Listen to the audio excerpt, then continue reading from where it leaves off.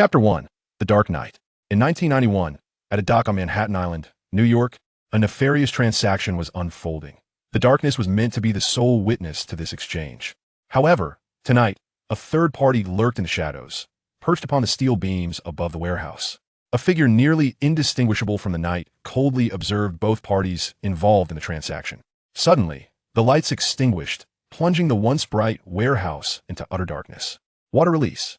Great shark bullet technique. A youthful voice resonated from above. A swift sound cut through the air, as if an object was plummeting rapidly towards the ground below.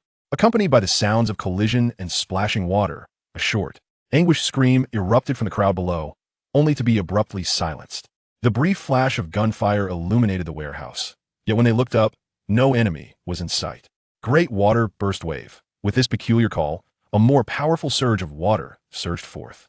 Then, a cacophony of frantic voices filled the warehouse, the chaos at the dock warehouse. From the initial barrage of gunfire to the eventual silence, punctuated only by sporadic shots, unfolded in a matter of mere minutes. The warehouse doors slowly creaked open, revealing a young boy stepping out.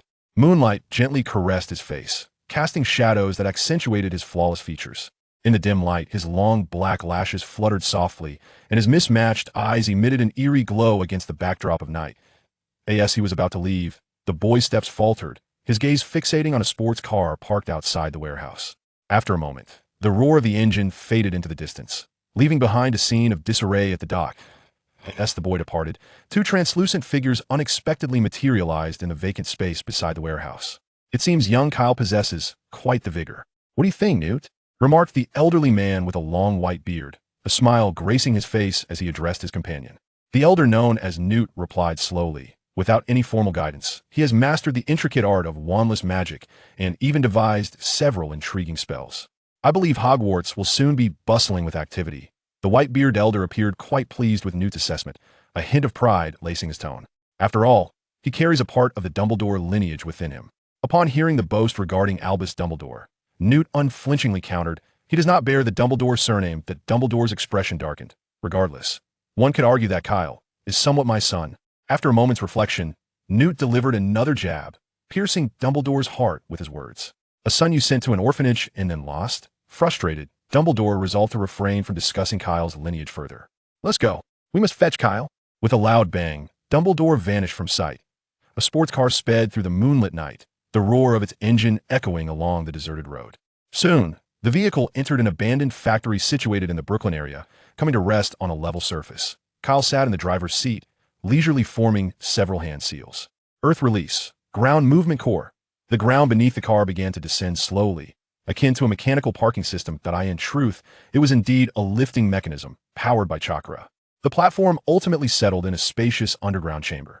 This was the secret base where Kyle had resided for the past 5 years. After parking the car, the previously lowered section of Earth, manipulated by the Earth release technique, rose back up to align seamlessly with the surface, leaving no trace of its existence. Kyle retrieved a suitcase from the passenger seat and approached a heavy iron door, behind which lay his true abode. The base was fully equipped with daily necessities, entertainment, and fitness facilities, exuding an air of luxury. Deeper underground, several generators provided a continuous supply of electricity to the hideout. Gazing upon the fruits of his labor, a smile crept onto Kyle's face. Over the past 5 years, he had unknowingly amassed quite the fortune. Kyle placed his spoils from the night on the table in the center of the living room, beginning to inspect his bounty. As he looked at the stacks of Franklin bills within the suitcase, a radiant smile illuminated Kyle's face. This was the most prosperous night he had experienced since leaving the orphanage. Indeed, Kyle was an orphan, and theoretically, he should have been residing in an orphanage or with a family that adopted him. However, beyond being an orphan, Kyle bore another identity, a traveler from the Celestial Empire. A bolt of lightning had transported him across worlds. Upon gaining a general understanding of this new world through newspapers, he discovered it bore a striking resemblance to the one he had previously inhabited, with only a slight temporal advancement.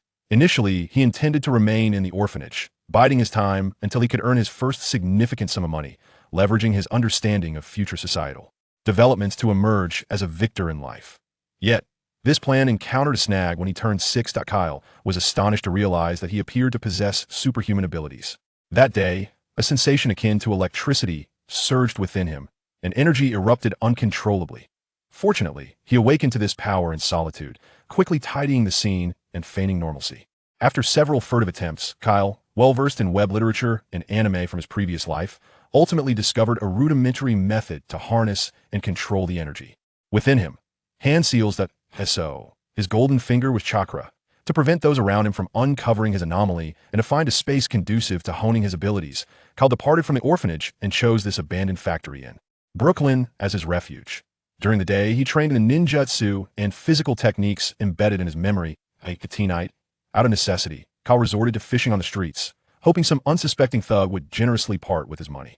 The peculiar nature of ninjutsu endowed Kyle with the capability to easily overpower an average adult, making it effortless to deal with some street thugs.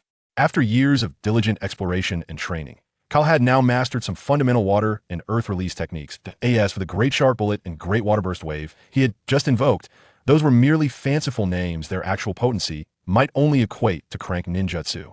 This clandestine underground base was a product of his extensive efforts and time, constructed using earth release techniques. With his growing combat prowess, Kyle's targets had evolved from insignificant street thugs to more dangerous gangsters. After all, the former yielded scant rewards, while the latter, before Kyle lay a suitcase filled with crisp greenbacks, a tangible testament to the wealth they had amassed. After taking a rough inventory of the night's spoils, Kyle tossed the pile of Franklin bills into the nearby safe. However, just as he was about to close the safe's door, an unusual sound caught his attention, the unmistakable noise of the base's chakra-powered lift being activated. Chapter 2, Hogwarts. How could anyone besides him possibly activate the chakra elevator? He had painstakingly designed such a complex method of entry and exit, akin to the aged Uchiha Madara burrowing underground like a mole, solely to conceal his presence. It was inconceivable that anyone else could discover this place. One could be certain that the intruder's intentions were directed solely at him. However, whether their motives were benevolent or malevolent remained uncertain for the time being. Kyle swiftly formed a series of hand seals to channel the chakra within his body, ensuring he could unleash ninjutsu at a moment's notice if required. With his left hand, he crafted a seal while his right hand retrieved a pistol from beneath the table, aiming it toward the entrance. Who says a ninja cannot wield modern weaponry? Times have changed. The iron door of the stronghold creaked open, revealing two figures at the threshold. They were greeted by a bullet that ricocheted at their feet. "State your intentions," Kyle shouted, aiming the pistol at the heads of the two intruders. Dumbledore gazed into Kyle's distinctly familiar heterochromatic eyes, his own eyes misting slightly. However, upon meeting Kyle's wary gaze, Dumbledore's expression became complex, as if he hesitated to voice his thoughts. A child, having survived alone for 5 years, must have endured considerable hardship. Yet, as Dumbledore observed the decor of the living room behind Kyle, his guilt lessened somewhat. It appeared that Kyle's living conditions were not too dire. In a gentle tone, Dumbledore endeavored to express his goodwill. "Child, there is no need to fear. We mean you no harm." Kyle regarded the peculiar old man with half-moon glasses before him, along with the elderly figure behind him who kept his profile turned away. His right hand, still gripping the gun, lowered slightly. "You're not here to capture me?" "No. Child, we are here to take you with us," Dumbledore replied, attempting to step forward. However, the moment he moved, Kyle instinctively retreated a half-step, wary. "Is that half-step of yours serious? Even the smallest movement can be perilous." Until the situation was clarified, Kyle would not afford them any opportunity to approach him. What if this seemingly frail old man was a formidable martial arts expert? Moreover, anyone capable of accessing the stronghold in such a manner could not be an ordinary individual. "Take me?" Kyle inquired with confusion. Dumbledore nodded. "Child, you are a wizard." "A wizard? What? A wizard?" Kyle was momentarily taken aback, his confusion deepening. He was a ninja. When did he become associated with wizards? It was entirely unrelated. This old man must be grasping at straws to deceive him. Wait, the old man with the white beard. "A wizard? It's you. The sword Saint Gandalf." Kyle scrutinized the elder before him, noting he was neither wielding a staff nor brandishing a sword. With uncertainty, he asked, "What is your name?" "My name is Albus Dumbledore, and I am a headmaster of Hogwarts School of Witchcraft and Wizardry in England." Dumbledore gestured towards the old man beside him, who had been avoiding eye contact. "This is Newt Scamander, a renowned magizoologist in the wizarding world." The room suddenly fell into silence. Kyle thought, what on earth?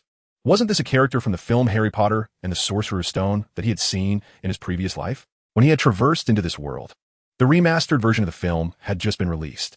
As he surfed the internet, he had come across fervent discussions among fans, eventually leading him to download and watch it out of boredom. He had long forgotten most of the plot, but the names Harry Potter, Albus Dumbledore, and the antagonist Voldemort still lingered in his memory. As for Newt's commander, who was that? He had never heard of him. However, the mere fact that the other party could utter the name Albus Dumbledore indicated that they were not attempting to deceive him. It was now in 1991, and while Kyle was uncertain about the exact publication date of the first Harry Potter novel, he was certain that it did not exist in this world. Aside from J.K. Rowling herself, no one else could possibly mention the name Dumbledore. Slightly lowering his guard, Kyle cast aside his firearm, yet kept his chakra in a state of readiness, prepared to unleash his ninjutsu in an instant. He then politely invited both men to sit in the living room. Although surprised by Kyle's change in demeanor, Dumbledore chose not to dwell on it and began to speak slowly. I presume you are aware that you possess certain abilities that exceed those of ordinary individuals. Hogwarts is a school dedicated to educating young wizards like yourself who have a magical affinity. Wait, that raised a question. How could a British magical school be recruiting in America? After all, they were in New York. Surely there must be magical schools in America too. It couldn't be that only Britain had such institutions. If that were the case, it would stand to reason that the Konoha Ninja Academy from Japan should be the one recruiting him. Another question lingered in Kyle's mind. He had always believed that the energy flowing within him was chakra. Now it seemed he might have been mistaken. But how could he still perform those jutsus from his memories through hand seals? With a head full of questions, Kyle momentarily set aside his confusion regarding chakra and magic, asking, why is it Hogwarts in Britain that is recruiting me? Are there no magical schools in America? Newt ignored his question, instead pulling an antiquated pocket watch from his robe to check the time. The hour hand pointed to 3 in the morning. I believe it is time for you to depart. The Aurors of the American Magical Congress are about to arrive, Newt stated. Now, wait, what about my belongings? And what exactly are Aurors? I will not accompany you until you clarify these matters. Observing Kyle's vigilant demeanor, Dumbledore sighed in resignation and began to explain. In the realm of wizards, Aurors are akin to the law enforcement of your Muggle world. Oh, and by the way, Muggles refer to those who possess no magical abilities. The American magical community wishes to apprehend you, Albus Dumbledore succinctly explained to Kyle. He then produced his wand and tapped the teapot resting on the table before him. Uttering Mentos, the teapot quivered momentarily, emanating an extraordinary blue light before gradually settling into a deep black. What do the Aurors want? To arrest me? I'm a law-abiding citizen, Kyle exclaimed, somewhat taken aback. Dumbledore, with a semblance of a smile, glanced at the open vault nearby. A law-abiding citizen? And what are the source of that wealth? Who has deposited such a sum in my family's vault? Kyle stammered in astonishment. Dumbledore interjected, cutting through Kyle's clumsy act. They wish to apprehend you, and it pertains to your father. Now, we mustn't delay further. The Aurors will soon arrive. Place your hand upon the teapot. We shall use the port key to travel to Britain. Once we arrive, I will elucidate matters further. Safe travels to you, Newt said, standing still and waving at the two, clearly disinclined to accompany them to Hogwarts. Until we meet again, Newt. In the next moment, Dumbledore activated the port key. Kyle felt as though an invisible hook were tugging at his navel, pulling him forward with an irresistible force. And soon his feet left the ground as he soared through the air like a gust of wind, unable to discern anything around him. Fortunately, this disconcerting sensation dissipated swiftly. As his feet touched the ground, the world before Kyle transformed from a hazy blur into the majestic clarity of a towering castle. The momentum from the port key nearly sent him sprawling onto the ground in an undignified manner. Thankfully, after 5 years of training in physical agility, he adeptly rolled and sprang to his feet, surveying the magnificent scene before him. Surrounded by rolling mountains, the grand castle stood in splendid isolation, beside a vast lake that shimmered in the sunlight, occasionally revealing the shadow of a colossal tentacle emerging from the depths. Is this to be my school? Kyle marveled aloud. Dumbledore beamed, nodding in affirmation. Welcome to Hogwarts. Chapter 3. What is it like to have a father nearly a century your senior? Now, Kyle, let us proceed, Dumbledore remarked, glancing at the time. We're just in time for breakfast. Dumbledore led Kyle along the elevated stone bridge that wound through the mountains toward the castle. Why is it that he personally came to fetch me? Kyle pondered, feeling somewhat special yet bewildered. And what is this about the Aurors from the American magical community seeking to apprehend me? With a belly full of questions, Kyle spoke up, Professor. Simply call me Professor, Dumbledore replied, winking at Kyle with a smile. Very well, Professor, Kyle acquiesced and then voiced his curiosity. Why do you say all of this relates to my father? Dumbledore sighed deeply, contemplating whether to reveal the truth about Kyle's lineage. Kyle followed closely behind Dumbledore, oblivious to the ever-changing expressions on the latter's face. After a brief moment of contemplation, Dumbledore decided to speak. Do you know your surname? He halted, turning to fix his gaze upon Kyle. Grindelwald? The name he now bore was inscribed on a piece of parchment that had accompanied him since infancy. According to the headmaster of the orphanage he once inhabited, Kyle was utterly unaware of any implications surrounding this surname. It was hardly his fault, for in his previous life, he had shown little interest in the Harry Potter series, having only read the first book, The Philosopher's Stone, and seen but 2 films from the Fantastic Beasts franchise. Thus, he remained ignorant of the weight that the name Grindelwald held within the European magical community. Let us converse as we walk. The Scottish Highlands in February were still quite frigid. The biting winds sweeping through the mountains compelled Dumbledore to shiver. For a man of over a century, was not well suited to the cold. Your father, Gellert Grindelwald, was a remarkably complex individual, an idealist of great talent. I became friends with him in the summer of 1899, united by a shared noble ambition. Kyle's mind reeled. Summer of 1899? He instinctively checked his ears, questioning the clarity of his hearing. However, due to certain circumstances, we eventually parted ways. A shadow of pain flickered across Dumbledore's visage as he spoke. Afterward, Gellert found himself in opposition to the law, embarking on a dark revolution. He sought reform outside legal boundaries, committing numerous crimes alongside his followers. His influence spread across America and Europe, leading him to be regarded as one of the most formidable dark wizards in history. Kyle's mouth fell open, grappling with disbelief. His father is a centenarian? Well, the age discrepancy isn't insurmountable. The most troubling revelation is that his father is. The term terrorist felt like an affront to the man who had stirred turmoil across Europe. Kyle struggled to find an appropriate descriptor. The world's most notorious criminal? Wait, his father was not Monkey D. Dragon, nor did he aspire to be the Pirate King. A demon of the wizarding world? Halt! His father was no Uchiha and Dumbledore was no Senja Hashirama. Dumbledore nodded. When every young wizard turns 11, his name automatically appears on the enrollment list of the local magical school. It was this process that led the American Magical Congress to discover you. Fortunately, the esteemed Mr. Scamander's wife had previously worked for the Congress, allowing Newt and me to locate you before the Aurors arrived. Dumbledore's words clarified some of Kyle's lingering questions. But my father, where's he now? Why has he never sought me out? As he spoke, a trace of resentment crept into Kyle's tone. Despite the complete lack of emotional connection he felt toward the father he had never met. However, anyone who has been cast aside in an orphanage for 6 years, embarking on a journey of wandering at merely 6 years of age, cannot possibly be devoid of resentment, even if he currently leads a satisfactory solitary life. It is inevitable that he harbors some grievances against Gellert Grindelwald. Unbeknownst to them, the two had traversed the castle's forecourt and arrived at the grand entrance. Dumbledore stood at the castle's threshold, his expression tinged with melancholy. This is not your father's fault. He did not wish to abandon you, but rather, he was unable to. Dumbledore's slightly frail hand brushed against Kyle's golden locks. In 1945, I defeated him, and since then, he has imprisoned himself in Nurmengard, never to step outside the castle again. Kyle was taken aback, realizing that his long-absent father was still confined, courtesy of the elderly gentleman before him. And what of my mother? Upon mention of his mother, Kyle observed a flicker of discomfort on the elder's countenance. He quickly surmised that there might be some unspeakable complexities surrounding her situation, prompting a swift change of subject. Will my identity as the son of a Dark Lord cause you any trouble?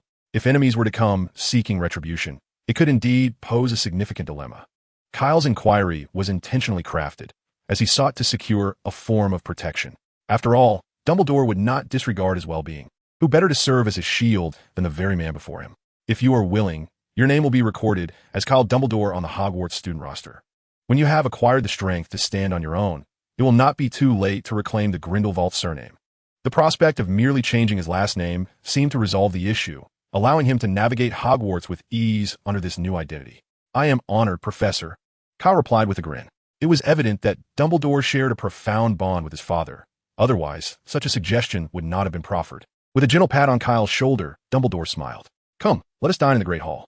As they approached the entrance to the Great Hall of Hogwarts, the young wizards seated at 4 long tables had already gathered, illuminated by thousands of floating candles hovering in midair.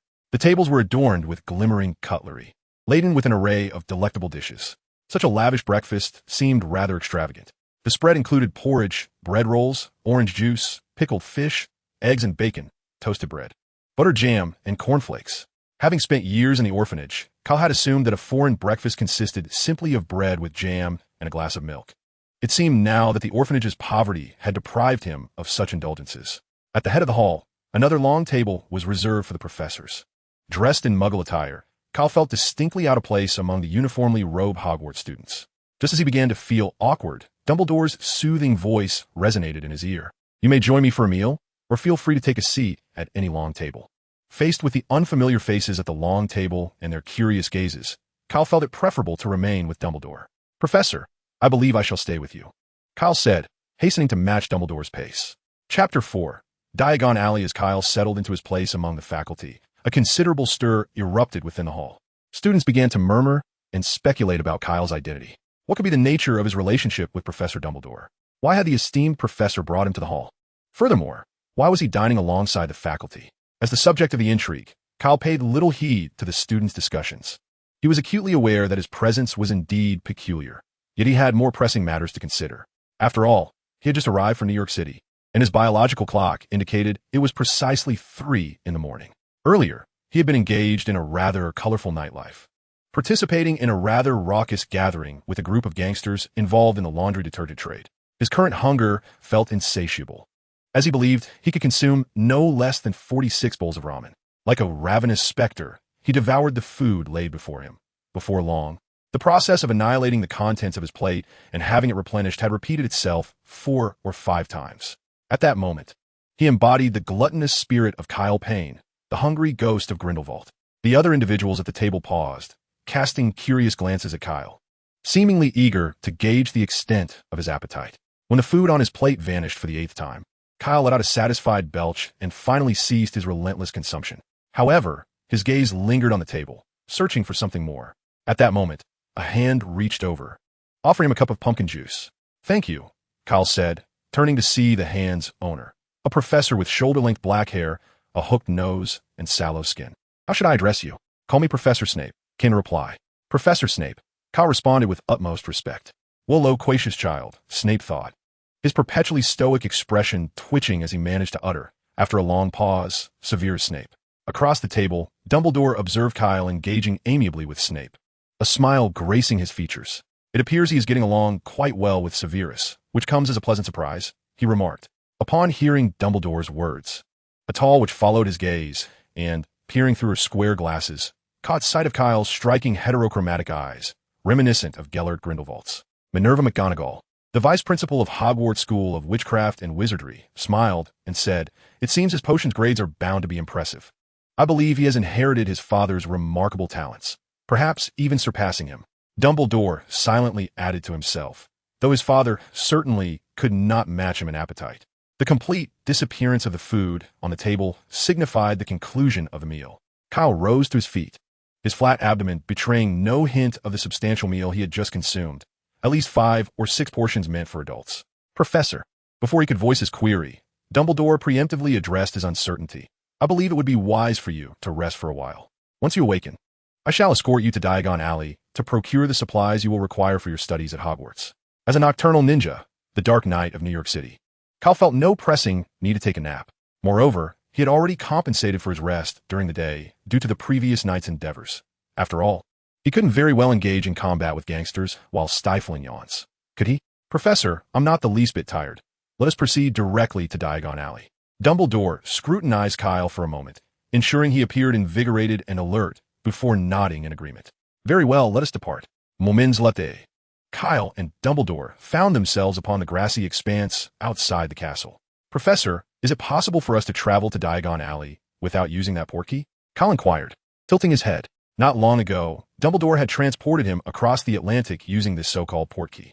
The horrid sensation of being yanked by his navel was one he hoped never to experience again.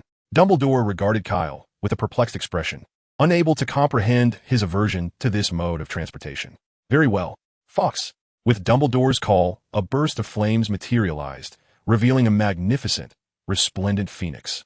Reminiscent in size to a swan, adorned with a shimmering golden tail, along with elongated beak and claws, was it a golden-feathered Scottish long-tailed turkey? Emerging from the flames, Kyle felt an inexplicable sense of familiarity upon seeing the phoenix named Fox. "This is Fox the Phoenix. He will transport us to Diagon Alley." Upon hearing Dumbledore's words, Kyle cast a skeptical glance at Fox, questioning whether such a small creature could bear him. Would it perhaps grasp one of them with its talons and simply fly them both to Diagon Alley? Fox perched on Dumbledore's shoulder, gazing at Kyle with wide, inquisitive eyes. Sensing the young human's somewhat dubious thoughts. "Take my hand." Complying, Kyle grasped Dumbledore's hand, and in the next instant, they were enveloped in a massive blaze, vanishing from Hogwarts. Have you arrived at Diagon Alley? Kyle hardly registered the sensation of long-distance spatial transportation. The warmth of traveling with Fawkes was a delightful experience, far surpassing the discomfort of the portkey. "Yes, let us first withdraw some money." As they made their way through the archway, the nearest shop to the exit was the cauldron shop, where the golden morning sun bathed a stack of cauldrons at the entrance, causing the letters on the sign above to glimmer brilliantly. Dumbledore noticed Kyle's gaze and remarked, "You won't need that just yet." "No, I believe I require it at this very moment." Kyle's eyes were drawn to a copper pot, which he deemed perfect for preparing hot pot. It has been 11 years since he entered this world, yet he has not savored a single morsel of the delectable dishes produced by the gluttonous empire of his past life. The mere thought of the spicy and numbing flavor of Sichuan hot pot brings forth an uncontrollable stream of nostalgic tears from the corners of Kyle's eyes. Wiping away his tears, Kyle follows Dumbledore to a towering white edifice that looms above the surrounding shops. A flight of white stone steps leads to two gleaming bronze doors, beside which stands a goblin clad in a scarlet and gold uniform, more accurately described as a fairy. As they pass through the second silver door, they enter a spacious hall adorned with marble. Approximately 100 fairies are seated behind a long counter, hastily recording entries in a large ledger. Some weigh coins on scales, while others inspect gemstones through magnifying glasses. "Esteemed Mr. Dumbledore, welcome to Gringotts. How may we assist you today?" One fairy, upon sighting Dumbledore, immediately approaches with a respectful demeanor. Dumbledore produces a key from his pocket, requesting, "Please take us to the underground vault." The fairy bows with impeccable grace and leads them toward a door. "Your father has left you a considerable fortune," Dumbledore explains to Kyle. Chapter 5. The Secrets of the Wood Leaf's Body Technique. Moments later, Kyle is nearly blinded by the dazzling mountain of gold amassed within the vault. How much could this possibly be? The golden mound almost reaches the ceiling of the cavern. In fact, what lies within this vault is but a fraction of the wealth his father once commanded at the height of his power, which spanned across Europe. Kyle turns in astonishment. Is this truly just a fraction? Indeed, his father was once the head of the magical community. Perhaps his own experiences have been too limited.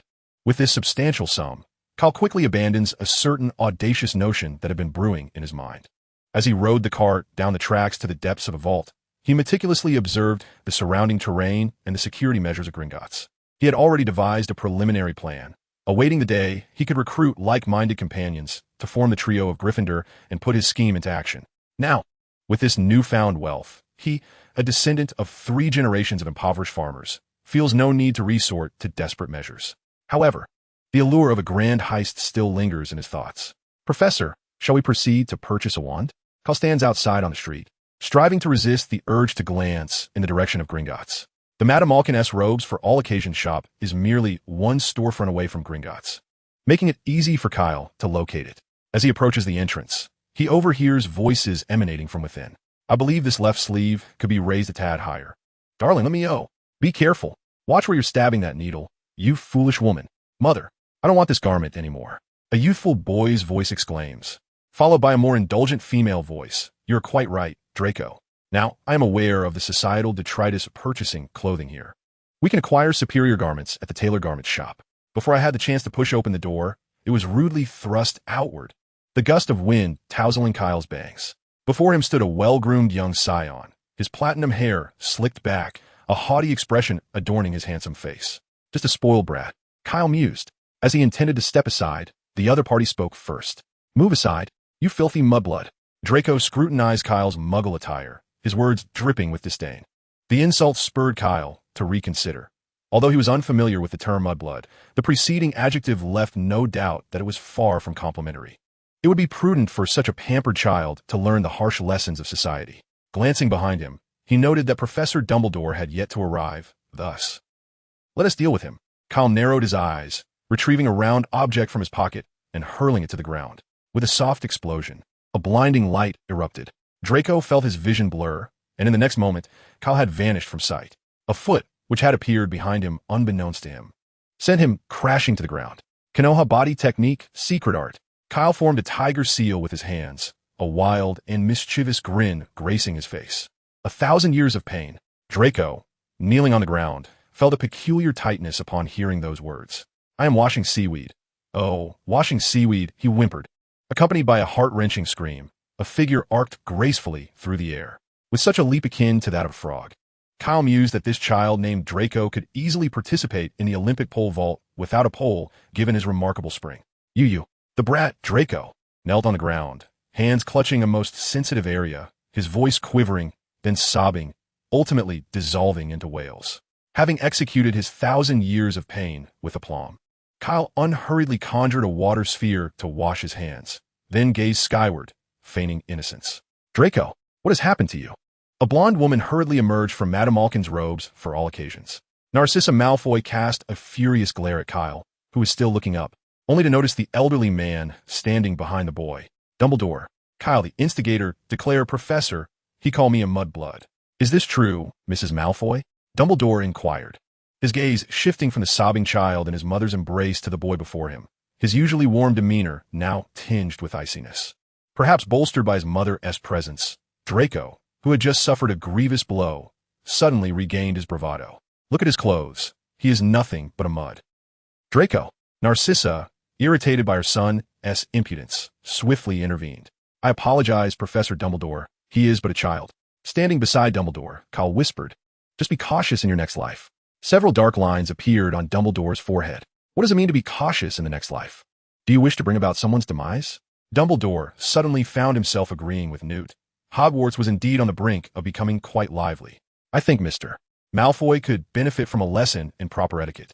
Dumbledore cast a glance at Draco, whose face had turned beet red after being scolded by Narcissa. Upon hearing Dumbledore's words, Narcissa Malfoy's expression turned a shade more severe. Dumbledore lowered his gaze to Kyle, then glanced at the suspicious puddle on the ground beside them. We had merely distanced ourselves by a mere 10 steps, and already you've stirred up trouble. Professor. To be precise, trouble found me, Kyle replied, retrieving a handmade shuriken from the pouch at his waist. If I were to get serious, this would be my weapon of choice. Kyle silently added that had he figured out the method to create explosive tags, he might have even adorned it with one of those, much like Naruto did when confronting Gaara. The sharp instrument was taken from him, and his pouch was confiscated. When Kyle looked up, he noticed a shadow of displeasure on Dumbledore's face. Kyle feigned innocence, blinking at Dumbledore, his gaze drifting to a shop behind the professor. By the way, Professor, would you fancy some ice cream? Observing Kyle leap a few steps to the Florin's ice cream parlor, Dumbledore rubbed his temples in mild frustration. For the first time in his life, he was experiencing the trials of caring for a child, especially one as dangerously spirited as Kyle. Chapter 6. Ollivander would call him mastery. Here lay the so-called wholesale market of golden fingers, or rather, a wand shop. This establishment appeared diminutive and dilapidated, with its gilded sign nearly peeling away, proclaiming, Ollivander, crafting exquisite wands since 382 BC. Within the shop's window, a solitary wand rested atop a faded purple cushion. Some things cannot be judged solely by their appearances, Dumbledore thought with a gentle smile. Ollivander was the finest wand maker in the British wizarding community, renowned throughout Europe. Pushing open the door, Kyle stepped inside the wand shop. The interior was cramped, with nothing but a long bench in the corner. Thousands of narrow boxes containing wands towered from the floor to the ceiling, all covered in a fine layer of dust. A tinkling of wind chimes echoed as they entered, and an elderly head emerged from the pile of boxes, immediately brightening upon spotting Kyle as companion. Dumbledore, welcome, welcome. It's such a pleasure to see you. The old man momentarily overlooked Kyle. Approaching them, his pale eyes, which seemed like two luminous moons in the dim shop, finally recognized Kyle's presence. My goodness, what is this? Ollivander exclaimed, gazing at Kyle as heterochromatic eyes, before turning his attention back to Dumbledore, as if seeking confirmation of a certain truth. Dumbledore nodded, affirming, indeed. Ollivander, just as you surmise. The eyes of Kyle were exceedingly rare, and before the wand maker, who had spent a lifetime engaging with various wizards. Kyle's identity could not remain concealed. With his suspicions confirmed, Ollivander rubbed his hands together in excitement, retrieving a measuring tape adorned with silver increments from his pocket. Which arm do you prefer to use? The right, Kyle replied. Ollivander proceeded to measure from shoulder to fingertip, then from wrist to elbow, shoulder to floor, knee to armpit, and finally, he measured the circumference of Kyle's head. As he measured, Ollivander chattered on. Every wand crafted by Ollivander possesses an extraordinary magical essence, which is the crux of its uniqueness. We utilize materials such as unicorn hair, phoenix tail feathers, and dragon heartstrings. Each Ollivander wand is one of a kind, for no two unicorns, dragons, or phoenixes are identical. Naturally, if you were to wield a wand intended for another wizard, the results would be far from optimal. Observing Ollivander's enigmatic procedures, Kyle could not suppress his curiosity. Why do we need to take these measurements to purchase a wand? Because every wand from the Ollivander family is unique. To assist you in selecting the appropriate wand, I must first measure your arm length, forearm length, height, and head circumference, and then choose a wand based on those parameters. After contemplating Ollivander's explanation for a moment, Kyle extended his hands. He placed his left hand on his right arm and, with a sudden exertion, heard a dislocating crack as his right arm elongated by several centimeters. Ollivander's face darkened at the sight of Kyle's altered limb. "My apologies, sir. Shall we continue?" Ollivander, taken aback, opened his mouth in a dry rasp. Oh, very well. After years of expertise in wand crafting and sales, he had witnessed countless scenarios. Yet this was indeed unprecedented. Regaining his composure, Ollivander retrieved a small box from the shelf and produced a wand, placing it in Kyle's hand. Cherry wood, unicorn hair, 13 inches. Give a wave. It seemed Ollivander had no intention of engaging in further unnecessary conversation. Kyle waved the wand casually and suddenly felt an overwhelming urge for the magic within him to burst forth uncontrollably. Succumbing to this impulse, he relinquished his grip on the magic, releasing a bolt of electricity from the wand's tip, shattering the shelves and scattering numerous wand boxes across the shop. Kyle exclaimed, "Goodness," while Ollivander muttered, "What the blazes?" Both Kyle and Ollivander internally cursed at the chaotic scene before them. Kyle worried that the elderly man might seek compensation, while Ollivander lamented his losses.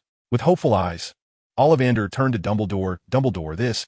Understanding Ollivander's unspoken plea, Dumbledore recognized that only he could restore order. Both the elder and the youth sighed in relief. Kyle's wand was taken from him, and another wand was placed in his hand. "Let's try this one. Willow wood, phoenix tail feather, 12 inches. Do not wave. A gentle flick will suffice." Just as Kyle was about to shake his wrist once more, Ollivander, startled, hastily intervened. Amused by Ollivander's reaction, Kyle carelessly swung his wand again, albeit this time with a reduced output of magic. Witnessing Kyle's actions, Ollivander shuddered. A bolt of lightning shot forth from Kyle's wand, grazing Ollivander's scalp before striking the cabinet behind him. Fortunately, the cabinet remained intact this time. Ollivander, however, was left in a state of near panic. And once he regained his composure, he frantically retrieved a mirror from some hidden corner, gazing in despair at his balding hairstyle. My apologies, Mr. Ollivander." "Oh, it's nothing to worry about. A bit of hair tonic will resolve this minor inconvenience," Ollivander replied with a forced smile. Were it not for the formidable individual standing behind this troublesome child, Ollivander would have shown him why the flowers outside bloomed so vibrantly. "It appears that this wand is not quite attuned to you," Ollivander remarked, producing a third wand made of walnut with a dragon heartstring, measuring 11 inches. Unlike the previous two, as Kyle grasped this wand, an extraordinary sensation enveloped him. It felt as though this wand was destined to be an extension of himself. He no longer restrained the magic within him. With a gentle flick, a stream of water materialized, transforming effortlessly in the air as Kyle wielded the wand like a conductor's baton. Truly remarkable. I have never encountered such a phenomenon before. Ollivander gazed into Kyle's mismatched eyes and declared, "This is the one." Chapter 7. The Auditing Life at the Magic School from Scratch. Half an hour later, the two emerged from the leaky cauldron. Dumbledore cast a glance at the nearby Elop's Owl Emporium before turning to Kyle. "With your wand and books acquired, let's procure a pet for you." Kyle's eyes brightened at the thought of a pet. "Can we get a phoenix like Fox?" "Unfortunately, that is not feasible. Phoenixes are exceedingly rare magical creatures. However, we can certainly purchase an owl." Kyle's sparkling eyes dimmed instantly. If he couldn't acquire such an extravagant pet as a phoenix, what was the point of owning an owl? He desired a raven to channel his inner Itachi. With determination, Kyle strode into the Owl Emporium. When he finally emerged, he held a birdcage containing a glossy black raven. Kyle stroked his chin thoughtfully. "You shall be named 1,007. Dumbledore chuckled, his azure eyes twinkling as he observed the elated Kyle. "Now let us visit Madame Malkin's for your robes. That is the last item we need." However, Kyle did not follow Dumbledore's lead. Instead, he fixed his eager gaze on a nearby apothecary. "Professor, I wish to purchase a cauldron." Upon receiving permission, Kyle swiftly handed the birdcage to Dumbledore and rushed to the shop entrance in a flurry of excitement. He eagerly picked up the copper pot he had long desired and joyfully entered the store to make his purchase. By the time the two of them completed their shopping in Diagon Alley, the sun was high in the sky. "We have already missed lunch at Hogwarts," Dumbledore remarked, glancing at the time. Clad in his wizarding robes, Kyle examined the copper pot in his hands and asked, "Professor, does Hogwarts have a kitchen?" "Of course. We do not conjure our meals out of thin air." "Why do you ask?" Dumbledore replied with a chuckle, intrigued to see what new ideas Kyle might have in store. Grasping Dumbledore's arm, Kyle suddenly felt as though he were being compressed and flushed down a toilet, swiftly carried away through the plumbing. Is this a form of spatial transference magic? He thought, intending to reference the flying thunder god technique. "Well, one could say that," Dumbledore answered. "Professor, I wish to learn this." Kyle's eyes sparkled with enthusiasm. "This magic is still a bit advanced for you at the moment. Let us first address the matter of lunch." 20 minutes later, they found themselves in the kitchens beneath Hogwarts. The kitchen was a spacious room with a high ceiling, comparable in size to the Great Hall above. The stone walls were adorned with gleaming copper pots and pans, while a large brick fireplace stood at one end of the room. For tables were arranged in the same fashion as the 4 house tables in the Great Hall. Kyle and Dumbledore sat across from one another, a copper pot filled with bubbling red broth before them. Under the glow of blue flames, the vibrant soup simmered, releasing enticing aromas. Kyle dipped a slice of beef into the pot and then placed it on Dumbledore's plate. "Professor, please enjoy." The unique spiciness of the hot pot wafted into Dumbledore's nostrils, the enticing fragrance making him salivate. However, the considerable amount of chili peppers and Sichuan peppercorns that Kyle had just added made him hesitant to partake. He thought to himself that he would rather face starvation or leap from the astronomy tower than consume anything from that pot. Yet, seeing the hopeful glint in Kyle's eyes, Dumbledore could not bring himself to refuse. He bravely picked up his knife and fork and, with a sense of fatalism, consumed the beef that Kyle had placed on his plate. In the next moment, Dumbledore's tightly shut eyes flew open. "Delicious. I am quite curious as to where you discovered this culinary delight." After savoring several pieces of beef, Dumbledore set down his utensils and took a small sip from a goblet filled with chilled grape wine. The level of spiciness was rather unfriendly for someone of his advanced age. "All right then, you can stick to the clear broth," Kyle replied, staring intently at the copper pot. His hands slowly formed an incantation. A plume of white smoke rose, and the copper pot transformed into a divided hot pot, with the original red broth filling one side. "Is this a wandless transfiguration?" Dumbledore was somewhat taken aback by Kyle's innate talent, yet he quickly composed himself. The son of Grindelwald, Kiso, Wooloo, upon recollecting this, Dumbledore's astonishment dissipated, and he calmly summoned a house elf working in the kitchen to add clear broth to the other half of the hot pot. House elves are diminutive beings, characterized by bat-like ears, bulging eyes the size of tennis balls, and elongated, flat noses. They are a race subjugated by wizards during ancient wars, and each elf is subjected to servitude training from birth, serving wizards for generations. The hot pot enjoyed by Kyle and Dumbledore was prepared by these house elves under Kyle's guidance. "Professor, after purchasing my wand and textbooks, will I officially enroll and attend classes with the other students?" Dumbledore, preoccupied with the hot pot and chewing his food, merely shook his head. Once he swallowed the morsel of beef, he explained to Kyle, "This academic year is already well underway.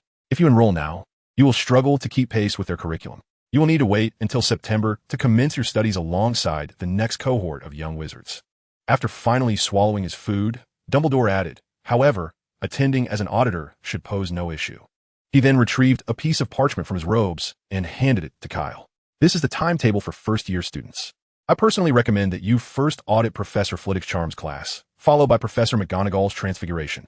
The current syllabus may be somewhat advanced for you, yet these 2 subjects will be immensely beneficial. Should you have any inquiries regarding magic, you may find me in the headmaster's office on the 8th floor. The password for entry is Fizzing Wisby." Kyle accepted the parchment and examined it closely. The parchment displayed 2 distinct timetables on either side. One side listed the classes for Gryffindor and Hufflepuff, while the other detailed those for Slytherin and Ravenclaw. Kyle recalled from films in his past life that the protagonist, Harry Potter, and the insufferable boy he had reprimanded today belonged to Gryffindor and Slytherin, respectively. He distinctly remembered that in the films, Gryffindor and Slytherin often attended classes together. Peering again at the timetable, he noticed that these rival houses only shared potions and flying classes. Don't ask. It's merely a cinematic alteration of the established lore. In the afternoon, all 4 houses had charms and transfiguration classes, albeit in a different sequence. Chapter 8. The Leaf Ninjas Never Follow Conventional Paths. After lunch, Kyle realized that Dumbledore had not arranged a dormitory for him. He turned to the pile of luggage beside the empty space at the dining table and inquired, "Professor, where's my dormitory? I have already arranged your dormitory with the Gryffindor students." Your name is inscribed on the doorplate, and in the evening, you can follow the Gryffindors to locate the common room. Following Kyle's gaze, Dumbledore also noticed the pile of luggage nearby. As for your belongings, I shall have a house elf assist you in transporting them to your dormitory shortly. Thank you, Professor, Kyle replied, extracting 2 textbooks from the heap. I must attend class now. Dumbledore kindly inquired if Kyle required guidance, but Kyle felt confident in his ability to navigate alone and graciously declined the offer. However, upon exiting the kitchen and confronting the intricately structured Hogwarts castle, regret washed over him instantly. The castle's staircase is numbered a staggering 142. Some were wide and grand, while others were narrow and wobbly. Certain stairways led to different destinations every Friday. Others would suddenly vanish halfway up, requiring one to remember precisely where to leap. Furthermore, these staircases persistently shifted their positions. At times, one might intend to proceed down the right corridor, only to find oneself unexpectedly directed to the left. Additionally, numerous doors awaited, refusing to open unless one politely requested their passage or precisely tapped the correct spot.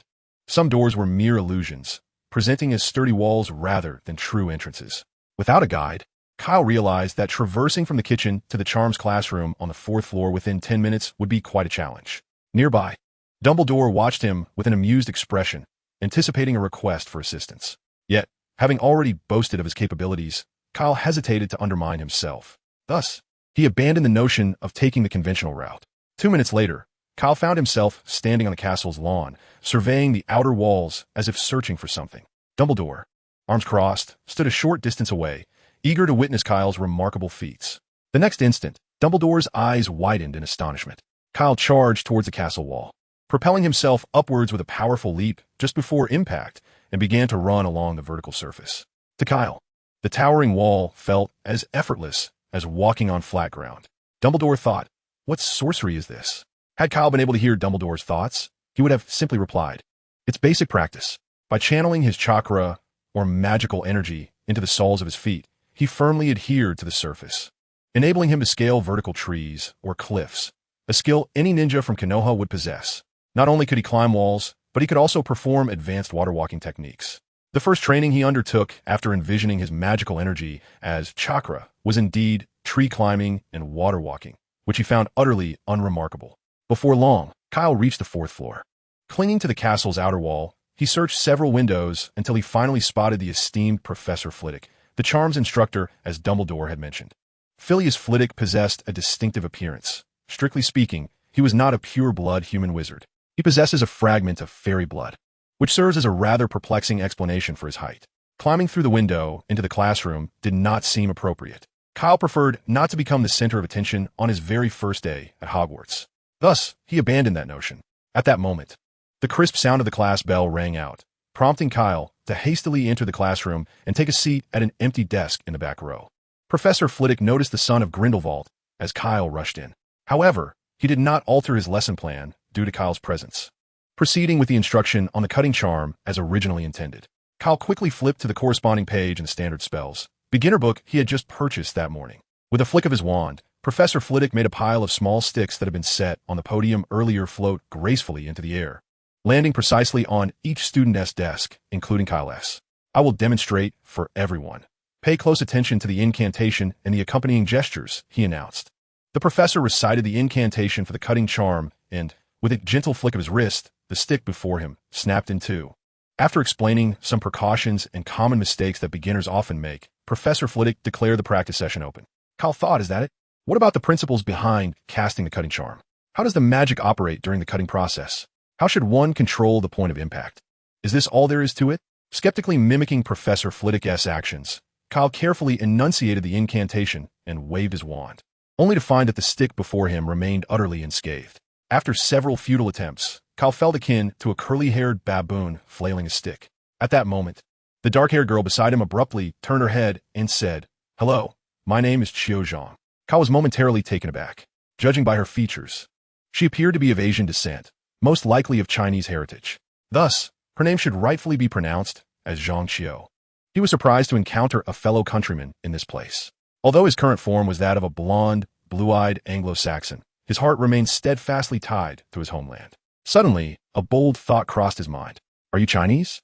Qiu Zhang nodded, clarifying, "More accurately, I'm just of Chinese descent." Do you practice Chinese martial arts? Like Bruce Lee? Kyle asked, throwing a few imaginary punches into the air. Internally, he was nearly doubled over with laughter. In his past life, whenever foreigners learned he was Chinese, their first question invariably pertained to his proficiency in martial arts. He never anticipated that in this lifetime, he would be the one asking someone else about their martial arts skills.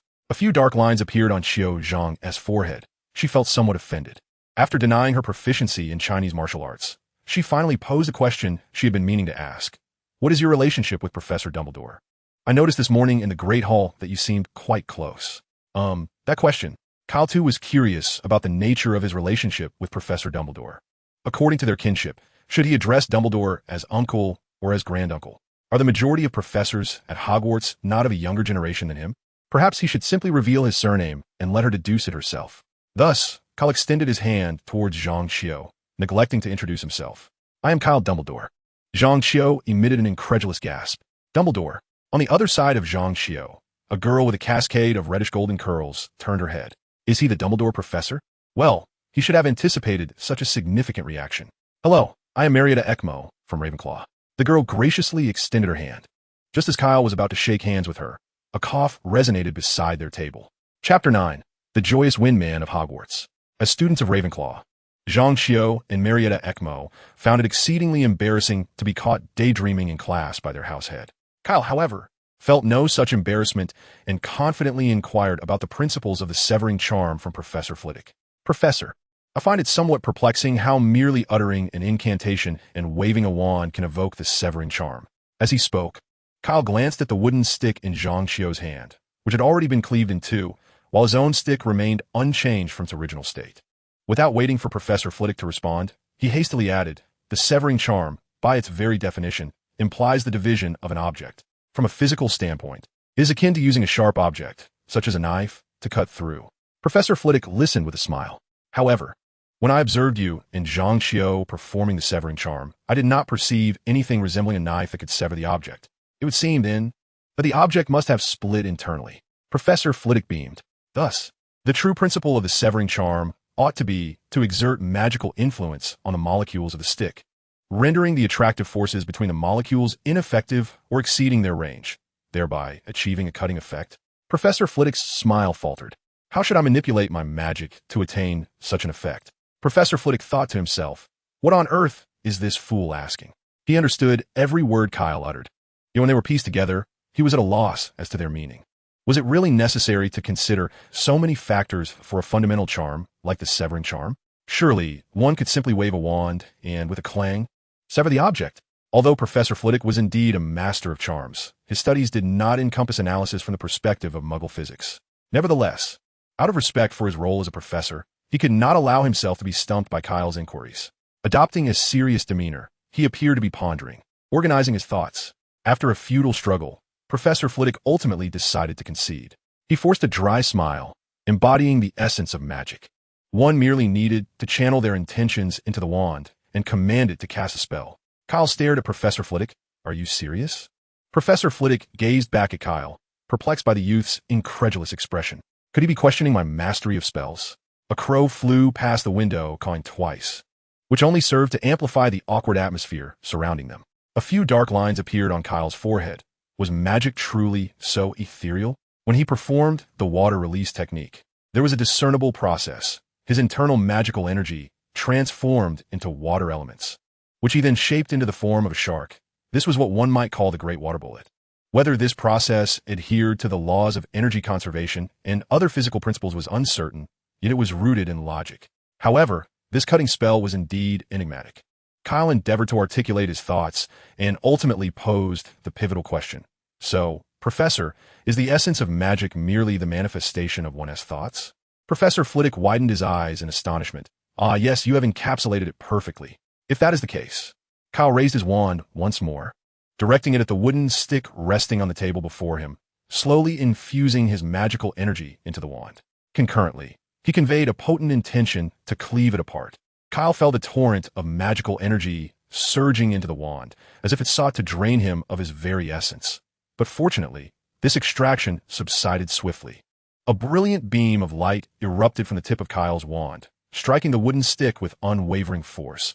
cascading onto the wooden table beneath it.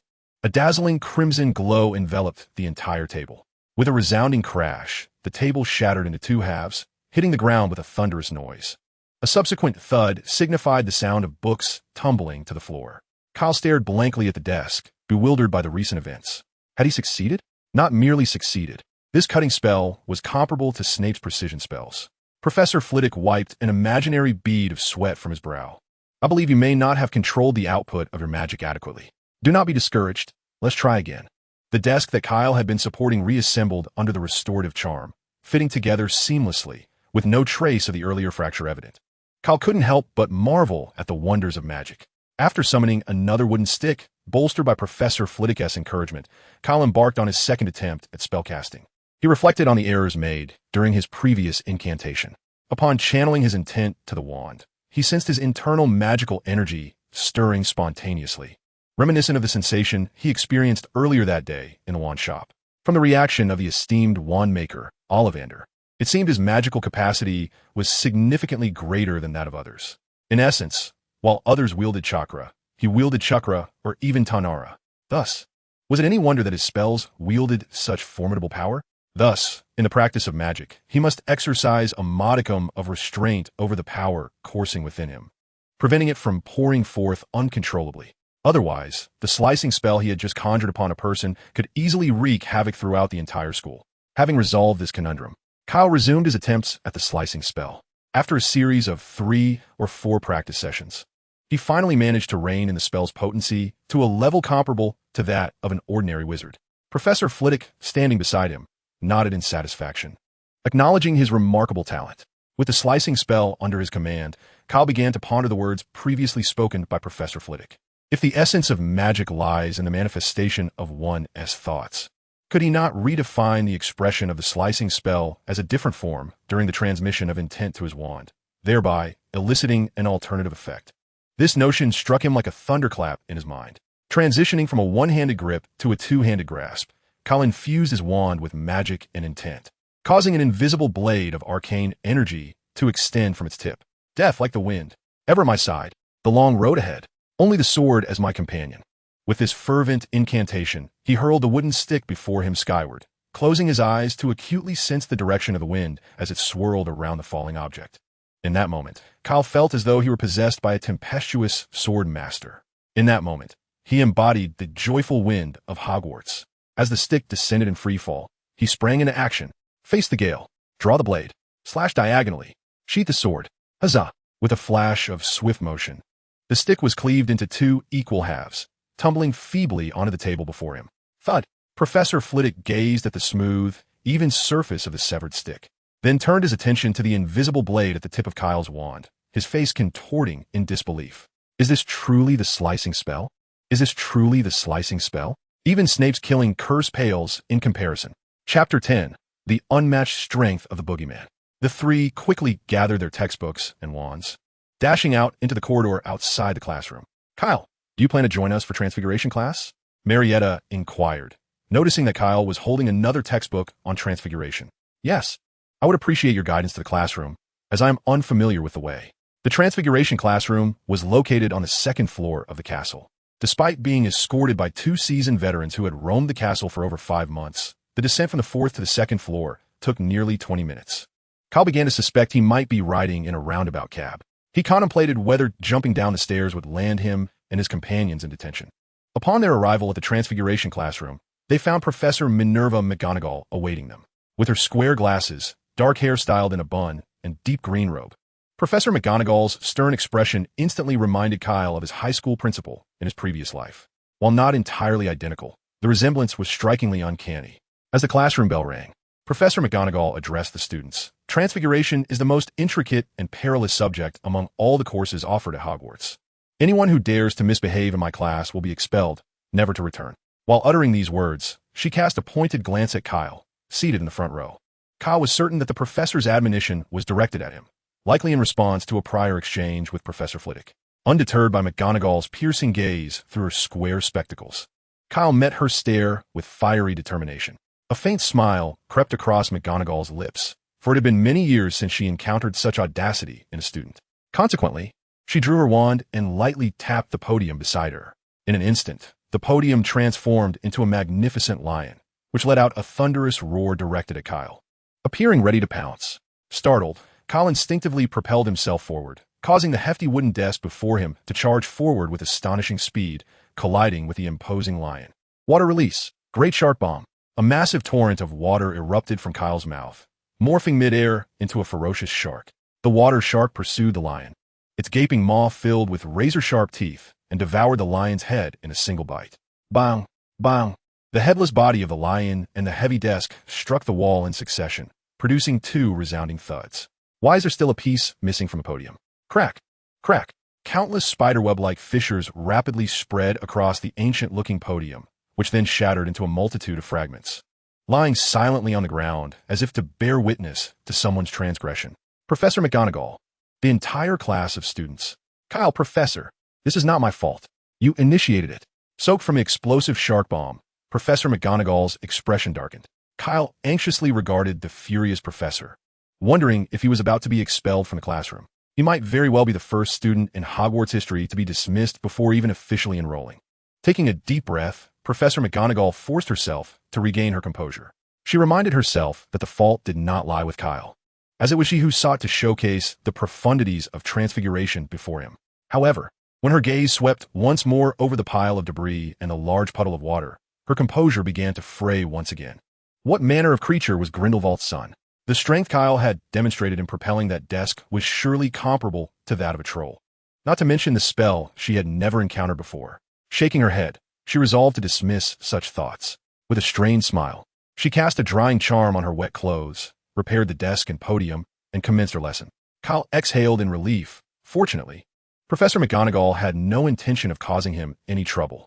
In the ensuing moments, he sat upright and attentive, listening intently as Professor McGonagall explained how to transform a mouse into a goblet. Regrettably, the concepts she articulated were utterly incomprehensible to him. After more than 10 minutes, he had gleaned nothing. After all, the other students had been studying transfiguration for over 5 months, making it entirely natural for him to struggle to keep pace. The essence of magic lies in the manifestation of one's will.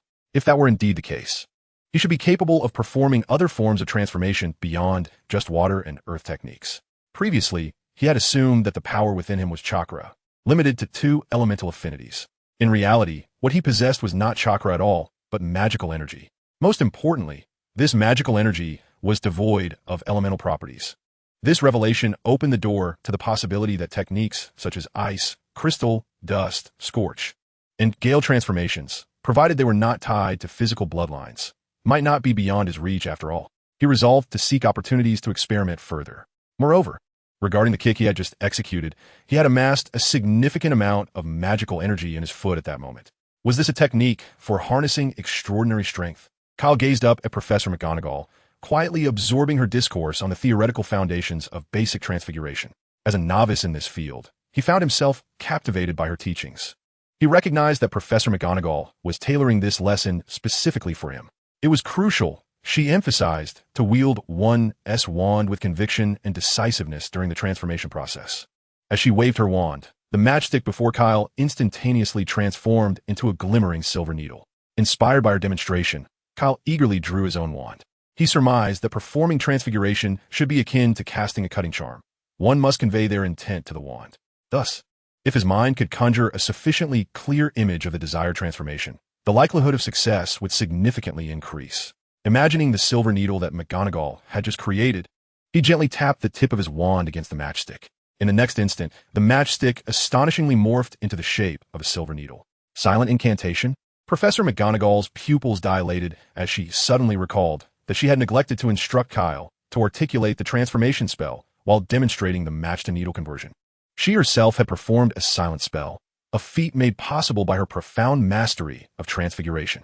With her level of expertise, she could cast most transformations silently and even without a wand, provided they were not overly complex. Yet, she was taken aback to discover that Kyle had achieved the same feat, and on his very first attempt, no less. She couldn't help but acknowledge that he truly was the son of the Dark Lord, though Grindelwald's forte lay in dark magic rather than transfiguration. His skills in the latter were commendable, especially considering his close ties with the foremost transfiguration expert of the time, Dumbledore. If young Grindelwald had indeed inherited his father's magical prowess, it was hardly surprising that he succeeded on his first try. Nevertheless, she felt a twinge of vexation. When she initially learned transfiguration, she succeeded in transforming a matchstick into a silver needle within a single day. However, this achievement was predicated upon her spending most of the day in relentless practice. Professor Kyle McGonagall's envy grew with each passing thought. Chapter 11. The Gryffindor Common Room, the conclusion of the afternoon's second class, heralded the commencement of dinner at Hogwarts Castle. Kyle, accompanied by two girls, made his way to the first floor of the castle, engaging in light-hearted conversation. As a mere auditor, he had yet to officially enroll and therefore lacked an assigned house. Consequently, upon entering the Great Hall, Zhang Xiao and Marietta extended an invitation for him to dine at the Ravenclaw table. However, Kyle politely declined. Perhaps it was due to his past life as a lifelong singleton that he felt a slight discomfort at the prospect of dining with two young women. Additionally, he would have found it rather embarrassing to indulge heartily in their presence. Thus, he opted for the more relaxed company of Professor Snape instead. As Kyle passed the long table of Gryffindor, two red-haired students obstructed his path. "Hey, newcomer, you're the one who caused a ruckus in Professor McGonagall's class, aren't you?" Their tone was unfriendly, as though they were seeking trouble. This was splendid. On his very first day at school, he was about to engage in a brawl with fellow students. He must surely be the first in Hogwarts history to do so. Noticing the commotion, onlookers from the adjacent tables began to cast curious glances. Kyle's hand tightened around the kunai in his pocket before relaxing. Engaging in what appeared to be a typical instance of schoolyard bullying could escalate into a criminal matter if he resorted to using his weapon. "Yes, that would be me," Kyle responded, his voice laden with hostility. "What do you want?" The boy on the left stepped closer. "Let me tell you what we want. We would like to invite you to join us for Professor Snape's class tomorrow." The expression of the boy on the right shifted abruptly from a cold demeanor to a playful grin. The tense atmosphere dissipated, giving way to a more relaxed mood. The two boys, now quite familiar, each draped an arm around Kyle's shoulders. "I am George Weasley," declared the boy on the left. The boy on the right promptly punched him playfully, retorting, "No, I am George. He is Fred Weasley." Their strikingly similar appearances made it evident that they were a pair of twin brothers. Having been guided to sit at the Gryffindor table, Kyle nodded at the two. "I am Kyle Dumbledore." "Wait, you're a relative of Professor Dumbledore," exclaimed George. "Ah, that explains why you were dining at the staff table this morning." Fred chimed in. Across the table, two more boys, both sporting vibrant red hair, extended their hands toward Kyle. "Hello, I am Percy Weasley," introduced the bespectacled boy. "Charlie Weasley," added the other boy succinctly, his freckled face beaming with enthusiasm. Percy gestured towards George and Fred. "I am their older brother." From their shared hair color, it was evident that they were indeed a family. With Percy and Charlie leading the charge, the surrounding Gryffindor students extended their hands of friendship towards Kyle. Kyle had underestimated the stature of the Dumbledore surname in the eyes of Hogwarts students, particularly within Gryffindor House. For Albus Dumbledore, the greatest white wizard of the present magical world, hailed from Gryffindor. What was intended to be a delightful dinner had transformed into an impromptu fan meeting. The adjacent Ravenclaw table also noticed the commotion. Beside Zhang Xiao, a beautiful witch with long, curly brown hair inquired, "Who is that boy?" Zhang Xiao pointed towards Kyle, engulfed by the crowd. "You mean him? His name is Kyle Dumbledore." "Dumbledore? He is actually a Dumbledore?" Penelope Clearwater silently committed this name to memory. Once the throng dissipated, Kyle felt as though his face might freeze from the incessant smiling. "Will you join us for class tomorrow? We have potions with Professor Snape. We've long been irritated by that old bat. He always targets us Griff finders." The twin brothers once again extended their invitation, clearly enamored by Kyle's audacity to stir things up in Professor McGonagall's class. Percy, seated across the table, interjected, "Could you be mindful of those around you while conversing?" A dense, silent darkness loomed ominously closer. Coughing violently, unable to bear it any longer, Percy shot frantic glances at his younger brothers. "Percy, what's wrong? Is your eye bothering you?" The twins queried in unison, utterly oblivious to the gravity of the situation. Sensing something amiss, Kyle turned to look behind him, only to find a wall of darkness obstructing his view. He glanced upward, and a pallid visage, exuding an aura of darkness, immediately came into focus. "Oh no! Speak of the devil, and he shall appear." The sudden emergence of the ominous figure nearly sent Kyle leaping from his seat, but he quickly composed himself. After all, wasn't he the one disparaging the man? Why should he cower? At that moment, George and Fred finally grasped the seriousness of the situation, swallowing hard and stiffly turning their necks. When their eyes met Snape's frigid, deathly gaze, they both tumbled beneath the table in fright. Disrespecting a professor merits a 10-point deduction for each of you. With a chilling remark, Snape flicked his robes and departed. Once Snape had left, a faint voice emerged from beneath the table. Kyle, lend me a hand. My legs are weak. Although a minor incident occurred before dinner, it did little to dampen the spirits of the group. The dining table served as a splendid venue for fostering connections, and soon Kyle found himself laughing and chatting with the twins. Not far off, at the staff table, Dumbledore observed the Gryffindor table with a look of contentment. It seemed there was no need to worry about Kyle finding friends at Hogwarts. After the dinner concluded, Kyle blended into the throng of Gryffindor, trailing behind George and Fred as they made their way toward the common room. Are you staying with us, Kyle? George inquired, noticing Kyle following closely behind. Indeed, Professor Dumbledore has arranged a room for me, Kyle replied, maneuvering through the bustling crowd alongside the twin brothers, ascending the marble staircase. Eventually, they halted before a portrait at the end of the corridor on the 8th floor of the castle, depicting a rather plump woman garbed in a pink attire. Password? She asked. Nirvana, Percy responded. The painting swayed and shifted to reveal a circular entrance in the wall. They all crawled through the opening, arriving at the Gryffindor common room. It was a cozy, circular chamber adorned with plush armchairs. A bulletin board displayed the school announcements, various advertisements, and posters. Through the windows, the grounds of the school were visible, and a grand fireplace dominated one wall, embellished with a scarlet tapestry depicting numerous wizards, witches, and an array of animals. Upon returning to the common room, George and Fred immediately claimed a table, expertly retrieving a box from beneath it. Shall we play Wizard-S chess? They invited Kyle. However, Kyle had yet to glimpse his own room and had little inclination to engage in their game. No, I must first see my room. He shook his head. May we accompany you? Although they resided in the Gryffindor boys' dormitory and were well acquainted with everything here, they were genuinely curious if Dumbledore's arrangement for Kyle differed from theirs, perhaps with more lavish decorations. Chapter 12. My home is quite spacious. Kyle easily spotted a door marked with his name. As he pushed the door open, the first thing that caught his eye was the floor covered in a rich crimson carpet and a grand bed with 4 posts draped in deep red velvet curtains. In the center of the room stood a small wooden table, atop which rested a golden birdcage, containing a raven that quietly preened its feathers. 3 soft armchairs encircled the wooden table, seemingly identical to those in the common room. A large writing desk was positioned against the right wall, neatly arranged with parchment, quills, and an ink pot upon its pristine wooden surface. All the textbooks he had purchased that morning in Diagon Alley were meticulously arranged on a shelf above the desk. On the opposite wall, the flames danced in the fireplace, providing an unending warmth to the room. This is a single room. Professor Dumbledore is exceedingly kind to you. We all share a room with 5, exclaimed one of the boys. You have no idea how unbearable George's snoring is at night.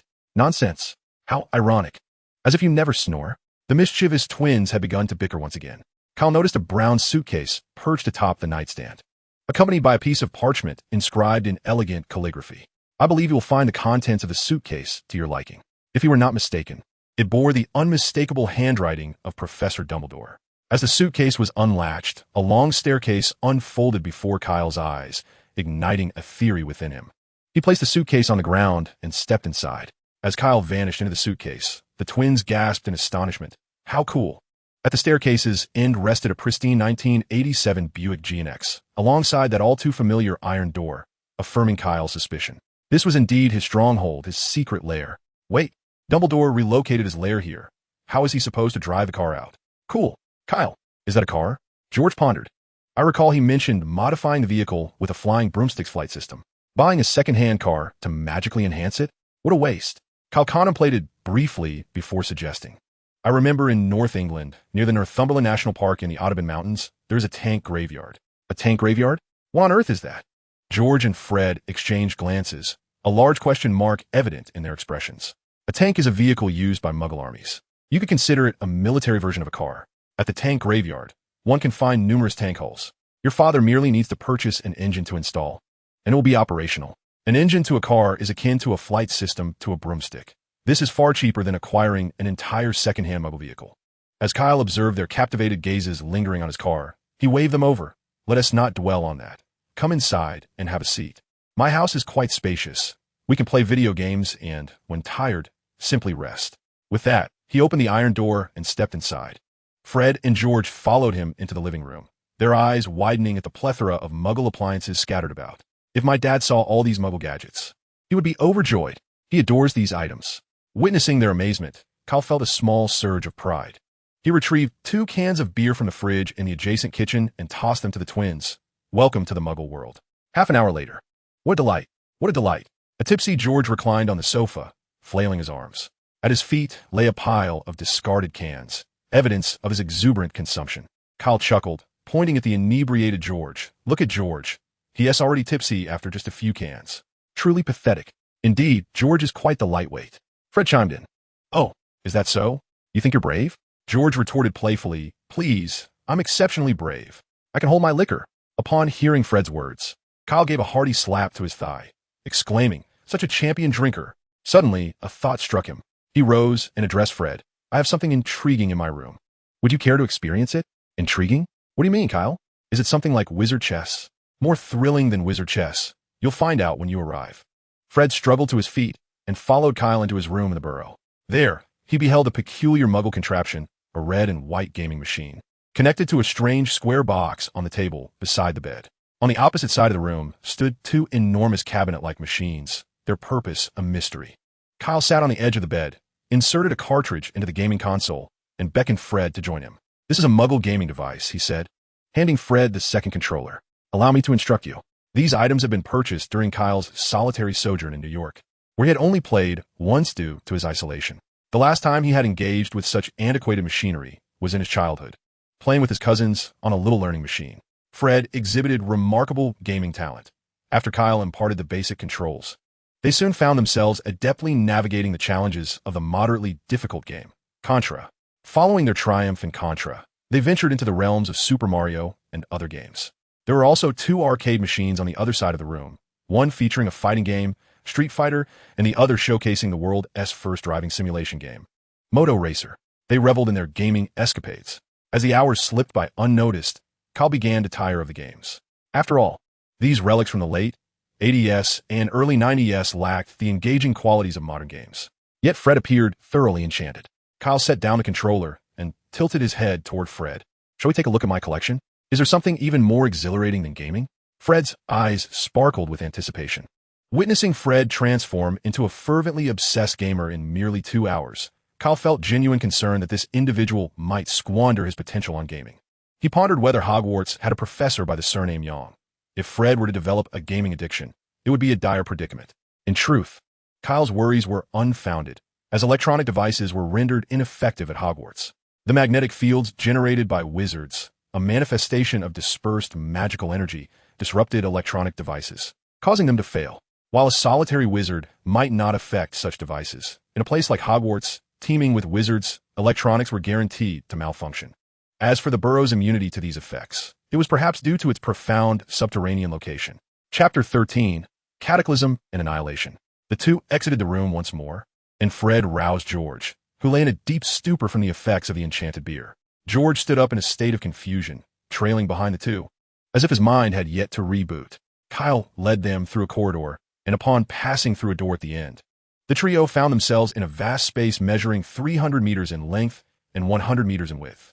Towering columns supported the ceiling above, ensuring it would not collapse.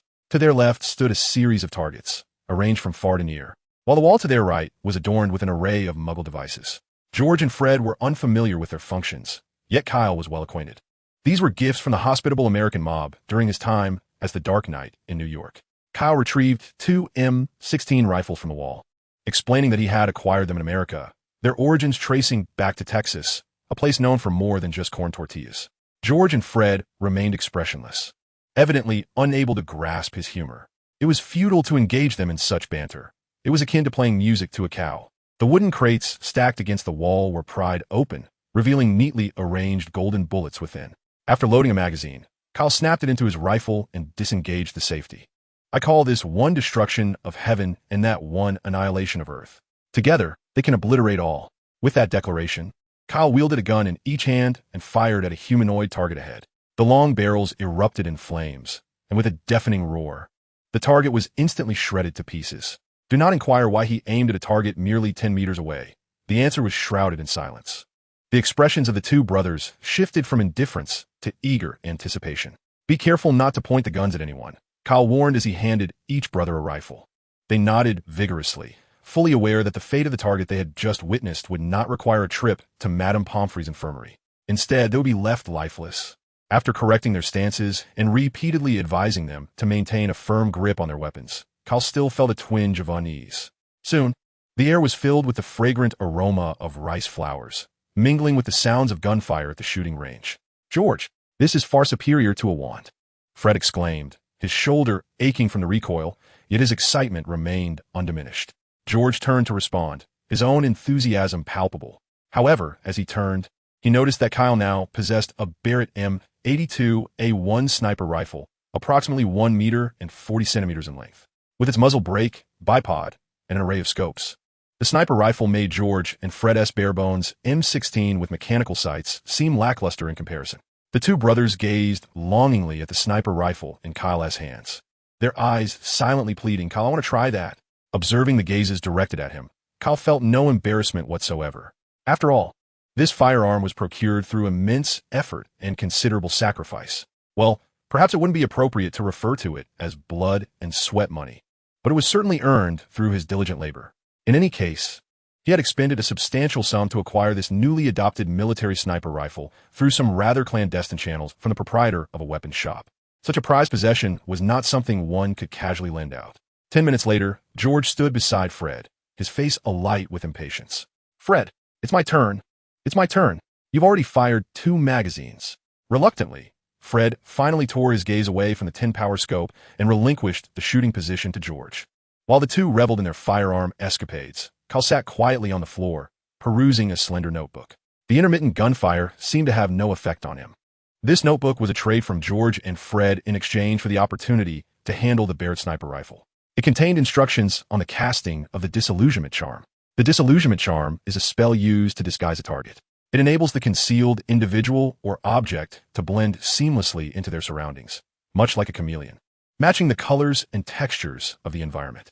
Kyle found himself deeply intrigued by this spell. Mastering it would be advantageous for engaging in certain clandestine activities, such as sneaking glimpses into the girls' locker room. No, not that. It was for gathering inspiration for intimate Hogwarts. Ugh, not that either. Acquiring this spell would certainly facilitate nocturnal explorations of Hogwarts Castle. After a cursory glance through the notes, Kyle set it aside. He hadn't even grasped the fundamentals of basic spells yet. Such an advanced charm was far beyond his reach, even for George and Fred, who had been studying at Hogwarts for over a year. "Hey, you two, it's getting late," Kyle remarked, glancing at the clock on the wall, which indicated it was already past 10 in the evening. "We should head out."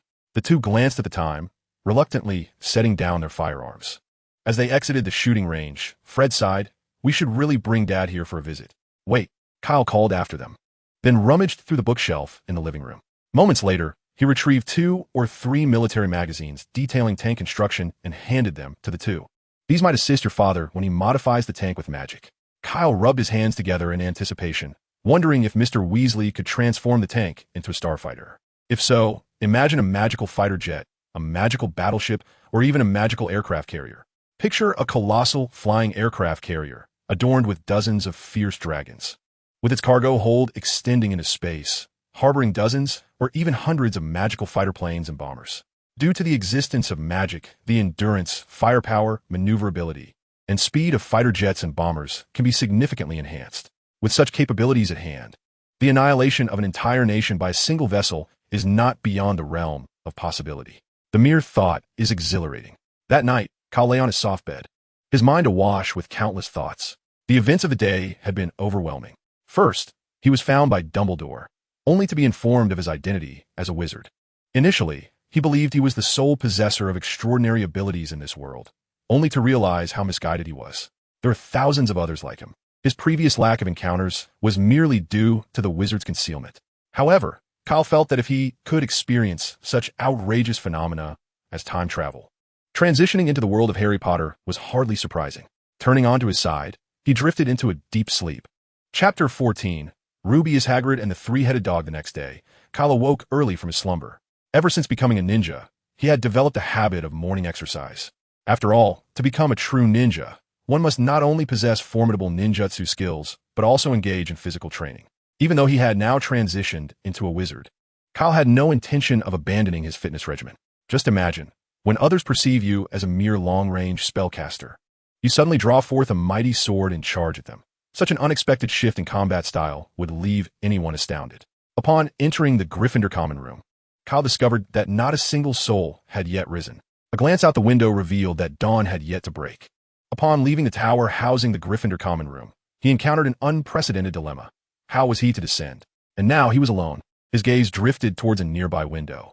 It seemed he had no choice but to employ the method he had used the previous day to reach the charms classroom. Meanwhile, on the second floor of the castle, Professor McGonagall's office. As a dedicated educator, Professor McGonagall maintained an early rising habit. That morning was no different. She awoke before dawn. As she approached her office window to inhale the crisp morning air, a shadow suddenly plummeted past her window. Was that a large black rat? It took McGonagall a moment to process the situation. By Merlin's beard, a student has fallen. With her wand in hand, a burst of silver light emanated from its tip, coalescing into the shape of a cat. The feline Patronus soared through the castle, heading towards the headmaster's office on the 8th floor. Meanwhile, Professor McGonagall, her face etched with concern, hurriedly exited her office and rushed towards the castle's lawn.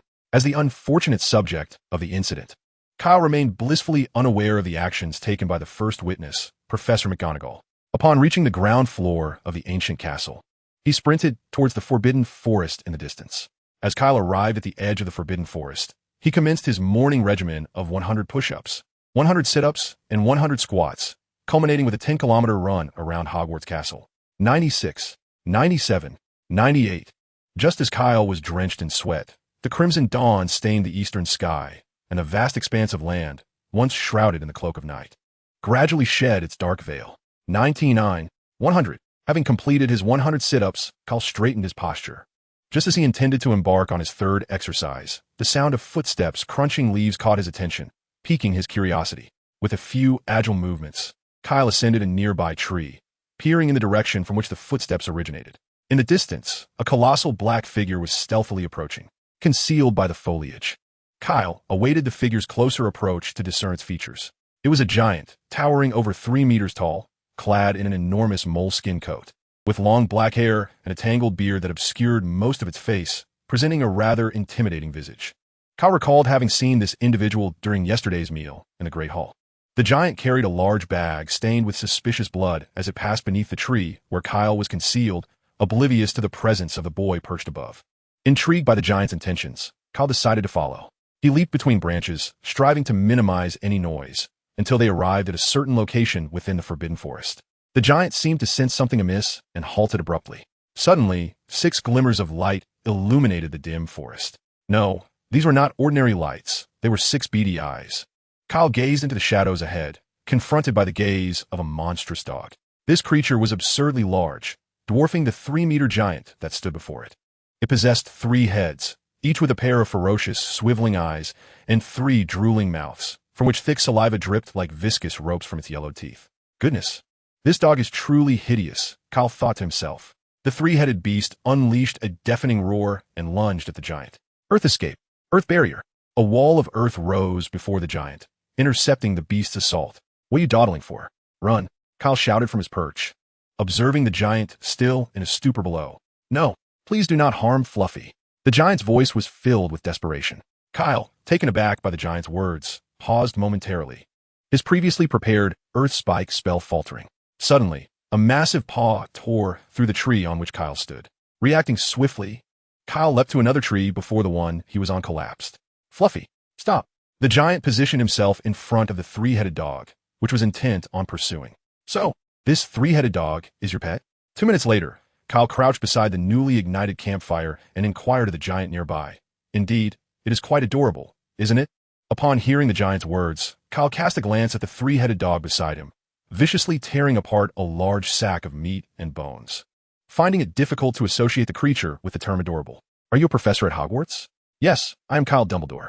At the mention of Kyle's surname, Hagrid suddenly stiffened. Could you please not inform Professor Dumbledore about my 3-headed dog? Hagrid asked cautiously. Kyle surmised the reason behind this request, thus hesitated before responding, countering with, is it not permitted to keep a 3-headed dog? Fidgeting with his beard, Hagrid replied, well actually that is, Hagrid's reaction spoke volumes. Kyle patted Hagrid's knee, remarking, if keeping a 3-headed dog is indeed prohibited, I believe it would be prudent to inform Professor Dumbledore. I am certain he would allow you to continue caring for it. Noticing Hagrid's growing interest, Kyle further encouraged him. Moreover, with Dumbledore's assistance, many potential troubles could be averted. Surely, you wouldn't want to harm the students in the castle. Hagrid nodded, scratching the back of his head sheepishly. Kyle, could I trouble you to report this matter to Dumbledore on my behalf? I lack the courage to approach him myself. Of course, no problem, Kyle replied readily, his gaze fixed on the three-headed dog. He had initially found it somewhat unattractive, but now, the creature appeared increasingly impressive. He imagined it could be trained to become a ninja dog like Akamaru. Envisioning himself and Louis executing the howling fawn technique together brought a smile to his face. Yet, he decided it was best to leave the three-headed dog for Hagrid to enjoy. Chapter 15. Oh no, a student has fallen from tower. Due to the unexpected encounter with Hagrid, Kyle's morning exercise had been delayed. As he emerged from the Forbidden Forest, the sun had fully risen, casting beams of light through the clouds and enveloping Hogwarts Castle in a delicate golden hue. Drawing from his experience the previous day, Kyle opted against the Western-style breakfast in the Great Hall, instead making his way with familiarity to a broad stone corridor in the castle's basement. The torches illuminated the surroundings vividly, adorned with delightful paintings predominantly featuring food. Kyle paused before a painting of a massive silver bowl brimming with fruit, extending his finger to gently scratch the surface of a vibrant green pear. The pear quivered, giggling, before abruptly transforming into a large green doorknob. Behind the door lay the kitchen, a place of his delight. To Kyle's surprise, in addition to the friendly house elves, there was a student in the kitchen. The student, caught pilfering food, shyly smiled at Kyle and explained, today is the day the owls deliver messages, and soon they will create quite a mess in the Great Hall with breakfast. Kyle understood why the other person was present and amicably extended his hand. Hello, I am Kyle Dumbledore. Dumbledore? The other person exclaimed, wide-eyed with surprise. After a moment's pause, he regained his composure and grasped Kyle's hand. I'm Cedric Diggory, from Hufflepuff House. At that moment, Kyle took a closer look at Cedric. He was quite tall and remarkably handsome, with dark hair and bright gray eyes. Given that it was their first meeting, the atmosphere in the kitchen felt somewhat awkward. Kyle refrained from further conversation with Cedric and instead summoned the house elves, skillfully directing them to prepare breakfast as per his requests. Chop the char siu into small pieces, mince the ginger and scallions, and mix them with soy sauce and salt for the filling. Very well, esteemed Mr. Dumbledore. One house elf pointed a finger at the kitchen utensils, which immediately began to process the ingredients as instructed. The raw shrimp were chopped and then pounded into a paste. Bamboo shoots, fatty pork, celery, shrimp bits, and ginger were all combined and stirred together. Let's make shrimp dumplings. At your command, sir. The kitchen was abuzz with activity thanks to Kyle's presence. Cedric watched in curiosity, the delightful aromas wafting through the air rendering the jam sandwich in his hand rather unappealing. Before long, an array of dishes appeared on the kitchen table. Kyle gazed at the shrimp dumplings, red rice sausages, steamed ribs, boat congee, and char siu buns, familiar dim sum that filled him with joy. It had been a decade since he had savored Cantonese dim sum, a cherished delicacy he had dearly missed since his arrival in this new realm. You mentioned that there are Cantonese tea houses in New York Chinatown? Kyle mused. I apologize, but the Chinese cuisine there lacks authenticity and fails to evoke the flavors of my homeland. Come, let's share a meal. Kyle pushed a plate of dim sum toward Cedric. As a ravenous Hufflepuff badger, Cedric had eagerly awaited this invitation. Well, I'm quite curious. Where did you learn to cook these dishes? Cedric inquired after savoring a shrimp dumpling. I taught myself, Kyle replied, blowing on the steam rising from his teacup. You might not believe it, but I was discovered by Professor Dumbledore while I was wandering the streets and was then brought here. Cedric was taken aback by this revelation. His expression tinged with guilt as he regarded Kyle, as if he felt he had posed an indiscreet question. Kyle waved his hand dismissively. In truth, the life of a wanderer is not as harsh as you might imagine. It can even be rather intriguing. Of course, my comfortable life now is built upon the selfless contributions of the street urchins of New York. For a 6-year-old child without any special abilities, merely surviving without starving would have been a fortunate outcome. Is that so? Cedric replied, looking perplexed. He found it hard to believe Kyle's words, though Kyle's joyful demeanor did not suggest a life filled with suffering. Upon seeing Cedric's demeanor, Kyle shrugged, remarking that once Cedric experienced his self-crafted secret hideout during his time of wandering, he would understand. Intrigued by Kyle's statement, Cedric expressed his eagerness to visit this hideout. Coming from the illustrious Dumbledore family, one would expect him to lead a life of affluence and ease. Yet, the question lingered as to why he found himself homeless on the streets. Cedric was genuinely curious about Kyle's bizarre experiences. As they parted at the kitchen entrance, Cedric turned down a corridor towards the potions classroom, while Kyle intended to ascend to the 8th floor of the castle to report to Dumbledore regarding the appointed gamekeeper secretly breeding forbidden magical creatures in the Forbidden Forest. However, before he could reach the grand staircase outside the Great Hall, Kyle encountered the individual he sought. "Are you finding your time at Hogwarts pleasant?" Dumbledore inquired with a gentle smile. Then, recalling something, he scrutinized Kyle with his crescent-shaped glasses. This morning, Professor McGonagall mentioned that a student had fallen from a height. Yet, when we arrived at the lawn beneath her office window, there was nothing amiss. Kyle was taken aback, wondering if it was his wall-climbing antics that had caught Professor McGonagall's attention. Dumbledore's eyes glimmered with a cerulean hue, and for some inexplicable reason, Kyle felt as though his secret was laid bare before those piercing eyes. Uncertain whether wizards possessed a means of reading minds, he resolved to deny any implications regardless. "The student who fell is unharmed, I presume?" Dumbledore remarked, his gaze unwavering on Kyle. "He appears to be fine," Kyle replied, maintaining his composure while engaging Dumbledore in casual conversation. Suddenly, recalling Hagrid's request, Kyle said, "Ah, Professor, there is something I wish to discuss." "What is it? Please, go ahead." Dumbledore encouraged. Kyle tugged at Dumbledore's sleeve, signaling him to lean down. "Hagrid has acquired a 3-headed dog." Dumbledore straightened, arching an eyebrow. "A 3-headed dog? How large is it?" About Hagrid's height," Kyle replied. Chapter 16, Spiraling Sphere. Unsurprisingly, Professor Dumbledore was quite amenable. The matter concerning the 3-headed dog was effortlessly resolved after Kyle briefly mentioned it to the amiable elder. Such a creature, which belonged to the upper echelons of the Ministry of Magic's list of dangerous beings, certainly could not be allowed to be clandestinely raised by Hagrid in the Forbidden Forest. Students at Hogwarts, particularly the Gryffindor Lions, were renowned for their bravery and insatiable curiosity. Despite Dumbledore's repeated warnings against wandering into the Forbidden Forest unless one wished for a grim fate, there were always those reckless little wizards eager for adventure, such as the 2 Weasleys. Additionally, another Dumbledore, who had followed someone earlier that morning, had also ventured in. Hence, Dumbledore needed to find a secure location for Hagrid to safely care for the 3-headed dog, and Kyle's bottomless suitcase presented itself as an excellent option. However, that was a matter for Dumbledore to concern himself with. It had little bearing on Kyle now. At present, he had far more pressing matters to attend to. Exiting the castle, Kyle made his way directly towards the distant Black Lake, harboring some thoughts regarding magic that required validation. If the essence of magic truly aligned with Professor Flitwick's assertion that it is a manifestation of one's will, whereby magical energy alters reality, then could the implements of sorcery, such as wands and seals, be entirely dispensed with? Would it not then be as simple as clapping one's hands and summoning whatever one desires? Standing by the shores of the Black Lake, Kyle observed the rippling waves rising and falling with the wind. He concentrated, channeling his magical energy to gather at his feet before stepping onto the lake's surface. Were Newton fortunate enough to witness this moment, he would surely rise from his grave in astonishment. Normally, it would be impossible to maintain one's footing on the lake's surface, yet for Kyle, it was as stable as solid ground. In the center of the lake, Kyle focused intently on harnessing the magic within him, then brought his hands down with a resounding clap. Water release. Great waterfall technique.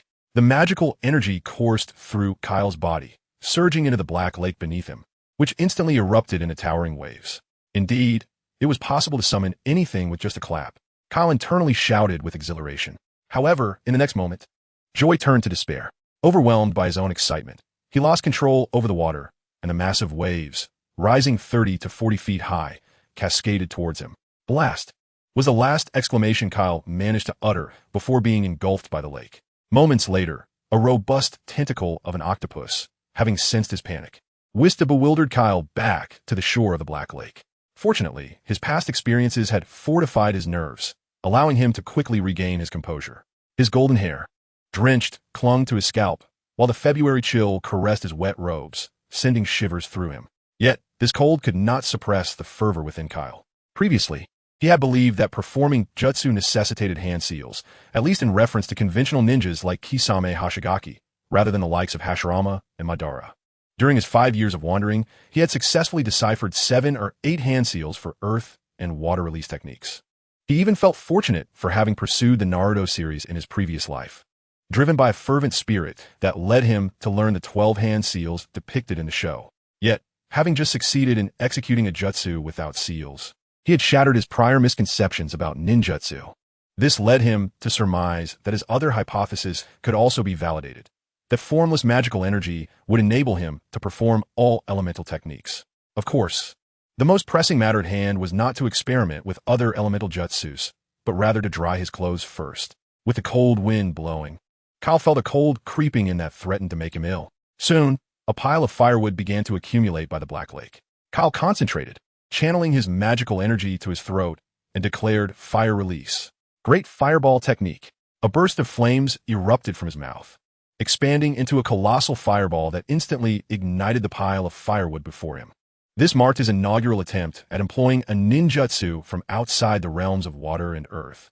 The success of the fire release indicated that he had previously confined himself within the limits of his own thoughts. The blazing bonfire enveloped him in warmth, prompting Kyle to remove his damp wizard's robe and drape it over a nearby wooden post. Just now, I directly transformed my magical energy into flames. Logically, the process of combustion should necessitate a combustible material. Kyle murmured to himself as he sat beside the fire, seeking its comforting heat. If fire magic could bypass the need for combustible materials, could it also be possible to gather electrical charges directly when performing lightning release ninjutsu without a storage device? He extended his finger, fixating on it while envisioning a multitude of electrical charges converging at his fingertip. Under the influence of Kyle's will, magical energy quietly drew the stray charges from the surrounding air toward his fingertip. 10 seconds later, a shocking realization struck him. Kyle clasped his finger, scorched by the electric current, and uttered a few exquisite phrases in sea language. His original intention was to amass a considerable amount of lightning in his hand to execute the signature technique, lightning release, 1,000 birds. In the future, building upon 1,000 birds, he might even develop lightning release, Chidori. However, it appeared that while he could gather a significant charge in his hand before he could form 1,000 birds, his hand would likely be reduced to cinders by the intense current. This meant he might be forever barred from the dazzling high-level lightning ninjutsu. With a resigned expression, Kyle lay back on the ground, contemplating his aspirations of donning lightning armor to confront a mighty dragon. If the path to 1,000 birds was impassable, would he be relegated to crafting chakra, orbs like Naruto? Concentrating chakra in one's hand, directing it in various directions, and compressing it into a swirling, dense chakra sphere. That was the essence of Naruto's Rasengan.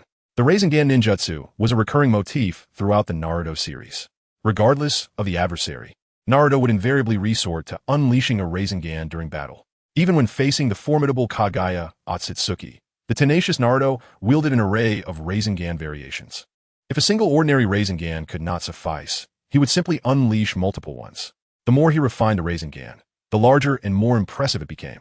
Yet it was a singular technique he utilized from the moment he learned it until his last breath. Kyle found this somewhat lackluster. What he truly aspired to was to become a battlefield rose like Madara, dancing through combat, articulating the same ninjutsu without the need for repetition. Yet, it seemed that aside from creating chakra orbs, he had little alternative to pursue. After adding several logs to the bonfire, Kyle stroked his smooth chin, contemplating the various steps involved in mastering the Rasengan. The first step was to learn to gather chakra in the palm of his hand. Then, the water balloon was placed in his hand, and by channeling chakra, the water inside began to move erratically until the balloon burst. When the user could break the balloon, it signified that the Rasengan had begun to acquire its offensive prowess. Previously, while in America, Kyle had already begun his training on the Rasengan to compensate for the inadequacies in the offensive capabilities of the ninjutsu he had mastered. However, until now, he had yet to succeed in breaking the balloon. Chapter 17, Hogsmeade Village. Truly remarkable talent. He seems destined for magic. In the headmaster's office on the 8th floor of the castle, Dumbledore stood by the window, gazing at the small figure by the Black Lake, unable to suppress his admiration. Turning to Snape, he said earnestly, "Severus, I would like to request that you become his teacher." "What do you expect me to teach him?" Snape inquired. "Anything you wish. The key is to ensure he does not stray onto the wrong path." Dumbledore spread his hands. "You wouldn't want to witness another Grindelwald stirring chaos in the magical world in a decade or two, would you?" Snape shook his head slightly. "In matters of child-rearing, I believe Professor Sprout or Professor Flitwick would be more suited than I." Dumbledore beamed, "But I feel he would connect better with you. Did you not converse quite amiably during the meal in the Great Hall?" At Dumbledore's words, Snape's expression darkened. He recalled their first encounter in the Great Hall, vowing that Kyle was the most loquacious child he had ever encountered. Throughout the meal, Kyle had babbled incessantly, while Snape listened impassively to his prattle. Snape would rather remain in his cold, subterranean office, accompanied by the delightful aroma wafting from a gently simmering cauldron, than face the chatterbox Kyle. I refuse. Very well, Severus. I respect your decision, Dumbledore sighed. Then I shall have to turn to our defense against the dark arts professor. If he teaches well, I may consider continuing his appointment for the next academic year. Wait. Snape's expression grew darker still. Dumbledore's smile widened. Have you changed your mind? Snape clenched his fists. I have no choice, do I? Dumbledore mischievously winked. I am not forcing you. Snape nearly wished to draw his wand and cast a swift spell at the audacious old man before him. Had he been capable, he might have acted on that impulse. When he arrived at the entrance of the Great Hall, George and Fred immediately greeted him enthusiastically. Have you thought about our proposal? It was unclear whether it was George or Fred speaking. Kyle took a seat at the Gryffindor table. What proposal? To attend potions class with us. Kyle was preoccupied with thoughts of mastering the authentic Rasengan, leaving him little inclination to join them for class, especially since he hadn't yet acquired a cauldron. Oh wait, I did buy one, but it wasn't tea for brewing potions. It was for making hot pot. He waved his hand dismissively, saying, No, I have matters to attend to. George and Fred exchanged glances, their expressions tinged with disappointment. Well then, how about we engage in some video games tonight? Suggested one. I find shooting games far more exhilarating. Kyle interjected, interrupting their debate on the merits of video games versus shooting. As someone who has spent over a year at Hogwarts, shouldn't you, as my senior, show me around the castle since I'm a newcomer? The twin brothers glanced at each other and nodded in agreement. We can explore the castle later tonight. For now, we'll take you to a more entertaining place, as we have no classes this afternoon. Last time you treated us to drinks, so this time it's on us. Hearing that the brothers intended to buy him drinks, Kyle's eyes lit up. It was clear that George was the one making this offer. Raising an eyebrow in a teasing manner, Kyle retorted, I wouldn't say much, but when it comes to drinking, the two of you together can't outmatch me. He jested, recalling a time in his past life when he had been fed alcohol by his elders using chopsticks before his teeth had even grown in. Since his arrival in this world, although he had lost the ability to down a bottle of vodka without flinching, he quickly regained his drinking prowess. During his wanderings, he had no guardians to restrain him. The regulations against underage drinking in America were utterly meaningless to him. As for George and Fred, they were likely restricted at home, lacking opportunities to build their tolerance. Thus, two brothers who would turn red-faced after just a few beers and even end up sprawled on the sofa were hardly his rivals. The corridor on the 5th floor of Hogwarts was eerily quiet, save for the trio who had just finished their lunch. George and Fred moved aside a mirror, revealing a hidden passageway behind it. This secret passage leads directly to Hogsmeade, the village adjacent to Hogwarts, George explained. Noting the bewildered expression on Kyle's face, Fred elaborated. Hogsmeade is a wizarding village, home to many shops, and most importantly, it has a pub. So, the brothers were planning to take him to a pub? Kyle wondered if the drinks served in wizarding pubs differed from those in the Muggle world, and his anticipation grew. With a flicker of light, George raised his wand. After traversing the secret passage for several minutes, George, who led the way, suddenly halted. Weavee arrived. Before him lay a trapdoor, and upon emerging from it, Kyle found himself standing on a deserted path.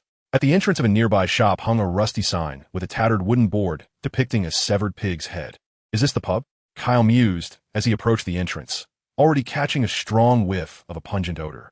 The windows were caked with grime, allowing little light to penetrate the dimly lit pub, where rough wooden tables and chairs were sparsely arranged. Wrinkling his nose in distaste, Kyle could not help but think that, among all the pubs he had encountered, none could rival the filthiness of the Pig's Head Tavern, which he would gladly deem the most formidable of them all. It remains uncertain whether the magical realm possesses a regulatory authority for food and drugs. If it does, the hygiene standards of this tavern would undoubtedly fail inspection. Perhaps we should consider an alternative venue. That seems implausible, Fred replied. The Hog's Head Inn is the only establishment in Hogsmeade that sells alcoholic beverages to underage wizards. George turned to him with a quizzical expression, as if pondering the folly of his words. Can't you just purchase the drinks and then relocate elsewhere? The group held their breath as they stepped into the tavern. Chapter 18.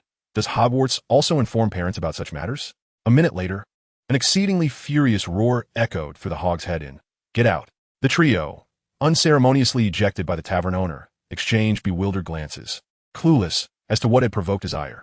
The proprietor appeared to be an eccentric old man, tall and thin, with long, grayish-white hair and beard.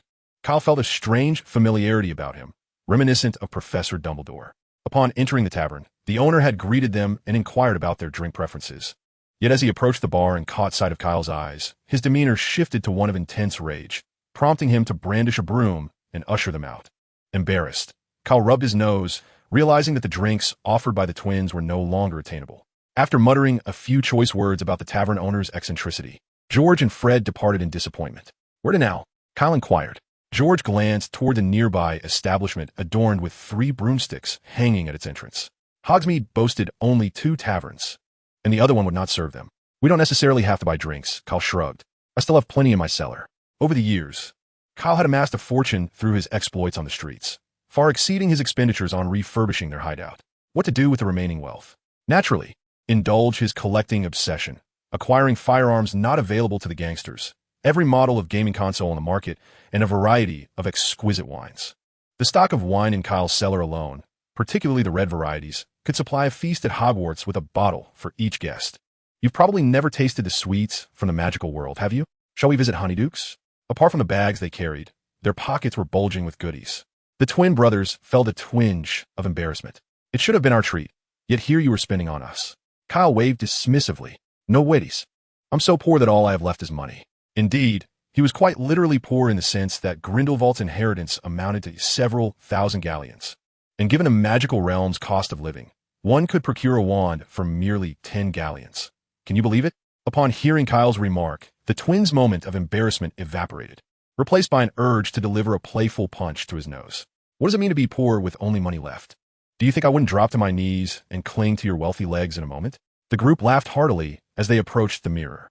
However, when the mirror was shifted aside, the smiles on George and Fred's faces instantly vanished. What's wrong? At the rear of the group, Kyle stood bewildered. Professor McGonagall, while delivering her admonition, seemed to be grappling with her own teeth. "Come forth, Mr. Dumbledore. I have seen you." In the corridor of the 5th floor, 3 small wizards trembled like quails, standing before the stern visage of Professor McGonagall. "Mr. Weasley, I believe you are aware that third-year students are prohibited from venturing to Hogsmeade." Kyle stepped forward. "Professor McGonagall, it was I who requested them to take me." McGonagall shot him a fierce glare. "Rest assured, I shall relay your words to Professor Dumbledore." "Do they also inform parents about such matters at Hogwarts?" McGonagall crossed her arms defiantly. "Regardless of your reasons, you should never have sneaked off to Hogsmeade. Both of you shall face a week's detention." Thankfully, there were no points deducted. George muttered under his breath, "At least no points lost." 20 points from Gryffindor, McGonagall declared. George's head snapped up. "What?" 20 points each, she added. Kyle quietly lowered his gaze. Although uncertain of the severity of the punishment, he felt a pang of guilt seeing the twins penalized for his sake. The thought of Professor McGonagall informing his parents filled him with dread. "Your detention commences tonight at 11 o'clock, during which you will accompany Hagrid on a patrol of the Forbidden Forest," McGonagall stated, eyeing Kyle, whose head nearly retreated into his collar. "Had you been enrolled, you too would face detention." Kyle's head emerged from his collar, ready to console the twins, only to find their faces alight with excitement. Finally, a legitimate reason to enter the Forbidden Forest. Fred exclaimed, "There are many wondrous magical creatures within. We have long sought an opportunity to explore it." Upon hearing that their punishment involved the Forbidden Forest, the 40 points deducted from Gryffindor completely slipped from their minds. Observing the twins' evident enthusiasm, Kyle surmised they required no consolation. A smile slowly crept onto his face at the prospect of visiting the Forbidden Forest. Perhaps he could show them something intriguing. He wondered if Professor Dumbledore had resolved the matter with the 3-headed dog, as leaving it to roam freely in the forest was not an option. "Well, I shall inquire with Hagrid tonight," he mused. "Are you going too?" "But Professor McGonagall didn't punish you?" George asked curiously. "Shared joy, shared sorrow," Kyle replied, patting George on the shoulder. "After all, the 3 of us ventured to Hogsmeade together. It wouldn't be fair for only you 2 to face penalties." Fred grinned widely. "I wholeheartedly agree with that sentiment." Kyle picked up several bags of sweets he had previously set down. "See you in the Gryffindor common room at 11. With that, he took his leave. Laughter from George and Fred echoed down the corridor of the 5th floor. Kyle awkwardly touched his nose. Had he not been burdened with belongings, he would have scaled the wall through the window. The silhouettes of the trio vanished down the corridor. Unbeknownst to them, just around the corner in their blind spot, a figure stood quietly in the shadows. Had George and Fred caught sight of him, they would have recognized him as their defense against the dark arts professor, Tom Hiddleston. A flame of vengeance burned in Tom Hiddleston's eyes as he murmured, "The Forbidden Forest at 11 tonight? My opportunity has arrived." Chapter 19, The Night of the Full Moon. At 11 o'clock, three stealthy figures departed from Hogwarts Castle, making their way towards the ominous depths of the Forbidden Forest. A radiant full moon hung in the night sky, casting its silvery light, which allowed Kyle to glimpse Hagrid's hut not far off. "Is that you, George and Fred?" a voice called from the distance. Hagrid strode out of the darkness, his massive crossbow slung across his back and a quiver brimming with arrows, a sleek hunting dog trailing closely behind him. "It was actually the three of us who were caught by Professor McGonagall this afternoon, but she chose not to punish me," Kyle shrugged. Hagrid paused for a moment. "Well, listen closely. The Forbidden Forest at night is perilously dangerous for young wizards like yourselves. I will not allow any of you to encounter peril." He led them to the forest's edge, raising his lantern high and pointing to a narrow path that gradually disappeared into the dense, dark woods. As they peered into the forest, a gentle breeze tousled their hair. "Our task is to patrol the Forbidden Forest. As long as the three of you stay close to me and Fong, you should be safe." Hagrid patted the dog's head, signaling it to lead the way. "Stay alert. Now let us proceed." The Forbidden Forest loomed dark and silent. Fong and Hagrid walked at the front of the line, while the three young wizards closely followed Hagrid's lead. George and Fred held their wands aloft, the tips glowing with the light of the Lumos spell, flanking Kyle on either side. Kyle felt a mix of gratitude and amusement at their actions, gently patting their arms. "Guys, you really don't need to do this. Remember, before coming to Hogwarts, I was the Dark Knight of New York, a lethal guardian of the night." Thus, Kyle honed his skills in combat within shadows. If a scuffle were to occur among the three of them in the current dark environment of the Forbidden Forest, Kyle could easily overturn both George and Fred with his close-quarters combat prowess and evasive maneuvers, without even resorting to ninjutsu. Hearing Kyle's words, George and Fred exchanged amused glances. "What are you thinking? We're not your bodyguards. We're merely illuminating the path because you can't cast the Lumos spell. Is that so?" Being regarded as a spell-challenged novice, Kyle mused, drawing his wand from his sleeve. It is said that after 5 years of practicing the art of ninjutsu, Kyle found himself somewhat unaccustomed to wielding a wand. A flickering glow illuminated the surroundings as he softly recited the incantation. Under the deliberate enhancement of magical energy by Kyle, a luminous orb, the size of a head, floated forth from the tip of his wand, casting a bright light that rendered the pitch-black Forbidden Forest as bright as day. In fact, it was even more radiant than daylight, given the dense canopy of trees that obstructed the sun's rays from penetrating the shadowy realm. George, Fred, and Hagrid were taken aback. "How did you manage that?" they inquired, astonished. "The advanced Lumos spell doesn't shine this brightly." Hagrid nodded in agreement, having spent many years in the magical world without ever witnessing such a dazzling Lumos. Of course, he believed that if Professor Dumbledore wished, it would be a mere trifle for him. Kyle tilted his wand upward, and the glowing orb followed his movement, hovering above them like a miniature sun. It's quite simple. Really, one merely needs to amplify the magical input. George and Fred exchanged glances, perplexed. Amplifying magical input sounds deceptively easy, but the two brothers had no idea how to achieve it. Hagrid had never heard of such a technique either. With all their might, George and Fred clutched their wands tightly, their faces flushed as if they were desperately trying to relieve a long-standing blockage. "What are you doing?" Kyle asked with curiosity. He cleared his throat, attempting to suppress laughter, as amplifying magical input was certainly not accomplished in such a manner. Realizing that their Lumos was less effective than Kyle's, Fred's face flushed with embarrassment. "So what should we do?" Kyle opened his mouth, only to find he could not articulate a clear answer. Was controlling one's internal magical energy truly a daunting task? "Just do this, and then that." Kyle gestured towards the little sun hovering above them, and it floated forth. Feeling somewhat dismissed, the two brothers seized Kyle by the neck, evidently resolved to extract a more thorough explanation or face dire consequences.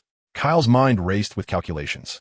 While climbing trees and treading water were not particularly advanced skills, they could serve as valuable tools for building connections.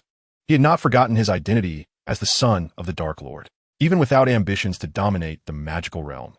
Forging alliances was undeniably essential. Hagrid glanced at the trio, now in playful disarray, and coughed to remind them the patrol duties remain unfinished.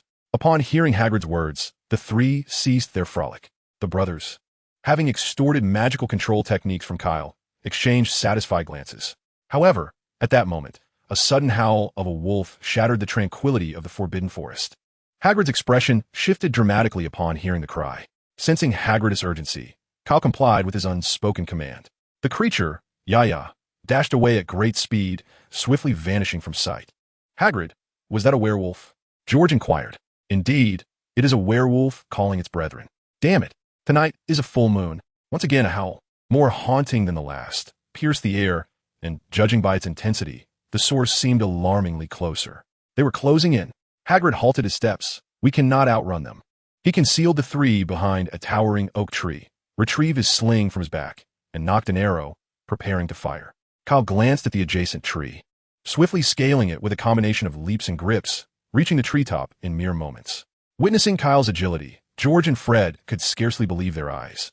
Perched in the branches, Kyle produced a pair of insulated gloves from his pocket, donned them, and held his breath, poised and silent, awaiting the arrival of the werewolves.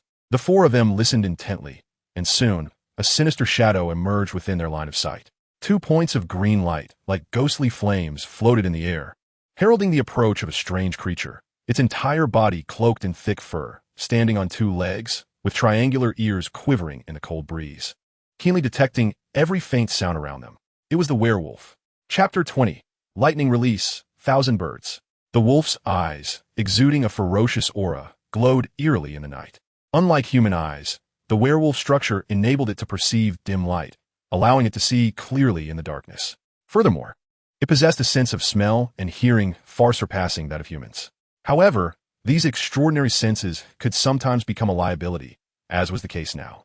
Close your eyes. Kyle hurled a cylindrical object, riddled with holes, towards the distant werewolf. 9 flash bomb. A dazzling light erupted at the werewolf's feet, accompanied by a deafening roar. The distant werewolf clutched its head in agony, collapsing to the ground and howling in torment. A sharp arrow pierced its skull, silencing its cries. As the scent of blood permeated the dark forest, Kyle, unable to deploy the earthquake gun, muttered a curse at Hagrid. He swiftly maneuvered along the branches behind the three, navigating the tangled limbs with ease. However, the respite was short-lived. Less than 5 minutes had passed since the demise of the first werewolf when they encountered another. Due to the abruptness of the situation, Hagrid and the werewolf were now less than 20 meters apart. At such a proximity, Kyle could not utilize the stun grenade, nor coordinate with Hagrid to eliminate the werewolf as before. The shadow before them rapidly enlarged, and Hagrid, without hesitation, flung the Weasley boys to either side, resolutely positioning himself before the werewolf. At this distance, he could even smell the rancid breath emanating from its gaping maw. Hagrid roared, his footsteps echoing like thunder, each stride reverberating through the ground as his colossal fists, charged with immense energy, swung towards the werewolf's forehead. The werewolf's sharp claws slashed at Hagrid's arms, yet he remained undeterred, unleashing his powerful blow. Claws and fists collided with ferocity against one another, as Hagrid's arm erupted in a spray of crimson, while the onslaught of the werewolf was met with a powerful blow from the half-blood giant, sending it crashing into the earth. Earth escape. Earth spike. Kyle clapped his hands together with force, causing sharp stone spikes to burst forth from the ground, propelling the buried werewolf skyward, leaving it lifeless in the wake of the impact. Nearby, George and Fred, who had been thrown to the ground by Hagrid, gazed in disbelief at the sight of Hagrid and Kyle uniting to vanquish yet another werewolf. Was Kyle truly this formidable in combat? Turning to the bewildered brothers, Hagrid intended to urge them to rise and flee, only to be struck by the alarming realization that a third werewolf had appeared behind George, causing his expression to shift dramatically. George, as the werewolf raised its lethal claws towards George, Fred's eyes widened in horror. Hagrid lunged towards George in a frenzy, but time was against him. The werewolf's claws were already descending upon George. In an instant, the forbidden forest was filled with an overwhelming cacophony, akin to the cries of 1,000 birds. George's vision was suddenly consumed by a dazzling blue-white lightning, and a fierce wind whipped through his hair, only to cease abruptly. The chorus of birds vanished, leaving behind the sound of heavy breathing resonating behind George. He stiffly turned his head to find Kyle, who had moments ago been perched in a tree, now standing behind him with his right hand piercing through the chest of the werewolf that had threatened him. Lightning release. 1,000 birds. Kyle struggled to withdraw his hand from the werewolf's chest. The rubber glove he had worn now melted and fused to his arm. Without needing to glance, he knew his hand must now appear ghastly. Upon realizing that the gathered lightning would sear his flesh, Kyle had thought to use insulated gloves to shield himself from the current. The gloves provided partial protection, allowing him to successfully harness the complete form of the 1,000 birds technique. However, they could not withstand the intense heat generated by the accumulation of electrocharge, a fact he had not anticipated, as he had never conducted such an experiment before. Yet, The urgency of the situation compelled him to endure the searing pain to prevent George from perishing before his very eyes. Kyle, are you all right? George and Fred rushed over in a flurry of concern. Kyle raised his unscathed left hand to block them from touching his severely burned right hand. I'm fine. I can still move. Rustling sounds emerged from the surrounding jungle as faint glimmers of light flickered, illuminating Hagrid's face, which was contorted with distress. 4 more werewolves emerged from the underbrush, encircling the 4 of them from various directions. In that moment, it felt as though an iron claw had gripped their hearts. A wand manifested in Kyle's uninjured left hand, which he raised and twirled in place. Grindelwald's cauldron. With his movement, roaring flames ignited around them, creating a barrier that temporarily separated them from the werewolves. Exhausted, Kyle leaned against Hagrid for support. Tears flowed continuously from Hagrid's eyes, cascading down onto his disheveled beard. He fervently hoped that Yaya would locate the professor for assistance. Otherwise, how could he ever face Professor Dumbledore? Hagrid's voice trembled with emotion. Kyle, suppressing his own agony, gently patted Hagrid's leg and remarked, rather than weeping, it would be more beneficial to help me expand the fire circle a bit. I can scarcely hold on. Upon hearing Kyle's words, Hagrid fumbled to produce a small pink umbrella, while George and Fred raised their wands in unison. The flames roared. With a mighty gust, the wind propelled the fire outward, causing the blaze to swiftly engulf the surrounding trees. The multitude of werewolves, forced back by the encroaching flames, found temporary refuge. Water style, water barrier. With a swift motion, Kyle struck the ground, summoning a swirling curtain of water that shielded them from the searing heat. Exhausted, he collapsed onto the ground, gasping for breath. The strain of casting 3 spells in quick succession proved overwhelming. Although he was indeed a ninja, it did not render him immune to pain. Having never sustained injuries in battle before, this was the first time he faced such excruciating torment. The searing sensation relentlessly assaulting his nerves. Remarkably, he remained conscious, a testament to his resilience. Chapter 21. Why did you speak that name? Godly strike. A familiar voice resonated from beyond the crackling fire circle. The moment they heard it, the expressions of those behind the water barrier visibly relaxed. Even the twins, who had previously held a disdain for Snape, now found his incantation to be like celestial music. George, lend me a hand. Kyle's voice, though faint, commanded attention. George, perplexed but observing Kyle's raised hand, mimicked his gesture. Water style, great waterfall technique. Kyle's hand met George's with a sudden clash, and George felt his magical energy being drawn forth. The water barrier surrounding the 4 of them expanded dramatically, transforming into a torrential flood that surged toward the fiery inferno.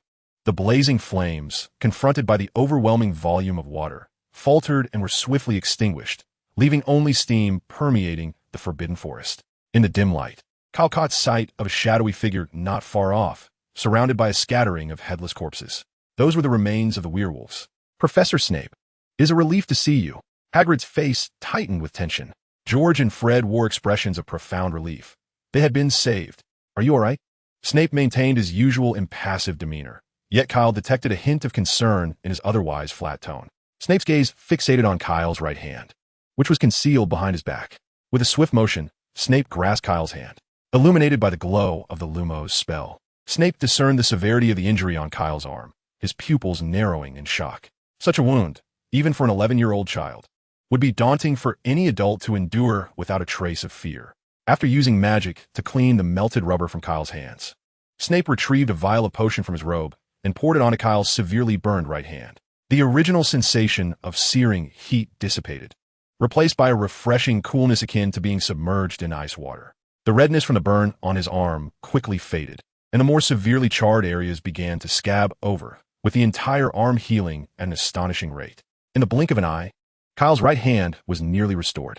Although it was not entirely healed, it no longer posed any significant hindrance to him. Kyle raised an eyebrow, marveling at the convenience of this potion. Suddenly, a thought struck him. He wished to learn potion making from Snape. If there existed a potion to enhance physical strength, he could become resilient enough to withstand lightning. Or perhaps a potion that would grant him immunity to it altogether, were it not for the inopportune timing and setting. Kyle would have eagerly knelt before Snape, exclaiming, "Professor, I wish to learn potion making." After providing Kyle with preliminary treatment for his arm, Snape turned and made his way toward the edge of the forbidden forest, aware that other threats might still linger nearby. Suddenly, a beam of red light sliced through the air, striking Snape and sending him hurtling away. Snape's wand soared into the air, spinning, before falling somewhere unknown. Before anyone could react, several more beams of light shot forth from the darkness, landing on a few individuals in rapid succession. Kyle, having relaxed his guard during Snape's treatment, was caught off guard by this sudden ambush and was also struck, sending him flying. George and Fred, like him, found themselves bound together.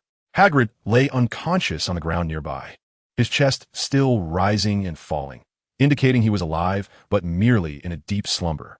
Severus, I have finally awaited this day, came a voice from beside them, belonging to a tall wizard with black hair, a subtle smile playing on his lips, yet his eyes held an icy, piercing coldness. Tom? Fred exclaimed, instantly recognizing the assailant's identity. Professor? Kyle questioned, bewildered. George quietly clarified, he is our defense against the dark arts professor. Kyle was unconcerned with titles. The situation indicated that this individual was an adversary, and escaping was of utmost importance. Fred, Kyle said, turning his body and positioning his concealed pouch toward Fred. I have a knife. Emerging from the shadows, Tom Riddle approached Snape with a gleam of vengeful delight in his eyes, taking deliberate steps closer. Do you know how long I have awaited this day? Snape, disarmed, maintained a steady tone. You lured the werewolf here? Why? Of course, for revenge. Surely you haven't forgotten your identity? Tom Riddle's wand tip glowed a ghastly green.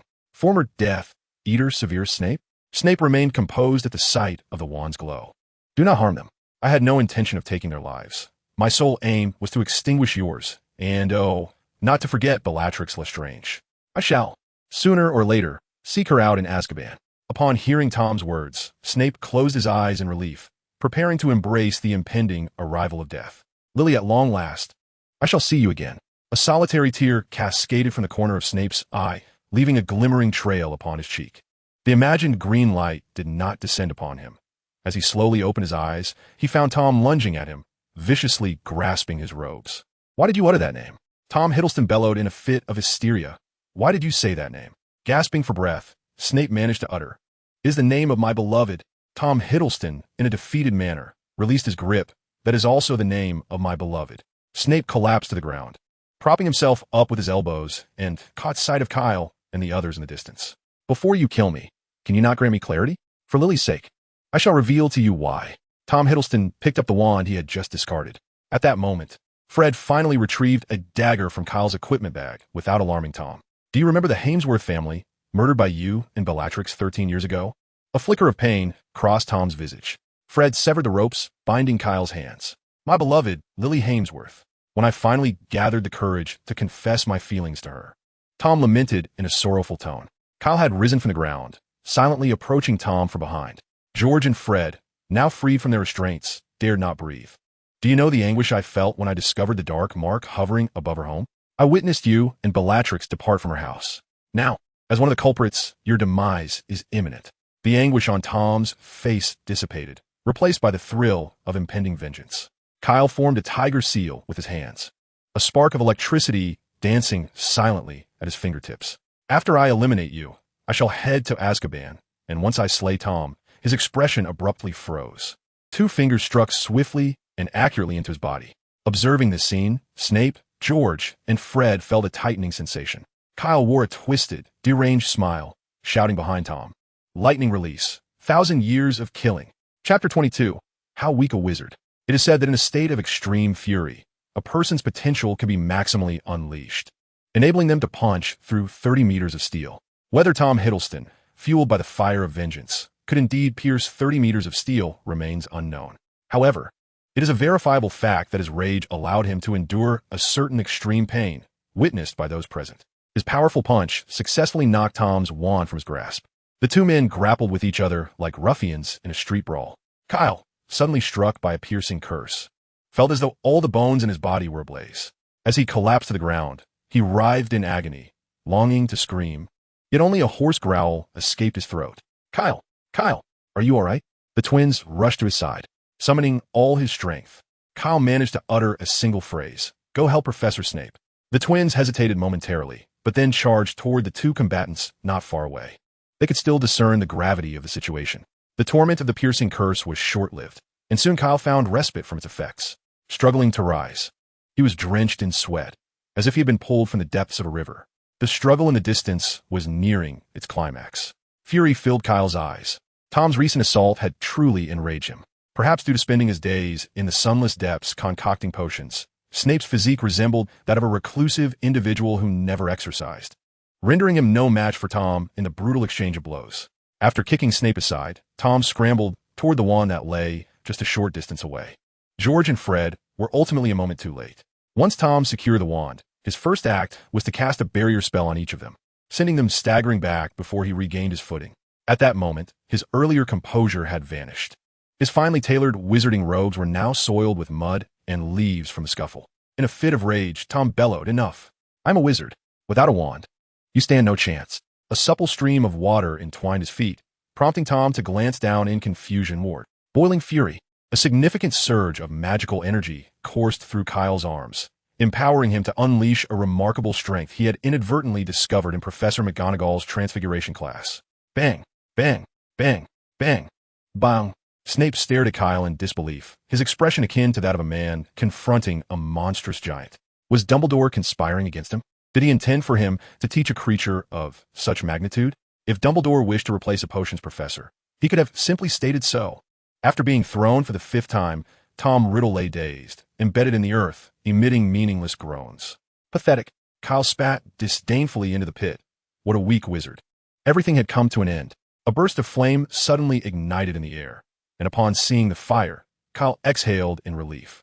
It was Dumbledore's Phoenix, Fawkes. Sure enough, in the next moment, Dumbledore and Fawkes materialized from the flames. Surveying the surroundings, Dumbledore pressed his lips tightly together, his eyes brimming with intense anger and trepidation. He had never anticipated that such an assault could occur within Hogwarts, right beneath his very nose. More than 90 years ago, he had lost a loved one, and this time he could not bear to lose Kyle. Dumbledore hastened forward to assess Kyle's injuries. "It must hurt, does it not?" Dumbledore's tone was imbued with concern. Kyle shook his head. "It's nothing serious, Professor. You should check on Professor Snape and Hagrid first." Hagrid lay unconscious nearby, occasionally emitting involuntary groans, while Snape appeared bruised and battered, evidently having endured a considerable beating. As for George and Fred, they were the most fortunate. Aside from some bruises from colliding with Tom's obstacle curse, they bore no significant injuries. Half an hour later, in the Hogwarts infirmary, only Kyle and Dumbledore remained. Snape and Hagrid, one merely sporting superficial wounds and the other robust and resilient, were swiftly treated by Madame Pomfrey and allowed to leave. The Aurors from the Ministry of Magic would arrive later to take Tom Riddle away. Only Kyle required an overnight stay in the infirmary, and Dumbledore chose to remain by his side. Dumbledore had never anticipated the deep-seated animosity that existed between the dark arts professor he had hired and Snape, a conflict that had now ensnared Kyle. Fortunately, Tom's targets had always been Snape and Bellatrix. He had not yet descended into madness to the extent of wishing harm upon a few young wizards. Seeing Kyle alive and well eased the gravity of the old man's expression somewhat. However, when his gaze fell upon Kyle's bandaged hands, Dumbledore sighed, a mixture of pain and complexity crossing his features. He had just heard from Hagrid and Snape about all that had transpired that night. Earlier in the day, he had witnessed Kyle experimenting with peculiar magic by the Black Lake and had assumed that this child, inheriting Grindelwald's remarkable genes, simply possessed an extraordinary talent for magic compared to ordinary wizards.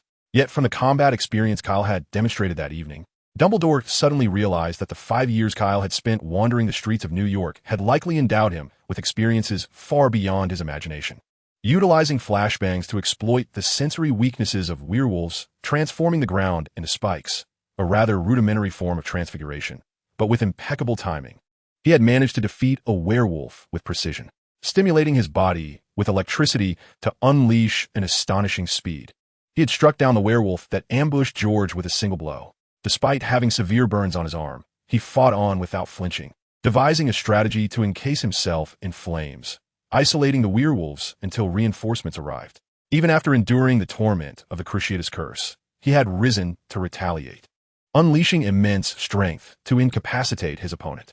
Upon learning of Kyle's remarkable performance that evening from the lips of Snape and Hagrid, Dumbledore began to realize that the confrontation between Kyle and those muggles at the docks might not have been as straightforward as he had initially presumed. Dumbledore was acutely aware that muggles were far from the feeble beings that most wizards believed them to be. In the presence of armed muggles, even an adult wizard could find themselves in peril, let alone an 11-year-old child like Kyle. It was difficult to fathom the hardships Kyle faced when he left the orphanage at the tender age of 6, with his magical abilities just beginning to awaken. The tribulations he endured during the 5 years of his growth were beyond Dumbledore's capacity to contemplate. Chapter 23, The Unseen Blade. Kyle, oblivious to Dumbledore's peculiar expression, lay on the infirmary bed, replaying the earlier battle in his mind. His greatest disadvantage that night lay in his lack of a sufficiently powerful offensive spell. Although he possessed various forms of water-based techniques, at their core, they all boiled down to the simple act of hurling water at his opponents. For instance, the technique used by the formidable Kisame, known as the Great Shark Bomb, could consume an adversary's chakra. In contrast, Kyle's version, resembling a shark-shaped water projectile, was merely capable of inflicting damage on fragile objects like wooden tables and chairs, but it was utterly ineffectual against the resilient hide of a werewolf. It was akin to throwing a water balloon at an ordinary person. As for the earth release, its slow casting speed and lengthy preparatory phase rendered it ineffective against agile foes such as werewolves. The werewolf dispatched by the earth spear had been caught in a state of vulnerability due to Hagrid's initial assault, allowing Kyle to deliver the final blow. Without the confidence to elevate his earth techniques to the level of the devastating dust release, Kyle felt it prudent to refrain from delving further into that realm. Lightning technique, on the other hand, posed a risk of self-harm. As for fire release, aside from the formidable Amaterasu employed by Uchiha Obito, it seemed that few had met their demise by fire in the original narrative, so it was best to set that aside. Thus, only wind release remained among the elemental techniques. Kyle suspected that conventional wind techniques would likely encounter similar obstacles as water release. And until he could develop the wind spiral shuriken, wind techniques would probably only serve to ruffle his enemy's feathers and dissipate heat. Ultimately, his ninjutsu remained superficial. Unless he could manifest Susanoo, or the true thousand hands to transform into the Buddha, the potency of elemental techniques alone would struggle to make an impact in the realm of magic. For now, he resolved to focus on magic. Kyle recalled the spell Snape had employed to sever the heads of those werewolves. He tugged at the hem of Dumbledore's robe. "Professor, may I learn magic from Professor Snape?" Dumbledore's scattered thoughts were interrupted by Kyle's request. He was taken aback, having just asked Snape to become Kyle's instructor that very morning. Yet he had not yet had the chance to inform Kyle. Was this a sign that they shared a profound connection, perhaps akin to that of a mother and son? No, a father and son? Upon this thought, a smile blossomed on Dumbledore's face. Before he could respond, Kyle eagerly added, "I wish to learn the killing curse." Dumbledore's smile froze.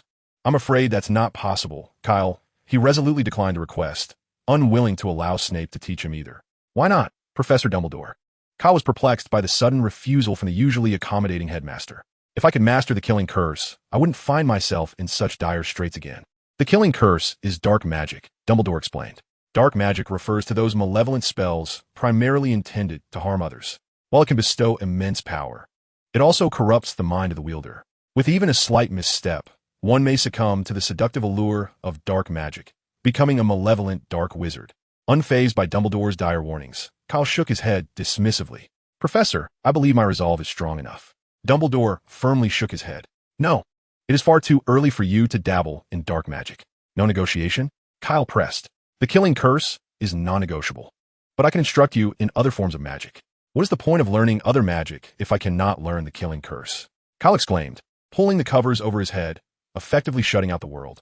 "You have reached the voicemail of the user you're trying to contact. Please call back later." Witnessing this scene, Dumbledore's expression twitched. Having never had to console a child, he was at a loss for how to proceed. With a sigh, he stood up. "Well then, good night." Dumbledore offered a wry smile and turned to exit the infirmary. Once Dumbledore had departed, Kyle peeked from beneath the covers, cautiously surveying his surroundings. After confirming that Dumbledore had indeed left and Madame Pomfrey, the matron of the infirmary, was also absent, he deftly rolled out of bed and slipped out of the infirmary. Moments later, Kyle knocked on the door of Snape's office. The door creaked open, revealing Snape clad in his ever-present black robes. "It seems to be past midnight. Are you still in your robes while sleeping, Professor? What brings you here at this hour?" Snape's cold, penetrating gaze bore into Kyle, his tone as indifferent as ever. Despite having fought alongside him earlier that evening, Kyle looked up at Snape, his eyes gleaming with enthusiasm as he proclaimed, "Professor Dumbledore said I could study magic under your guidance." Glancing at the clock on the wall, Snape's expression darkened. "You come to me at this ungodly hour to learn magic? Have you any idea what time it is?" For the sake of Dumbledore's old flame son, Snape restrained the urge to hang him by his ankles. "Is that a yes?" Kyle pressed eagerly. However, he did not leave immediately. Instead, he continued to gaze at Snape. Professor, I wish to learn the killing curse you used against the werewolf. The killing curse? Snape scrutinized him with narrowed eyes. That is indeed dark magic. Professor Dumbledore has granted permission. With unwavering composure, Kyle invoked Dumbledore's authority. Upon hearing Kyle's words, Snape cast a penetrating glance at him, his eyes laden with skepticism. Due to Kyle's identity, Snape refrained from employing legilimency to discern the veracity of his statement. Legilimency is a magical art that allows one to extract emotions and memories from another's mind. Snape is exceptionally skilled in this craft. However, intruding upon another's thoughts without consent is ultimately a breach of decorum. Thus, Snape seldom resorts to legilimency on students, especially considering the unique status of the individual before him. Ultimately, he chose to trust Kyle's assertion and nodded stiffly. The two stood at the office door, exchanging intense gazes. Why do you linger? Shall I escort you? Snape's expression was grim, yet it failed to intimidate Kyle.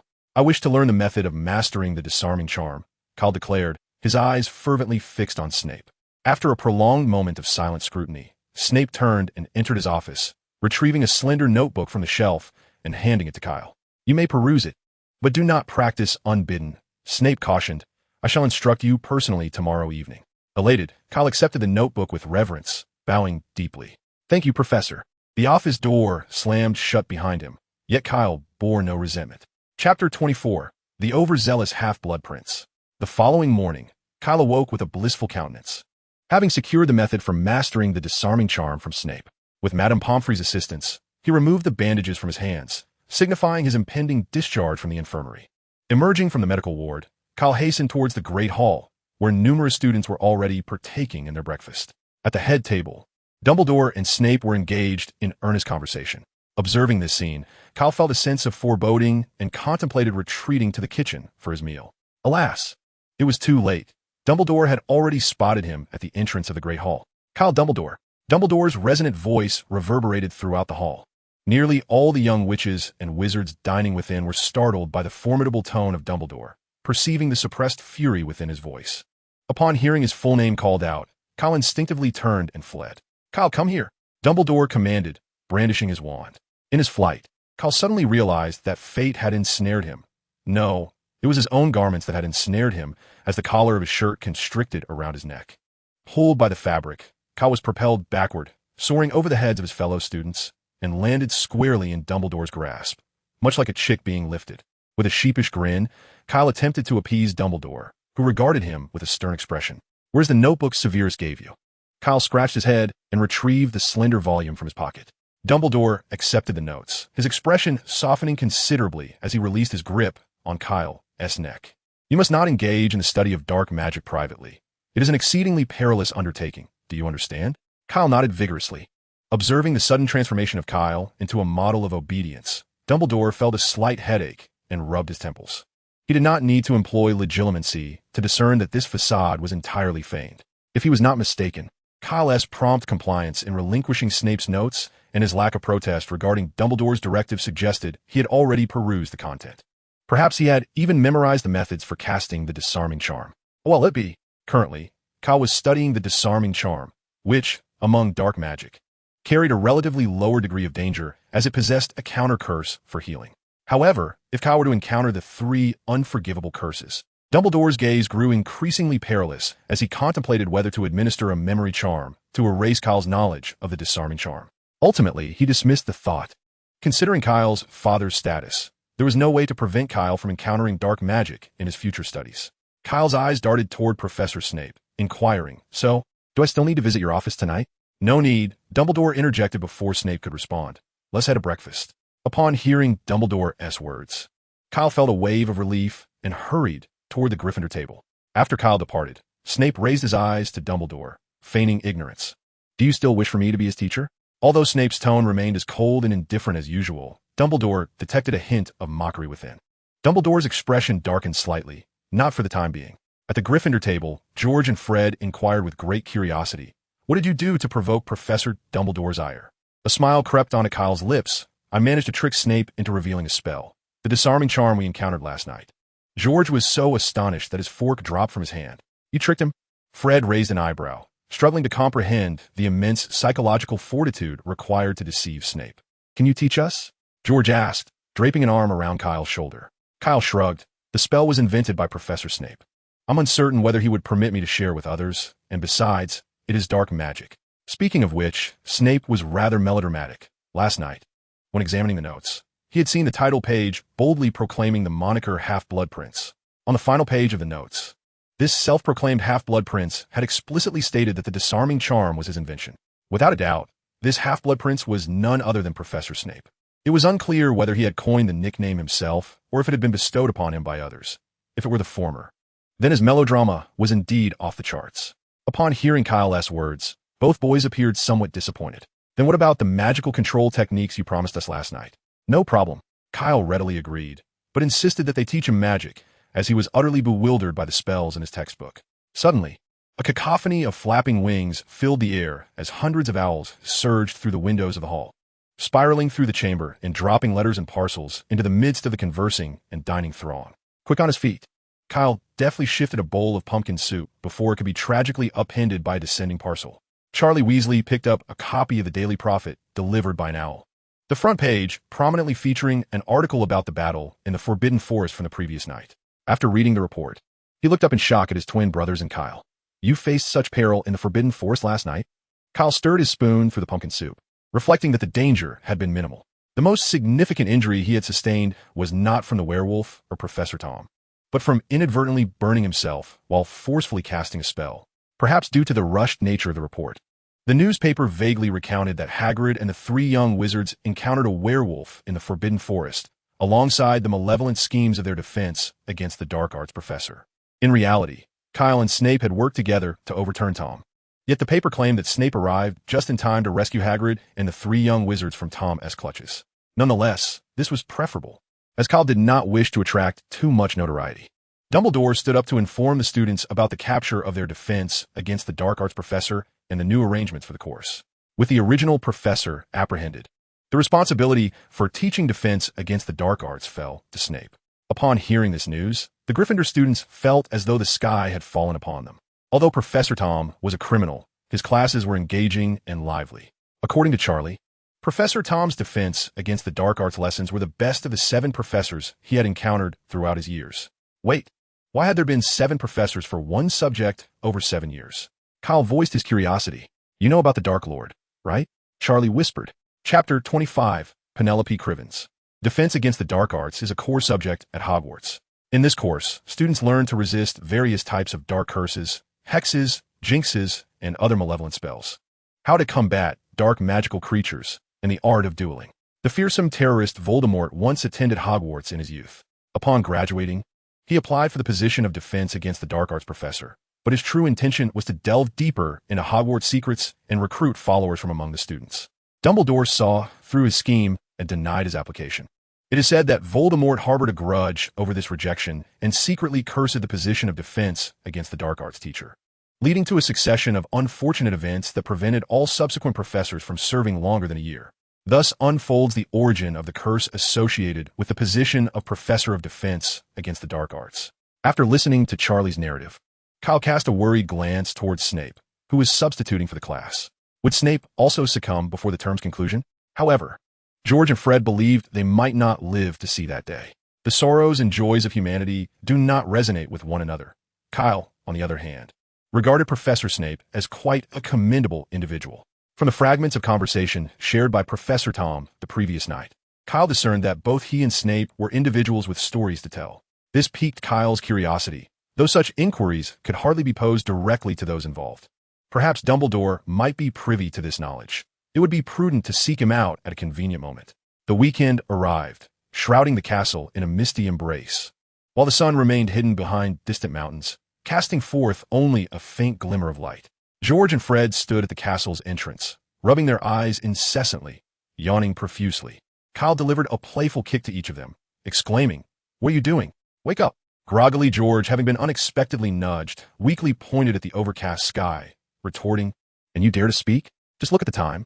Fred struggled to pry his eyelids open, feeling as though they bore the weight of 1,000 pounds. No matter how hard he tried, they remained steadfastly shut.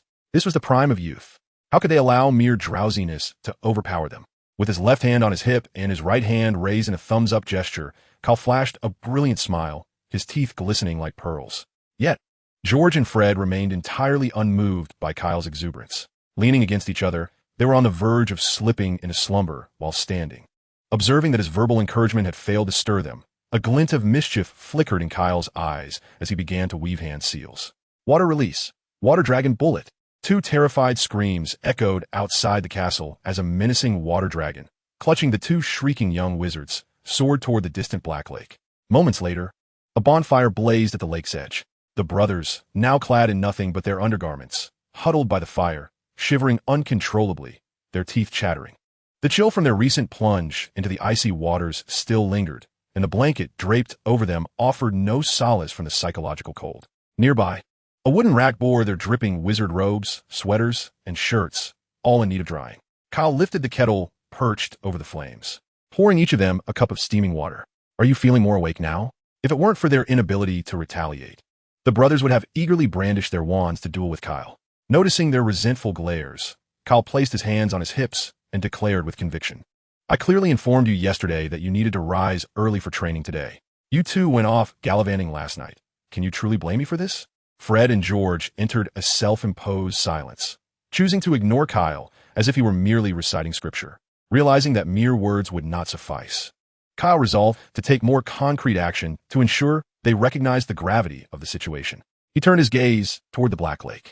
As the Weasley twins beheld Kyle standing confidently upon the surface of the Black Lake, their eyes nearly bulged from their sockets. In an instant, they forgot the earlier incident where Kyle had cast them into the lake, grinning broadly as they wrapped themselves in blankets at its edge. George, with an expression of eager flattery, inquired Kyle, how did you accomplish that? Kyle simply shrugged. This is the magical control technique I intend to teach you. Shall we commence our training now? Fred chuckled mischievously. Kyle sighed in exasperation. It seemed that tangible demonstrations were required to earn their genuine admiration. Upon returning to the shore, Kyle meticulously explained the technique of gathering magical energy. No, not chakra, beneath their feet to create both suction and support. As George and Fred's minds absorbed the information, they felt an inkling of understanding. Eagerly, they prepared to step onto the water, only for Kyle to seize them both. What do you think you're doing? He questioned. Walking on water, they replied in unison. Kyle was taken aback. Have you not had enough of winter swimming? Did you really not grasp my earlier instructions about starting with tree climbing? After employing earth release techniques to fashion a steep slope of approximately 70 to 80 degrees, Kyle demonstrated the process. He then addressed the twins. You must begin with the fundamentals. Your first training exercise is to walk upright on this slope while maintaining your balance. The twins nodded eagerly, their eyes gleaming with anticipation as they approached the incline, ready to embark on their inaugural training session. Meanwhile, Kyle decided to leave them to their devices. Mastering tree, climbing, and walking on water would require weeks of dedicated practice, and he had his own physical training to attend to. By the time Kyle completed a 10-kilometer run around the castle, the bright sunlight had dispersed the mist lingering between the mountains. Spotting Kyle approaching, George took the initiative to introduce him. Kyle, this is Penelope Clearwater, a senior. Fred nudged Kyle's shoulder and, with a mischievous grin, remarked, it seems she's here to see you. Oh, to see me? Kyle glanced at Penelope, noting the sky-blue scarf around her neck, a clear indication of her Ravenclaw affiliation. He felt puzzled. The only Ravenclaws he knew were Chong and Marietta, and he wondered if he had ever met this one. The witch graciously extended her hand. Hello, Kyle. I am Penelope Clearwater. Oh, that was incorrect. He had indeed shaken hands with Chong before. However, considering their ages, 11-year-old Chong seemed akin to a neighbor's child in Kyle's eyes. Although Penelope was merely 2 years older, it was well known that individuals in the West typically matured earlier. To put it simply, Penelope had surpassed the protective age limit for the highest penalties of youth. The female protagonist is not Penelope. The female protagonist is not Penelope. The female protagonist is not Penelope. The significance of this statement cannot be overstated. Chapter 26, For the Greater Good. I'm merely curious about what they're doing. I heard this is a technique you taught them to enhance their magical control. Penelope smiled, her expression warm and enchanting. Indeed, Penelope's presence here is not merely a product of curiosity. Since that fateful day in the hall when Kyle captured her attention, she has been meticulously orchestrating this encounter for quite some time. Penelope is, in truth, a highly ambitious witch endowed with grand aspirations. However, as a wizard of Muggle lineage, she faces significant disadvantages compared to her pure-blood or half-blood counterparts, both in terms of power and influence. The wizarding realm is ultimately governed by the principle of might. Possessing the prowess of Albus Dumbledore or Voldemort undoubtedly garners respect and instills fear. Yet, how many wizards possess such extraordinary talent as Dumbledore or Voldemort? The majority are merely of average capability. At this juncture, the significance of resources and influence becomes evident. The establishment of Hogwarts indeed provided a vital opportunity for Muggle-born wizards in Britain to learn magic.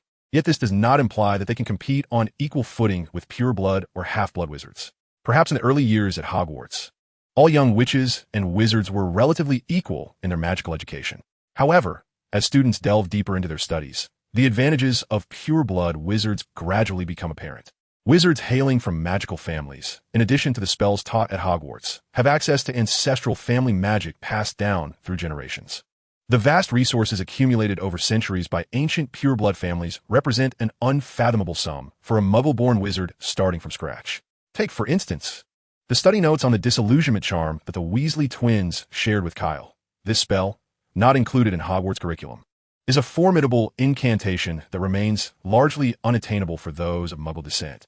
Only in the 6th or 7th year, through strong relationships with professors, might exceptional students gain access to the methods of learning such spells. Yet, here are George and Fred, merely second-year students, effortlessly trading this spell with Kyle for a chance to wield a sniper rifle. The disparity between Muggle-born and pure-blood wizards is thus stark. Moreover, the limited number of wizards dictates that the wizarding world resembles a small, insular society akin to ancient Greece. It is a community where nearly everyone knows one another, having graduated from the same institution, operating independently yet cohesively, entwined in an extensive web of relationships. This interconnectedness profoundly influences the workings of the Ministry of Magic, the governing body of the wizarding world, where many matters are inextricably linked to this network of relations. In essence, the Wizarding Society is one steeped in personal connections and relationships. The ancient wizarding families have long established themselves within this milieu, meticulously cultivating their networks, allowing them to navigate the intricacies of a world where everything is intertwined with personal favor and connections.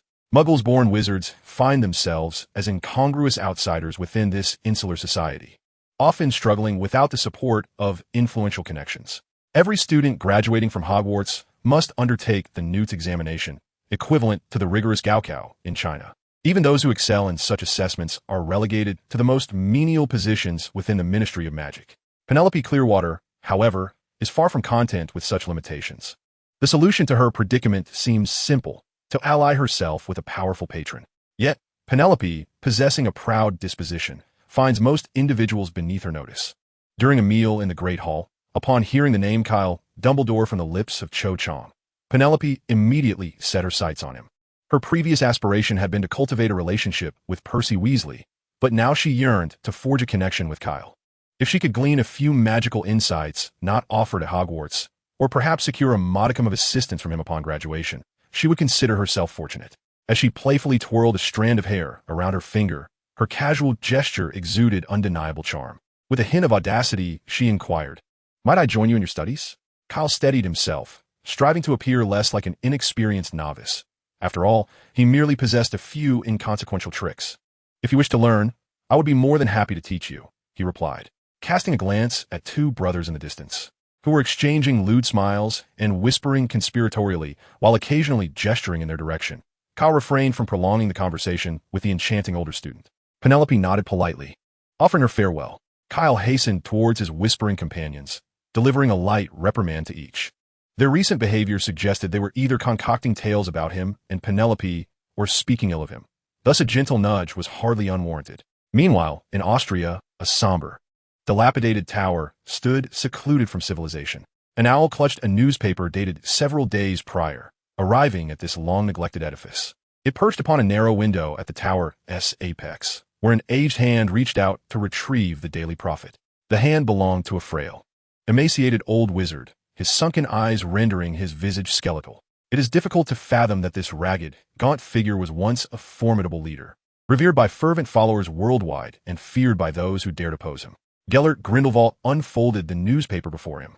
After decades of confinement, the only remnant of joy in his life stemmed from a knowledge of the outside world, imparted through the newspapers delivered by owls. He once believed that nothing in this world could provoke a change in his countenance, until today when he stumbled upon the name Kyle Dumbledore in the newspaper. A maelstrom of complex emotions surged within the old man's mismatched eyes, gradually transforming into an icy resolve, as if he had made a momentous decision. The first Dark Lord slowly rose to his feet and, with faltering steps, departed from the confines of the cell he had inhabited for 45 years, leaving behind the dilapidated tower. Standing before the gates of Numenor Castle, Grindelwald cast a glance at the inscription engraved above the entrance, his lips parting to utter, "For the greater good." Chapter 27. The Hippogriff. The joyful days at Hogwarts slipped by swiftly, and before they knew it, June had arrived. Over the course of these 4 months, the number of individuals practicing climbing and treading water by the Black Lake had increased from 3 to 4. In addition to the original twin brothers and Penelope, who joined midway, Kyle had also brought Cedric into their fold, a boy he had once crossed paths with in the kitchen. Perhaps due to their shared training, the bond among the 5 grew rapidly. Under Kyle's influence, they had contravened dozens, if not hundreds, of school regulations during these 4 months. Dumbledore observed his half-son's antics with a sense of helplessness. As for corporal punishment, Dumbledore doubted that such measures would deter Kyle, who remained unfazed even after suffering severe burns on his arm. Not even Professor Snape, perpetually clad in a somber demeanor and exuding a palpable aura of intimidation that instilled an indelible fear among Hogwarts students, could intimidate Kyle. Thus, every time Dumbledore contemplated Kyle's educational challenges, a wave of melancholy washed over him. With Kyle at the helm, the mischievous Weasley twins formed the backbone of their group, along with the well-behaved Cedric, who had been led astray by the trio. Together, they formed a coalition that could aptly be dubbed the Alliance of Paternal Woes. As the name suggests, this alliance was a source of great distress for him as a father. He could hardly resort to petrifying Kyle and imprisoning him in a dark, sunless chamber for a few days as a form of punishment. What startled Dumbledore even more was Kyle's extraordinary magical talent. Much like his father, Kyle exhibited a profound interest in perilous combat-related spells. Recently, Dumbledore had assisted Kyle in perfecting a spell known as the Rasengan. Although the spell's destructive capacity was limited to obliterating a tree, within the magical realm, spells capable of easily demolishing a tree were far from rare. However, what astonished Dumbledore was the boundless potential encapsulated within this magic. The Rasengan was formed from the most fundamental essence of magic, given Dumbledore's extensive expertise. The moment he beheld it, he envisioned the myriad of other spells that could be incorporated. For instance, the Fiendfire. In fact, he had experimented with the Fiendfire Rasengan, and the devastation wrought upon a several hundred square meter area of the Forbidden Forest, reduced to ashes, served as compelling evidence of its potency.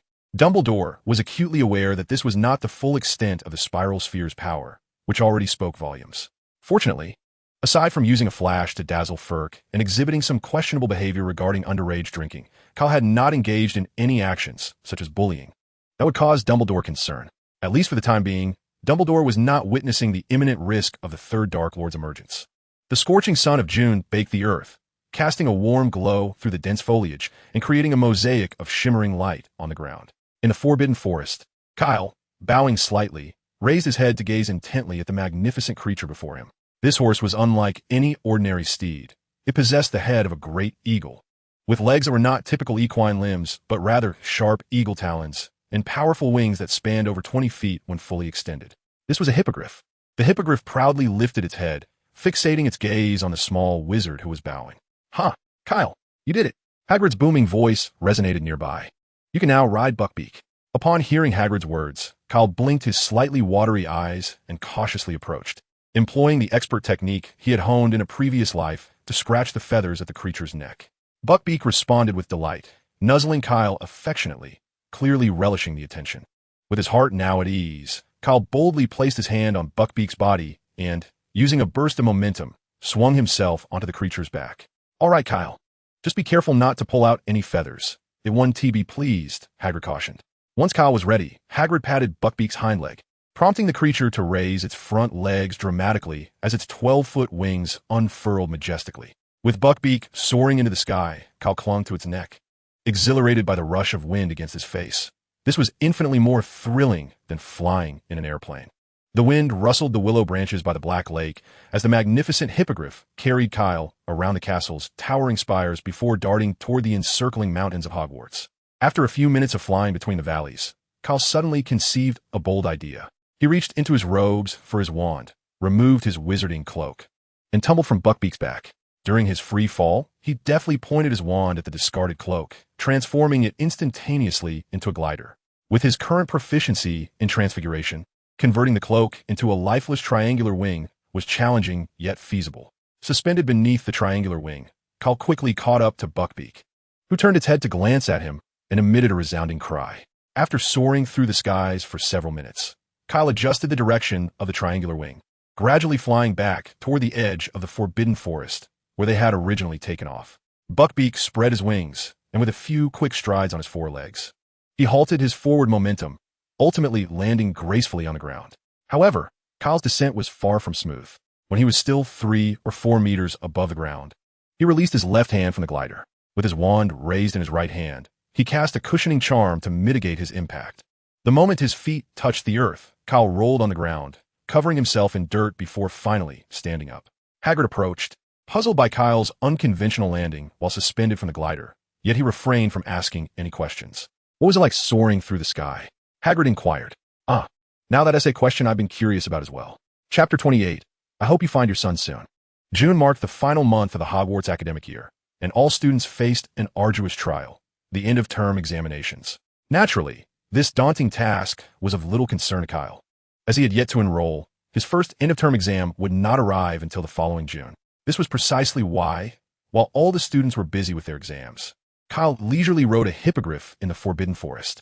Meanwhile, Cedric and the Weasley twins found themselves in a less fortunate predicament. The afternoon's history of magic examination was their last test. Under the guidance of a rather inept leader, they had begun to exhibit early symptoms requiring Professor Yang's electric therapy. During countless hours of idleness, the three had nestled within Kyle's suitcase, idly passing the time in arcades and shooting galleries. While they dared not slacken their efforts in subjects like transfiguration, charms, and potions, under the professor's stringent supervision, they had completely let loose in history of magic, a class where the professor scarcely remembered the students' names. Consequently, as they approached the history of magic exam today, having crammed for 2 days, they could only muster the courage to face the ordeal, uncertain if failing was even a possibility at Hogwarts. After Kyle had consumed an indeterminate number of cups of tea in Hagrid's hut, the distant castle finally rang with the bell announcing the end of the examinations, and the students' cheers echoed even in Hagrid's abode. Rising to his feet, Kyle bid farewell to Hagrid. He had made a pact with the Weasley twins and Cedric to sneak out to Hogsmeade after the exams. The need to scale the wall arose from a previous weekend when they had clandestinely ventured to Hogsmeade, only to collide head-on with Dumbledore, who had just exited the Three Broomsticks. What enraged Dumbledore was not their unauthorized outing, but rather the bottles of alcohol they had procured from the Hog's Head Inn. Thus, their misadventure ended in dismay. Not only were their drinks confiscated, but Kyle's wine cellar was also sealed by Dumbledore, who, in a fit of fury, left no stone unturned, even scrutinizing the secret passageway from Hogwarts to Hogsmeade. Certainly, none of this could deter Kyle, who possessed a wealth of experience in evading restrictions and navigating the internet from his previous life. When the secret passage proved impassable, it was hardly conceivable that Dumbledore could place a barrier around the extensive borders of Hogwarts. Thus, the group's mode of departure shifted from traversing hidden paths to scaling walls. This method of exit rendered Dumbledore utterly unprepared. Kyle swiftly arrived at the edge of the Forbidden Forest, where he awaited the arrival of the three companions. Upon their reunion, the quartet hastily traversed the sun-drenched meadow, arriving at the stone walls encircling the castle. Leading the charge, Kyle dashed toward the imposing stone wall before him, sprinting alongside its formidable height of 4 to 5 meters, and with a deft leap, he gracefully landed on the outside of the thick stone structure. After mastering the art of climbing trees and wading through water, the towering walls of Hogwarts presented no challenge for the members of the Parental Worry Alliance, especially considering that the surrounding walls were merely 4 to 5 meters high. To be precise, this item could no longer be referred to as a ninja tool pouch. It should be termed a storage bag, as all the ninja tools have been confiscated by old Dumbledore. A myriad of peculiar items tumbled out, including but not limited to cosmetics, wigs, false beards, clothing, and height-enhancing insoles. One could only wonder where such an assortment of oddities originated. Cedric skillfully seized a height-increasing pad and tucked it into his shoes. "Why bother with the details?" George remarked, giving Cedric a reassuring pat on the shoulder. "If it weren't for Kyle, how would we have managed to disguise ourselves and slip into the Three Broomsticks?" "Right, Fred." Upon hearing Fred's words, Kyle, who was concealing his heterochromatic eyes with colored contacts, instantly scowled. No questions, just a reminiscence from his past life in the anime club. During the recruitment performance, he had been dazzled by the sight of beautifully costumed girls, only to discover, after successfully passing the interview, that the entire club was comprised of boys. Such memories were tinged with sorrow. Moments later, the transformed quartet strolled into the village of Hogsmeade. As long as they slightly masked their still youthful voices, no one would suspect they were underage wizards. The four crossed the street and entered a bustling, noisy shop, where a graceful woman with a striking visage attended to a raucous group of male wizards at the bar. "Good day, Madame Rosmerta," Cal called out. Upon seeing her four regular patrons, Madame Rosmerta greeted them with delight. "Shall you be having the usual?" The exchange made it clear that the quartet had frequented the Three Broomsticks on numerous occasions. Kyle ostentatiously slammed a large sack of galleons onto the bar, declaring, "No, today I shall attempt to surpass my previous record." At the mention of a record-breaking challenge, Cedric and the twin brothers turned pale. Kyle, I think no one has actually broken your record." Cedric tugged at Kyle's sleeve. Perhaps we should. His words were abruptly interrupted by an exclamation. "Mr. Wayne, someone is about to challenge your drinking record." George and Fred exchanged astonished glances, each reading shock in the other's eyes. The four individuals hurriedly made their way to the rear section of the bar, where a lively group gathered around a table, clamoring incessantly. Go on. The 28th drink. The 29th. The 30th drink. We've tied the record." At the center of the commotion, the challenger, surrounded by admirers like a star, raised a final glass of fiery vodka, his back turned to Kyle and the others. He tilted his head back, downing the contents in one swift motion, then inverted the glass, a solitary drop cascading down the side and splashing onto the table, creating a small spray of droplets. The empty glass signified the birth of a new record, prompting an uproarious cheer to erupt within the bar. Suddenly, the atmosphere shifted as Bruce Wayne, the original record holder, entered, bringing an abrupt hush over the crowd. The unexpected silence startled the old wizard who had just broken the record, causing him to turn in astonishment. Kyle gazed into the wizard's mismatched eyes, asking, "Who are you?" "Just a passing wizard, searching for my son," came the reply. George, Fred, and Cedric gasped in surprise. Kyle blinked in confusion. "You can't find your son?" "Indeed. It has been a long time." The old wizard's tone grew somber. Kyle continued to stare into the wizard's eyes. "I cannot find my father either." "Such a pity," the old wizard murmured, lowering his gaze. "Yes. Well, I wish you luck. And you as well. May you find your son soon. I hope you find your father as well." George, Fred, and Cedric exchanged helpless glances. As Kyle turned to leave, realization struck him. Wait, mismatched eyes. He rubbed his eyes and removed his colored contacts, revealing his true eye color. "So, father." Chapter 29. It was clearly my turn. First moments later, Kyle and Grindelwald occupied a table alone, enveloped in a shimmering veil of magic that confined their voices within the barrier. The other three had been dismissed by Grindelwald. Kyle had never anticipated that the moment of meeting his biological father would unfold so dramatically. He was still reeling from the shock of his drinking record being shattered, nearly overlooking Grindelwald's identical eyes. The latter, due to his disguise and inebriation, was too disoriented to recognize him. They almost missed their chance to connect. "So, Albus didn't tell you everything?" Grindelwald raised an eyebrow after expelling the alcohol from his system via magic, having listened to Kyle's account. Kyle set down his butterbeer. "Everything?" Grindelwald flashed a mischievous smile, such as the nature of his relationship with you. "Aren't you two confidants?" Kyle inquired. "Should I address him as uncle or elder?" "Uncle? Elder?" Grindelwald chuckled lightly. "In truth, he and I are not merely confidants. Our relationship is even more intimate than you might imagine." Grindelwald spoke with an air of nonchalance. "Kyle," he mused, "what lies beyond the bond of close confidants?" Considering the realm they currently inhabited, renowned for its decadence, he remarked, "The scheming frog has its hand on your belly. Do the Dark Lord and the White Lord truly engage in such games?" Grindelwald absent-mindedly toyed with a silver pendant in his hand, which bore the intricate emblem of intersecting triangles, circles, and lines. "You are not born in the natural sense," he stated. Kyle nodded, unfazed, recognizing from the age disparity between his father and himself that it was implausible for a centenarian to possess the capacity for conventional procreation. Grindelwald gazed tenderly at Kyle's visage. "I created you through magic. So, in Muggle terms, I'm a clone?" Grindelwald shook his head. "You have a mother, named Vitalociel, one of my former followers. However, after my defeat, I lost track of her whereabouts." Kyle felt a pang of melancholy upon hearing Grindelwald's words.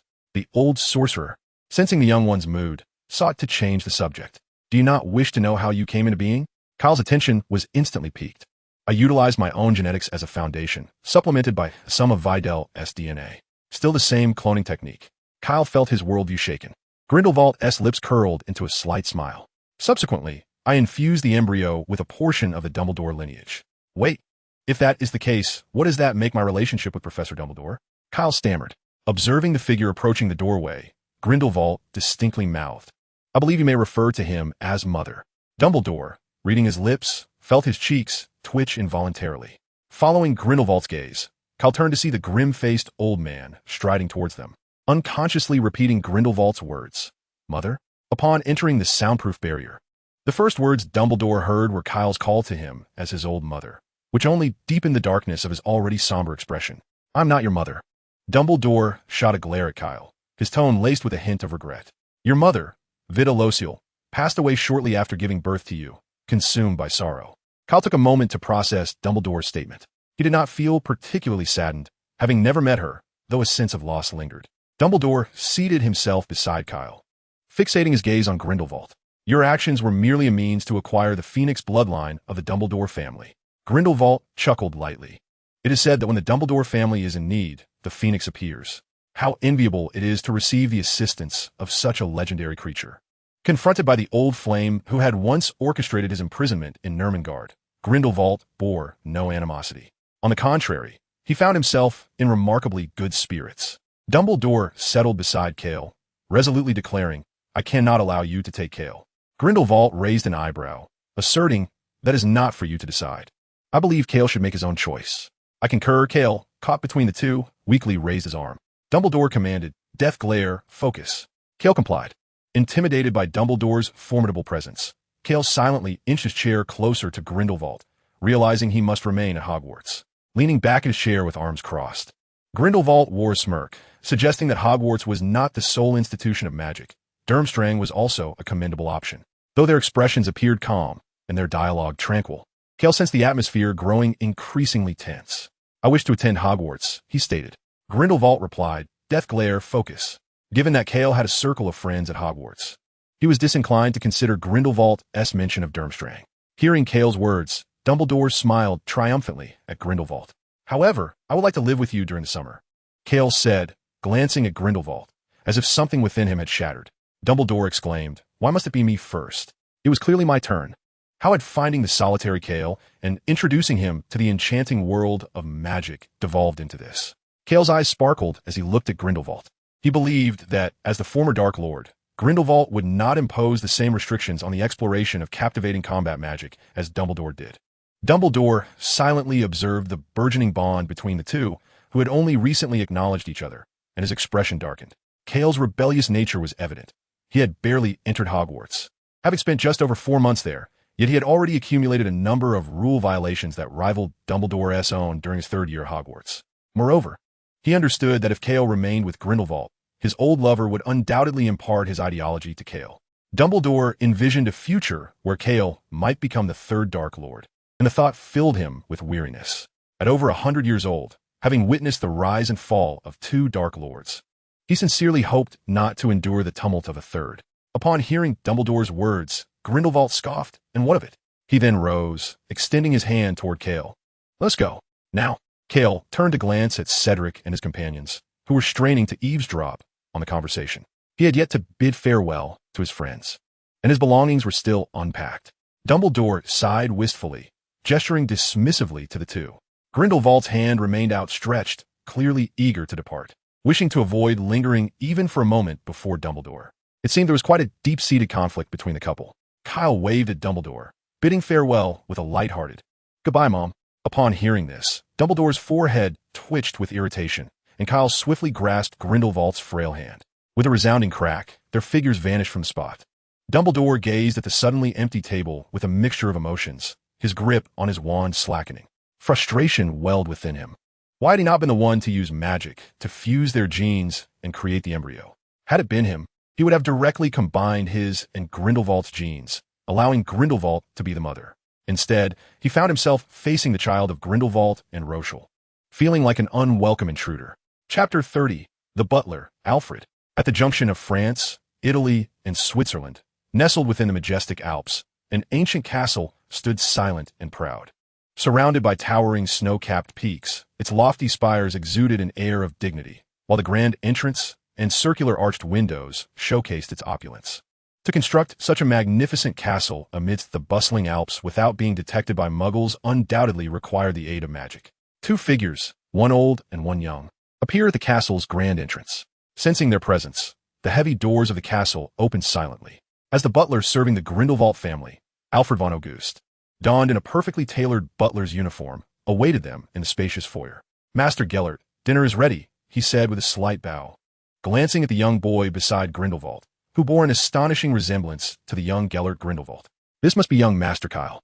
Grindelwald nodded to the old butler, "Alfred, please lead us to the dining room." Upon hearing the butler's name, Kyle experienced a profound sense of dissonance, particularly intensified when addressed as young master. Earlier that day, he had appeared at the Three Broomsticks under the alias Bruce Wayne. Touching the wand concealed within his sleeve, Kyle pondered whether he had mistakenly wandered onto the wrong set. Within the resplendent castle, every corner overflowed with earthly luxury. As he strolled through the expansive and airy foyer, Kyle meticulously observed the elaborate decor. He had encountered castles before. Hogwarts itself was a castle, yet was never solely his, despite his mother being its headmistress. The castle he now inhabited, however, belonged entirely to his Dark Lord father. The logic was sound. His father's possessions were inherently his as well, compared to the wealth of his Dark Lord father. The meager gold galleons he had glimpsed in Gringotts' vault were but the tip of the iceberg. How naive he had been to memorize the layout and guard details. Preparing for a heist at Gringotts. Through the opulent foyer and along an arched corridor, the butler Alfred guided the two into an even grander space, the castle's dining hall. The magnificent dining room shimmered under the flickering candlelight, showcasing the classical grandeur of European palatial design. Kyle sat at the long dining table, dining with a father he had only just recognized less than an hour ago, showing no signs of hesitation. Lifting the golden goblet filled with crimson liquid, Grindelwald gazed into the wine, suddenly uttering a remark. 30 cups of vodka with an alcohol content exceeding 80. He swirled the goblet in hand. I can explain that. Kyle's body stiffened momentarily. It dawned on him that his physical form was merely 11 years of age, despite his height nearing 1.60 meters due to martial training. Far from the stature he once possessed in his previous life. Although his appearance suggested he could easily pass for a 13 or 14-year-old, his actual age remained just 11.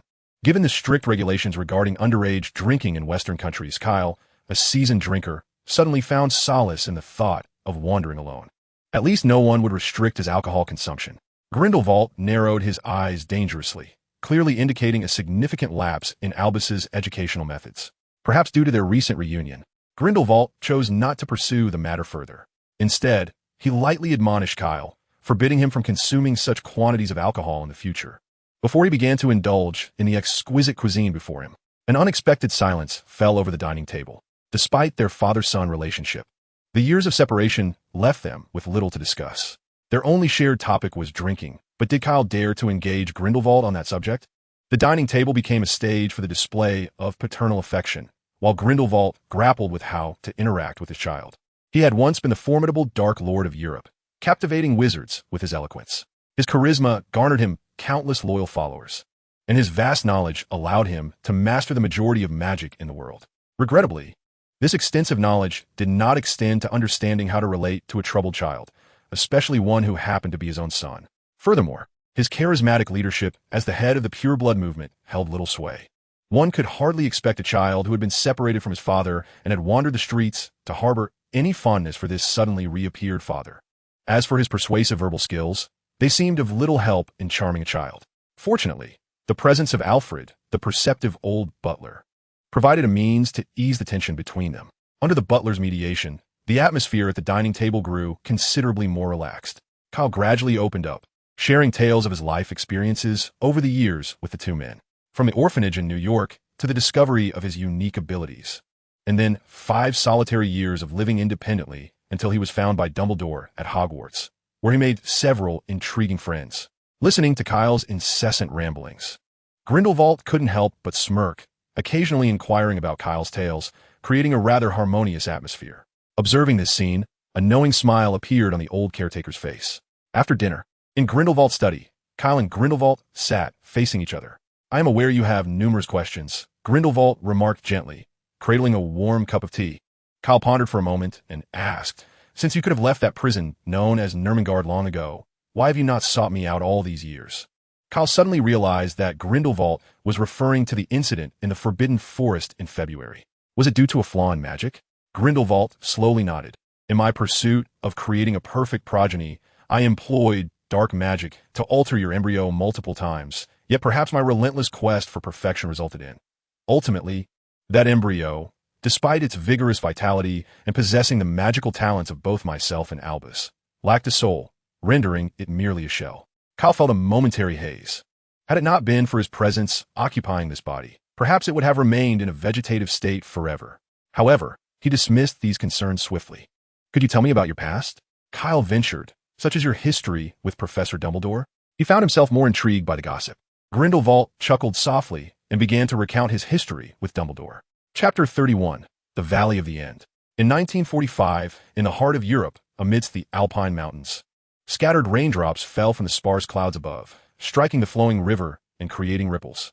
A full moon emerged from behind the thin rain clouds, draping the valley in a cloak of pristine silver frost. The relentless river continued to erode the banks, while a man stood steadfastly at the river's edge, moonlight casting shadows on his face, defining the contours of his features in varying shades. Though age had imbued him with a certain weariness, remnants of his youthful handsomeness still lingered.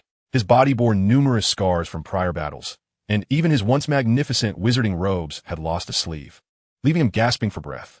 Opposite him stood another man of similar age, equally breathless, his golden hair shimmering in the dim moonlight, and his mismatched eyes glowing with an eerie light. Both men appeared equally disheveled.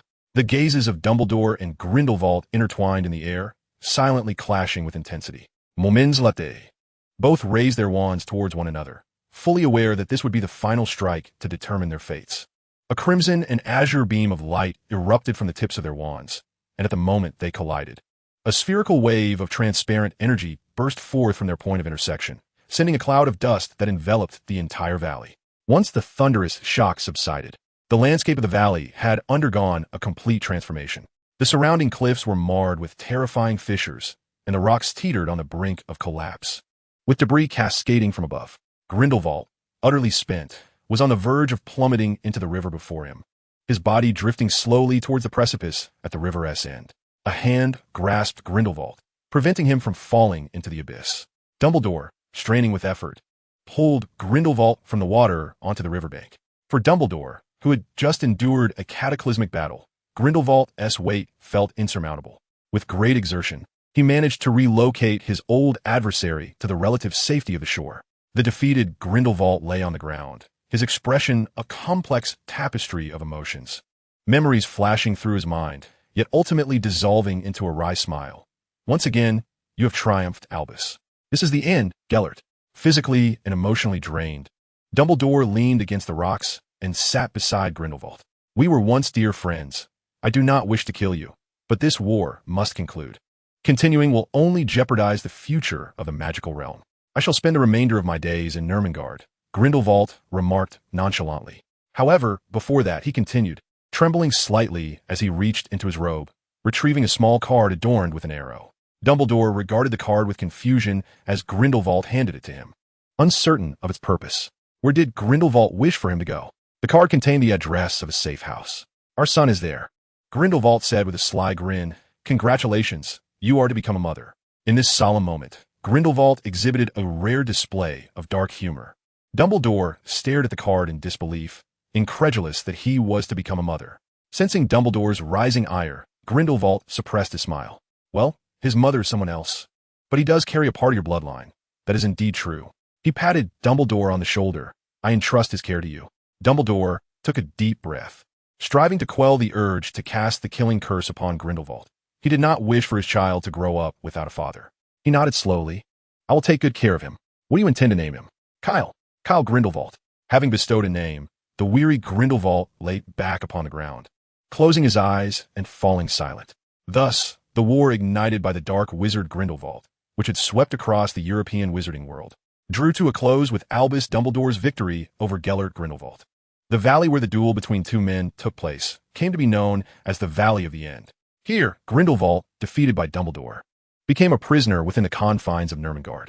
A year later, in a secluded estate in Devon, England, Dumbledore, with a hint of sorrow etched upon his face, implored the elderly Nicodemus who stood before him, his hair and beard a stark white. Nicodemus, is there truly no way to help Kyle? Nicodemus removed his black-framed reading glasses and replied, Dumbledore, you are aware that this child was brought forth by magic. His body is yet to host a complete soul. When Rachel bore him, no soul was born, which speaks volumes. Nicodemus shook his head, his words sufficiently clear, rendering further elaboration unnecessary. Dumbledore understood, yet his resolve remained unshaken. What if we use the Philosopher's Stone? He proposed. Nicodemus's voice turned somber. Even the Philosopher's Stone is not omnipotent. It pertains to the most profound realms of the soul, which we have yet to fully comprehend. Even for one as versed in dark magic as. His words faltered as he endeavored to avoid invoking Grindelwald's name before Dumbledore. He felt equally helpless regarding Kyle's plight. Dumbledore lowered his gaze, a flicker of disappointment crossing his features, soon overshadowed by a glimmer of hope. What if we consider the Resurrection Stone? He inquired. Leaning forward, Nicodemus responded, Dumbledore, we both know the legends surrounding the Deathly Hallows. The Resurrection Stone can summon the souls of the departed, but it does not breathe life into a lifeless body. Dumbledore sighed deeply, sinking further into the plush embrace of the sofa. Was he to be unable to fulfill his final promise to Grindelwald? I see, he murmured, frustration creeping into his voice as hope once more slipped away. The searing heat emanating from the roaring fireplace could not thaw the chill that had settled in his heart. His last glimmer of hope had extinguished. In an instant, Dumbledore appeared a decade older. The once vibrant azure of his eyes dimmed, losing their former brilliance. Now shrouded in melancholy. Chapter 32. The Newborn Soul. The one capable of vanquishing the Dark Lord was nearing. Born of a lineage that had resisted him thrice. This child would emerge at the close of July. The Dark Lord marked him as a formidable adversary, yet he possessed a power unknown to the Dark Lord. One among them must perish at the hands of the other, for both could not coexist. Only one would survive. The individual destined to overcome the Dark Lord would be born as July drew to a close. In a small, dim, and filthy tavern in Hogsmeade, reeking of mutton, the now gray-haired Dumbledore listened intently, his brow furrowed, to the near dreamlike murmurs of the woman before him. Sybil Patricia Trelawney is the great-granddaughter of the renowned seer Cassandra Trelawney from the magical realm. However, unlike her illustrious ancestor, Sybil's prophetic abilities have significantly diminished over generations. Rather than making precise predictions about the future, Sybil often perceives the traits of others in a manner akin to a psychologist, subsequently uttering vague statements to beguile those around her. Dumbledore, observing the gaunt woman with large spectacles before him, found himself uncertain whether to believe her prophecies. Perceiving Dumbledore's skeptical gaze, the inebriated Sybil Trelawney momentarily emerged from her half-dreaming state, bewildered. What happened? Where has my sherry gone?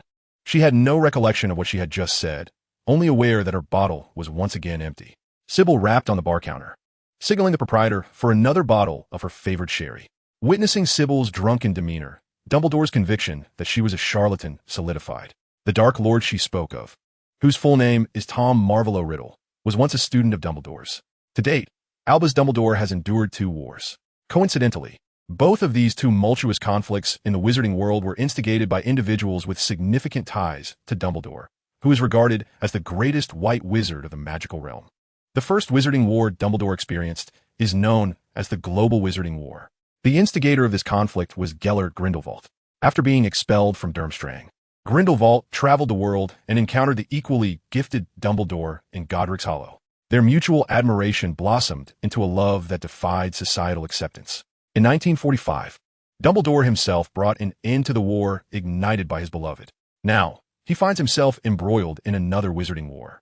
Although the scope of this conflict is limited to the British Isles and pales in comparison to the devastation Grindelwald wrought across Europe, the terror it has instilled in wizards is no less than that of the Grindelwald era. It is now 1980, marking the 9th year of the wizarding war instigated by Tom Riddle, who self-identifies as Voldemort. Nearly a century old, Dumbledore is no longer the youthful figure he once was. His hair has turned entirely silver, and his white beard has grown long enough to tuck into his belt. Instead of enjoying a peaceful retirement, he is compelled to rise due to the Ministry of Magic's inaction, forming the Order of the Phoenix as a clandestine society to combat Voldemort's Death Eaters and raise the banner of resistance against the Dark Lord. This is indeed a crucial period in the Wizarding War. Over the years of battling Voldemort, Dumbledore has gradually felt the weight of his limitations. Even as the most esteemed white wizard in the magical realm, he cannot withstand the ravages of time. Should the war remain in a state of stalemate, the scales of conflict would inevitably tip in favor of Voldemort. After all, Voldemort is several decades younger than Dumbledore, and time is decidedly on his side. Throughout the 9 years of the Wizarding War, Dumbledore has tirelessly sought methods to vanquish the Dark Lord. On this occasion, he has carved out precious time to meet with a descendant of the renowned seer, Cassandra Trelawney, at the Hogshead Inn, yearning to glean some valuable prophecies from Sybil. However, observing Sybil Trelawney's current demeanor, it appears his journey may have been in vain. Dumbledore let out a soft sigh, fell into a moment of silence, placed several gold galleons on the bar, and then turned to exit the inn. Gazing at the clear sky, his spirits were shrouded in a cloud of gloom. Dumbledore emptied his mind, envisioning the location he was about to visit, and his body gradually twisted into a state of ethereality. With a resounding crack, Dumbledore's figure vanished from the village of Hogsmeade. In the next instant, he reappeared at the headquarters of the Order of the Phoenix. A house elf, with ears as large as those of a bat and eyes bulging like tennis balls, approached him. House elves are a race subjugated by wizards during ancient wars, each born into servitude and trained to be lifelong slaves to their masters. They undertake all domestic chores, bound by their masters, and are forbidden to disobey commands. Should they do so, they must punish themselves. For them, their highest right is to obey their master's will. Great Dumbledore, somewhat perturbed, waved his hand dismissively, signaling the house elf to refrain from disturbing him. Yet the house elf persisted. "Sir, it is you who instructed me to guard." Upon hearing the house elf's words, Dumbledore's expression shifted dramatically. "Cale? What has happened to Cale?" Startled by Dumbledore's sudden change in demeanor, the house elf was about to explain the situation when the anxious Dumbledore hastened towards a particular room. In a chamber safeguarded by numerous protective enchantments, Dumbledore gazed intently at the infant enveloped in a translucent gel-like substance, an overwhelming joy blooming upon his face. Within Cale's body, as the master of mind and memory, Dumbledore sensed the first stirrings of consciousness. Previously, he had only encountered a void. This indicated that a soul had taken root within Cale's form. Overwhelmed with elation, Dumbledore soon regained his composure. This was indeed a critical juncture in the battle against Voldemort. The transformation of Cale from soulless shell into a complete being was a momentous occasion. However, he found himself unable to divert his attention to caring for Cale at this time. Moreover, Cale bore the surname Grindelwald. This name held significant weight in the magical community, especially as Cale was a direct descendant of Grindelwald. After much contemplation, Dumbledore arrived at a decision that was somewhat arduous for him. He intended to escort Cale to a place of safety. Moments later, a brown-feathered owl, clutching a letter tightly, soared out of the headquarters of the Order of the Phoenix, heading towards a distant land across the Atlantic.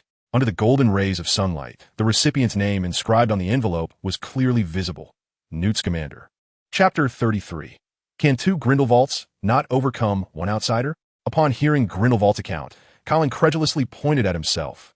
"Are you saying my actual birthday is in 1945? Grindelwald shook his head, stating that, more precisely, it was in 1946. By this calculation, he will be 45 years old this year. To his knowledge, Professor Snape could not be older than 40, and Professor McGonagall was at most a decade his senior. Coughing, he mused that addressing Professor McGonagall as sister might not be too problematic, but referring to Snape as brother seemed absurd. He did not feel his neck bore the sturdiness of a werewolf's, and even if it did, it would not withstand the effects of Sectum Sempra. The memory of the headless corpses strewn across the forbidden forest remained vivid in his mind. Cale scratched his cheek, suppressing a certain impulsive thought. Indeed, it was rather awkward to address a stranger of over 100 years as father, far more so than the jest of calling Dumbledore mother. "What is it?" Grindelwald inquired, a smile gracing his face as he looked at his son. "May I learn magic from you?" Cale raised his hands in a gesture of surrender. "Professor Dumbledore won't even allow me to learn Sectum Sempra. He claims it is dark magic and only wishes to teach me what is offered at school." Though Grindelwald was unfamiliar with the specifics of Sectum Sempra, as a master of dark magic, he found it easy to deduce its effects from the construction of the spell. The incantation Sectum Sempra could be dissected into two parts. Sectum, a participle form of the Latin verb secco, meaning to cut or sever, and semper, which signifies forever in Latin. Together, it was not difficult to surmise that the spell inflicted grievous, unhealable wounds upon the victim. Such rudimentary dark magic was, to Grindelwald, merely introductory material for first or second-year students at Durmstrang.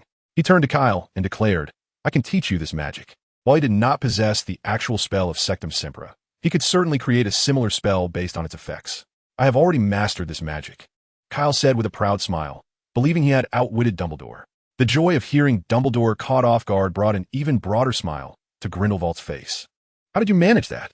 Kyle recounted the incident of his faux decree to Dumbledore, catching him unawares, and Grindelwald's smile widened further.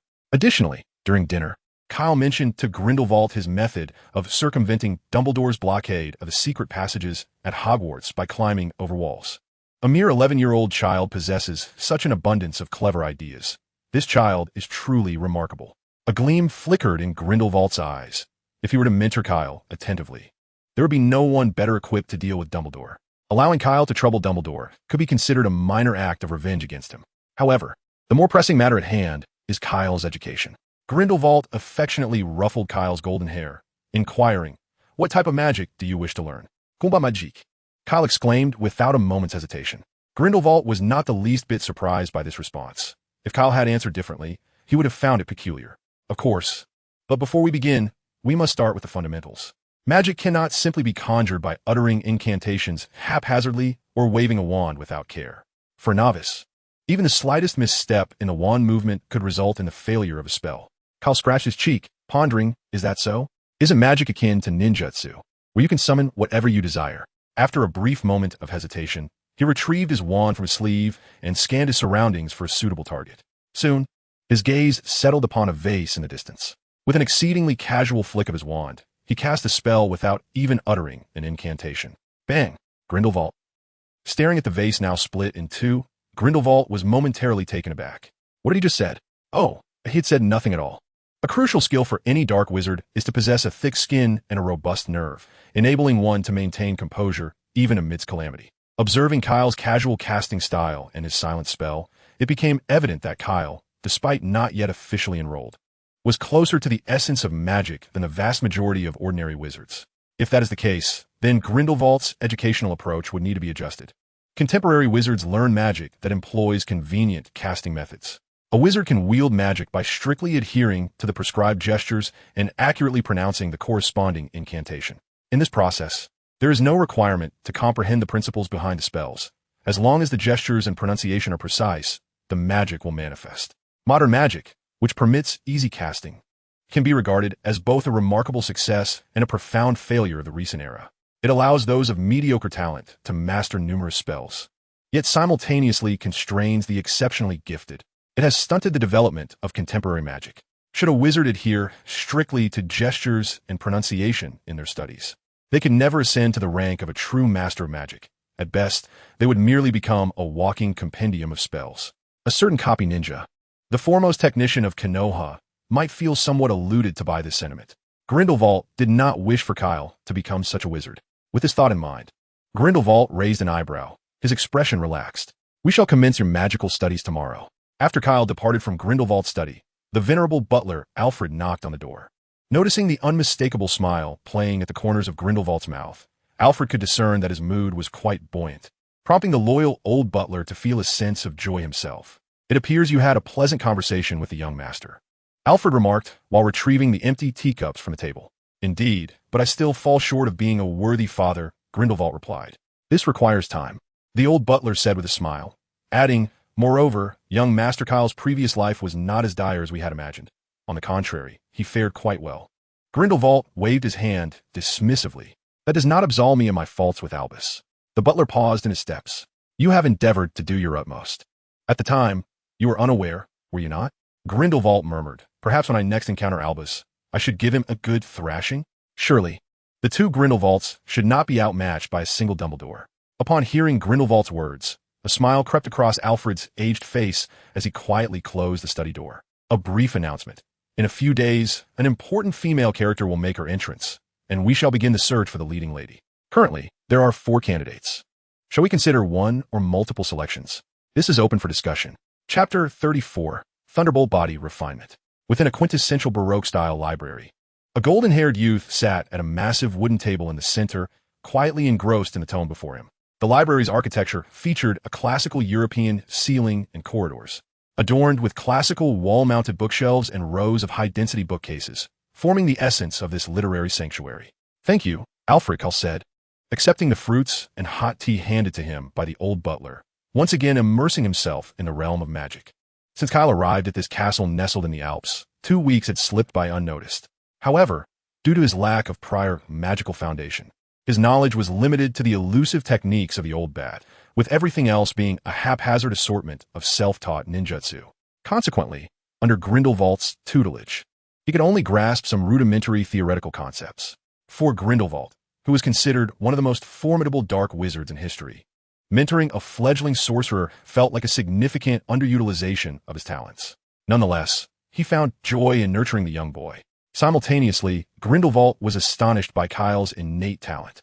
For Western wizards accustomed to wand usage, wandless magic represented an advanced and profound skill. Mastery of wandless casting allowed wizards to employ spells with remarkable speed and agility. In combat, even disarmed, a wizard adept in wandless magic could continue to fight, delivering unexpected and lethal counterattacks. Kyle's invention of the wandless magical technique, the spiral sphere, took Grindelwald by surprise.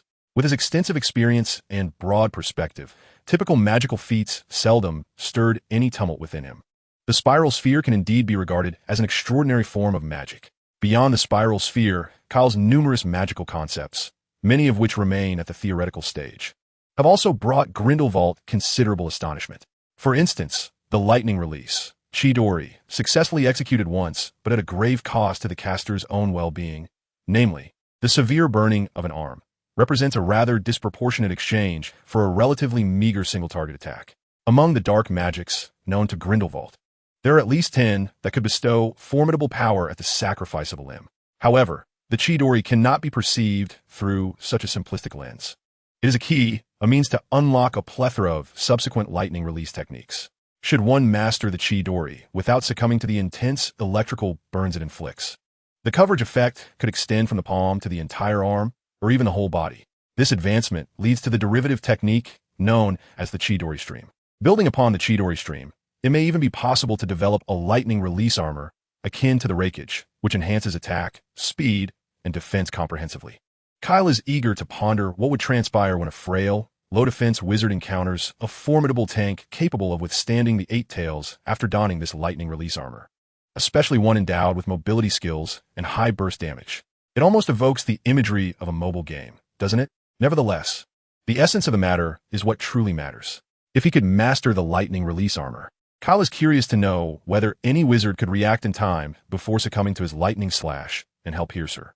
Grindelwald, too, is intrigued by Kyle's depiction of the lightning release armor. However, the majority of magic necessitates a medium for its execution, even for wandless spells. It does not imply that the casting process is devoid of any medium. The medium for casting the lightning release armor is the caster's own body. If the caster fails to withstand the overwhelming fury of the lightning, the most probable outcome of forcibly casting the armor would be to become an unrecognizable heap of charred remains. Of course, certain special magics could potentially mitigate the effects of lightning. Yet, in such cases, the lightning release armor would be rendered ineffective upon the human body, failing to provide the caster with maximum enhancement. At best, it would resemble a tougher turtle shell, offering merely a reflective defense against physical attacks. Grindelwald advises Kyle to commence with the slightest electrical stimulation, allowing the body to be fortified through the refinement of the current, gradually acclimating to the lightning. Nevertheless, this process is not without its complexities. The individuals of the Harry Potter universe inherently possess a physique vastly different from the formidable characters found in the realms of Naruto and One Piece. Regardless of how much a wizard enhances their resistance to electricity, they cannot attain the resilience of characters like Naruto or the Rakeage, or even some deity, after consuming the Thunder Fruit, was vanquished by a rubber man. Thus, apart from refining his body against lightning, Kyle would require other magics to assist in strengthening himself. This is precisely why he spends each day immersed in the castle's library, diligently researching. Kyle, feeling somewhat irritable, closed the thick tome before him and stretched languidly. He had spent the better part of the afternoon poring over tomes on physical enhancement in the library, and he had indeed gleaned considerable insights, albeit at the expense of time. He believed he was more adept at learning through practical experience than through theoretical study. After consuming the afternoon tea delivered by Alfred, Kyle gazed at his fingertips, attempting to gather a small amount of electrical charge. Summoning a curtain of water to serve as a mirror, he examined his reflection. His hair stood on end, truly embodying the phrase hair, standing on end in its most literal sense. After some fiddling, his hair finally lay flat. Otherwise, should he activate his lightning-enhanced physique, he would be left with a frizzy mane, making it difficult to maintain this state in daily life for extended periods. After a brief session of electrical therapy, Kyle felt the fatigue from sitting in one position for too long dissipate entirely. As for the enhancement of his physical strength, the duration of his electrical therapy had been too short to discern any significant effects. However, given that the electrical current alleviated his fatigue, it suggested a degree of efficacy. The stimulation of electrical currents was known to enhance cellular vitality, improving the user's physical prowess during its activation. Much like how a certain individual had managed to match another's speed in just a day, Kyle felt no discernible change himself, perhaps due to insufficient stimulation. The intensity of the lightning he employed for his physical enhancement was the minimal current he could control.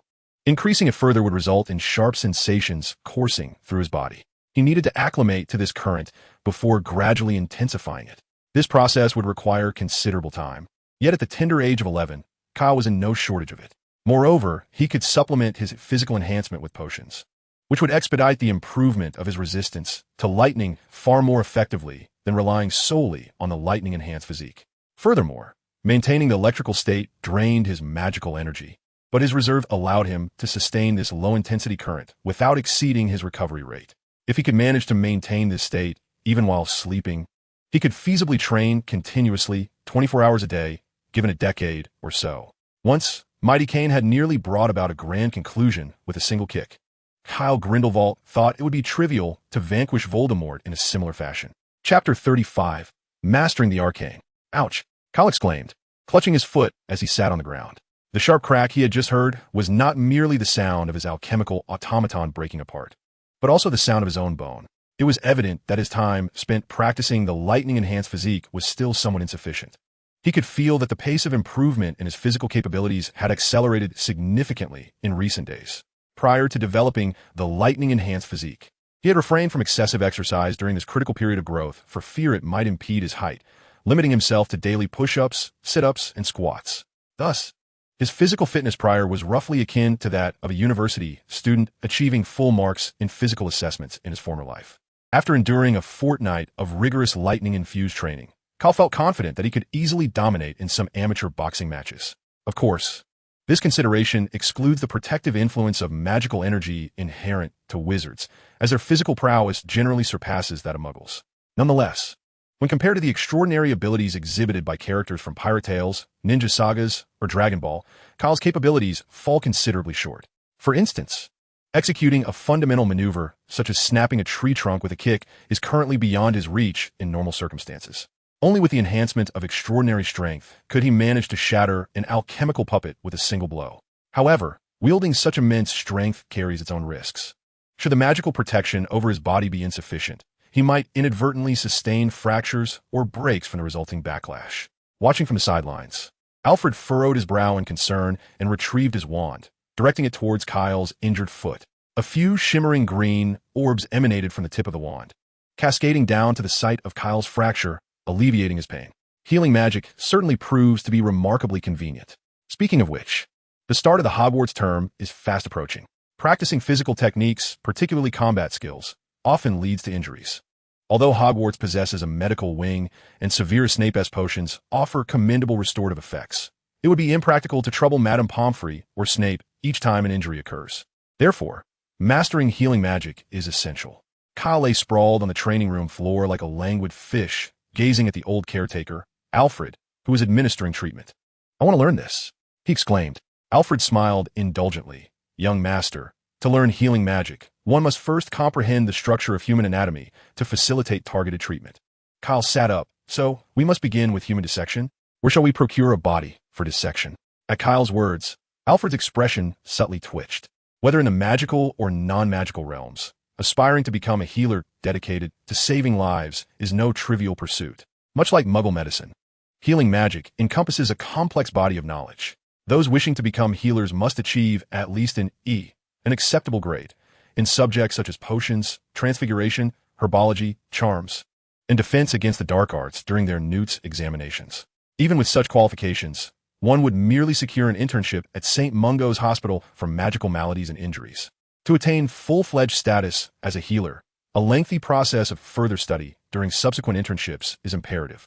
Alfred's intention in conveying this information to Kyle was to dissuade him from the notion of studying healing magic. For even the simplest healing spells are not easily mastered by the current Kyle. However, the implication in Kyle's words seemed to suggest a desire to acquire cadavers for his anatomical studies. Although aware that Master Kyle differs significantly from the average young wizard, even Alfred, who had witnessed countless acts of violence alongside Grindelwald, felt a twinge of fear at the casual mention of procuring a corpse for dissection. Alfred shook his head and said, "Master, we do not need to study Muggle anatomy." "Then where shall we begin our studies?" Kyle inquired. Despite Alfred's reluctance to see the young master, whose talent in combat magic was as exceptional as his father's, squander his time and energy on the healing arts, he could only acquiesce to Kyle's apparent interest in the subject. "If you truly wish to learn, Master Kyle, please wait a moment," the old butler replied, turning to leave the magical training room.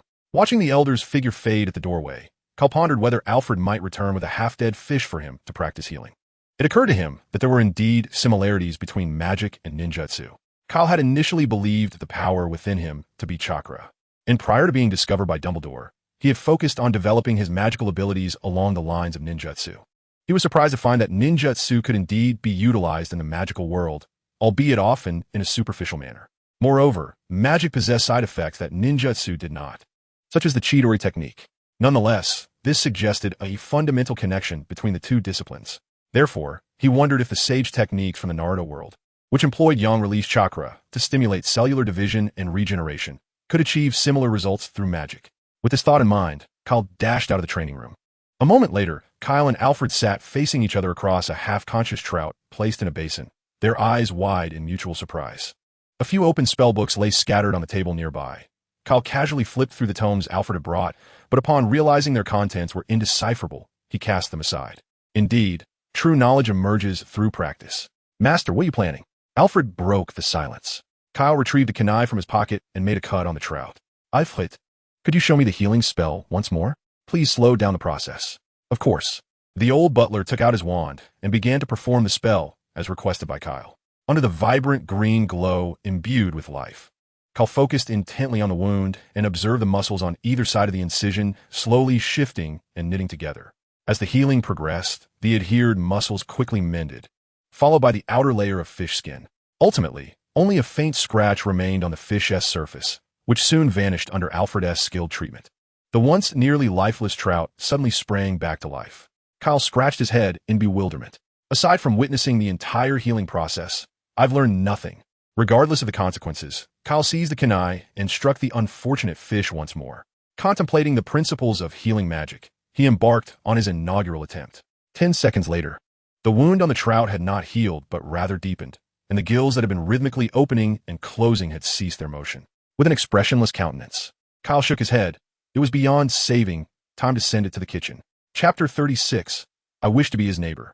That evening, Kyle savored 2 hearty bowls of steamed trout. After indulging in a delightful dessert, eager to master the healing spell, he dashed into the kitchen to experiment on the fresh ingredients nurtured by the house elves. Observing Kyle's figure vanish down the corridor, Alfred remarked, "Speaking of which, in a couple of days, it will be Master Kyle's birthday, right? Have you prepared a gift?" Grindelwald shrugged helplessly. "I am uncertain what to gift him. He seems fascinated by all things magical. What do you think of a flying broomstick?" "I do not consider that a prudent choice." Alfred turned to Grindelwald, narrowing his eyes mischievously. "Perhaps you could take Master Kyle to an amusement park?" Alfred jested. What could be inappropriate? Master Kyle's childhood has not been filled with the whimsical joys that other children experience. Perhaps you could help him make up for those lost moments. "I believe he would be more intrigued by a tavern than an amusement park," Grindelwald scoffed. Hearing this, the old butler felt a twinge of irritation. "What about a magical creature?" The old butler squinted. "Perhaps a niffler or something similar." Of course, Alfred did not mean to suggest gifting Kyle a niffler as a pet. The niffler is a rather perilous magical creature, and even an accomplished adult wizard might struggle to subdue one alone. The old butler merely intended to tease Grindelwald by recalling how Newt Scamander had once used a niffler to block a spell from Grindelwald before seizing the opportunity to subdue it. Upon hearing Alfred's words, Grindelwald's expression twisted slightly. "Speaking of nifflers, I suddenly recall a matter that requires your attention. What matter? Though he need not state it. The old butler could surmise the nature of the task. Please inquire about Newt Scamander's residence. Grindelwald emitted a series of ominous chuckles. Acquire a house next to his, for I wish to be his neighbor. A wicked smile crept across the old butler's face. Understood. Do you have any further instructions? I recall he has a grandson, who is likely nearing the age for schooling. Am I correct? The old dark wizard's eyes sparkled with a dangerous glint. Likewise, Alfred, not one to shy from mischief, wore a smile tinged with mockery. I shall ensure you are well informed. Upon hearing this, Grindelwald waved his hand dismissively, and the old butler stepped back slightly before turning to leave the dining room. Meanwhile, a certain enigmatic zoologist in Dorset, England, inexplicably sneezed several times. Newt, how perilous! Around 8 in the evening, Kyle finally emerged from the kitchen. His grasp of healing magic had deepened significantly, and his progress was indeed commendable. Given a few more days, he would undoubtedly master it fully. However, even with complete mastery, his healing spells would only suffice to invigorate the blood and expedite the recovery of minor injuries. More severe ailments, such as fractures, could be treated but would require a longer duration for healing. As for why he left the kitchen after merely 2 hours of practice, it was not due to a lack of desire to continue, but rather because he could eat no more. Strolling leisurely towards his father's study, Kyle knocked on the door. Father? Without awaiting a response, he pushed the door open and confidently approached the bookshelf to retrieve a copy of a comprehensive guide to dark arts. This was not his first foray into such pursuits. In contrast to the stringent restrictions imposed by Dumbledore regarding his exposure to dark magic, Grindelwald's supervision was considerably more lenient. As the former Dark Lord, Grindelwald not only permitted but actively encouraged Kyle's exploration of dark magic. This leniency was precisely why, after barely an hour of acquaintance with Grindelwald, Kyle had resolutely abandoned the overly cautious Dumbledore in favor of his newfound paternal figure. Dumbledore's warnings about the potential effects of dark magic on a wizard's psyche were merely to be noted.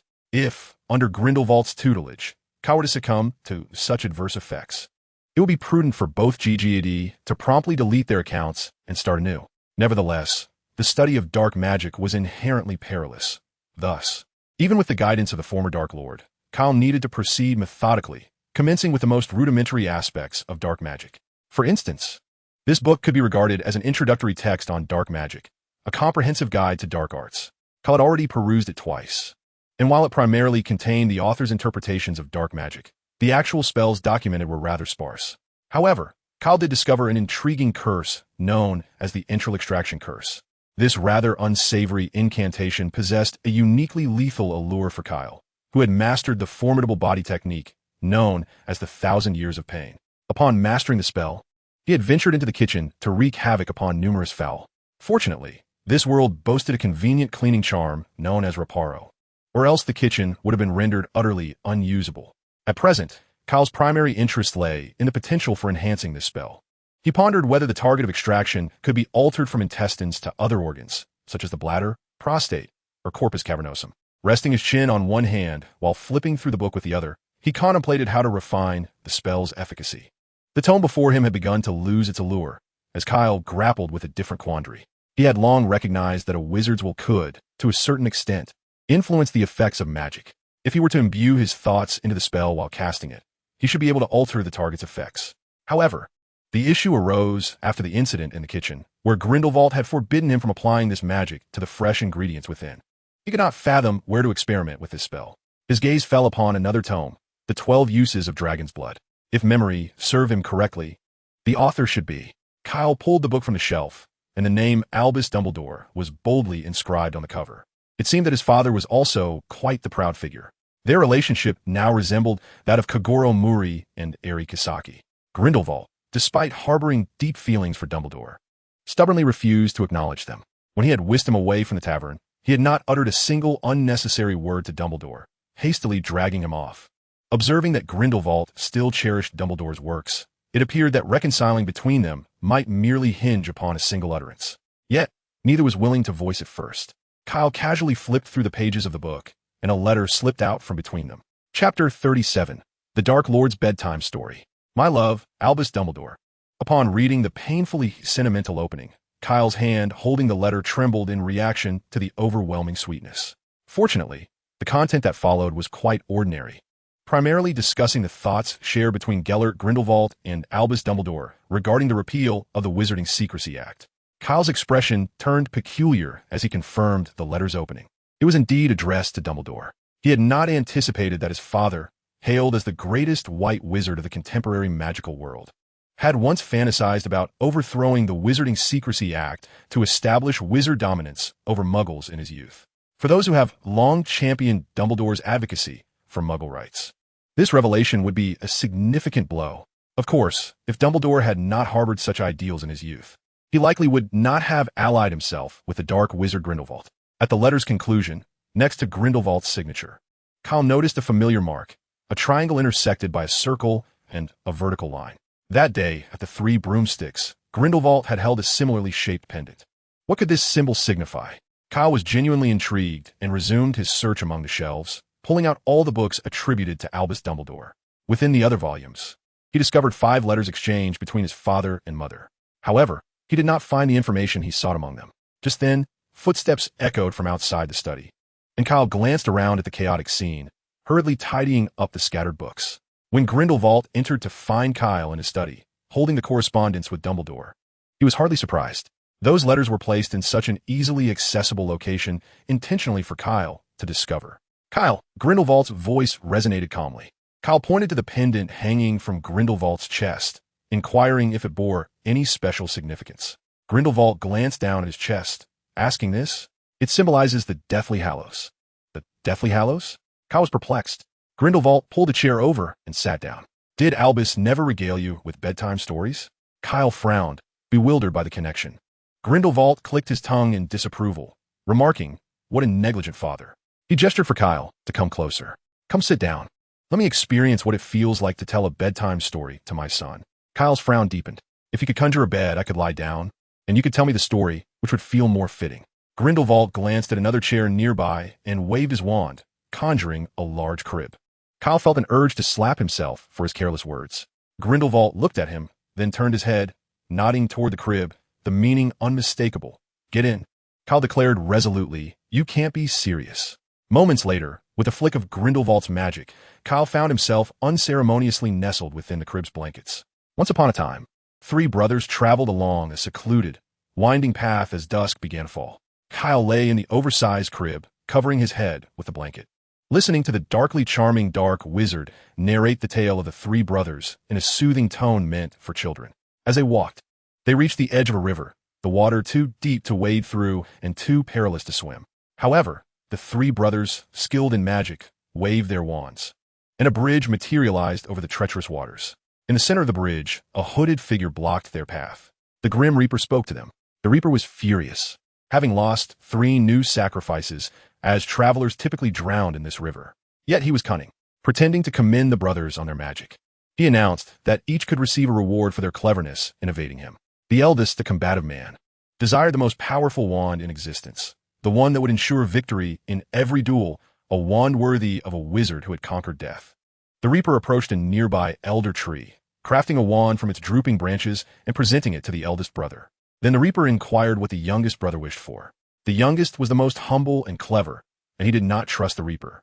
Thus, he requested an object that would allow him to leave without being followed. Reluctantly, the Reaper granted him his own invisibility cloak. Kyle peeked out from under the blanket, asking, "So the Deathly Hallows are the Elder Wand, the Resurrection Stone, and the Invisibility Cloak?" He recalled hearing some gossip about Snape from Dumbledore. If Snape possessed the Resurrection Stone. Indeed, Grindelwald interrupted Kyle's wandering thoughts. He summoned a piece of parchment and a quill, drawing a vertical line, representing the Elder Wand, followed by a circle for the Resurrection Stone. Finally, a triangle was drawn outside the vertical line and circle, resembling an invisibility cloak. The vertical line, circle, and triangle together formed the emblem of Grindelwald's pendant resting upon his chest. As he caressed the Deathly Hallows pendant, Grindelwald reminisced about his youthful days when Albus and he had planned to seek the Deathly Hallows and become the Master of Death. This was precisely why he had adopted it as a symbol. Listening to his father, it seemed this object was a unique token that witnessed the love between the two of them. Kyle scratched his cheek, wondering how he inadvertently became a witness to Grindelwald's romantic musings. They had initially intended to harness this power to lead a revolution in the wizarding world, to overthrow the international statute of wizarding secrecy and establish a new global order led by wise and powerful witches and wizards. Kyle emerged from his bed, contemplating the idea of a world governed by wizards. He genuinely considered it a splendid notion, though he preferred not to be the founding emperor. If Grindelwald and Dumbledore could unite, conquer the realm, and allow him to live as a carefree prince, he would be quite content. The former Dark Lord's voice carried a hint of melancholy as he admitted that ultimately, he and Albus had parted ways, leaving him as the sole proponent of their grand scheme, the outcome of which was well known. At this point, Grindelwald disdainfully ruffled Kyle's meticulously styled hair, leaving it in disarray, insisting that none of this concerned him and advising him to simply sleep. With that, Grindelwald rose and departed the study. Wait, why is he sleeping in a crib? Standing at the door of the study, Grindelwald wore a faint smile. Chapter 38. The First Encounter with Miss Beaver. A month later, outside King's Cross Station in London, Grindelwald was dressed impeccably in a formal black double-breasted wool coat, paired with a matching shirt and handcrafted waistcoat, adorned with silver buttons and tall boots. Beside him stood a similarly attired young dark wizard, unmistakably indicating their father-son relationship.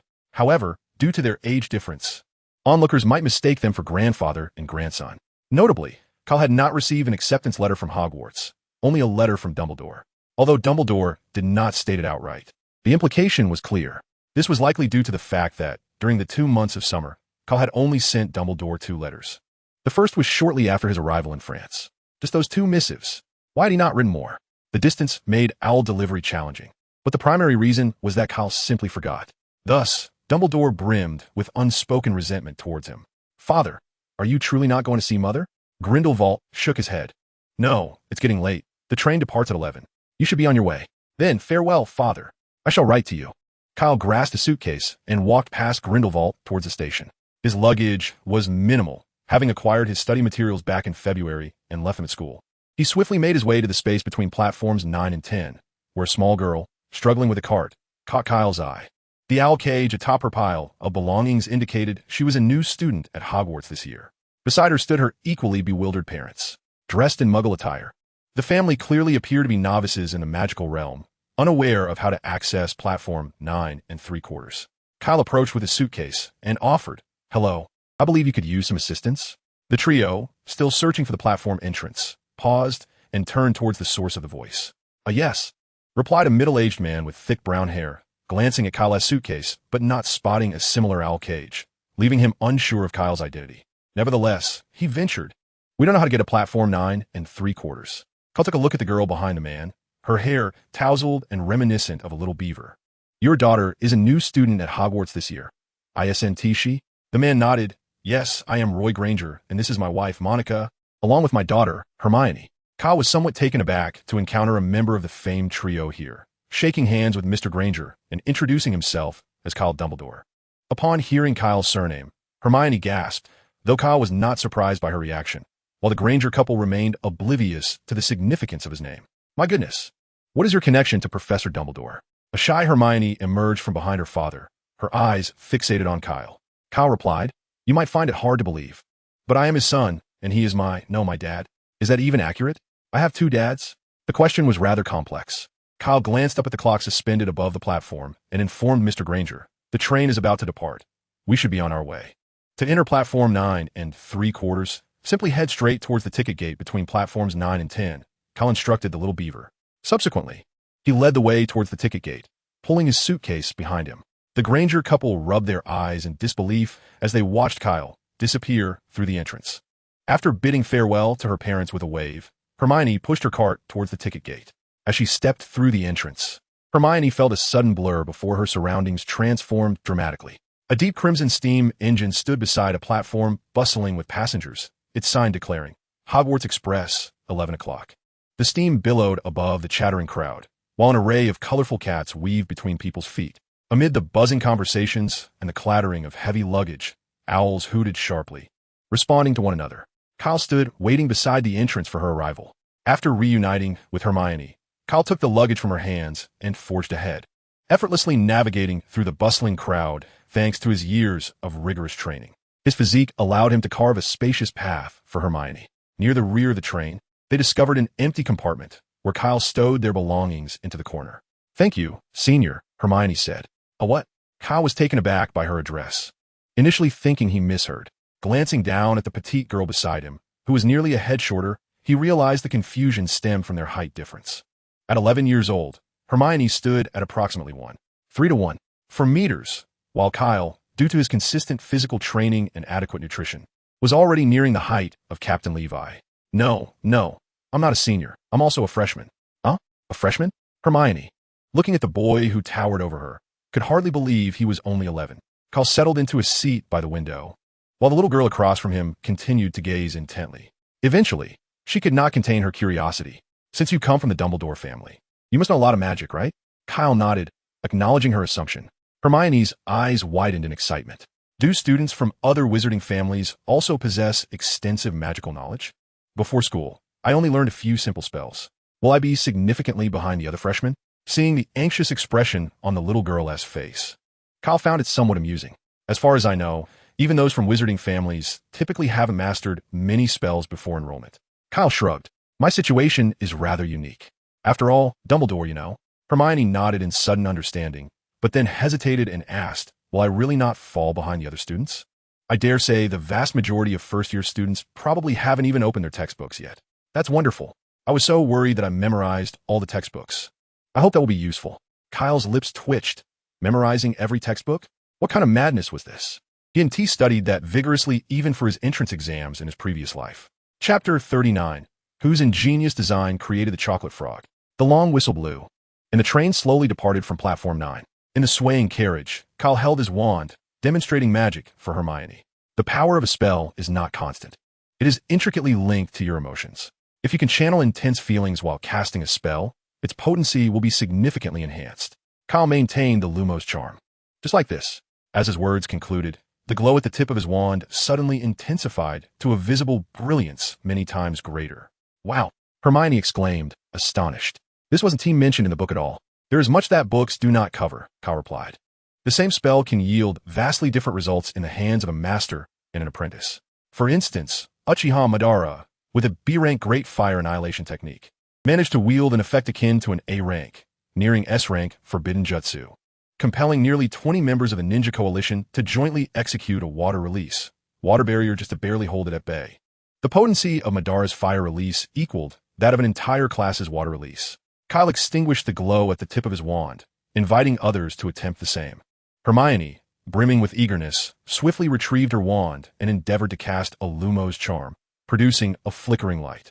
However, her efforts proved futile. The faint glow at the tip of her wand barely differed from before. Undeterred by her initial failure, Hermione persisted, trying several more times, yet each attempt ended in disappointment. Straining to summon her emotions, her face contorted with effort. Just as the little beaver was engulfed in frustration, the sliding door to their compartment was abruptly flung open. Outside stood a girl with a rosy complexion, her golden braids framing her face, who hesitantly ventured, "Excuse me, the carriages ahead are all full. May I?" Upon witnessing Hermione's twisted expression as she brandished her wand, seemingly ready to vanquish the boy across from her, the young girl froze momentarily. "May I come in?" she asked, her voice a mixture of curiosity and uncertainty. "Of course," Hermione replied, instantly regaining her composure and hastily tidying the pile of textbooks cluttering her seat. The girl expressed her gratitude before settling beside Hermione, her gaze immediately captured by Kyle's handsome visage, rendering her momentarily speechless. Regaining her composure, she shyly introduced herself. "I am Hannah Abbott. Hello, I am Hermione Granger.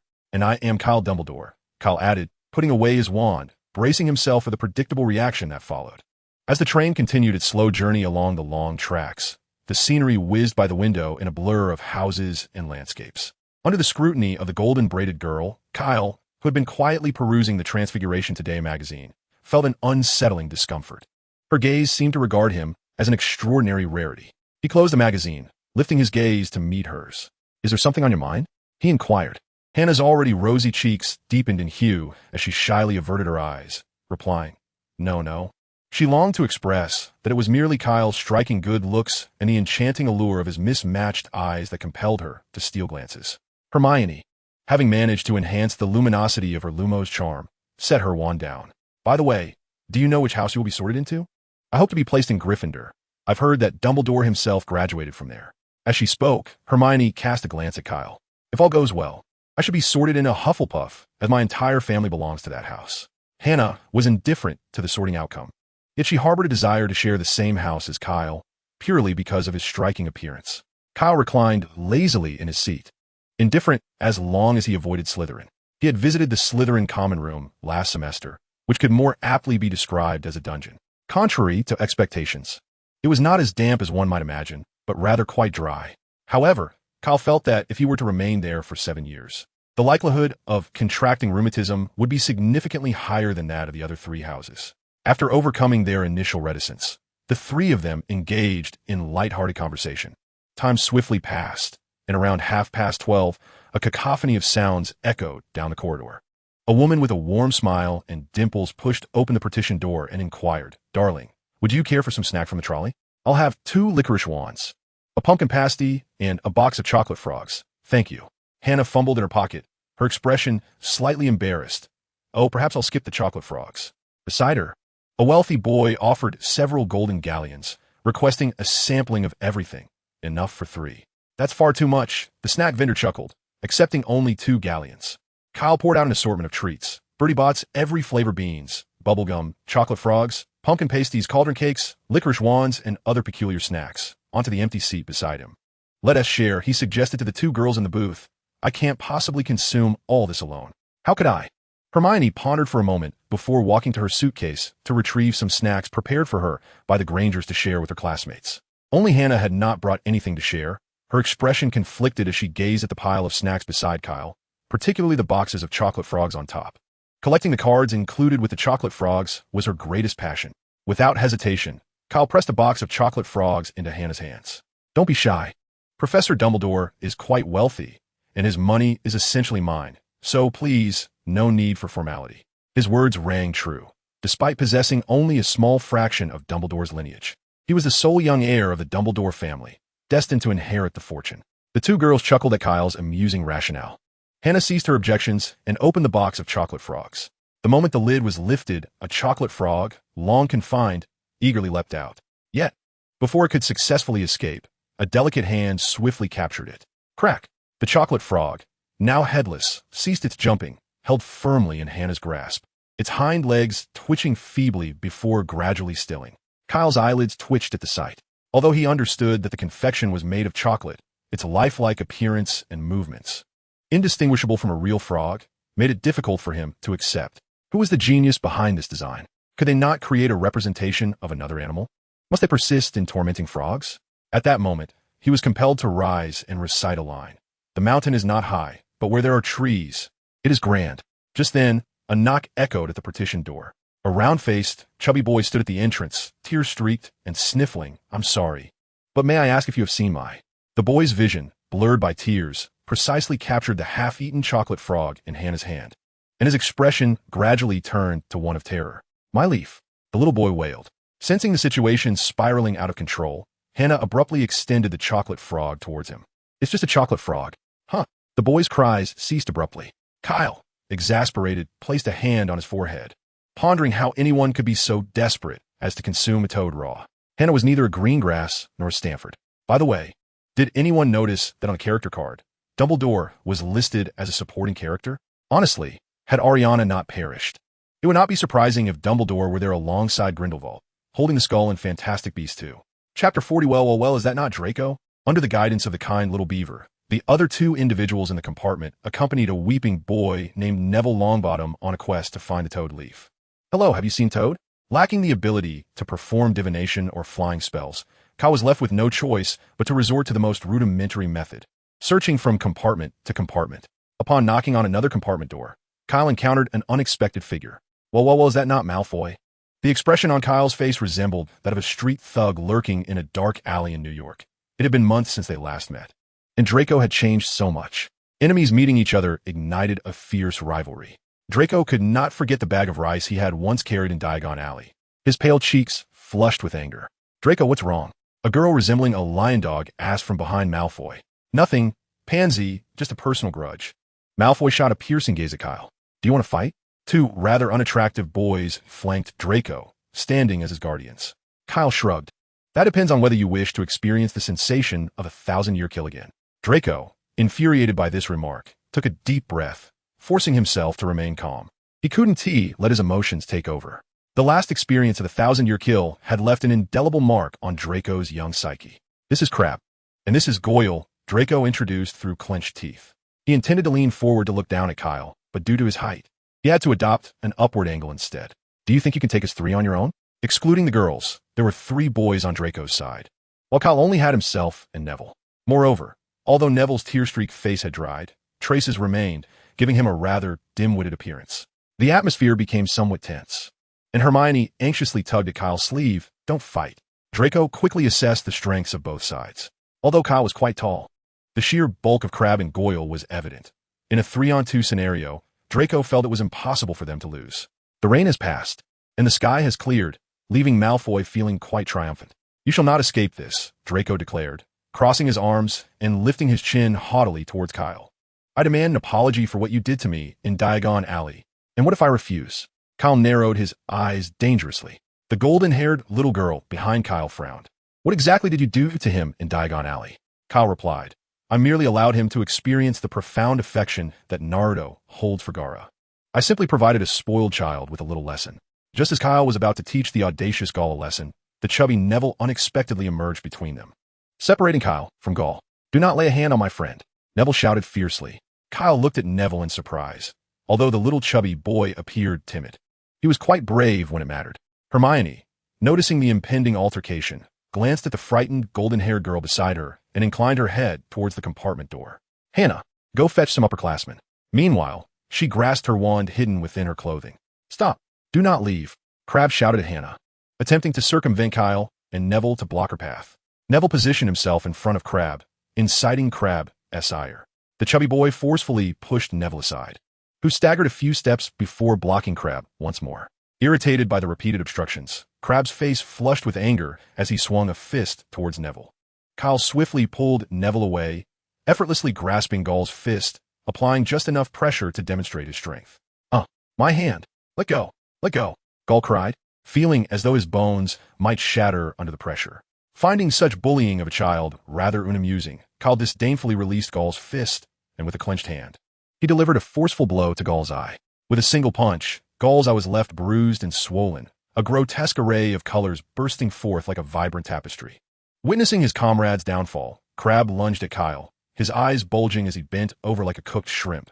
He promptly expelled all the snacks he had consumed, filling the compartment with a foul stench. Fortunately, Kyle managed to evade the mess, avoiding being splattered. Disgusted, he pinched his nose and turned his gaze back to Malfoy now. "It's just you left." Malfoy, now isolated, transformed into a coward, desperately retreating into the compartment, only to be dragged out by Kyle. As Kyle tripped him, Draco fell to the ground, his handsome face perilously close to the grotesque pile of Crabbe's vomit. With a hand pressing against the back of his head, Draco exclaimed in panic, "No, you can't do this. My father is a board member. He is friends with Headmaster Dumbledore. And what of it? My father is the Dark Lord." Kyle retorted. Kyle applied slight pressure with his hand against the back of Draco's head. Smack! Draco's face made an intimate acquaintance with the vomit. The pungent, acrid stench was almost overwhelming. At that moment, Pansy, the lion-hearted girl, finally grasped the situation and let out a piercing scream. "Let Draco go." She lunged at Kyle, frantically attempting to claw him with her long, sharp nails. Kyle frowned and released Draco, dodging the girl's assault. "Don't force my hand. I do not strike girls." However, she relentlessly pursued him, and Kyle blocked her scratching attempts with his hand, while she even tried to bite him. In exasperation, he let her bite air. With a swift motion, he yanked, and Pansy's head collided with the compartment wall, rendering her unconscious as she crumpled to the floor. Observing the Malfoy quartet sprawled on the ground within mere minutes, and the calm demeanor of Kyle, who seemed as if he had merely squashed 4 ants, Hermione and Neville simultaneously swallowed hard. Was it true that the children of the Dumbledore household could be so ruthless? Kyle brushed aside his tousle bangs, feeling somewhat bored. His opponents were simply too weak to warrant a dance. He hadn't even drawn his wand. Otherwise, Draco would have had the dubious honor of being the first victim of his modified intral-expelling curse. "Let's go find Hannah," he declared. Chapter 41. Is this love? In the swaying corridor of the train, a visibly anxious Hannah hurriedly ran alongside Cedric in the direction they had come from.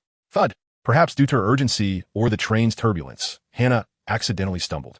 Recalling the tension between Kyle and Draco just before she left, She resolutely shook her head. Mifine. You go find Kyle and the others. Cedric glanced at her and, confirming she was relatively unscathed, turned and dashed away. Once Cedric had departed, Hannah remained seated, her petite face contorted in pain.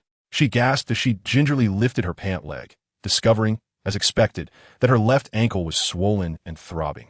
Oh, it hurt so much. The golden-haired little girl rubbed her ankle with tear-filled eyes. Cedric?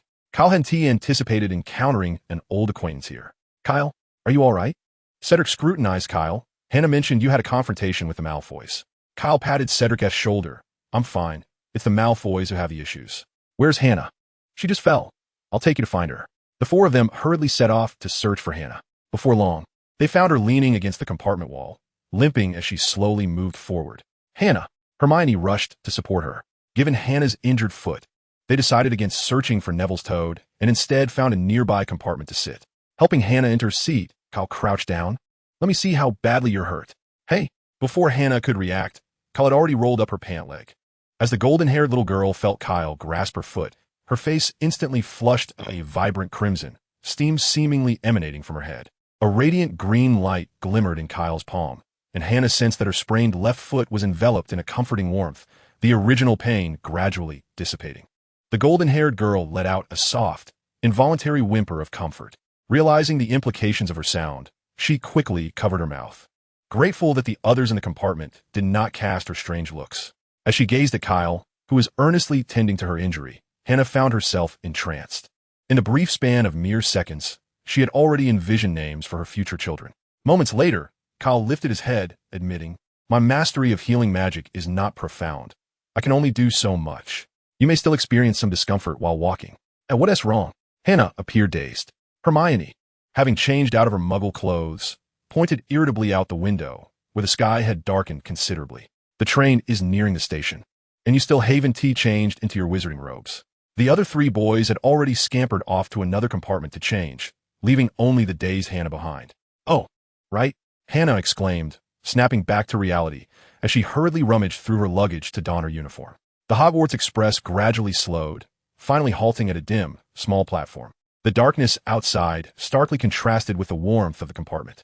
In September, the temperatures in England had already dipped considerably, especially now that it was nighttime.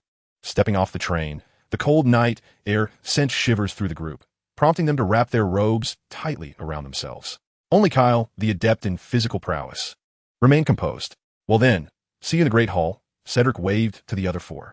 As third-year students, he would not accompany the newcomers, but instead take a carriage from the main entrance of Hogwarts into the castle. Once Cedric departed, the remaining three closely followed their steadfast leader, Kyle. They were merely 11-year-old children, having left their homes to attend Hogwarts, hundreds of kilometers away, feeling the inevitable fear and anxiety. Thankfully, with Kyle, their experienced guide, their tension was somewhat alleviated. A beam of light danced above the students' heads, emanating from Hagrid, who was calling out to first-year students, first years. Over here. Hey, Hagrid. Kyle waved back. Oh, Kyle, did you have a pleasant summer?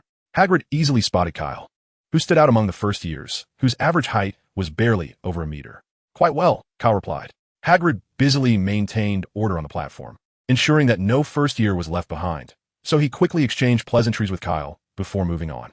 Kyle noticed that after Hagrid walked away, he greeted a small, slender boy, whose faint lightning-shaped scar was barely visible beneath his dark bangs. That must be Harry Potter. Amidst the throngs of bustling wizards, Hagrid, with his bushy beard, wore a smile as he observed the chattering little sorcerers around him. Come on, follow me, any first-year students? He called out. Watch your step. Hagrid led the newcomers along a steep, narrow path.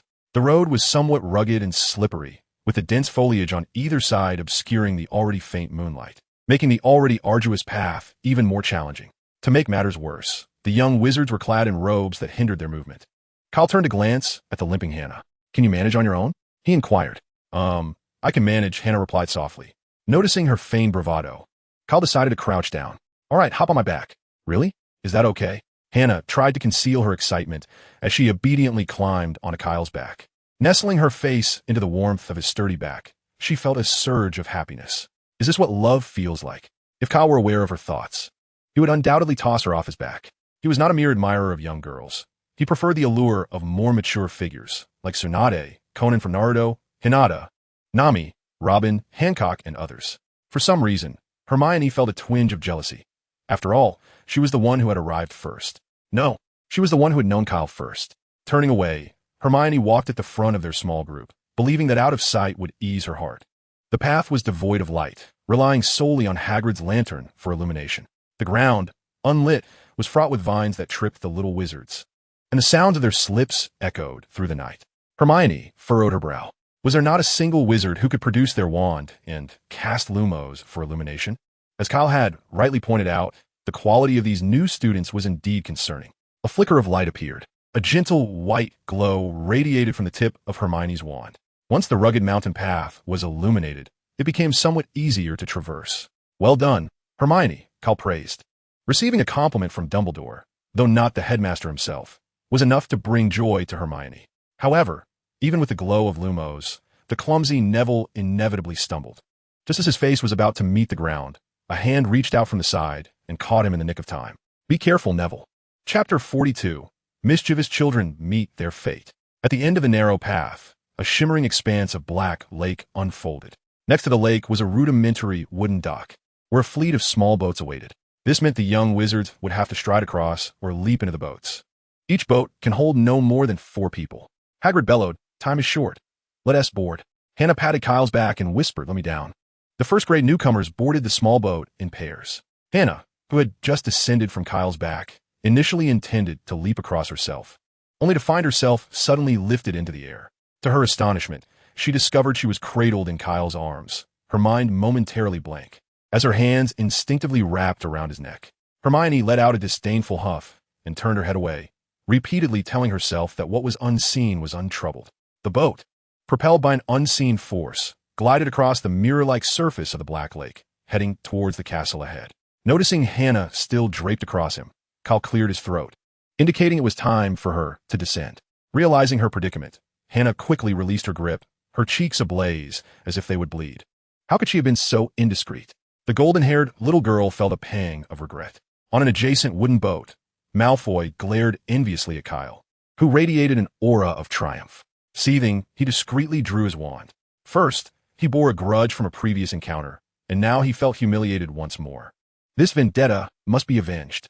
With a flick of his wand, he unleashed a spell toward Kyle. As if sensing the impending danger, Kyle tilted his head, narrowly avoiding Malfoy's curse, which then splashed harmlessly against the lake's surface nearby. Upon witnessing Draco's attack on his classmates, Hagrid bellowed, "What are you up to, Malfoy?" Undeterred, Draco cast another spell aimed at Kyle, who effortlessly evaded it. Rising from the boat, Kyle addressed Draco, "Shall I take this as a provocation?" Meanwhile, Crabbe, Goyle, and Pansy stood up in their boat, drawing their wands toward Kyle. "I can handle this alone," Kyle declared, swiftly forming 4-hand seals. Water release, water dragon bullet. For screams echoed over the Black Lake, gradually fading away, considering the effort it would take Hagrid to retrieve them if he capsized their boat. Kyle opted instead to send the 4 of them directly to the shore. Whether Malfoy and his companions would catch a cold from their soaked robes was of no concern to him. As the boat continued its journey, the towering Hogwarts castle loomed closer. When the lead boat approached the cliff, Hagrid shouted, "Duck!" The young wizards all bowed their heads, except for Kyle, who remained unperturbed. Among those present, only Hagrid truly needed to lower his head. If even they had to stoop, Hagrid would likely have to crouch to pass beneath the cliff. The boat carried them through a canopy of ivy covering the cliff face, arriving at a concealed, open entrance. They traversed a dark tunnel that seemed to lead underground, ultimately reaching a place reminiscent of an underground dock, before climbing onto a surface of rubble and pebbles. Guided by Hagrid's lantern, they ascended a rocky tunnel, finally emerging onto a flat, damp patch of grass beneath the castle shadow. The 4 individuals on Malfoy's boat had been waiting before the oak door for quite some time. Their wizarding robes dripped incessantly with water, and their hair clung damply to their faces, causing them to shiver in the chill. The droplets on their faces blurred the line between lake water and tears.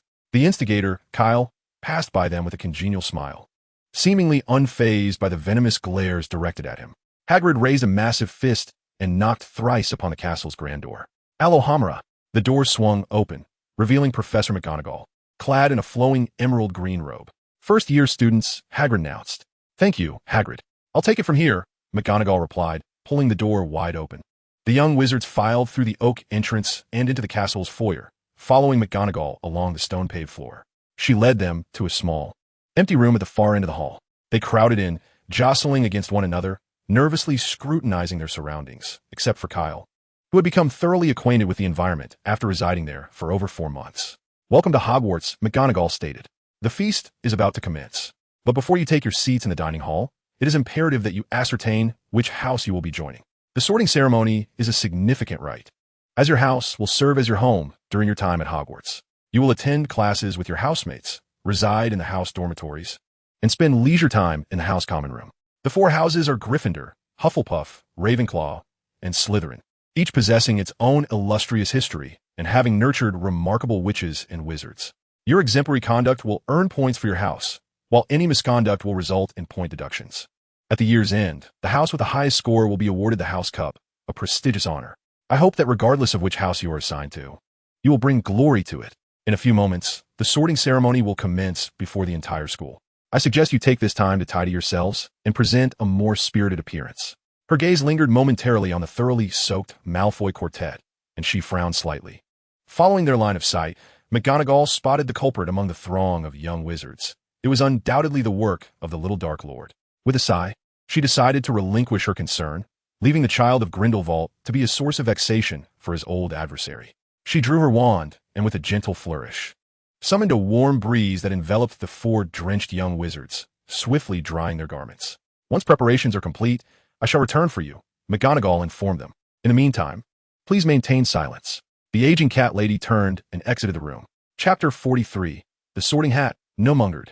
After Professor McGonagall's departure, the waiting young wizards of the division eagerly engaged in animated chatter. "Hey, Harry!" exclaimed a red-haired boy, poking his friend beside him with a tone laced with schadenfreude. For it was Malfoy and his entourage who had just been assailed by that water dragon. Witnessing Malfoy's misfortune brought a sense of delight to Harry. In a manner akin to Ron's, expressed, "I truly wish I could give Malfoy a taste of that." Earlier, they had encountered Draco on the train, whose haughty demeanor left a less than favorable impression on Harry, and Ron had nearly come to blows with him. How could they possibly determine which house we belong to? Hermione's face was etched with anxiety. Kyle shrugged. "Professor Dumbledore mentioned we would duel a troll, and our performance would dictate our house assignment." In truth, the sorting ceremony merely required the presence of a tattered old hat that would declare to which house the young wizards ought to be assigned. However, Hogwarts boasted a fine tradition of terrorizing first-year students during the sorting, likely a rite of passage inherited from their parents who had endured similar experiences. They felt it unjust for only them to be subjected to such a trial. Thus, this tradition of intimidation was unwittingly perpetuated through the ages. Upon hearing Kyle's words, Hannah, Hermione, and Neville all turned pale. "Oh no, is it too late to withdraw?" Hermione's voice trembled with fear. "I haven't mastered many spells. How could I possibly defeat a troll?" Observing the panic-stricken trio, Kyle wore a smug smile, well aware of his sorting secrets. Just as he reveled in his mischief, Neville suddenly leaped high into the air, followed by the shrill screams of several others. Kyle turned to see a throng of ghosts emerging from the wall behind them, their entrance undeniably startling. About 20 translucent, pearly-white apparitions glided across the room, whispering amongst themselves, paying little heed to the first-year students. One ghost, adorned in a ruffled collar and snug attire, caught sight of the newcomers. "Hey, Kyle, I hope you get sorted into Gryffindor." Kyle beamed as he greeted the spirit. "Hello, Sir Nicholas," that remains to be seen during the sorting ceremony. Hermione, standing behind Kyle, tugged at his sleeve. "Do you know them?" "I lived here for a few months prior," Kyle explained. Now, in a single file, Professor McGonagall instructed the first-year students, "Follow me." They exited the room, traversing the entrance hall, and passed through a set of double doors into the splendid dining hall. The other classes had already gathered around the 4 long tables, and Kyle, mingling among the first-year students, waved at several members of the Order of the Phoenix. The twin brothers stood up from their table, cupping their hands to their mouths like trumpets, shouting, "Kyle, we hope you get sorted into Gryffindor." Kyle could only facepalm in resignation, wondering why everyone seemed to wish for his placement in Gryffindor. Is it merely because the previous Dumbledore graduated from Gryffindor? In comparison to Gryffindor, Kyle harbored a greater desire to be sorted into Hufflepuff. As a practitioner of physical arts, he understood the paramount importance of nutritional intake. Being in Hufflepuff would allow him easier access to the kitchen. Kyle swore this was certainly not due to any gluttonous tendencies. Professor McGonagall led the first-year students to the staff table, positioning them in front of the entire student body, with the teachers standing behind them. The flickering candlelight illuminated hundreds of gazes, resembling pale lanterns. Ghostly figures mingled among the students, shimmering with a faint silver glow. To avoid their stares, Hermione looked up, her eyes drawn to the velvet black ceiling adorned with twinkling stars. Kyle wished to inform her that the dining hall in his castle boasted a similar ceiling. However, he dismissed the thought, fearing it might be perceived as boastful. Professor McGonagall gently placed a four-legged stool in front of the first years and set an old, tattered sorting hat atop it. The hat, patched and worn, was exceedingly dirty. The entire dining hall focused intently on the hat, and the previously bustling room fell into a profound silence. Kyle silently retrieved his wand and cast a spell to block out sound. This particular charm was something he had prepared specifically for this moment. As anticipated, the sorting hat began to twist and split open along its brim, resembling a mouth. It commenced to sing. You may think me unremarkable in appearance, but do not judge by looks alone. Is it simply a matter of donning this hat? Hermione whispered to Kyle once the song concluded. Kyle's body stiffened. Oh no, he had just been weaving tales so joyfully that he forgot the truth would soon unravel, leading him to dire consequences. This is also what Professor Dumbledore informed me, Kyle murmured to the little beaver beside him. Hermione cast a skeptical glance at Kyle, questioning the validity of his claim. Now, silence. Professor McGonagall's sudden interjection saved Kyle from a precarious fate. She stepped forward, holding a scroll of parchment, stating, When I call your name, you shall don the hat, take a seat, and await your sorting. Hannah Abbott, the golden-haired little girl, stumbled out of the line, placed the hat atop her head, which obscured her eyes, and sat down. The sorting hat paused briefly before declaring, Hufflepuff. The table on the right burst into applause and cheers, welcoming her to their ranks. Susan Bones, Hufflepuff. Terry Boot, Ravenclaw. Before long, Professor McGonagall called out Kyle's name. Kyle Dumbledore. A sudden wave of murmurs swept through the dining hall, akin to the crackling of small flames. Dumbledore? Did Professor McGonagall just say Dumbledore? Neither Dumbledore nor Kyle noticed the peculiar glances cast in their direction. When McGonagall placed the filthy hat upon Kyle's soft golden hair, the sorting hat, already informed of Dumbledore's wishes, opened its mouth wide. Gryffindor. A hand firmly covered the mouth of the sorting hat, silencing it. Dumbledore, who believed he had everything under control, felt his smile freeze in an instant.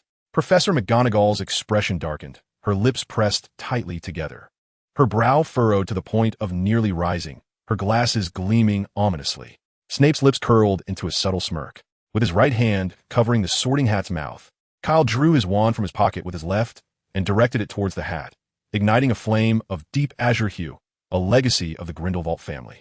Though it was merely an ordinary flame rather than a cursed fire, its color alone caused Dumbledore's lips to twitch. Speak, Hufflepuff, with Kyle's words. The air in the great hall seemed to crystallize at that moment. Chapter 44. The music plays on, the dance continues. Faced with an imminent threat to its very existence, the sorting hat cast a pitiful glance toward Professor McGonagall, seeking assistance. This was a situation it had never encountered in centuries of sorting ceremonies. McGonagall silently diverted her gaze from the sorting hat, turning instead to Dumbledore. After all, the headmaster had yet to speak, and thus, it was beyond her jurisdiction. Albus Dumbledore, feeling utterly drained, shook his head helplessly. Very well, as long as Kyle did not go to Slytherin and sway others, he could proceed. Dumbledore silently opened his mouth, and his voice magically reached the sorting hat's ears. Relieved by Dumbledore's directive, the sorting hat announced loudly, Hufflepuff. The long table of Hufflepuff erupted in thunderous cheers and applause, with little Hannah clapping vigorously, her hands turning crimson from the effort. Kyle made a conscious effort to avoid looking at Dumbledore's increasingly darkened countenance and lightheartedly made his way to the Hufflepuff table, taking a seat beside Hannah. Following Kyle, the sorting ceremony continued smoothly, without further disruptions. However, Kyle's astonishing actions had overshadowed even the legendary savior, the renowned boy who lived, Harry Potter, whose moment of sorting drew significantly less attention than Kyle's. As the last student, Blaise Zabini, was sorted into Slytherin, Professor McGonagall rolled up the parchment and took the sorting hat away. Albus Dumbledore rose, his face beaming as he surveyed the students. Though this smile vanished as it passed over the Hufflepuff table, Dumbledore opened his arms wide, welcoming everyone to Hogwarts for a new academic year. Before the feast commenced, he wished to share a few words. You fools, crybabies, rascals. Thank you all. Dig in.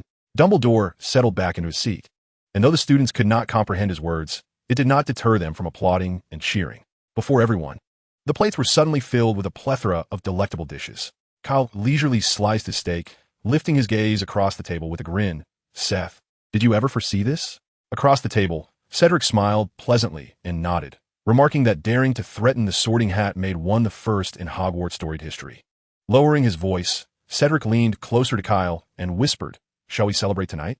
Kyle's eyes brightened as he replied in a hushed tone, "Do you have any alcohol?" His previous stash had been confiscated by Dumbledore, and under Grindelwald's supervision, he could only sip on some butterbeer.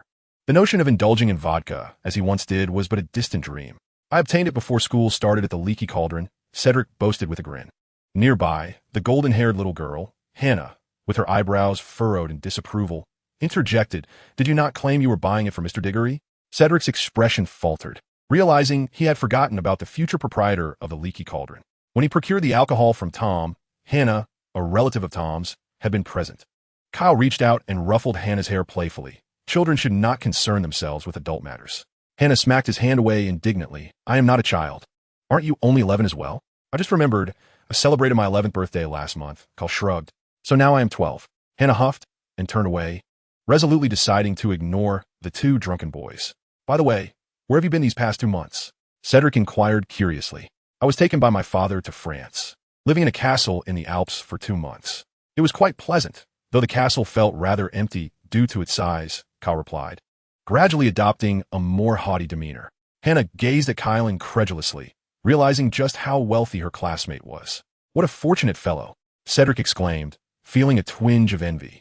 "From now on, all expenses in Hogsmeade will be covered by young Master Kyle." "Keep digging your own grave," Kyle retorted, taking a sip of pumpkin juice. "I may be affluent, but I am not a fool." Meanwhile, at the Gryffindor table, the original trio from the books had gathered, joined by Neville. He animatedly recounted to Harry and Ron his encounter with Malfoy and his cronies. "I approached and delivered a left kick, followed by a right roundhouse, and then a left jab, and I took them all down," Neville boasted, gesturing wildly. Ron listened with wide eyes. "If only I had such skills." Harry, too, cast a curious glance in the direction of Hufflepuff, pondering if he could take on 3 opponents at once, so he wouldn't have been so severely bullied by his cousin Dudley in the past. At that moment, a commotion erupted among the first-year students feasting in the hall. Kyle glanced towards the Gryffindor table, where Sir Nicholas was once again demonstrating how he nearly lost his head to the new first years. With a swift and deft motion, he shielded Hannah's view, advising her not to look if she wished to avoid feeling nauseated. As the food on the table continued to vanish into the seemingly bottomless pit of Kyle's appetite, a sense of fullness gradually settled in his stomach. After clearing his plate, the once empty golden dish was instantaneously replenished with an array of delightful desserts. Before long, the delectable treats had been devoured by the students. Professor Dumbledore rose once more, and the dining hall fell into a reverent silence. "Ah, now that everyone has feasted and quenched their thirst, I wish to impart a few words," he began. "At the commencement of this term, I must bring to your attention several important matters. The Forbidden Forest is off-limits to all students, not solely the first years. Even some of our upperclassmen should take heed of this warning." Dumbledore cast a glimmering glance toward the Weasley twins. "Furthermore, Mr. Filch, our esteemed caretaker, has requested that I remind everyone not to perform magic in the corridors during breaks.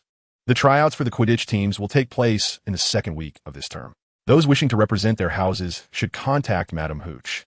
Lastly, he declared, locking his gaze on an oblivious individual at the Hufflepuff table, "For those averse to encountering unforeseen misfortunes, please refrain from entering the corridor on the right side of the 4th floor." As the evening drew to a close, he proclaimed, "Now, before we retire for the night, let's sing the school song." The professor's smiles froze in place. Kyle and Cedric exchanged amused glances, each retrieving a peculiar conical instrument. Meanwhile, the Weasley twins from Gryffindor produced their own stringed instruments. Perhaps only Zhang Xiao from China recognized the instruments in their hands. Indeed, they were the renowned Swana and Eru. They had rehearsed for this moment throughout the previous academic year. Penelope, in despair, covered her ears, having heard the cacophony of these unruly instruments before. With a tune that could shatter hearts and a longing to find a kindred spirit, Dumbledore flicked his wand lightly, and a long, golden ribbon soared from its tip, spiraling through the air above the grand table, forming lines of text. "Everyone, choose your favorite melody," Dumbledore instructed. "Ready, sing?" Kyle and Cedric suddenly blew into their swanas. Standing before the faculty, resembling a conductor, Dumbledore's hand trembled at the sound of the swana. With the 4 unruly instruments leading the way, The melody of the school's song inevitably began to synchronize with the tune of a certain funeral-themed piece, Astronomia. Strangely, although it was a lively melody, combined with the unique sounds of the Suona and Eru, Dumbledore felt as if he were being transported to a blissful realm. Was it merely an illusion? Chapter 45. Justice is in the measure. Music. It possesses a charm surpassing all that we do here. After the musical interlude, Dumbledore wiped his eyes. The first-year students of each respective college followed their respective leaders out of the dining hall, making their way towards the common room. As they exited the auditorium, George and Fred leaped up through the crowd, waving at Kyle and Cedric, who were squeezed into the Badger line. Same time tonight, same place. Kyle raised his hand in acknowledgement, signaling that he had heard them. The entrance to Hufflepuff's common room, along with the kitchens of Hogwarts, was located underground. Along the same corridor, Kyle had passed this way countless times, but had never ventured into the common room. Here, one could gain entry to Hufflepuff's sanctuary. If one did not knock in the correct rhythm or struck the wrong barrel, or if the number of knocks was incorrect, the lid of another barrel would explode, dousing the intruder in vinegar. Upon traversing the entrance passage, one would find that the Hufflepuff dormitory was quite a cozy and inviting space. The common room was a simple, circular chamber. Although the ceiling was low, on sunny days, bright sunlight streamed in through the round windows, illuminating the dandelions and swaying grass outside. After bidding farewell to Hannah, Kyle passed through a large circular door. Though Dumbledore had not informed him, Kyle surmised that the belongings he had left at Hogwarts 2 months prior had likely been relocated to Hufflepuff by the diligent house elves the moment the Sorting Hat had made its decisions. Sure enough, at the entrance to one door, he spotted the familiar nameplate. Pushing the door open, he was delighted to find it was indeed a single room. On the towering bird perched within, the raven, having missed its negligent master for the past 2 months, swooped down to greet him with an affectionate flurry. A piece of parchment lay quietly on his bedside table, his class schedule. After glancing at it, he felt relieved. He could afford to have some fun tonight. 2 faint, hazy lights flickered at the tips of their wands. Illuminated by the soft glow of the Lumos charm, Kyle and Cedric stealthily slipped out of the common room, navigating skillfully to Classroom 11, situated just opposite the dining hall. This was one of the seldom-used classrooms, evoking an air of an unattended cupboard or storage room. As the two arrived, the figures of George and Fred materialized from the shadows, clearly having awaited them. Kyle placed his bag on the floor, and the group quickly huddled inside. Once in the living area, Cedric immediately claimed a sofa, rummaging through his magically expanded storage bag for the drinks he had purchased at the Leaky Cauldron. However, before Kyle could open a bottle, the twins halted his actions. "Hey, Kyle, we have an unusual request. Could you lend us some Muggle firearms?" Ever since Kyle had introduced them to firearms during their escapades in the burrow back in February, the Weasley brothers had developed a keen interest in these Muggle weapons, intending to modify them using alchemy. However, at that time, they felt too shy to ask, so they planned to venture into the Muggle world during the summer to procure some themselves. Yet, considering the stringent regulations surrounding firearms, how could 2 individuals unfamiliar with the Muggle realm possibly acquire them? Thus, they were left with no choice but to request assistance from Kyle. Initially, they had considered purchasing, but that was contingent upon possessing sufficient funds. "No loans," Kyle stated flatly. The twins' expressions fell. "Consider it a gift," he added, eliciting disbelief from the twins. "Thank you. Benefactor," they exclaimed. "No need for thanks," Kyle replied, raising an eyebrow. "What type of firearm do you desire?" "Heavy firepower," they declared. "The more, the merrier. Size equates to grandeur. Caliber is justice." Kyle crossed his arms, proudly declaring, "You have come to the right person." During the summer, he had enlisted Alfred S. help to acquire a new arsenal. It must be said, the Butler S. efficiency was unparalleled. Beyond standard firearms, he had even procured for Kyle a functioning Tiger II tank. However, due to its weight, it could only remain stationed at Grindelwald's castle and could not be transported like the firearms in Kyle's expanded luggage. Kyle presented a Glock 17, a semi-automatic pistol with a 9mm caliber, slamming the magazine into the firearm with a resounding click, the chamber cycling with a crisp sound. George and Fred exchanged blank stares. "Didn't Tiwi specify heavy firepower? Who are you fooling with a mere handgun? Is it too inadequate?" Fred questioned. "I concur." Kyle set the pistol aside and retrieved another weapon. The Spaz 12, a versatile shotgun with dual operational modes and an 8-round magazine, was brandished. Kyle pulled the trigger, instantly transforming a metal target into a sieve. He glanced at the impassive expressions of George and Fred. "Never mind. You aren't planning to hunt in the Forbidden Forest with this." He tossed the shotgun aside and seized yet another firearm. The renowned Kalashnikov automatic rifle, model 1947. Though vintage, remained timeless. The Russians offered more than just vodka. The AK-47 spat flames, shredding the target before him into fragments. Observing the twins' reactions, Kyle remarked, "That is quite impressive, but I sense you still crave greater power." He then unveiled the Milker MGL grenade launcher, a 40mm caliber weapon with a revolver-like structure capable of firing 6 rounds consecutively. Placing a grenade on the table, Kyle explained, it has a lethal radius exceeding 10 meters, a maximum range of 375 meters, simple operation, and formidable power. George leaned against the table while Fred stood with his hands clasped behind his back. Both fixated on Kyle with impassive expressions. "You have high expectations," Kyle sighed. Unbeknownst to him, the twins were rendered speechless by the impressive array of firearms being showcased. Having had far fewer options to experiment with during their previous escapades in the burrow's hidden nook, Kyle set the grenade launcher aside on a nearby table. Crossing his arms as he declared, "Let me tell you, size does matter. Do not believe anyone who says otherwise." He then retrieved a formidable weapon from his unorganized suitcase. 6 glossy, pitch-black barrels gleamed ominously, as if they were poised to unleash a torrent of fire, obliterating everything in their path. The M134 machine gun, with its 6 independent barrels, could reduce a target to mere fragments in a single second, earning it the fearsome moniker of Dragon's Breath in the mundane world. Noticing the unchanged expressions of the two brothers, Kyle sighed, acknowledging their high standards. Reluctantly, he placed the heavy machine gun aside, uncertain if the items prepared for him by old Alfred would satisfy such discerning tastes. Chapter 46, The Ex-Wife. Kyle plunged his head into the suitcase, searching for additional heavy weaponry. In the corner, a massive weapon case caught his attention.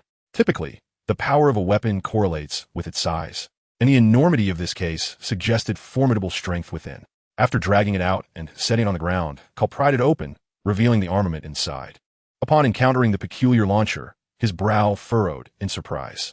If he was correct, this weapon was none other than the infamous M388 nuclear projectile launcher, often derided by future military enthusiasts as the most absurd firearm, with a minimum range of 400 meters and a maximum range of 2 kilometers. Its lethal radius extended a staggering 5 kilometers, making it one of the most audacious suicide weapons in the annals of human warfare. Cedric noticed Kyle's sudden silence and nudged his shoulder, inquiring if there was an issue with the weapon. Indeed, there was a significant problem. Kyle waved his hand dismissively, deciding against passing this hot potato to anyone else. The last thing he needed was a mushroom cloud looming over Hogwarts Castle or any residence. He then withdrew a rocket launcher, the RPG-7, well known among Middle Eastern players. Kyle held the RPG with a solemn expression, as if it were a rare treasure. This was a top-tier Cuban cigar, the Monte Cristo. He cradled a rocket in his hand, equipped with a high-explosive shell capable of breaching protective charms and with an armor-piercing round. It could potentially dismantle even the most formidable of defenses. If it were any smarter, it would write books, undoubtedly more complex than Professor Bin's History of Magic. It would read them to you, he mused, lost in reverie. "This is my Eiffel Tower, my Rachmaninoff's Third Symphony, my beloved weapon. Its design is elegant, simply breathtaking." He kissed the rocket tenderly. "I shall name it Ex-Wife." Fred rested his chin on his hand, deep in thought, while George exchanged a glance with his twin brother. Pondering his own thoughts. "This is the finest I can offer," Kyle said, presenting the rocket launcher and rocket before them. "Do you truly wish for it?" The twin brothers maintained their expressionless faces. "Could you perhaps offer a reaction? You both resemble the enigmatic Sphinx, leaving others in a state of perplexity." Fred emphatically slammed his hands on the table, declaring, "We want it." "Which one?" "All of them." Having finalized their arms deal, the quartet promptly departed to indulge in drinks and late-night snacks. An hour later, only Kyle emerged from the suitcase. The other 3, intoxicated, lay sprawled on the sofa in the sitting room. The following morning, in the Hufflepuff common room, Kyle slowly sat up in bed, his unfocused gaze struggling to align properly. Clearly, he should have consumed some hangover potion before retiring for the night, as a dull ache throbbed in his head. After gathering himself at the edge of the bed, Kyle stealthily exited the dormitory. Through the small circular windows in the common room walls, he discerned that it was likely still before 6 in the morning. The spacious room was utterly deserted. After a brief wash, Kyle stepped out of the Hufflepuff common room and onto the grass outside the castle. Breathing in the refreshing morning air, he commenced his daily exercise routine. He was intercepted at the entrance to the Great Hall. "Did you sneak off for drinks again last night?" Penelope Clearwater inquired, leaning closer to Kyle, her delicate nose sniffing at his wizarding robe, detecting no trace of alcohol. "Too close, Prefect." Inside the Great Hall, Percy Weasley, who had been watching the entrance, unconsciously bent a fork in his hand. Unaccustomed to conversing with a beautiful upperclassman at such proximity, Kyle took a step back. "How did you know?" Penelope gestured towards the Gryffindor table. "Just look at those three drunks." Kyle, instead of glancing at the Gryffindor table, focused on the grand staircase, where a figure with a white beard was descending slowly. "Oh no!" Kyle dashed toward the Gryffindor table, alarmed that those three, reeking of alcohol, would dare come to the Great Hall for breakfast. Fearing that Dumbledore might not notice, or perhaps wishing for a quicker demise. "Get up!" Kyle conjured 3 water orbs, splashing them onto the faces of the 3 hung-over individuals. He retrieved 3 vials of hangover potion from his pocket, placing them before them. "Drink this. Professor Dumbledore is coming." Upon hearing Dumbledore's name, George, Fred, and Cedric instantly sobered up considerably. The trio scrambled to rectify their disheveled appearances, managing to conceal all evidence just before Dumbledore entered the Great Hall. Once inside, Dumbledore noticed the 4 members of the Order of the Phoenix at the Gryffindor table, watching him with peculiar expressions. He cast a suspicious glance at his own attire, finding nothing out of the ordinary. Due to the amicable relationship between Gryffindor and Hufflepuff, most of their classes were conducted together. If it were truly like the films of a past life, with Gryffindor and Slytherin paired together, then one could only imagine the overt and covert conflicts that would arise in class. Attending such lessons would surely be futile. In the Transfiguration classroom, a tabby cat sat quietly on the podium. Transfiguration is a discipline that instructs students on how to alter the shape and appearance of objects. It is a subject of considerable complexity and rigor, often regarded as one of the most challenging branches of magic. Thus, to master the art of transfiguration requires greater effort than that needed for other courses, along with a certain degree of innate talent. Unlike the defense against the dark arts class, which can be taught by anyone, regardless of their qualifications, those who serve as professors of transfiguration at Hogwarts are undoubtedly accomplished wizards in the field. Before Professor McGonagall, the position was held by Albus Dumbledore, the most esteemed white wizard in the contemporary magical world. This speaks volumes about Professor McGonagall's expertise in transfiguration. As one of the mere 7 registered animagi in the Ministry of Magic during the 20th century, her favorite pastime is to demonstrate the profound transformation magic of becoming an animal to young witches and wizards who are newly introduced to transfiguration. Naturally, this method can sometimes lead to unexpected mishaps. When Kyle and Hannah arrived at the transfiguration classroom, there were not many young witches and wizards present, as most first-year students seem to still be en route. Given the labyrinthine structure of Hogwarts Castle, it is hardly surprising that first-year students might lose their way. At this moment, the advantage of having a seasoned guide like Kyle meant that Hannah did not have to squander time searching for the correct path. Upon spotting the beautiful tabby cat on the podium, Hannah impulsively reached out her mischievous hand to pet the feline. Kyle's right eyelid twitched in alarm, and just as Hannah was about to grasp Professor McGonagall's nape, he swiftly swatted her hand away. "What are you doing?" the golden-haired little girl exclaimed in dismay. Kyle ignored her and bowed slightly toward the cat on the podium, greeting, "Good afternoon, Professor McGonagall." Hannah's rosy cheeks drained of color. Kyle seated himself in the front row of the classroom, while Hannah timidly tugged at his sleeve, wishing to sneak to the back. However, the allure of sitting beside Kyle ultimately overcame her trepidation of Professor McGonagall. With an innocent demeanor, she sat next to him, as if she had not just attempted to touch the esteemed professor. Before the class bell rang, students trickled in, and the classroom became distinctly divided along house lines. Transfiguration will be the most intricate and perilous magic you will learn at Hogwarts. Professor McGonagall's voice resonated in the room. She sternly warned the young witches and wizards below. "Anyone who dares to misbehave in my class will be asked to leave and will never be permitted to return." As she spoke, she drew her wand from her robes. While demonstrating advanced transfiguration spells, she simultaneously advised the young students on the critical precautions necessary when practicing this art. Incomplete transfiguration often results in dreadful consequences. She cited examples of the Boggart and the Siren, magical entities that are the unfortunate results of a wizard's failure to successfully perform human transformation. However, the young wizards in the audience gazed in astonishment at the podium, transformed into various animals, leaving one uncertain as to whether they absorbed Professor McGonagall's words. It is imperative to remember that the transfiguration spell cannot conjure food. A wizard cannot create exquisite dishes out of thin air, nor can they transform other objects into food. If one were to turn a piece of wood into bread and consume it, once the magic of the transformation spell wanes, the bread absorbed by the body would revert to fragments of wood, leading to a most tragic demise. Scanning the young wizards below, Professor McGonagall cleared her throat. The food you enjoy in the Great Hall is not conjured from nothing. It is prepared by the castle's house elves and then magically delivered to your tables. After warning the young wizards about the perils of transfiguration, Professor McGonagall nodded with satisfaction. She distributed matches to each student. This task posed no challenge for Kyle, who had inherited Dumbledore's talent in transfiguration and had studied the material over 6 months prior. Skipping the incantation, Kyle casually waved his wand, transforming the match into a shimmering silver needle in an instant. A beautiful, silent transformation, 5 points for Hufflepuff. Professor McGonagall, with an expression of calm, awarded Kyle the points. Hannah, astonished, picked up the completed silver needle and exclaimed, "How did you do that?" "Silent casting," to which Kyle replied nonchalantly, "Just need hands." Hannah, feeling a surge of frustration, tightened her fists. Observing Hannah's clenched hands, Kyle quickly reined in his flippant attitude and earnestly began to instruct Hannah on the intricacies of the transfiguration spell. Before attempting the spell, one must vividly envision the desired form in their mind, clearly articulate the incantation, and wield the wand with confidence and decisiveness. Avoid unnecessary movements of the wand, for such actions are sure to result in failure. Meanwhile, over in Gryffindor, the diligent little beaver perked up, attentively listening to Kyle's explanation of transfiguration essentials. After absorbing Kyle's instructions, Hannah grasped her wand, held her breath, and focused intensely on the match, with determination and decisiveness. However, due to excessive pressure in her grip, the veins on her forehead bulged, and a surge of magic radiated around her. At last, she waved her wand. Bang! "Professor McGonagall, we need a new match here." Kyle raised his hand to signal her, then conjured a splash of clean water to wash the soot from both their faces. First-year charms class taught only a handful of spells. The entire standard spells. Beginner contained merely 10 or so low-level spells of similar difficulty to the Lumos charm. They would not commence their first spell until around October.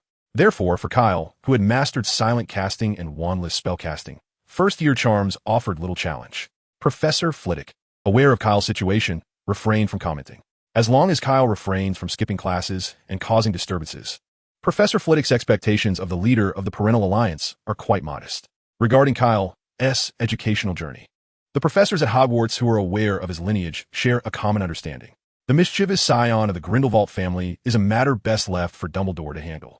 The herbology instructor at Hogwarts is Pomona Sprout, who also serves as the head of Hufflepuff House. In contrast to the peculiar faculty members of the school, such as the eccentric cat lady, the half-breed fairy, and the transformed bat, Professor Sprout, with her petite stature, appears to be the most amiable professor at Hogwarts. Often found in the greenhouse, tending to her wondrous flora, she frequently presents herself covered in soil, her flowing gray hair concealed beneath a well-worn, patched hat. This down-to-earth appearance seems particularly endearing to someone from a farming empire.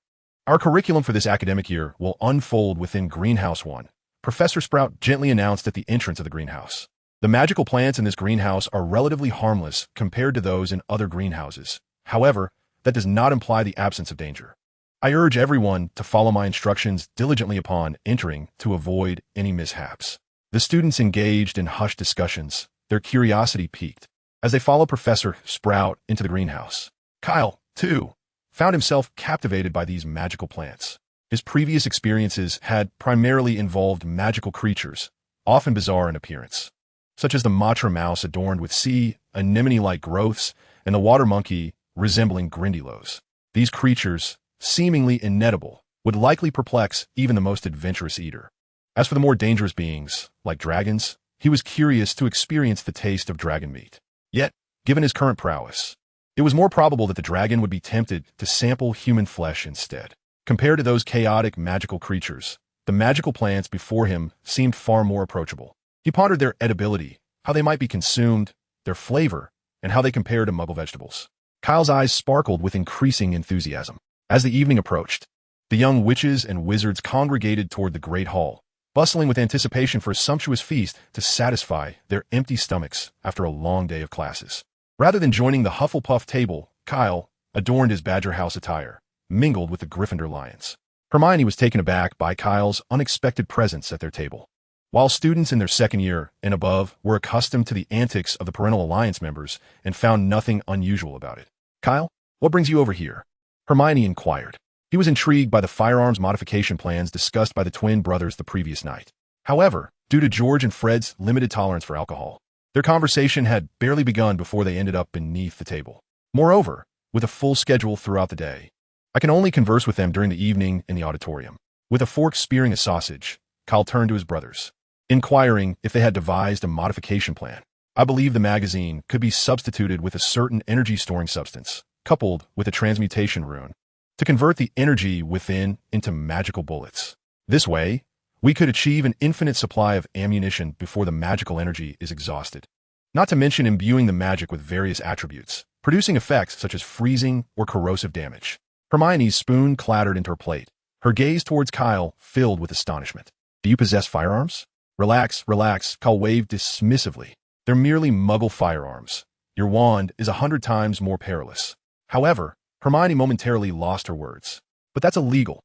The laws of the muggle world do not extend to the wizarding realm, Kyle retorted, turning back to discuss alchemical modifications with his brothers. The options for modifying those ordinary firearms were rather limited, primarily involving the replacement of physical bullets with magical ones and enhancing the magical bullets with elemental properties. The remaining task was to strike a balance between the power of the magical bullets and the magical energy expended in condensing them. Kyle lifted a cup of pumpkin juice to moisten his parched throat.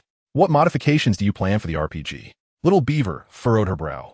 These dangerous individuals even possessed an RPG? The children of combat-hardened nations were not this audacious. No, she had to find an opportunity to inform Professor Dumbledore. Compared to the possession of weapons of mass destruction, breaking school rules seemed trivial. If Kyle and his friends only breached a couple of regulations, Hermione might have overlooked it out of camaraderie. However, hiding a cache of arms on campus was something she could not simply ignore. Fred scooped a generous portion of mashed potatoes. If only we could cast the Fiendfire curse. Our initial idea was to encapsulate Fiendfire within a rocket, George shrugged. Unfortunately, we lack both the magic and its incantation. Miss Beaver perked up her ears. The Fiendfire curse was clearly not a spell for ordinary wizards. She had to remember this and report it to Professor Dumbledore. Kyle took a bite of his chicken leg. Fiendfire is an exceedingly dangerous spell. I advise you not to attempt it without sufficient magical control. Glancing at Hermione, who thought she was concealing her eavesdropping but had been noticed, Kyle leaned closer to his brothers and whispered in a tone inaudible to the little beaver. We could consider modifying the RPG based on the principle of a Molotov cocktail. Its effects are similar to Fiendfire, equally difficult to extinguish yet somewhat easier to control.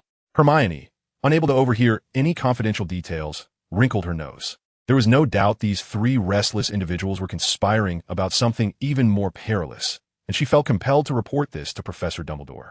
She glanced up at Dumbledore seated among the faculty, silently resolving to take action. After the meal in the auditorium, Hermione hastily rose, intending to evade the three armed ruffians and seize the opportunity to report to Professor Dumbledore. Kyle glanced curiously at the hurried Hermione and inquired, "Where are you rushing off to?" Hermione froze momentarily, slowly turning around, and attempted to explain in a tone that suggested her actions were perfectly reasonable. "I'm heading to the library. If I don't go soon, there won't be any space left." Goodness, today is the very first day of school. I've never seen a first-year student head to the library on the opening day, exclaimed the twin brothers dramatically. Isn't it rather normal for a student to go to the library to study? The eager young beaver was quite perplexed. George winked at Hermione. I know someone who spent 4 months at Hogwarts. Fred quickly added, yet he never even stepped foot in the library. Kyle jabbed Fred in the ribs, effectively interrupting him. Do you want to eat 1,000 years of pain? Miss Beaver, who swiftly understood whom Fred was referring to, stifled a laugh, with his slacker nature exposed. Kyle looked at Hermione, a bit abashed as he rubbed his nose. To have spent 4 months at Hogwarts and never visited the library. How embarrassing. At the mention of embarrassing, the young beaver paused, a sense of foreboding creeping into her mind. I might as well go to the library too, Kyle declared. Hermione. She merely sought a pretext to slip away. How did it turn into a genuine trip to the library? Kyle waved at Hannah, who was approaching them. Hannah, shall we go to the library together? Absolutely. Hannah eagerly nodded in agreement. You're going together? Kyle turned to the twin brothers, intending to extend an invitation, only to find them wearing mischievous grins. Their cheeky expressions made him want to deliver a swift reprimand. They were certainly concocting some ill-natured scheme, and Kyle narrowed his eyes dangerously. Sensing the rising tension, George and Fred promptly made their escape. Watching the two retreating figures, Kyle reluctantly released the grip he had on the formation of his fingers. Let us go. We're off to the library. That evening, the young beaver, who had long wished to sneak away and report to Dumbledore, but found no opportunity, fidgeted restlessly in the library for 2 hours.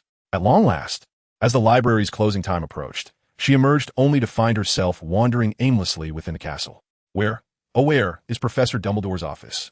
Chapter 49. Professor Quirrell's Defense Against the Dark Arts. On Tuesday, Professor Quirrell's defense against the dark arts class was nearly a disaster. Fortunately, Kyle had low expectations for this course. From the moment he beheld Professor Quirrell's appearance at the opening feast, he had lost all hope for the subject. Professor Quirrell was of imposing stature, with a pallid complexion marred by wrinkles and the occasional scar. Though clad in a long robe, it was both filthy and tattered, seemingly untouched by mending or washing for over a decade. In stark contrast to the dashing and cultured Professor Thorntree from the previous semester, Quirrell's appearance was decidedly disheveled. His halting English was laced with a pronounced Curry accent, rendering his speech somewhat incomprehensible. Moreover, the peculiar turban wrapped around his head only served to amplify the impression of him as an outsider. Whispers among the faculty revealed that Professor Quirrell was once a distinguished Ravenclaw graduate, yet upon failing to secure employment after graduation, he had descended into poverty, ultimately risking his life to teach defense against the dark arts at Hogwarts. As soon as he entered the classroom, a pungent aroma of garlic pervaded the air, causing the young witches and wizards to wrinkle their noses in distaste. Kyle hastily conjured a bubblehead charm for himself, Hannah, and Hermione to stave off the suffocating odor. Observing the disdainful expressions on his students' faces, Quirrell's face flushed crimson, prominent veins on his forehead bulging as he exclaimed, "I wear this to ward off vampires." He claimed that his large scarf was a gift from an African prince, who wished to express gratitude for Quirrell's assistance in escaping the clutches of a ghoul. However, skepticism hung in the air regarding the veracity of his tale. A young Gryffindor raised a hand and inquired, "Professor, did you truly defeat a ghoul?" Quirrell regarded the inquisitive student with a dismissive air. Another eager student ventured, "Then, Professor, how did you defeat the ghoul?" Immediately, Quirrell's demeanor shifted to one of despondency, his face taking on a gray pallor as he muttered incoherently in curry-laced English, leaving the students bewildered. Laughter erupted among the class, filling the room with a light-hearted atmosphere. Realizing he could not continue on this topic, Quirrell turned to pose a question to the students. He fixed his gaze upon a particular student whose head was enveloped in a bubblehead charm, reminiscent of a celestial being. "Mr. Dumbledore, do you know the definition of dark magic?" Kyle nodded slightly. "Could you please elaborate?" Quirrell requested. Kyle, feeling disdain for the beggarly manner of the inquiry, replied, "Dark magic refers to those malevolent spells primarily intended to harm others, capable of inflicting serious injury." "Excellent. Please take your seat. Hufflepuff earns 5 points," Quirrell acknowledged. The afternoon's History of Magic class was excruciatingly dull. This was the only course at Hogwarts taught by a ghost, a relic of a millennium past, leaving little hope for engaging pedagogy. Professor Binns droned on in a monotonous tone, while Kyle, seated at the back of the classroom, shed his robes and draped them over a life-sized alchemical puppet. Then, much to the astonishment of Hermione and Hannah, he stealthily slipped out of the classroom. "Hermione." "Hannah. Is this even possible?" Until dinner time in the evening, the two finally encountered Kyle again in the hall. "How could you skip class? Even if it was Professor Binns' History of Magic." Such behavior. The moment she saw Kyle, the well-behaved Hermione placed her hands on her hips and scolded him vigorously. Hannah nodded in agreement from the side. Amused by the fierce little beaver, Kyle playfully ruffled her hair, saying, "Next time I skip History of Magic, I'll bring you along." Hermione swatted Kyle's hand away, retorting, "Don't lead us astray." The blonde little girl also aligned herself with Hermione. "Take us to the Forbidden Forest to ride a hippogriff. Please be sure to include me next time you skip class." Hannah instantly abandoned her previous stance. "Hermione, why did you betray us so quickly?" Hannah. On Wednesday night at the observatory, Hufflepuff and Gryffindor were attending astronomy class. Hannah, watching the life-sized alchemical puppet clad in Kyle's wizard robes, stomp her feet in frustration. "Kyle, you big liar." Hearing the naive remark from Hannah, the little beaver rolled her eyes. "Hannah, you gullible fool. Believing something so absurd as going to the Forbidden Forest to ride a hippogriff, which sounds like something a creepy uncle would say." She truly did not know where to begin with her complaints. However, compared to Kyle's truancy, Hermione felt the most pressing matter was to find Dumbledore and report Kyle's possession of illegal weaponry. Yet, until Friday, the little beaver had not successfully found a chance to meet with Headmaster Dumbledore privately to inform him about Kyle and the others hoarding weapons of mass destruction. It wasn't that she hadn't considered approaching Professor McGonagall. She simply believed that matters concerning the Dumbledore family were best handled by Dumbledore himself. At the Gryffindor table, Harry was adding sugar to his porridge while asking Ron, "What classes do we have today?" With a sigh, Ron replied, "Snape is the head of Slytherin House. They say he favors his own students." Now we can see if that's true. Hermione, who had been frowning, felt slightly relieved upon hearing their conversation. She turned to them and said, "Don't worry, I heard Kyle say that Professor Snape is a really nice person." "A nice person?" Ron exclaimed in disbelief. "I heard George and Fred say that Snape is nothing more than a bat in human skin." A sinister voice echoed from behind them. "A bat in human skin?" Ron nearly fell onto the table. Startled as well, Hermione glared at Kyle reproachfully. "Can you not be so frightening next time?" "Apologies. My mistake," Kyle said nonchalantly, raising his hands in surrender. He then lowered his voice. "I can tell you something about Professor Snape, about why he always has such a gloomy expression." After previously fighting alongside Snape in the Forbidden Forest, Kyle had approached Dumbledore to inquire about some of Snape's background. Dumbledore had shared part of Snape's past with Kyle. Harry and Ron were evidently captivated by the gossip, while the little beaver, though feigning disinterest, attentively perked up its ears. Professor Snape had once. Before the words could escape, a dark hand seized Kyle's ear. "Professor Snape taught me magic. Thus, I declare him a remarkable person. My admiration for him flows as ceaselessly as the waters of the Rhine." The dark hand released its grip on Kyle's ear. As they watched the old bat retreat into the distance, the trio gazed at Kyle with expressions of bewilderment. Chapter 50, Harry, Dress in Women's Attire. Once Professor Snape had moved away, Kyle leaned closer to the three. Professor Snape's first love, deeply cherished, was murdered by an old man. Voldemort was born in 1926. By 1981, when he killed Harry's mother, who was also Snape's first love, Lily, he was already in his 50s. Therefore, it is quite accurate to refer to Voldemort as an old man. Hermione gasped in shock, covering her mouth. Snape was once a lively and cheerful youth, but he changed drastically after that incident. This statement was but a fabrication from Kyle. Even had Lily not been murdered, Snape would still bear the expression of one who had a million galleons owed to him. Kyle fixed his gaze on Harry and Ron. Due to that event, Professor Snape harbored a particular disdain for men, compounded by the long-standing rivalry between Gryffindor and Slytherin. Snape was the head of Slytherin House, and the animosity between Slytherin and Gryffindor had existed since the founding of Hogwarts a millennium ago. Kyle crossed his arms, declaring, "If you wish to avoid a dreadful fate in potions class, you ought to consider dressing in women's attire." Just then, a cacophony of flapping wings erupted above them as 100 owls suddenly swooped into the dining hall.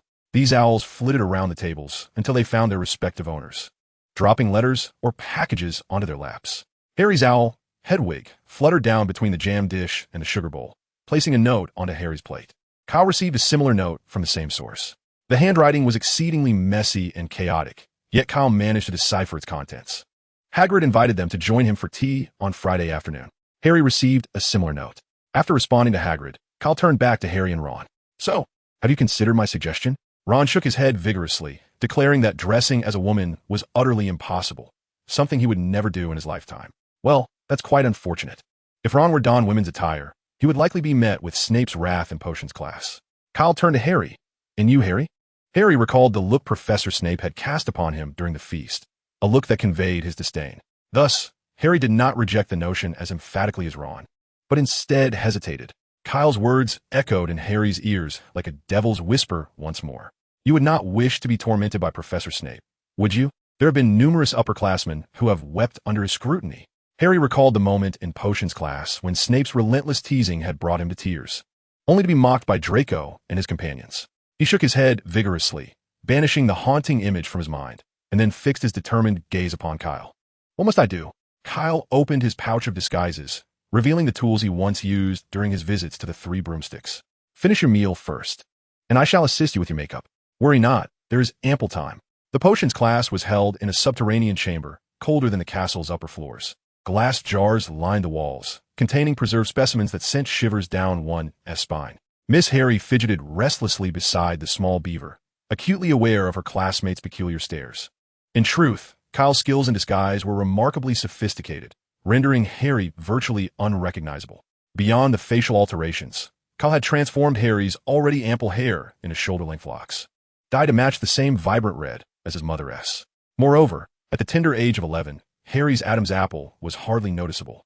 Coupled with the wizarding robes, the distinction between male and female attire was not particularly pronounced. Thus, apart from a few who witnessed the transformation from Harry to Hallie, no one could possibly identify this red-haired young girl as the renowned savior of their world. Harry's anxieties were merely unfounded. Beside her, Ron covertly swallowed hard at the sight of the rosy-cheeked Hallie. If only Harry truly were Hallie. At that thought, Ron suddenly felt the urge to slap himself. What absurd notions was he entertaining? The door to the dungeon swung open with a loud bang, and a large bat fluttered in. In my classroom, one must not carelessly wave wands or utter spells without reason, Severus Snape declared, striding purposefully toward the podium without casting a glance at the young wizards below. You have gathered here to study the intricate science and rigorous craft of potion making. As Snape spoke, he picked up the roll call. Due to the absence of foolish wand waving, many of you may find it hard to believe this is magic. As his gaze fell upon the Gryffindor students, the roll call slipped from Snape's grasp, clattering to the floor. The current Hallie bore an uncanny resemblance to her mother, Lily, in her youth. This remarkable likeness was thanks to the memory images Dumbledore had previously shown Kyle, enabling him to recreate it with such precision. Ron caught Snape's gaze and turned in astonishment towards Hallie. Could it be that Kyle's words held truth? Was Harry's transformation into Hallie indeed effective? Snape soon realized his lapse in composure, hurriedly retrieving the fallen roll call. I do not expect you. His eyes flickered nervously towards Gryffindor, before hastily diverting his gaze elsewhere. To truly comprehend that, Snape suddenly found himself at a loss for words, unable to resist casting furtive glances at Harry. The aroma wafting from the simmering cauldron was intoxicating, yet he could not articulate his thoughts. In a moment of frustration, he slammed the attendance sheet onto the desk and began to call the roll. When he reached Harry's name, he took a deep breath, his voice trembling as he uttered, Harry Potter. On the Slytherin side, Draco Malfoy turned in shock, exclaiming internally, is this truly Harry? As he scrutinized Harry's appearance, a barely perceptible flush crept across Draco's pale cheeks. Beside him, Crabbe and Goyle erupted into boisterous laughter, utterly taken aback by the transformation of Harry into a girl. Their mirth was abruptly silenced when they turned to see Snape, wand in hand, glaring at them with a menacing gaze. Potter, Snape suddenly addressed. What would happen if I added powdered daffodil root to an infusion of wormwood? What root powder into what solution? Harry exchanged a glance with Ron, who, like him, was momentarily stunned. Hermione raised her hand high in the air. I don't know, sir, Harry admitted. Honesty earns Gryffindor 10 points. Snape's tone was unexpectedly gentle. Ron and Hermione were bewildered, while Draco, Crabbe, and Goyle were equally perplexed. The other Gryffindor and Slytherin students shared in their confusion. Realizing his error, Snape, now irate, directed his death glare at every young wizard, casting him odd looks. The potions class continued, with Snape maintaining his newfound civility towards Harry. Though the situation for the Gryffindors did not improve, he paired them off to concoct a simple potion for treating scabies. The old bat roamed the classroom in his long black cloak, observing the students as they collected nettles and crushed snake fangs. Almost every student received criticism, save for the cross-dressing Miss Harry. Just as Snape stood beside Harry, meticulously guiding the astonished girl in brewing a potion involving slimy slugs. A noxious green smoke suddenly billowed from a cauldron, accompanied by a loud hissing sound. Somehow, Neville had managed to ruin Seamus's cauldron, rendering it a twisted mess. The potion splattered onto the stone floor, burning holes into the classmates' shoes. Within moments, the entire class was perched atop their stools. As the cauldron tipped, Neville was drenched in potion, his arms and legs erupting with painful, swollen welts that made him cry out in agony. Idiot! Snape bellowed, waving his wand to clean up the spilled potion. I suppose you thought it wise to add the hedgehog spines without removing the cauldron from the fire, did you? Neville began to sob, his nose breaking out in an array of welts. Take him to the hospital wing, Snape ordered Seamus with a sharp tone. Then Snape turned to Harry, his tone gentle. Harry, are you unhurt? Chapter 51. The incident of the illegal infiltration of Gringotts. At noon, upon hearing about the events of the morning potions class, Kyle laughed uncontrollably. The twin brothers were also pounding the table in a frenzy. Honestly, George laughed until tears streamed down his face. Fred clutched his belly, 10 points to Gryffindor. Ignoring the deathly glares from the staff table, the trio erupted into hearty laughter. Ron gazed at Kyle with fervent eyes. Kyle, please help me with my makeup for the next potions class. I beg you. At Ron's words, Kyle burst into another fit of laughter, nearly falling onto the table. Fred and George had already knocked over several plates on the table. Who would have thought our brother harbored a heart for cross-dressing? George, we now have 2 sisters. Lolita Weasley. Ha ha ha ha. Unable to withstand the relentless teasing from his brothers, Ron slammed his hand on the table in exasperation. Fine. Ron, will perish at Snape's hands. I'll leap from the astronomy tower. I'd rather not wear makeup. Hermione sighed, covering her forehead. Oh, those boys. She wished to remind those around her to be mindful of their image. feeling the curious glances and chattering discussions from her classmates. Coupled with the contagious laughter of the twins and Kyle, Harry felt utterly uncomfortable. "Kyle, could you please help me remove my makeup?" Harry patted Kyle, who was trying to stifle his laughter while leaning on the Hufflepuff table. Kyle finally managed to compose himself, turned around, and retrieved the makeup remover from his bag, preparing to restore Harry to his original self. A voice reached his ears. "If you wish to skip your potions class this afternoon," Snape did not finish his sentence. But Kyle knew precisely what the old bat intended to convey. Kyle turned to the staff dining area and silently mouthed. Snape stared at Kyle and slowly nodded. In the afternoon, during the potions class for Hufflepuff and Ravenclaw, before class began, while Snape had yet to arrive, all the students were chattering animatedly about the events that transpired during the morning potions class between Gryffindor and Slytherin. Kyle squinted. These little wizards truly had no fear. When Professor Snape arrived, he might very well reprimand them for this chaotic scene. Thinking of this, Kyle stood up and proclaimed loudly, "Silence." His voice overshadowed the chatter of the young wizards in the classroom. "You are here to learn the intricate science and rigorous craft of potion making. Can you truly appreciate the essence of that simmering cauldron, emitting fragrant vapors? Can you comprehend the wondrous magic of the liquid coursing through people's veins, stirring their hearts and clouding their will? Professor Snape will enlighten you on how to elevate your prestige, brew glory, and even stave off death." Therefore, Kyle surveyed his surroundings, urging everyone to quiet down and maintain the respect befitting a master of potions, patiently awaiting Professor Snape's arrival. The classroom was enveloped in silence. Indifferently, Kyle settled beside Hannah, anticipating the moment he would reveal the news of the Resurrection Stone and witness how Snape would beg him for it. Throughout the subsequent potions lesson, a distracted Hannah frequently cast curious glances in Kyle's direction. She was eager to understand how he could exhibit such courage in the presence of that fearsome old bat. "Hannah, Snape's bellow echoed above the young witch, startling the blonde girl so much that she nearly dropped the porcupine quill she held into the still-burning cauldron below. "Why do you always look at Kyle? Is the potion-making process inscribed on his face?" An hour later, the young wizards emerged from the dimly lit potions classroom, relief evident on each of their faces as they distanced themselves from the terrifying old bat. After parting ways with Hannah, Kyle left the castle, traversing the fields towards Hagrid's hut on the edge of the Forbidden Forest. Upon knocking at the door, he overheard voices from within. He couldn't be blamed for eavesdropping, as Ron's loud complaints about Snape's favoritism towards girls were impossible to ignore. Hagrid opened the door slightly, revealing his bearded visage. "Oh, good afternoon, Kyle. Come in." Hagrid stepped aside to welcome him.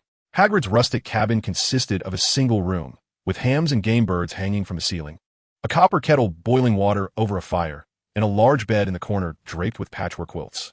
This was not Kyle's first visit. He had deftly dodged Fong's eager licks and looked up at the hospitable half-giant. "Where's Fong?" At that moment, Hagrid was busy pouring hot water into a large teapot and placing rock cakes onto a plate. Upon hearing Kyle mention Fong's name, Hagrid's expression shifted to one of discomfort. He had lent Fong to Professor Dumbledore to guard a very important object, a piece of information that Harry and Ron must not discover. Kyle noticed Hagrid's change in demeanor and quickly realized he had uttered something he ought not to have. If he was not mistaken, it likely pertained to Fong. At the beginning of the term, Dumbledore had cautioned during the feast that any student wishing to avoid a grim fate should steer clear of the corridor on the right side of the 4th floor, where Fong might be found. Ron, puzzled, inquired, "Who is Fong?" Hagrid chuckled and deftly glossed over the matter. Harry recounted his experiences in Snape's class, expressing his genuine confusion regarding Snape's treatment of him. Ron was even more perplexed, for his 5 older brothers had all mentioned that Snape had never shown favoritism towards any student, let alone treated them in such a manner. Hagrid scratched his cheek, admitting that this was the first time he had heard of such behavior from Snape. "You just said Kyle helped Harry with his makeup, transforming him into a girl?" Hagrid asked in astonishment. If he was correct, Harry's appearance in feminine guise must have closely resembled that of his mother, Lily.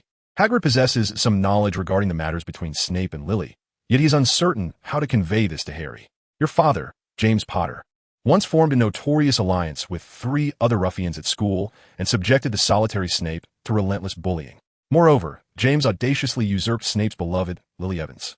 Hagrid wrestles with whether to reveal the truth to Harry, for based on James's actions, he hardly appears to be a virtuous individual. He wonders how Harry would react upon learning this, and whether the image he holds of his father would shatter.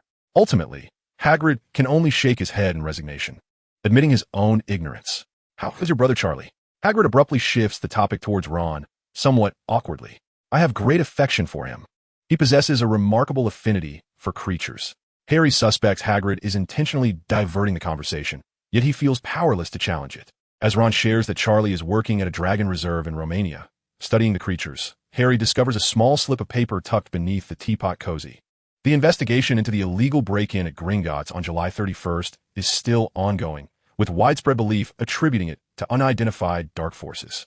The goblins at Gringotts reiterate today that nothing was stolen, and the underground vault that had been breached was, in fact, emptied earlier that day.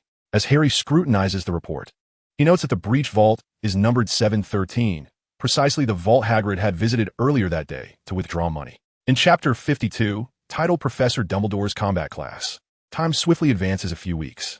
As for the twin brothers' alchemical firearms modification project, Kyle has not paid much attention. If George and Fred had achieved any results, they would have sought him out to discuss it. To Hermione's surprise, Dumbledore merely informed her that he would handle the situation, and then there was no further action. Days pass, and Kyle, along with the mischievous Weasley twins, continues with their usual antics. Any expected reprimands, such as confiscation of firearms, are entirely absent. Hermione finds herself perplexed. Could it be that Dumbledore is truly neglecting the matter? In reality, Dumbledore finds himself powerless to intervene.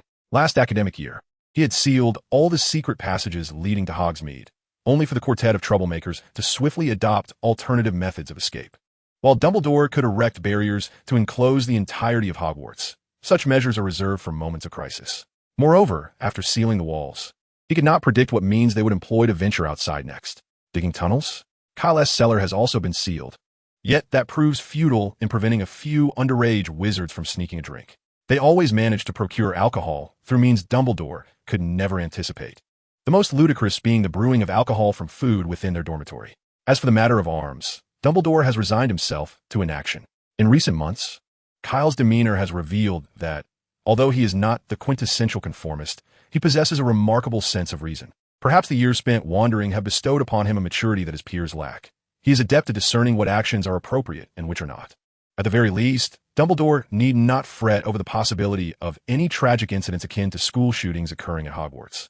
So let it be. One day, a notice appeared in the Hufflepuff common room, announcing that on Thursday morning, the Hufflepuff Badgers would join the Ravenclaw Eagles for flying lessons. In contrast, the Gryffindor and Slytherin flying classes were scheduled for the afternoon. As a predominantly Muggle-born institution, most Hufflepuff students had never before encountered a flying broomstick, and Quidditch was a concept they had only learned about upon arriving at Hogwarts. Students hailing from wizarding families incessantly regaled tales of Quidditch, while those from Muggle backgrounds could only discuss the distinctions between Quidditch and football. Kyle overheard Hermione mentioning that a multitude of students from Gryffindor spent their days boasting about their flying prowess. They concocted elaborate stories, often culminating in near misses with Muggle helicopters or jets. Knowing the nature of pure-blood wizards, Kyle found such tales utterly implausible. Most of them likely had no idea what a helicopter or a jet even looked like. As Thursday approached, the young wizards grew increasingly anxious, including those who had boasted about their flying skills. During breakfast on Thursday morning, Hermione and Hannah leaned closely together, poring over a book they had borrowed from the library titled Quidditch Through the Ages. Their focus was primarily on the flying instructions within the book, hoping it would aid them in their upcoming lesson. Kyle, however, remained remarkably composed. He had already experienced gliding with Buckbeak on several occasions and had even ridden a broomstick a few times in France, accompanied by Alfred. As a skilled beastmaster, he found flying broomsticks to be a trivial challenge. Their study of Quidditch Through the Ages was interrupted by the arrival of an owl post. An owl delivered a small package to the chubby Neville from his grandmother. Excited, Neville opened it to reveal a glass orb the size of a large marble, filled with what appeared to be white smoke. Kyle recognized it as a memory ball. When held tightly, the smoke turned red, indicating that one had forgotten to attend to something. The memory ball in Neville's possession had indeed turned red. At that moment, Draco Malfoy swaggered past the Gryffindor table and snatched the memory ball from Neville's hands. With just a few words, Kyle managed to intimidate Draco into returning the memory ball to Neville. Ron, who often found himself in conflict with Draco, suddenly regarded Kyle with newfound admiration. "Kyle, what did that gesture you just made mean?" Ron inquired, curiosity evident in his voice. This was not the first time he had witnessed Kyle making that gesture. Each time George and Fred saw it, they would obediently shut their mouths and make a swift exit.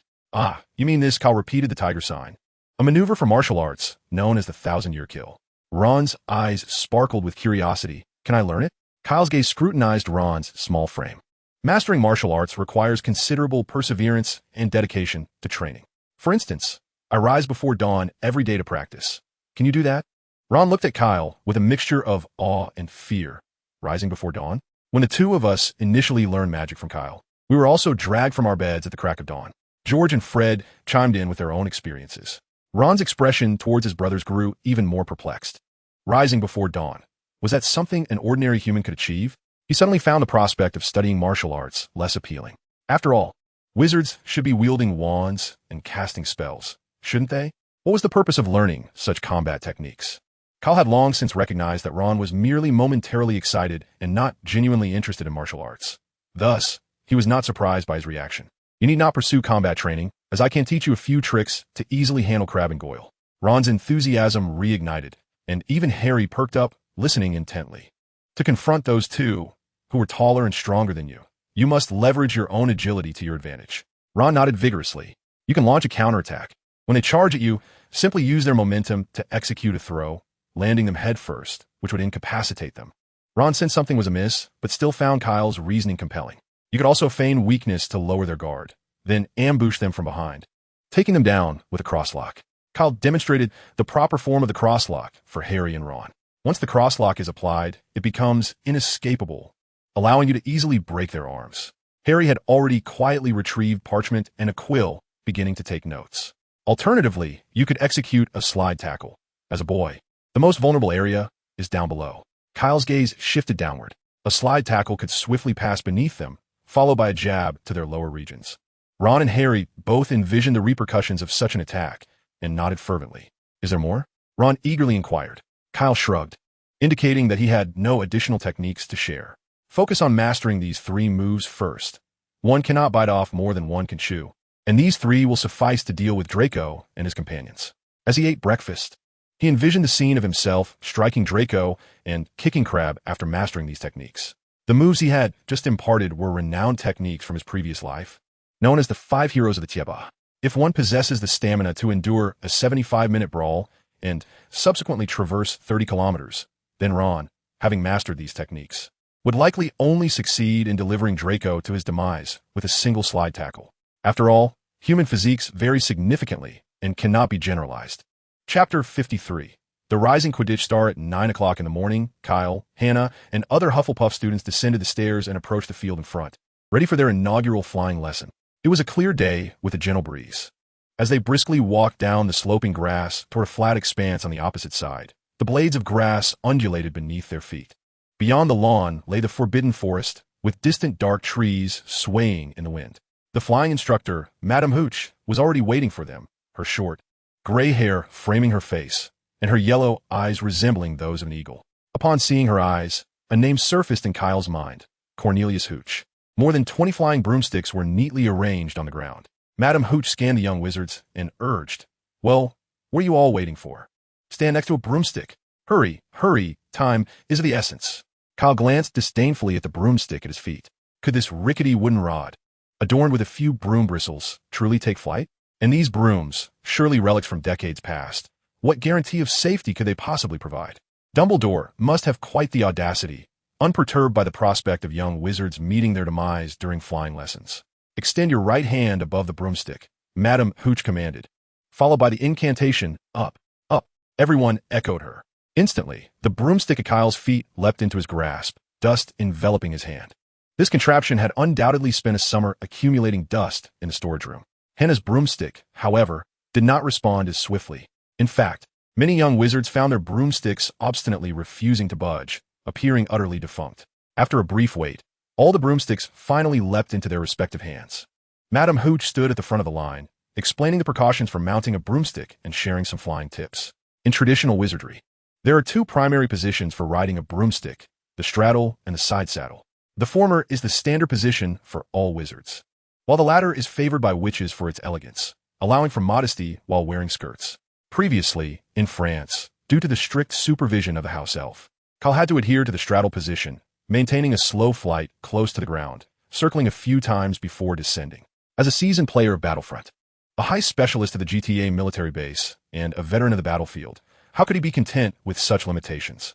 Madame Hooch demonstrated how to mount a broomstick without sliding off. She walked among the students, correcting their grip on the broomstick's handle. Moments later, everyone was finally mounted on their broomsticks. Feeling the soft sensation beneath him, Kyle let out a sigh of relief. Fortunately, despite the school's flying broom being somewhat damaged, it at least had a cushioning charm, sparing him from discomfort. All right, when I whistle, you all need to kick off the ground with both legs. And make sure to exert yourselves, Mrs. Hooch instructed. Listen for my whistle in 3, 2. Before Mrs. Hooch could blow her whistle, Kyle impulsively kicked off with both legs, and the broom beneath him soared forward like a released arrow, propelling him several meters ahead in an instant. However, he completely disregarded her call. As he reached a certain speed, Kyle abruptly pulled back on the broomstick, angling the broom head between 110 and 120 degrees, achieving a brief state of horizontal flight with the broom tail leading. Mrs. Hooch's mouth fell open in astonishment. After executing a stunning Pugachev's Cobra maneuver, Kyle exuberantly raised his arm and performed several aerial stunts reminiscent of fighter jets while riding the broom. Watching him soar through the sky like a free bird, Mrs. Hooch's gaze grew increasingly fervent. It appeared that Hogwarts might indeed produce a prodigious Quidditch player named Kyle Dumbledore, utilizing magical energy to adhere to the broom. Akin to the skills of climbing trees and walking on water, Kyle stood confidently on the broom. This daring display elicited gasps of amazement from the young witches and wizards below. Even Mrs. Hooch stared in disbelief. Could Hogwarts truly harbor a wizard with such extraordinary Quidditch talent? Surely, this feat was beyond the capabilities of even national team players. What Mrs. Hooch did not realize was that Kyle was using magic to maintain his balance on the broom, a fact concealed by the subtleties of wandless spellcasting. Without the aid of magic, it was unlikely that any wizard worldwide could achieve such a feat. Once Kyle landed gracefully, all the young wizards gathered around him, particularly the Hufflepuff Badgers, who regarded him with admiration. A blonde little girl stood beside him, her expression brimming with excitement, as if she were the one who had just performed those dazzling aerial maneuvers. Mrs. Hooch squeezed her way through the crowd to reach Kyle. Her eyes sparkled with intense fervor as she inquired, "Kyle, would you be interested in becoming a Quidditch player?" After a moment of thought, she added professionally, "I can write a recommendation to the Quidditch Club." Kyle replied, "You want the son of the first Dark Lord, the future Dark Lord himself, to become a professional Quidditch player? Are you serious?" "I'm afraid, Mrs. Hooch, my aspirations lie elsewhere." "Kyle, want to reconsider? With your talent, you could easily become a world-class star." "Apologies, Mrs. Hooch, but rather than being a world-class athlete, I aspire to be a great wizard like Professor Dumbledore." Kyle shrugged. "However, I would be willing to join the Hufflepuff Quidditch team." Madame Hooch now recalled that the young wizard before her bore the surname Dumbledore. It was hardly surprising that Kyle would look up to Albus Dumbledore as a role model. She gazed at Kyle with a tinge of regret, as if she had just missed the chance to acquire a rare treasure. Little did Madame Hooch know that Kyle's true surname was Grindelwald. This fact was known only to the four house heads at Hogwarts, aside from Albus Dumbledore himself. Chapter 54, The Midnight Duel. After the flying lesson concluded, the Hufflepuff Badgers gathered around Kyle like stars orbiting a planet as they made their way towards the Great Hall. At the entrance of the dining hall, Kyle encountered the long-unseen witch Zhang Qiu. "Hello, Kyle," Zhang Qiu said with a bright smile, waving at him. "I saw your performance in flying class from my classroom on the second floor." "Really? I did all right, didn't I?" Kyle replied, raising an eyebrow with pride. "Not just all right. Your flying talent is extraordinary. You will undoubtedly pass the selection for the Hufflepuff team next year. I hope to see you on the field," Zhang Qiu remarked. In her second year, Zhang Qiu also exhibited a commendable talent for Quidditch, being one of the few in her cohort who could summon a broom with just a call. If all went well, she would soon join the Ravenclaw team during the upcoming Quidditch trials. Kyle smiled back at Zhang Qiu. "I won't go easy on you then." At that moment, a familiar acquaintance passed by. "Kyle, you didn't finish Cedric's words from flying class," he said, noticing Zhang Qiu chatting with Kyle. His face instantly flushed crimson as he awkwardly completed his sentence. "I heard about your performance." He poked Cedric in the ribs, teasingly saying, "Oh, are you shy? Let me see." Cedric, catching Zhang Qiu's peculiar gaze, felt a wave of embarrassment wash over him. He quickly brushed off Kyle's hand from his ribs. "Stop it. Who is this?" Zhang Qiu couldn't help but chuckle. Cedric's first encounter with Zhang Qiu ended rather poorly due to his overwhelming shyness. During lunch, he mentioned her at least 11 times, asking Kyle to be his wingman. Indeed, our second most handsome Hufflepuff had fallen head over heels for Zhang Qiu. When Cedric uttered Zhang Qiu's name for the 12th time, Kyle forcefully shoved a large chicken leg into his mouth, exclaiming, "Shut up. I'm trying to think of how to help you. Nearby, little Hannah sighed in relief upon hearing Kyle's intention to assist Cedric in pursuing Zhang Xiu. Just moments ago, when she had seen Zhang Xiu at the entrance, looking so familiar with Kyle, Hannah's heart had tightened with unease. Zhang Xiu was so beautiful, exuding an exotic charm from the east, with skin that surpassed the average Western girl's delicate complexion. In comparison, Hannah felt utterly devoid of confidence. Fortunately, upon observing Kyle's demeanor, it is evident that he harbors no romantic intentions towards Zhang Xiu.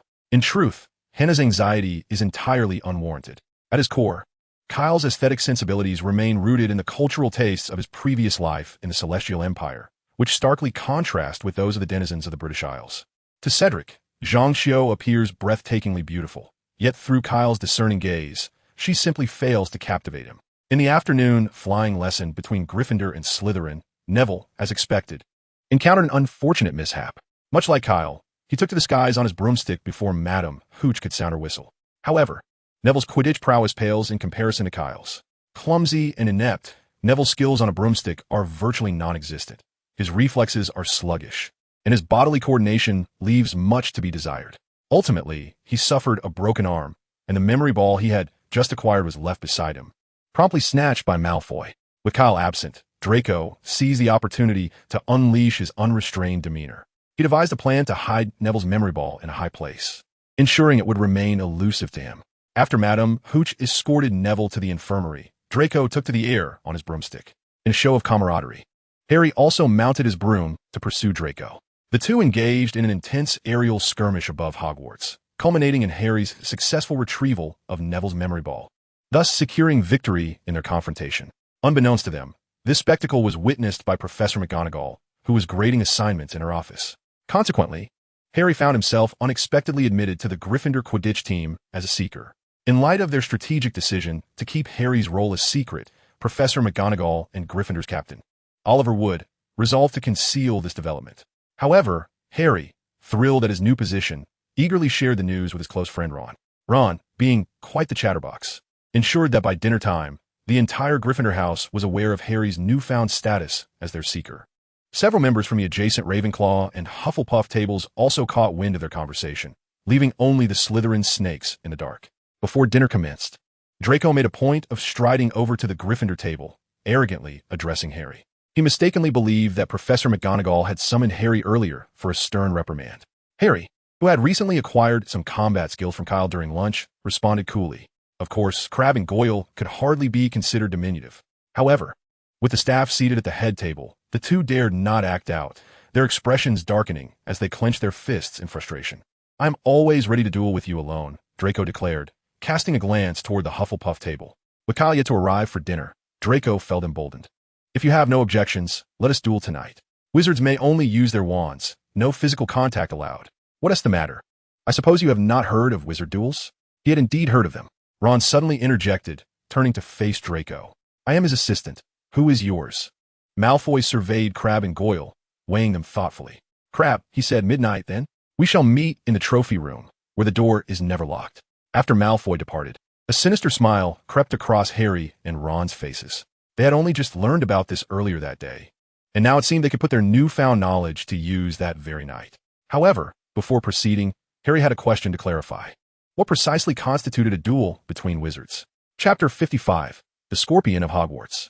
A wizard's duel is a formal contest between two wizards conducted in the presence of witnesses, and prearranged, allowing the use of any spell, including the dark arts.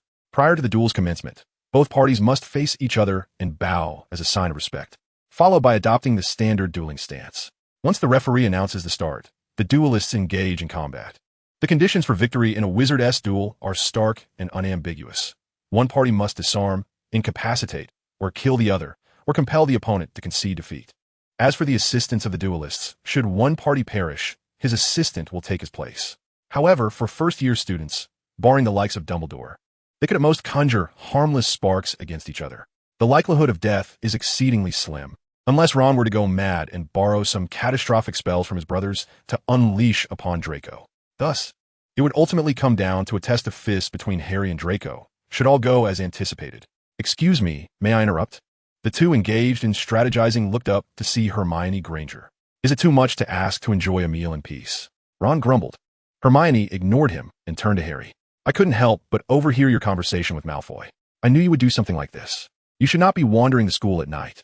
Hermione admonished, her expression reminiscent of a miniature Professor McGonagall. Think of the points you would lose for Gryffindor if you two were caught.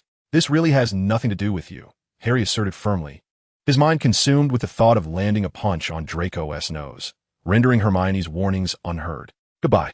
Ron hastily finished his dinner and departed the table. Meanwhile, at the Hufflepuff table, for housemates gathered, conspiring quietly. Since the beginning of the term, George and Fred had relocated a quarter of their arsenal, and they had been brewing something significant since then. Now, several weeks later, it was time for the twin brothers to unveil their creation. After the meal, they lifted a large wooden chest resembling a coffin from beneath the table. Moving with a theatrical gait, they approached the Black Lake. The entire scene infused with an eerie sense of a funeral procession. It is my honor to introduce you, George declared, placing his hand upon the lid of the chest. Fred and his brother Pride opened the coffin lid, revealing the first generation of comprehensive threat response combat armor. Upon hearing this familiar name, Kelt was struck by a sense of foreboding. As expected, the next moment, he beheld a grotesquely crude alchemical puppet. Due to budget constraints, limited materials, and severely restricted capabilities, this alchemical puppet was constructed in an exceedingly rudimentary manner, resembling nothing more than a haphazard assemblage of mundane weaponry. The shoulder-mounted rapid-fire machine gun and the cataclysmic weapons in both hands were as unsightly as one could imagine.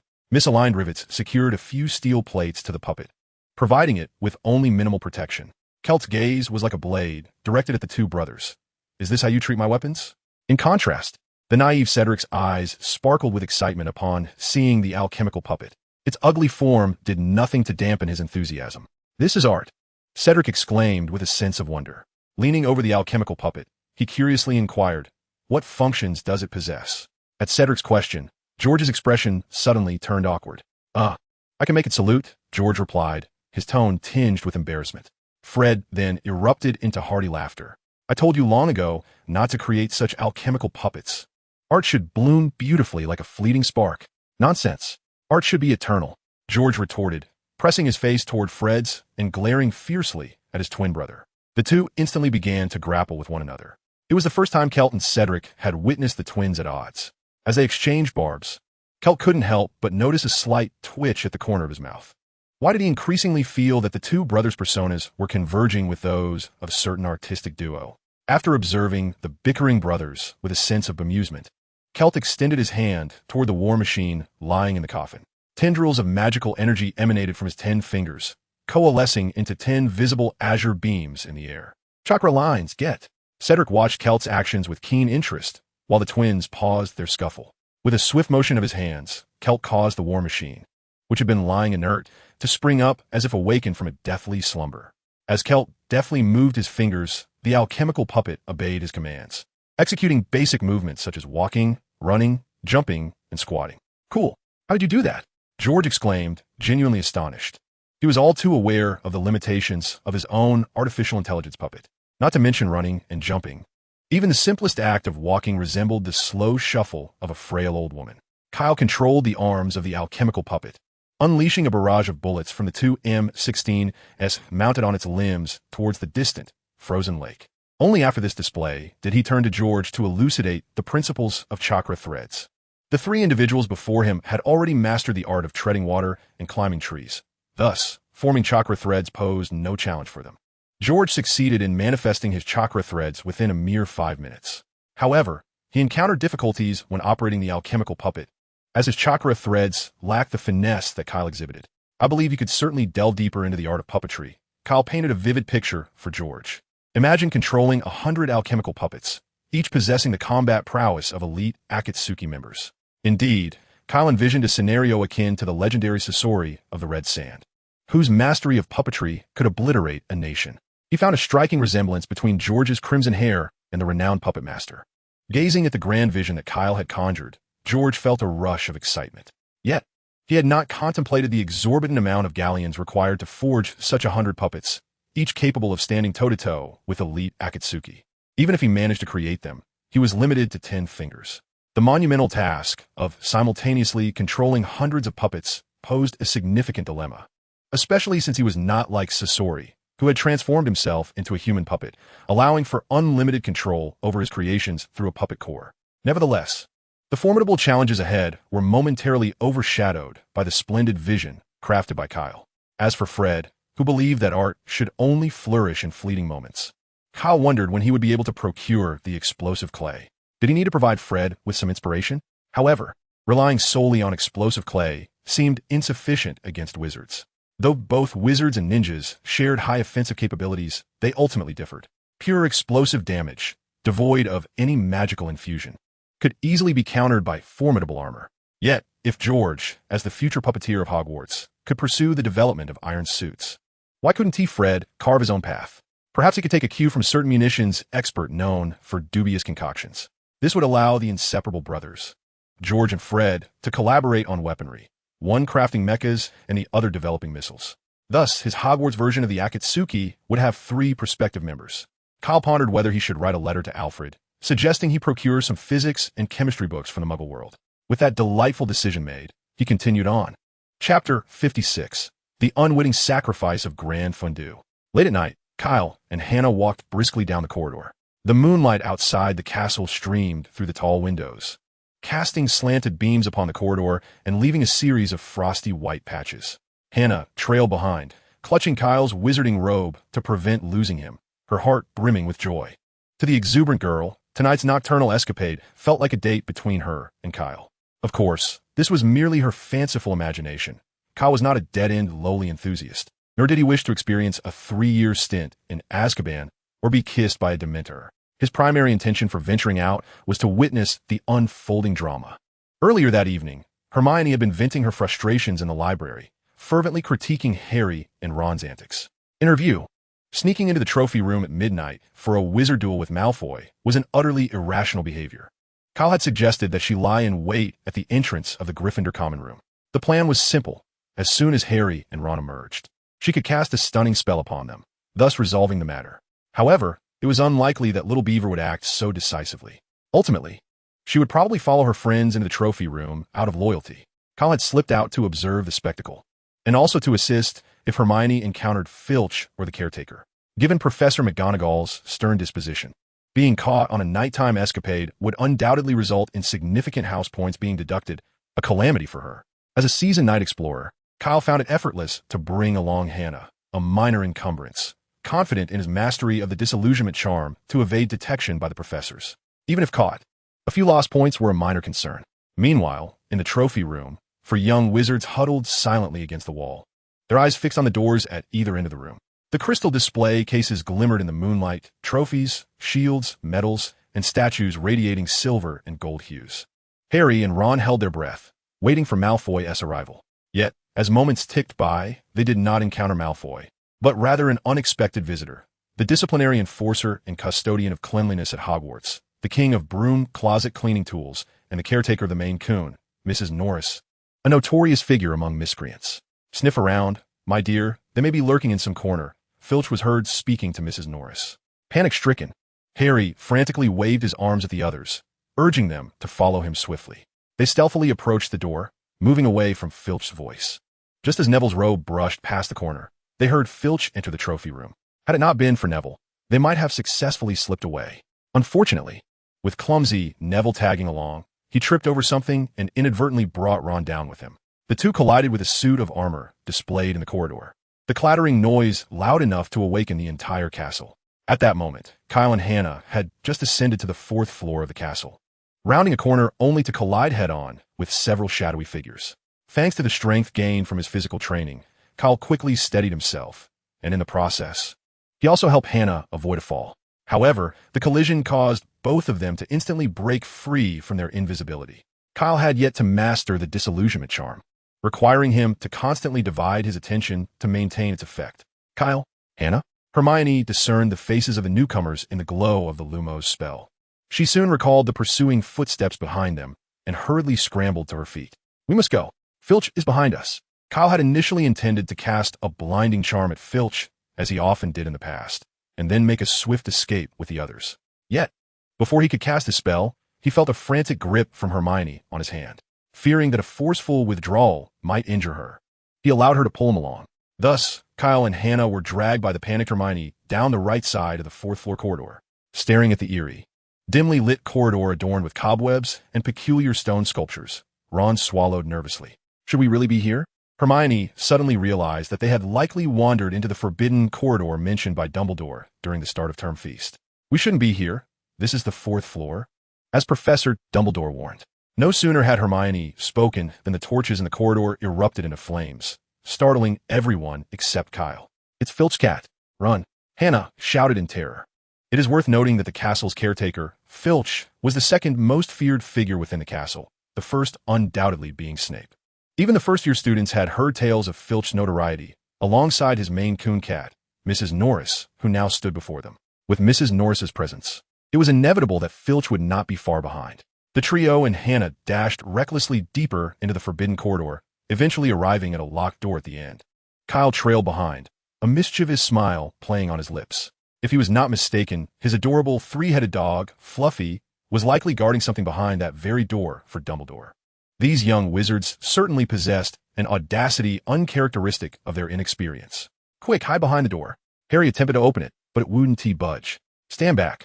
Hermione brandished her wand. Alohomora. The door creaked open. Once they all entered, the audacious Ron promptly shut the door and locked it behind them. Kyle cast a surprised glance at Ron. Was he truly leaving no escape route? Harry and Ron pressed their ears against the door, peering through the crack to discern any movements outside. As they watched Filch's surge grow faint, they exhaled a sigh of relief. Filch is gone. Perhaps he thinks no one can enter since the door is locked. Meanwhile, the two girls stared in horror at the immense creature before them, their blood seemingly frozen in their veins.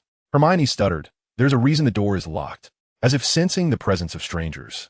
The slumbering Rubius Hagrid stirred from his dreams, his bleary eyes slowly opening. Upon recognizing the small figures before him, Hagrid unleashed a thunderous roar. The room echoed with terrified screams. Ah! The group fled in a frenzy, bursting through the door. It was not until they reached the corridor that the five young wizards realized one among them was missing. Hannah's rosy cheeks turned as pale as a ghost. Kyle didn't follow us." Her voice trembled with fear. The others gasped at her words. Hermione, in disbelief, covered her mouth, tears welling in her eyes. She wanted to chase after him, but Ron stopped her, insisting, "We should find a professor." Hermione shot Ron a disdainful glare. By the time the professor arrives, it will be too late. Kyle might still be in danger. Chapter 57. The Canine Adversary of Humanity. At that moment, Kyle, whom the five young wizards believed to be in peril, was waving a large bone in front of Hagrid. "Hagrid, seat. You can have it if you sit." The drooling, three-headed dog lunged forward, baring its teeth. The central head nudged Kyle to the ground, while the left head snatched the bone from his grasp. Indeed, the adversary of humanity is the dog. Kyle was quite displeased with Hagrid's antics. He drew his wand and aimed it at the bone that Hagrid's two heads were fighting over. A spell struck true, sending the bone flying into the gaping maw of the right head. The bone vanished in an instant, and Hagrid's three heads began to wrestle with one another. "Hagrid, I may not be human, but you are indeed a dog." Hagrid then lay on the ground, exposing his soft belly, while Kyle pounced on him, petting him relentlessly.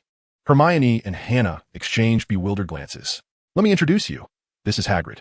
The three-headed canine, feeling neglected, stood up and began to enthusiastically lick Kyle, drenching him in slobber. The carefully crafted image Kyle had tried to maintain crumbled before their eyes. Hermione and Hannah stared in disbelief at the peculiar interaction between the boy and the beast. Disgusted, Kyle pushed Hagrid's head away and cast a cleaning charm on himself.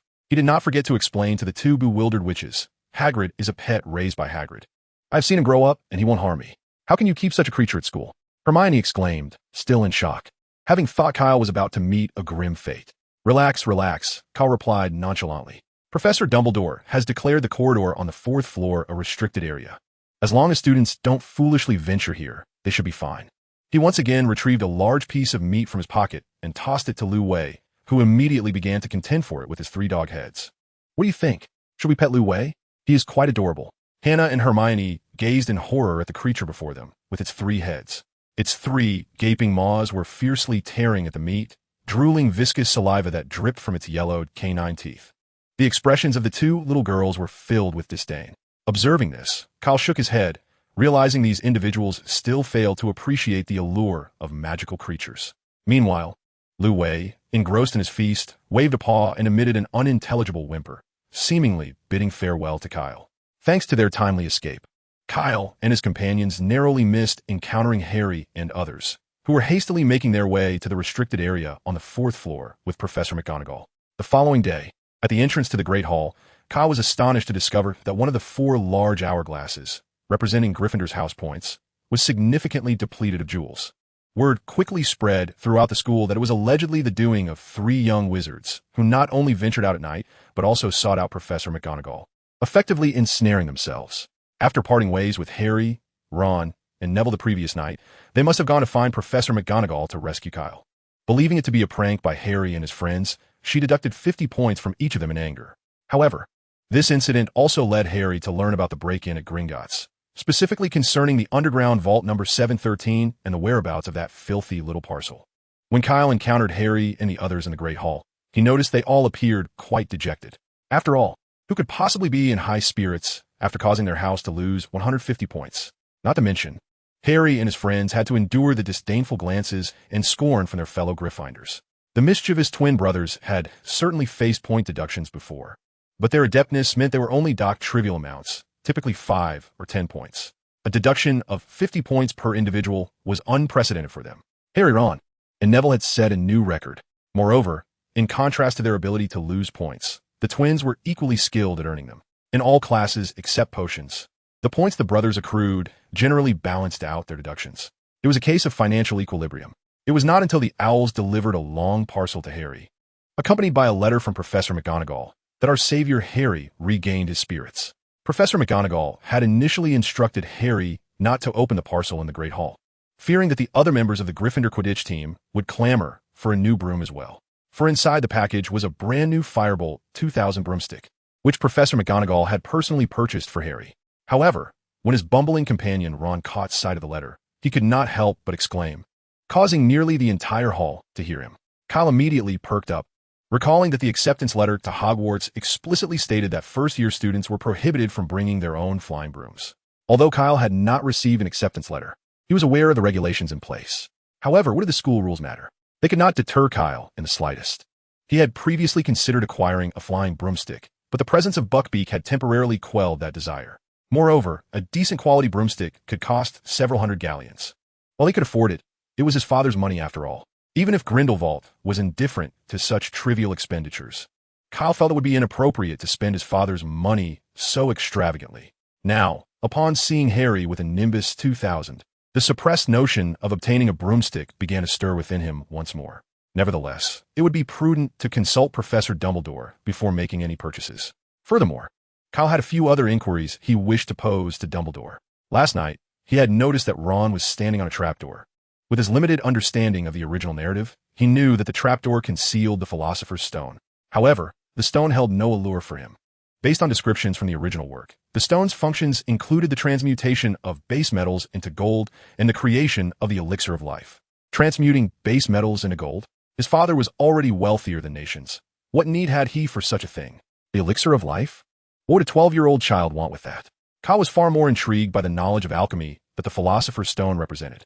Chapter 58. Alchemy Master Nicholas Flamel. Honey Lemonade. Kyle stood before a grotesquely large stone beast in the corridor of the 3rd floor of the castle and uttered the command. The beast suddenly sprang to life, leaping aside as the wall behind it split in two. Beyond the wall lay a spiraling staircase, slowly ascending like an escalator. Kyle stepped onto it, and with a resounding rumble, the wall closed behind him. The activated escalator rose higher and higher, ultimately halting before a gleaming oak door adorned with a brass knocker shaped like a griffin. Kyle mused that such escalators should be installed throughout the school. Otherwise, every time he ascended to the 8th floor to visit his twin brothers in Gryffindor's common room, he would have to climb the stairs. Although he could easily scale the walls like a tree, he preferred not to be gawked at like a circus monkey amidst the throngs of Hogwarts. Kyle pushed open the door and stepped inside. It was a spacious, beautifully circular room filled with a cacophony of whimsical sounds. On a slender-legged table lay an assortment of peculiar silverware, spinning and emitting wisps of smoke. The walls were adorned with portraits of former headmasters and headmistresses, each gazing down at Kyle, the descendant of the Dumbledore family, with friendly eyes. The room also featured a massive table, its legs shaped like claws. On a shelf behind the table rested a tattered, crumpled sorting hat. Kyle bowed slightly to the portraits of the successive headmasters of Hogwarts and, with familiarity, made his way to Dumbledore's desk, taking a seat with ease. Unceremoniously, he seized the jar of sweets resting on the table and indulged in one. This was not his inaugural visit to the headmaster's office. Indeed, at the beginning of this term, he had summoned Dumbledore, whom he affectionately regarded as a father figure, for a reprimand. The primary reason for Dumbledore's summons had been to question him about the paltry 2 letters he had sent during the summer break. However, it was evident that Dumbledore's invitation was not solely for this trivial matter. The esteemed white wizard of the magical realm was not so petty. Rather, he sought to engage Kyle in conversation about his summer experiences while subtly probing for news regarding Grindelwald. To Kyle, it seemed that the inquiry about Grindelwald was of paramount importance, with his summer escapades being a mere afterthought. Despite Dumbledore's efforts to maintain a casual tone, Kyle discerned the underlying concern for Grindelwald in his words. Both were stubborn individuals. If concern was present, it could be expressed openly rather than through such indirect means. At that moment, Kyle could finally empathize with the sentiments of Maureen, who desperately wished for her parents to reconcile. A loud bird call interrupted his thoughts, prompting Kyle to turn around. "Hello, Fox." The phoenix perched on a gilded branch behind the door. Compared to their last encounter, Fox appeared somewhat aged. His once vibrant crimson plumage now dulled. Perhaps the day of his rebirth was approaching. A door on the 2nd floor swung open, and hearing the commotion below, Dumbledore emerged. "Father." Kyle waved. "I need your assistance with something." Dumbledore shot Kyle a knowing glance. "When have you ever come without a request for my help?" Despite his words, the tone in his voice revealed his satisfaction with Kyle's address. Chuckling, Kyle unabashedly continued, "I wish to purchase a Nimbus 2000. He placed a bag of galleons on the desk, declaring, "I'll be using my own money, but I would appreciate your help in ordering it from Diagon Alley." Dumbledore was unsurprised by Kyle's request. He was aware that Professor McGonagall had procured a Nimbus 2000 for Harry. Thus, he had no reason to deny Kyle's plea. Nodding in acquiescence as he descended from the 2nd floor, Dumbledore recognized Kyle's character. It was improbable that he had come solely for this minor matter. "What else is on your mind besides the Nimbus 2000? Dumbledore inquired as he settled into his chair behind the desk. Kyle regarded the elder with curiosity. "I'm intrigued about what you have entrusted to Rubius." He was already privy to the matter of the Philosopher's Stone, having seen the first installment of the Harry Potter film series. Of course, such knowledge could not be directly disclosed, lest it lead to complications. Dumbledore was not surprised that Kyle would venture into the forbidden corridor on the right side of the 4th floor. The boy's mischievous skills were a testament to his surpassing talent, reminiscent of Dumbledore's own days at Hogwarts. The Philosopher's Stone, the legendary elixir, represents one of the highest pursuits of alchemy. "Is that the trial you set for Harry?" Kyle inquired, casually discarding the candy wrapper into the trash. "Indeed. I hope he may grow from this experience." Dumbledore's fingers were interlaced beneath his chin, his blue eyes fixed unwaveringly on Kyle. "If only he displayed the maturity you possess, my worries would be greatly alleviated." Kyle scratched the back of his head, expressing gratitude for the compliment. "I hope you refrain from interfering with the trials, as they would prove far too simplistic for you. However, remain vigilant and be wary of Quirrell." Kyle was indifferent to this matter, having no intention of entangling himself in the tumultuous saga of the Savior and the Dark Lord. "Quirrell? What of him?" "Voldemort has possessed Quirrell. No one could serve as a more fitting antagonist for Harry's trials than the Dark Lord himself. I am not particularly interested in the trials or the Philosopher's Stone." Kyle shrugged, "Yet I am intrigued by the alchemical knowledge that the stone embodies." More specifically, Kyle was fascinated by the prospect of transforming his stash of weaponry into more formidable arms, such as an AK with infinite ammunition, a blazing RPG, or the Star Destroyer. Dumbledore preferred Kyle to delve into the relatively benign study of alchemy rather than dabble in dark magic like his father. Thus, without a second thought, Dumbledore consented to Kyle's request. However, he soon realized that his decision was gravely mistaken.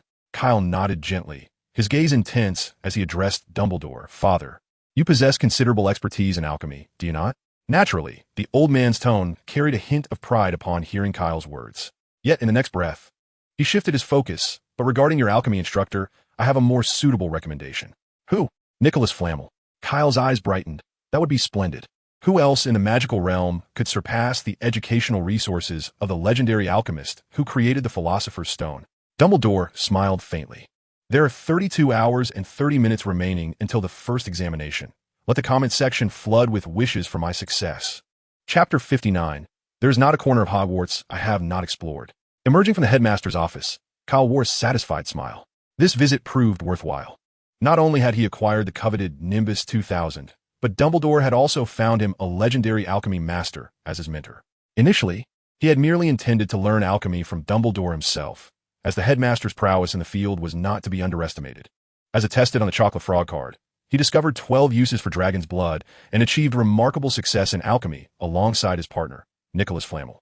However, the smile on Kyle's face vanished upon encountering the intricate staircase before him. Despite his time at Hogwarts, he had never managed to memorize which staircases required a leap, and which would alter their direction upon being stepped upon.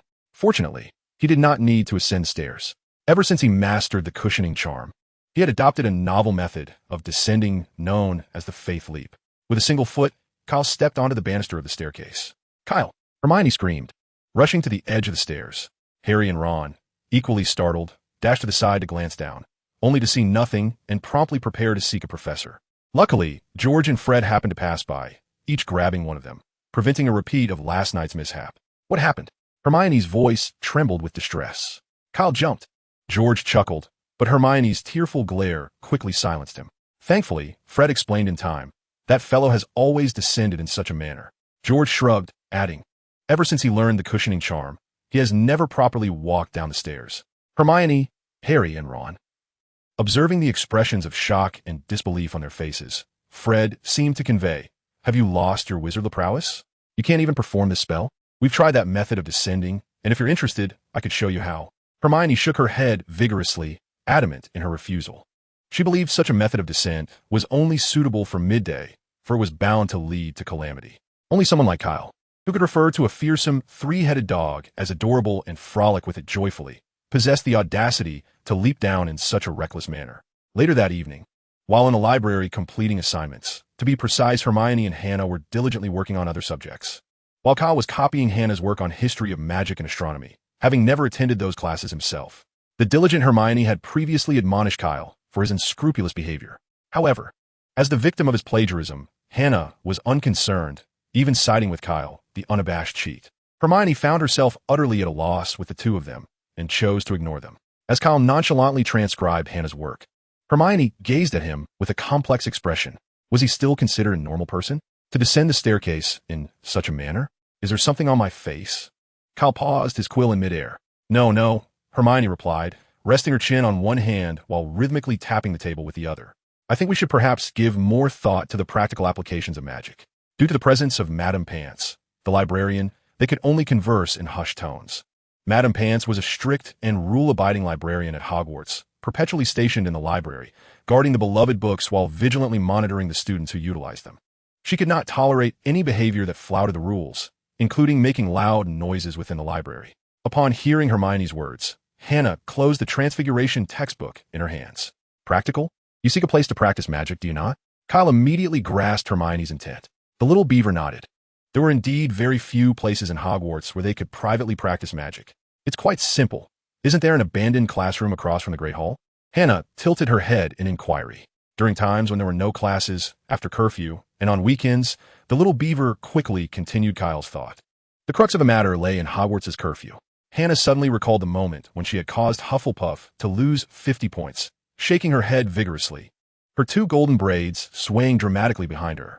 "What about the astronomy tower?" The golden-haired little girl suggested another location. Hermione waved her hand. "You and Kyle could sneak over using the disillusionment charm, but I might not be able to manage." After much deliberation, the two could not propose a suitable location. Either it was too remote, making it unsafe for Hermione, who did not know the disillusionment charm, or the space was too cramped for them to practice magic freely. Both turned their gazes toward Kyle, the seasoned veteran who had spent 4 more months at Hogwarts than they had. Hannah nudged Kyle, who seemed lost in thought. "Kyle, why are you so quiet?" With that nudge, Kyle snapped out his reverie. Supporting his chin with his hand, he thought carefully before speaking. "I know a great place. I can take you there shortly, and you need not worry about being caught by the professors after curfew." However, Kyle had not revealed the latter part of his sentence. In addition to not fearing capture by the patrolling professors, they would receive one-on-one guidance from a certain white-bearded elder. Such treatment was reserved for protagonists in novels. "Where is it?" Hermione inquired, her curiosity piqued. Kyle glanced at the clock on the library wall. It was nearly closing time. Thus, he said to Hermione, "You and Hannah should head to the corridor on the 3rd floor of the castle, find a gargoyle spouting water, and then say the password honey lemonade to enter the secret chamber behind the gargoyle. The little beaver, oblivious to being led on, widened her eyes in disbelief. There's such a place in Hogwarts? Of course, Kyle replied, raising an eyebrow with pride. I've been to most places in Hogwarts, and I dare say that is undoubtedly the best location for us to practice magic. Hannah fixed her gaze on Kyle. Shall we head over there first? Where will you go? As for discovering that the secret chamber behind the gargoyle happened to be the office of a former Transfiguration professor and the current headmaster, Kyle was unsure what expressions Hannah and Hermione would wear. However, he knew precisely what expression he would have, an ecstatic grin reminiscent of Uchiha's maniacal laughter. Chapter 60. Surprising. Isn't it? Unexpected, perhaps? When Kyle arrived at the headmaster's office with his small suitcase in tow, the first sight that greeted him was two little girls seated at the desk, trembling with cold, their faces nearly streaming with tears. Kyle, I am quite curious why you had chosen to appear at this hour, Dumbledore remarked, his fluffy purple robe swaying as he winked at Kyle. Were it not for Dumbledore's presence, Hannah and Hermione would have likely pounced on Kyle and given him a good thrashing. I simply believe we require a space to practice magic, Kyle stated as he placed his suitcase on the floor. You see, although Hogwarts has ample space, there are very few places where we can freely cast spells during our leisure hours. He spread his hands. Surely you cannot expect us to sneak off to the Forbidden Forest at this late hour to practice magic. Upon hearing the mention of the Forbidden Forest, Dumbledore's expression darkened slightly. Since bringing Kyle to Hogwarts, Hagrid had reported an alarming increase in young wizards venturing into the Forbidden Forest.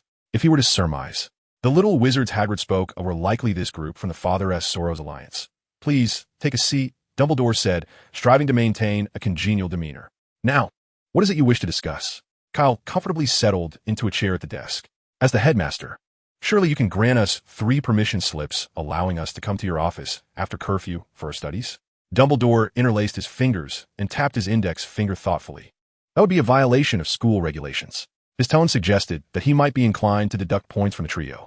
Hannah and Hermione's hands trembled involuntarily, their expressions resembling that of impending doom. Kyle flashed a mischievous grin, recalling what that old man had once told him, you know. He mentioned that during your time at Hogwarts, Dumbledore, a quintessential Gryffindor, had surely broken his fair share of rules in his youth. This was something Kyle could deduce without Grindelwald's input.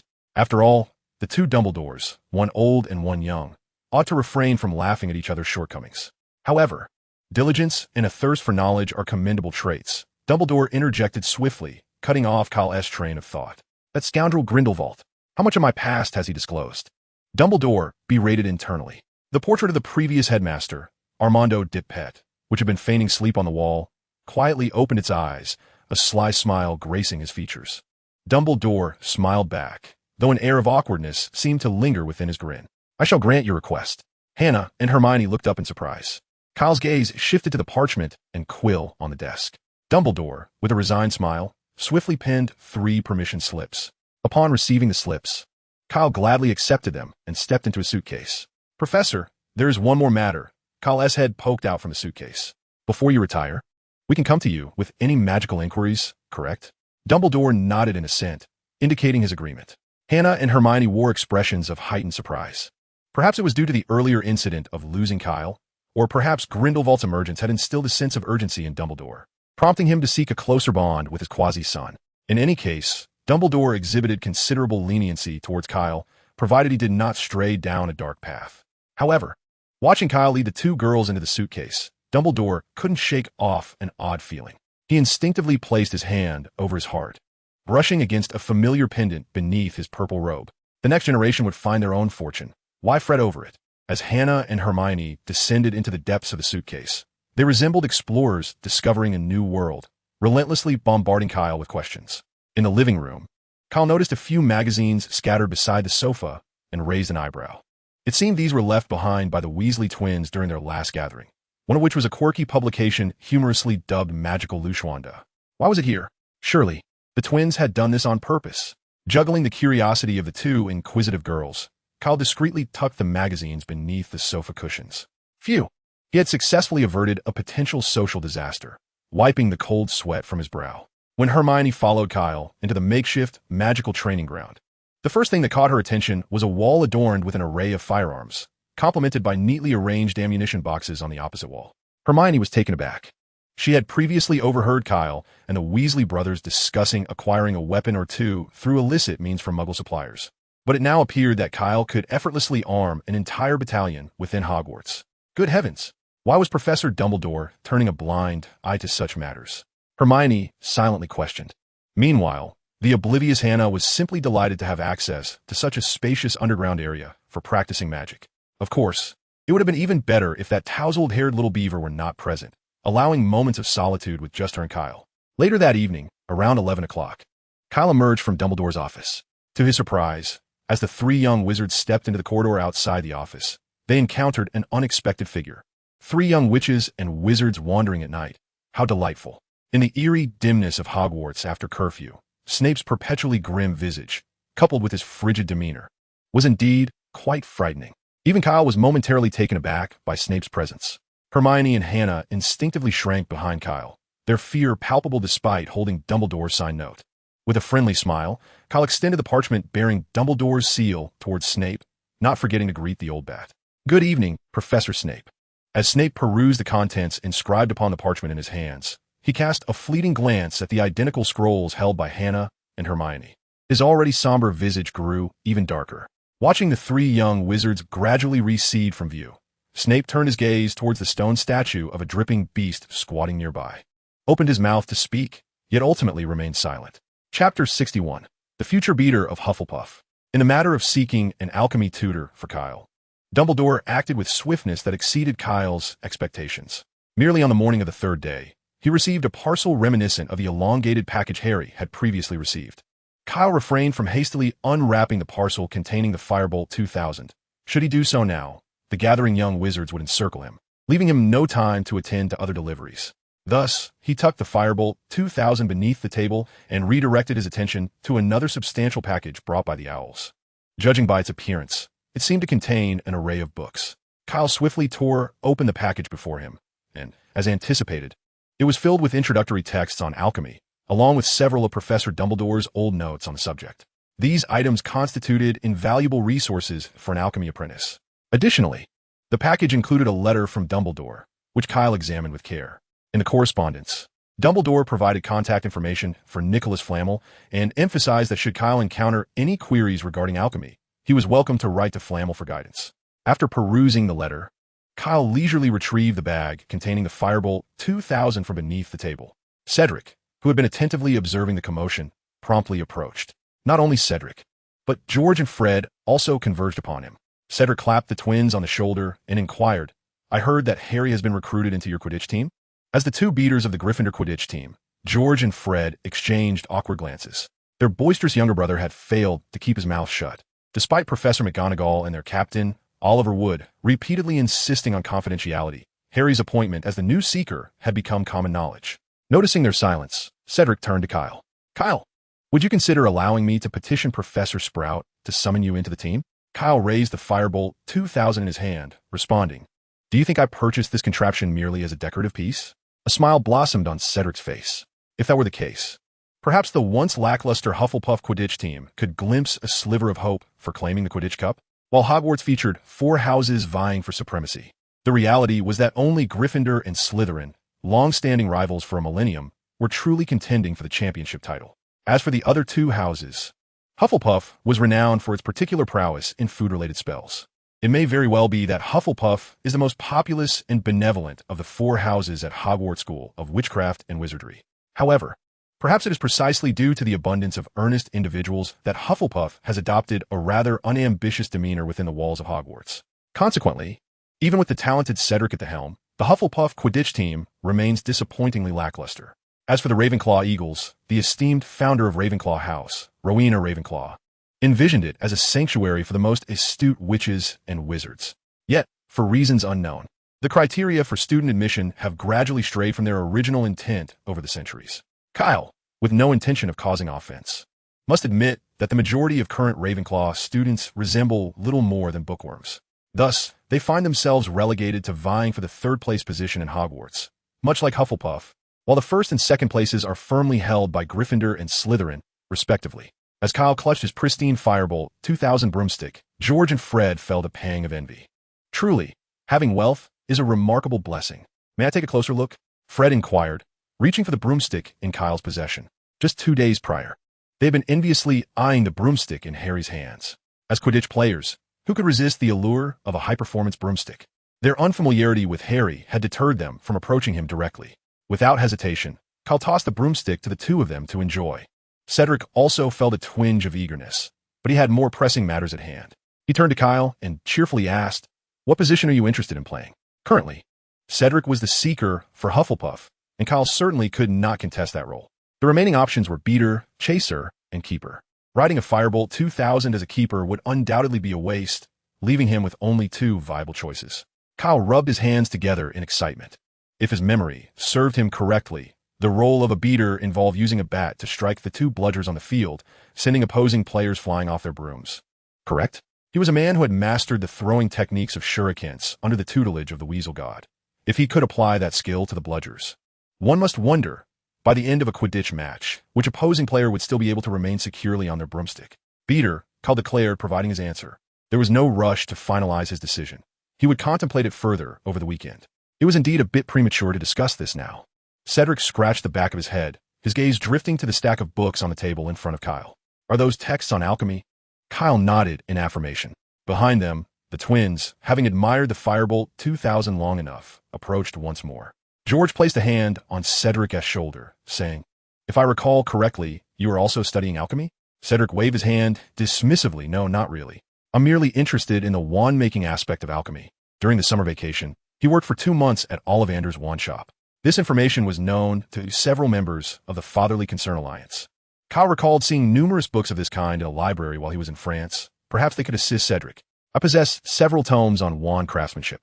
If I can obtain my father's consent, I would gladly transcribe them for your perusal." Cedric's face lit up with a look of delight. Just as Cedric was about to express his gratitude, Fred suddenly cleared his throat. He nudged Cedric in the ribs, declaring, "Your dream lover has arrived." George looked up at the ceiling, adding, "And so has Percy." Kyle glanced towards the Ravenclaw table, where Zhang Qiu and Penelope were gracefully approaching. They were evidently drawn by the sight of a Nimbus 2000 broomstick across the Hufflepuff table. This object holds a status in the magical world akin to that of a supercar in the Muggle realm. Though a Nimbus 2000 may not equate to a Bugatti Veyron, it certainly holds value comparable to a Porsche 911. Suddenly, Percy rose from the Gryffindor table, his face flushed as he greeted Penelope. She merely acknowledged him with a brief hello before turning her attention elsewhere. Observing Penelope and Kyle in animated conversation, Percy unconsciously bent a fork in his hand. Chapter 62, Quidditch Tryouts. Early one weekend morning, as Kyle emerged from his room to go for a morning run, he was unexpectedly confronted by Cedric, who had been waiting in the common room. Under his left arm, Cedric carried a large wooden box, while his right hand was dragging along a drowsy individual. Upon noticing Kyle's curious gaze, Cedric awkwardly released his right hand, introducing, "This is our Quidditch team captain, Jack Sparrow." As Cedric let go, Jax tumbled to the ground with a thud, his face meeting the floor in a rather intimate manner, startling him awake. Jax, now wide-eyed and sporting heavy dark circles, looked up at Cedric bewildered. What just happened? Was there an earthquake? Kyle winced, realizing why Hufflepuff's Quidditch team consistently finished at the bottom each year. With such an unreliable captain, it was a miracle if they won any matches. Cedric, slightly embarrassed, covered his face. "Jax, did you forget that today is Kyle's tryout for the team?" It took Jax a moment to focus his eyes, and once somewhat alert, he repeatedly apologized to both Kyle and Cedric. Seeing the still dark sky outside, Kyle was puzzled as to why they were conducting Quidditch tryouts so early and exclusively for him. Cedric quickly addressed Kyle's confusion. "The news of your appointment as Hufflepuff's new beater cannot be kept under wraps." Cedric cast a glance at the faintly illuminated sky beyond the castle. The three of them swiftly made their way to the Quidditch pitch. Hundreds of chairs were arranged high around the stands, ensuring that spectators could behold the action on the field. At each end of the pitch stood 3 golden poles topped with hoops, serving as goals. Scoring by throwing the quaffle through any of these hoops would yield 10 points. However, this paled in comparison to the 150 points garnered from catching the golden snitch. Captain Jack lifted the wooden crate, revealing 4 balls of varying sizes within. "I need not elaborate on the types of balls used in Quidditch, do I?" Cedric retrieved a wooden stick from the crate and handed it to Kyle. It resembled a bat from a traditional baseball game. Kyle swung the bat experimentally, finding it somewhat weightless. "Step back," Jack advised Kyle, as 2 shiny black bludgers struggled within the crate, attempting to free themselves from their restraints. Cedric bent down and released one of the bludgers. which immediately shot into the air, hurtling directly towards Kyle's face. Kyle tilted his head to evade the bludger, gesturing to Cedric with a beckoning hand. "Throw out the quaffle." Cedric looked at Kyle in surprise, while the bludger that had missed its target turned midair and aimed for the back of Kyle's head. "Are you certain?" Kyle seemed to have eyes in the back of his head as he deftly swung the bat and sent the bludger flying away. "I'm sure. Let us do this," he replied confidently. Jack grasped the bright red quaffle, roughly the size of a soccer ball, and hurled it into the air with great force. Kyle gripped the bat firmly, intently focusing on the bludger as it approached for a third time, while his mind raced to calculate the trajectories of both the bludger and the quaffle. With a resounding crack, Kyle struck the bludger once more, sending it soaring in a graceful arc. At the precise moment the quaffle reached its peak and began its descent, it collided perfectly with the quaffle. The sharp sound of the impact echoed, and the trajectory of the quaffle altered instantly. As they witnessed the quaffle sail through the hoop, both Cedric and Jack rubbed their eyes in disbelief. After passing through the goal, the quaffle fell heavily onto the grass below, producing a dull thud. They were momentarily dazed. Surely that wasn't a fluke. Kyle mounted his broomstick. "Cedric, shall we officially commence the test?" Cedric, regaining his composure, looked into Kyle's shining eyes. "You weren't just lucky with that shot, were you? You could try a few more times to see if I'm lucky or not," Kyle replied nonchalantly. "I'm not joking. This technique was inherited from the legendary Itachi's shuriken throwing art. It would be even better if I could swap this wooden bat for a metal one," Kyle mused, weighing the bat in his hands, imagining how much more adept he could be with it. In such circumstances, the peculiar trajectories of the bludgers piqued Kyle's interest, as he believed they could confound the amateur Quidditch players on the opposing team. Observing Kyle effortlessly maneuvering the bludgers at astonishing angles to collide with the quaffle and score, Cedric and Jack could hardly contain their excitement. The unconventional angles he struck the bludgers from were impressive enough, yet the sheer force with which he played was not typical of a mere first-year wizard. Cedric had long recognized Kyle's exceptional physical prowess. However, even so, the piercing shrieks produced by the rapidly flying bludgers left Cedric convinced that, if they struck an opposing player, it would incapacitate them instantly. Unknown to Cedric, in addition to his remarkable physical abilities, Kyle had secretly mastered the spells of thunderous fortification and Herculean strength, which did not require a wand to cast. As time passed, and the sun gradually emerged from behind the mountains, it was evident that the students of Hogwarts would soon awaken. This year's Quidditch Cup would bear their names, provided they could perform to such standards in the official matches. Kyle was not at all anxious about underperforming. Rather, he was curious about Cedric's thoughts. Said, "If I recall correctly, the outcome of the Quidditch Cup is determined by the cumulative points we score throughout the season, correct?" "Indeed." "What of it?" Cedric casually replied. A sinister grin crept across Kyle's face. "What if we were to amass 2,000 or 3,000 points in a single match using the quaffle?"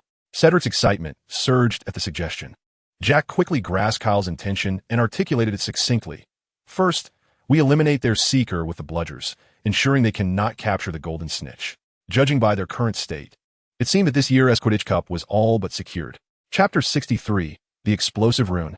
After 3 cunning individuals conspired together, Cedric did not approach Kyle for a month, claiming he was busy with the Hufflepuff Quidditch team's training. In truth, he had little need to integrate with his teammates, as their lackluster abilities rendered their presence inconsequential. His sole strategy revolved around incapacitating the opposing Quidditch players.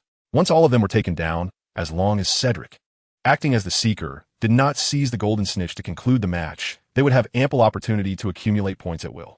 By amassing a few thousand points in their first match, even if they faltered in subsequent games throughout the Quidditch season, it would be exceedingly difficult for any team to surpass their total score. Meanwhile, on the Gryffindor side, Harry, who was laden with immense expectations, was engaged in Quidditch practice 3 nights a week. Cedric could hardly contain his anticipation to witness the clash of these 2 first-year Quidditch prodigies on the field. According to long-standing tradition, the inaugural match of each Quidditch season is a confrontation between the 2 venerable powerhouses, Gryffindor and Slytherin. After all, the other 2 houses are rather lackluster, and should they take the stage, the spectacle would be, well, less than exhilarating. Thus, it is evident that Kyle's debut on the field is still a distant prospect. This morning, the students of Hogwarts awoke to the delightful aroma of roasted pumpkin wafting through the corridors. A buoyant atmosphere enveloped the student body, with first-year students particularly exuberant. After 2 months of learning spellcasting techniques, Professor Flitwick finally announced that they could attempt the levitation charm. However, Kyle found little joy in this news. The levitation charm was trivial. He had mastered it long before his enrollment. His current discontent arose from being ensnared by a conundrum in alchemy. Enchanting is a crucial component of alchemy. If Kyle wishes to imbue the vast array of firearms in his bottomless bag with magical effects, he must delve into the art of enchanting. There are various methods for enchanting equipment, the most prevalent being the engraving of magical runes. This technique is widely used and particularly suited for novices, which is why Kyle opted for it. Nevertheless, inscribing magical runes necessitates a deep understanding of these ancient symbols, often derived from archaic scripts such as the runes of old. This presented a formidable challenge for Kyle. When he first traversed into this realm, he nearly drove himself to baldness mastering English, not to mention the frantic studying he undertook for his previous life as graduate entrance exams. His aptitude for language acquisition is far from remarkable.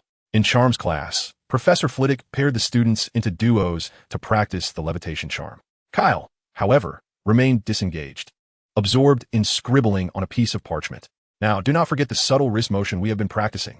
A flick and a swish. Professor Flitwick chimed from atop his stack of books. Remember, the incantation must be pronounced correctly. Do not forget about the unfortunate Baruffio, who mispronounced it and found himself on the floor with a bull standing on his chest. After demonstrating the fundamentals of the levitation charm, Professor Flitwick encouraged the class to attempt it themselves. Ron flailed his wand, as if expending every ounce of energy to lift the feather on the desk. The incantation Wingardium Leviosa echoed from the Gryffindor side, causing Kyle to irritably set down his quill. After 2 months of practicing incantations and wand movements, Ron still hadn't managed to produce the simplest of results. Kyle knew without glancing that Ron's attempt at the levitation charm was doomed to failure. Stop! Stop! You'll poke someone's eye out. Hermione interjected, promptly halting Ron's misguided attempt and correcting his pronunciation. The Leviosa must be pronounced long and clear. Ron was quite indignant. Since you're so clever, why don't you give it a try? Hermione flawlessly recited the incantation, her wand swirling with a flick. Not only did the feather rise, but even the desk before her was levitated. She had mastered the levitation charm a month prior and was on the verge of mastering all the spells from the first-year textbook. Hannah's progress was slightly slower, yet she surpassed many of her peers. With her head held high, she cast a sidelong glance at Ron, as if to say, "Are you impressed?" Professor Flitwick was delighted to have yet another exceptionally gifted student among his little wizards. Splendid. Thanks to Miss Granger's remarkable performance, Gryffindor earns points. However, this did not concern Kyle. While his mind had drifted during class, a brilliant idea struck him. Why must the ancient incantations used for enchanting equipment be exclusively from Western traditions? Could not the Oracle Bone script, bronze inscriptions, and Cheen Seal script of our great nation be employed? It is worth noting that the illustrious Eastern civilization flourished far earlier than the current Western Anglo-Saxon civilization. The runes known as runes, with a history of less than 2,000 years, were first discovered dating back to the latter half of the 2nd century. In contrast, the mighty Qin dynasty was established over 200 years before the Common Era. In this magical world where Western wizards exist, it stands to reason that Eastern sorcerers must also be present. This implies that enchanting equipment with Qin Seal script should indeed be feasible. While Kyle's aptitude for language was lackluster, this pertained solely to Western tongues. The Qin Seal script, inherited from his ancestors, was something he had absorbed from his grandfather, who was proficient in calligraphy. Now, revisiting the art of Chinese calligraphy from his past life seemed far simpler than delving into ancient runes. With this thought in mind, Kyle retrieved a stack of fresh parchment and some basic alchemical paints for inscribing magical runes from his small backpack and began to draw anew. Had there been anyone familiar with Qin Seal script present, they would have recognized that Kyle was inscribing the character for explosion on the parchment. Chapter 64. The Approaching Giant. Until the class bell rang, Kyle was unable to produce a genuine explosive rune, which was within his expectations. As he walked towards the dining hall with Harry, Ron loudly complained about Hermione to his roommate. "No wonder everyone finds her unbearable," Ron remarked to Harry. "Honestly, she's like a nightmare." Hermione, walking with Hannah not far behind them, suddenly quickened her pace and brushed past the two, inadvertently colliding sharply with Ron.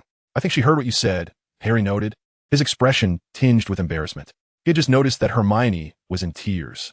Hannah hurriedly pursued, suddenly halting as she passed Ron. "Your words were rather excessive," she exclaimed, before hastily chasing after Hermione. "And what of it?" Ron retorted stubbornly, though a hint of unease crept into his tone. Stealing a glance at Kyle, he was aware that Kyle shared a close friendship with both Hannah and Hermione. Fortunately, Kyle seemed disinclined to defend Hermione, which provided Ron with a modicum of relief. Indeed, Kyle had no intention of intervening. To him, this matter appeared to be a mere trivial dispute among school children, and he was not inclined to confront Ron. From the moment he met Hermione, he recognized that she would inevitably face situations where she would be isolated by her peers. Rather than embodying the reckless bravery typical of Gryffindor, the brilliant little beaver resembled a quintessential Ravenclaw. Outcasts are seldom embraced, regardless of the setting, though of course. One particular Gryffindor who had threatened the Sorting Hat with a fire spell to be placed in Hufflepuff was an exception. Kyle, with his unflappable demeanor, could easily integrate with the Slytherins if cast among them. However, Hermione lacked Kyle's social prowess. She was simply a somewhat proud, ordinary girl. Her pride, combined with an extensive knowledge surpassing that of her contemporaries, rendered Miss Beaver an imperious little swan in the eyes of others. When she pointed out Ron's spell-casting error, she could have adopted a more amiable approach instead of lecturing him like a miniature Professor McGonagall. To Ron, who harbored a touch of insecurity, Hermione appeared utterly arrogant and dismissive. Thus, he found her insufferable and spoke to her in such a manner. Kyle felt a twinge of helplessness. This was a matter that Hermione needed to resolve on her own to understand the proper way to interact with her peers. Not only was Hermione missing, but so was Hannah. Concerned for both, Kyle inquired with Hermione's roommate, Parvati Patil, about their whereabouts. Upon learning that Hermione was weeping in the girls' restroom with Hannah comforting her, Kyle's worries dissipated. Above the dining table, 1,000 low-hanging clouds swirled ominously, causing the candle flames within the pumpkins to flicker erratically. Delectable dishes suddenly appeared upon the golden plates, reminiscent of the feast at the beginning of the term. Kyle glanced at the vacant seat beside him, contemplating whether to pack some food for Hannah and Hermione or to escort them to the kitchen for another meal. At that moment, Professor Quirrell burst into the dining hall, his scarf askew, his face a mask of terror. All eyes turned to him as he stumbled to Professor Dumbledore's side, leaning against the table, gasping. "A troll is in the dungeon classroom. I thought you ought to know." With that, Professor Quirrell collapsed onto the floor, unconscious. The restaurant was instantly thrown into chaos. Dumbledore had to resort to casting several piercing firework explosions with his wand to restore a semblance of order among the students.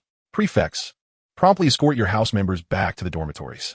As a prefect of Gryffindor, Percy was naturally well acquainted with such situations. "Follow me. Do not stray, first-year students." While the prefects were busy herding the students, Dumbledore cast a glance toward the Gryffindor table, only to find that the individual he sought had vanished without a trace. With a resigned sigh, he rubbed his forehead and cast a hopeful look at a certain old bat dining at his table. He wished that Snape would keep a watchful eye on Harry and Ron, those two particularly reckless boys. To Dumbledore's surprise, after catching his gaze, Snape merely gestured towards the Hufflepuff table. What could that possibly mean? Following Snape's line of sight, Dumbledore soon realized that his own son had also disappeared without him noticing. Well, there was no need for Snape to intervene. He was well aware of Kyle's capabilities. He hoped that the troll was unharmed. Meanwhile, upon hearing of the troll's incursion into the underground classroom, Harry immediately thought of Hermione, who was blissfully unaware of the situation. The two quietly crept down another corridor, striving to remain silent. At the end of the corridor, Harry caught a whiff of a foul stench, a blend of dirty socks and an unkempt public restroom. They then heard a low mumbling and the sound of enormous feet dragging across the floor. Peeking around the corner, Harry and Ron were struck with terror as they beheld the massive figure lumbering slowly towards them. They hastily retreated into the shadows, watching as it moved into a patch of moonlight. Ron noticed that the troll had paused by a door, its long ears twitching as it peered inside. Soon, with its not-so-bright head, it made a decision. The troll lowered its head and slowly squeezed into the room. In a moment of unparalleled bravery befitting a true Gryffindor, Harry surged towards the door, snatched the key from its hook, and slammed it shut, locking it securely. Success! Harry's face flushed with excitement at having trapped the troll behind the door. Surely, Professor McGonagall would commend their courageous act if she witnessed this, he thought. However, in the next instant, he was startled by the piercing, terror-stricken screams of Hermione and Hannah. "Oh no!" Ron exclaimed, his complexion as pale as a ghost. "That's the girls' bathroom." Harry could hardly catch his breath. Chapter 65, A Crucifix Hold. The sight within the restroom was utterly horrifying. A hideous troll, towering at nearly 4 meters, stood in the middle of the room. Its skin was dull and lifeless, resembling granite, and its massive body resembled a colossal rock, crowned by a coconut-like bald head. Its short legs were stout like tree stumps, with flat, calloused feet beneath. A foul odor emanated from its body, repugnant enough to induce nausea. Hermione huddled in the corner opposite the giant creature, on the verge of fainting. Although Hannah was equally terrified, she resolutely shielded the little beaver behind her. The giant lumbered closer to the two of them, displacing water from the pool as it moved. In the face of such imminent peril, Harry seized a metal tap and swung it vigorously at the back of the creature's head, hoping to divert its attention. Fortunately, the giant's intellect was not particularly sharp. Harry's clumsy tactic bore some fruit, prompting the creature to halt a few paces away from Hermione and Hannah. However, this shift in focus now placed Harry and Ron in grave danger. The giant turned awkwardly, its foolish little eyes blinking as it sought to discern the source of the sound. Upon spotting Harry, it hesitated briefly before ambling toward him, brandishing a wooden club. Ron, anxiously positioned at the restroom's entrance, shouted at Harry, urging him to lie down, hold his breath, and feign death. Glancing at the advancing giant, Harry understood that his short legs could never outrun it. Despite lingering doubts about Kyle's earlier advice, he had no choice but to follow it in desperation. With the giant closest to him, he had an escape route, yet he could not traverse it in time. He lay down, held his breath, and pretended to be lifeless all in one swift motion. The creature's hot breath washed over Harry, nearly prompting him to leap up in fear. Fortunately, the giant eventually turned its head away from him. It stepped over Harry, directing its gaze toward the foolish gopher Ron, who was still hurling stones at it from the restroom entrance. Although Ron's stones lacked significant harm, they were highly insulting, causing the giant to roar and advance toward him.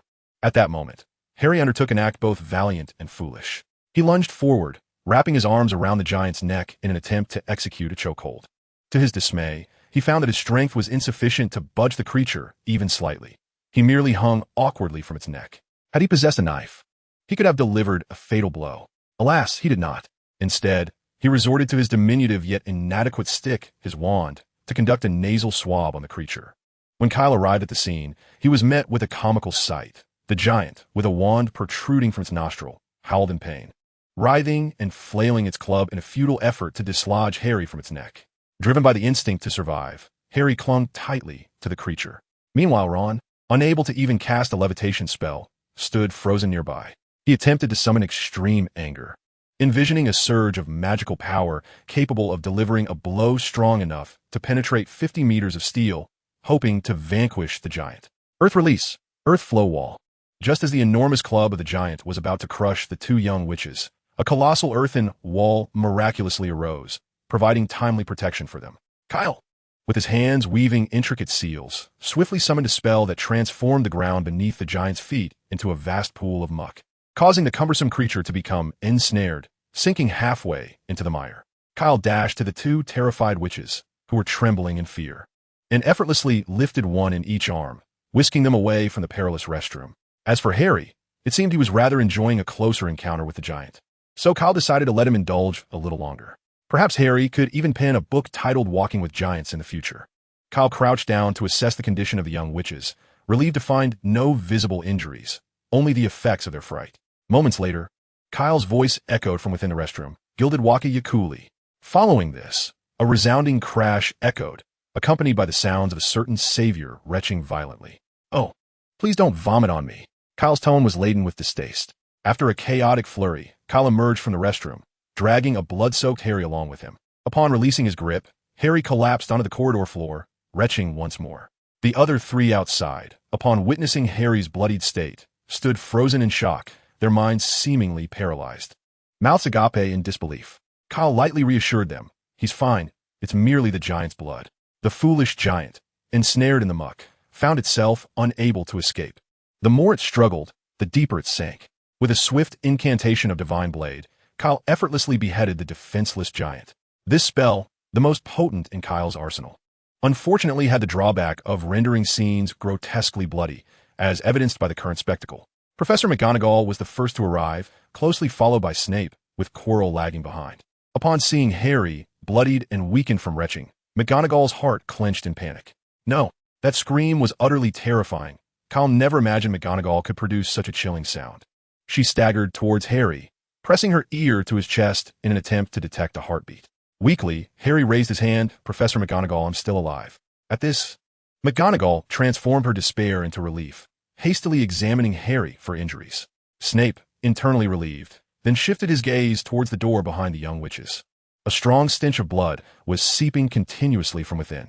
Quirrell, following Snape into the restroom, cast a glance at the giant's headless corpse before breaking into weak sobs. Collapsing onto a toilet while clutching his chest, Snape shot him a derisive look, recognizing Quirrell's superficial sorrow, akin to that of an untalented actor, easily discernible to his keen eye. In the corridor outside, after confirming that all the blood on Harry was from the troll and that only a few minor abrasions needed attention, Professor McGonagall finally regained her composure. She swiftly examined the condition of the troll's corpse. Emerging from the restroom, Snape cast a piercing glare at a certain little dark wizard who was still comforting a small girl. The magic spell used by Kyle to slay the troll was unmistakable. It had been acquired through a clever deception of Dumbledore's words. Chapter 66. Have you ever seen pig slaughter? Professor McGonagall fixed her stern gaze upon a few audacious young wizards. What sort of foolish antics are you indulging in? Her voice dripped with icy ire. Why on earth are you not minding your own business in the dormitory? Consider yourselves fortunate not to have been killed.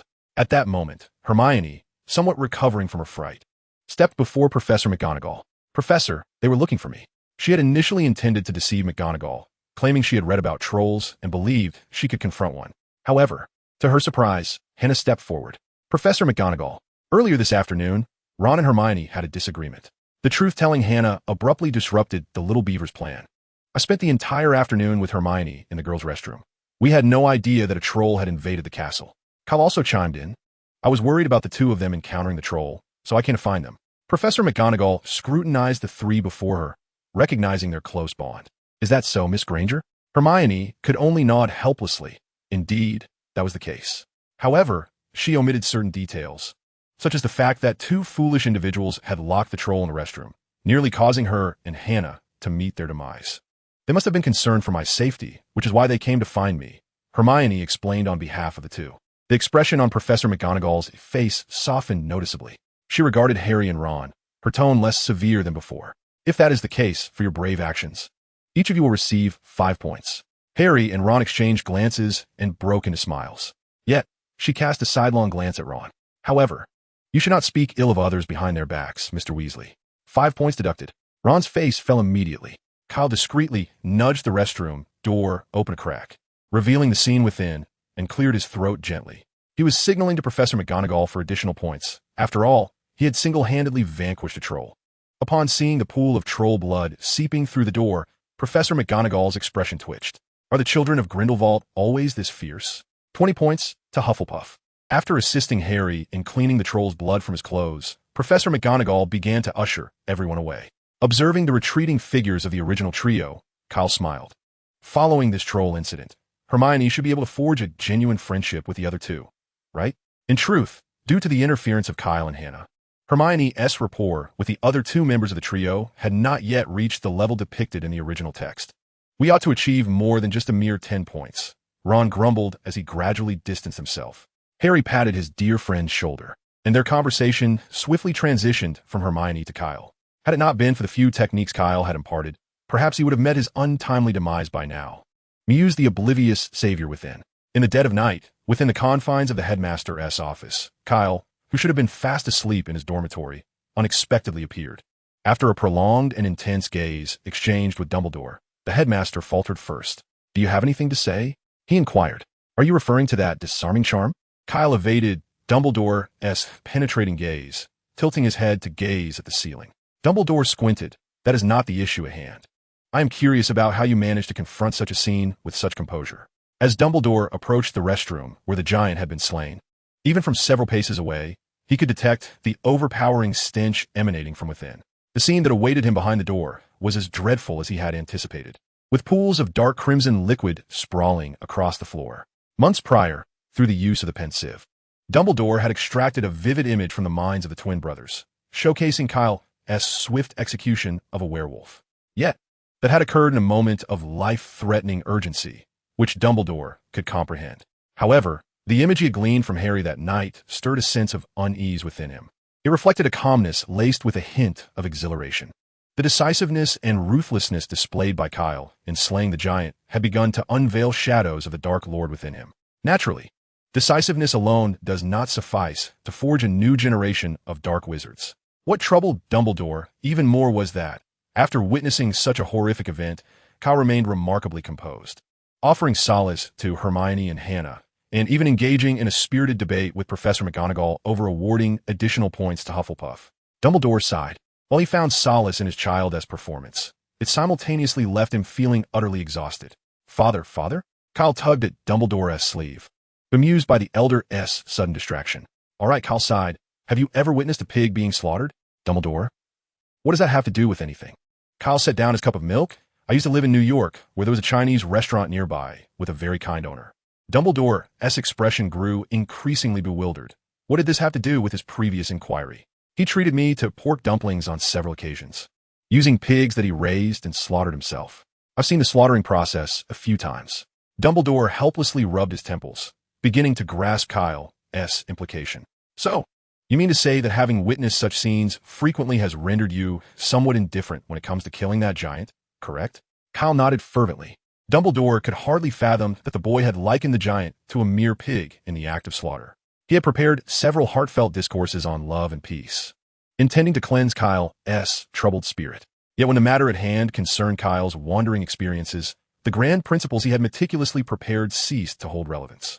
Fortunately, the direst of outcomes did not materialize. Kyle's artistic style did not surge towards the realm of the third-generation Dark Lord, which afforded Dumbledore a modicum of relief. Chapter 67. The Plan for the Nuclear Neutralization of the Magical Realm. As November approached, Hogwarts was enveloped in a biting chill. The surrounding mountains loomed gray and shrouded in ice and snow.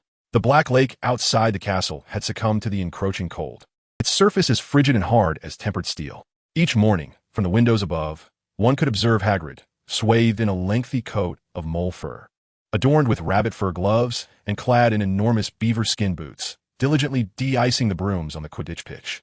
As the inaugural match of the Quidditch season drew near, Harry, the newly appointed seeker for Gryffindor, found himself increasingly anxious.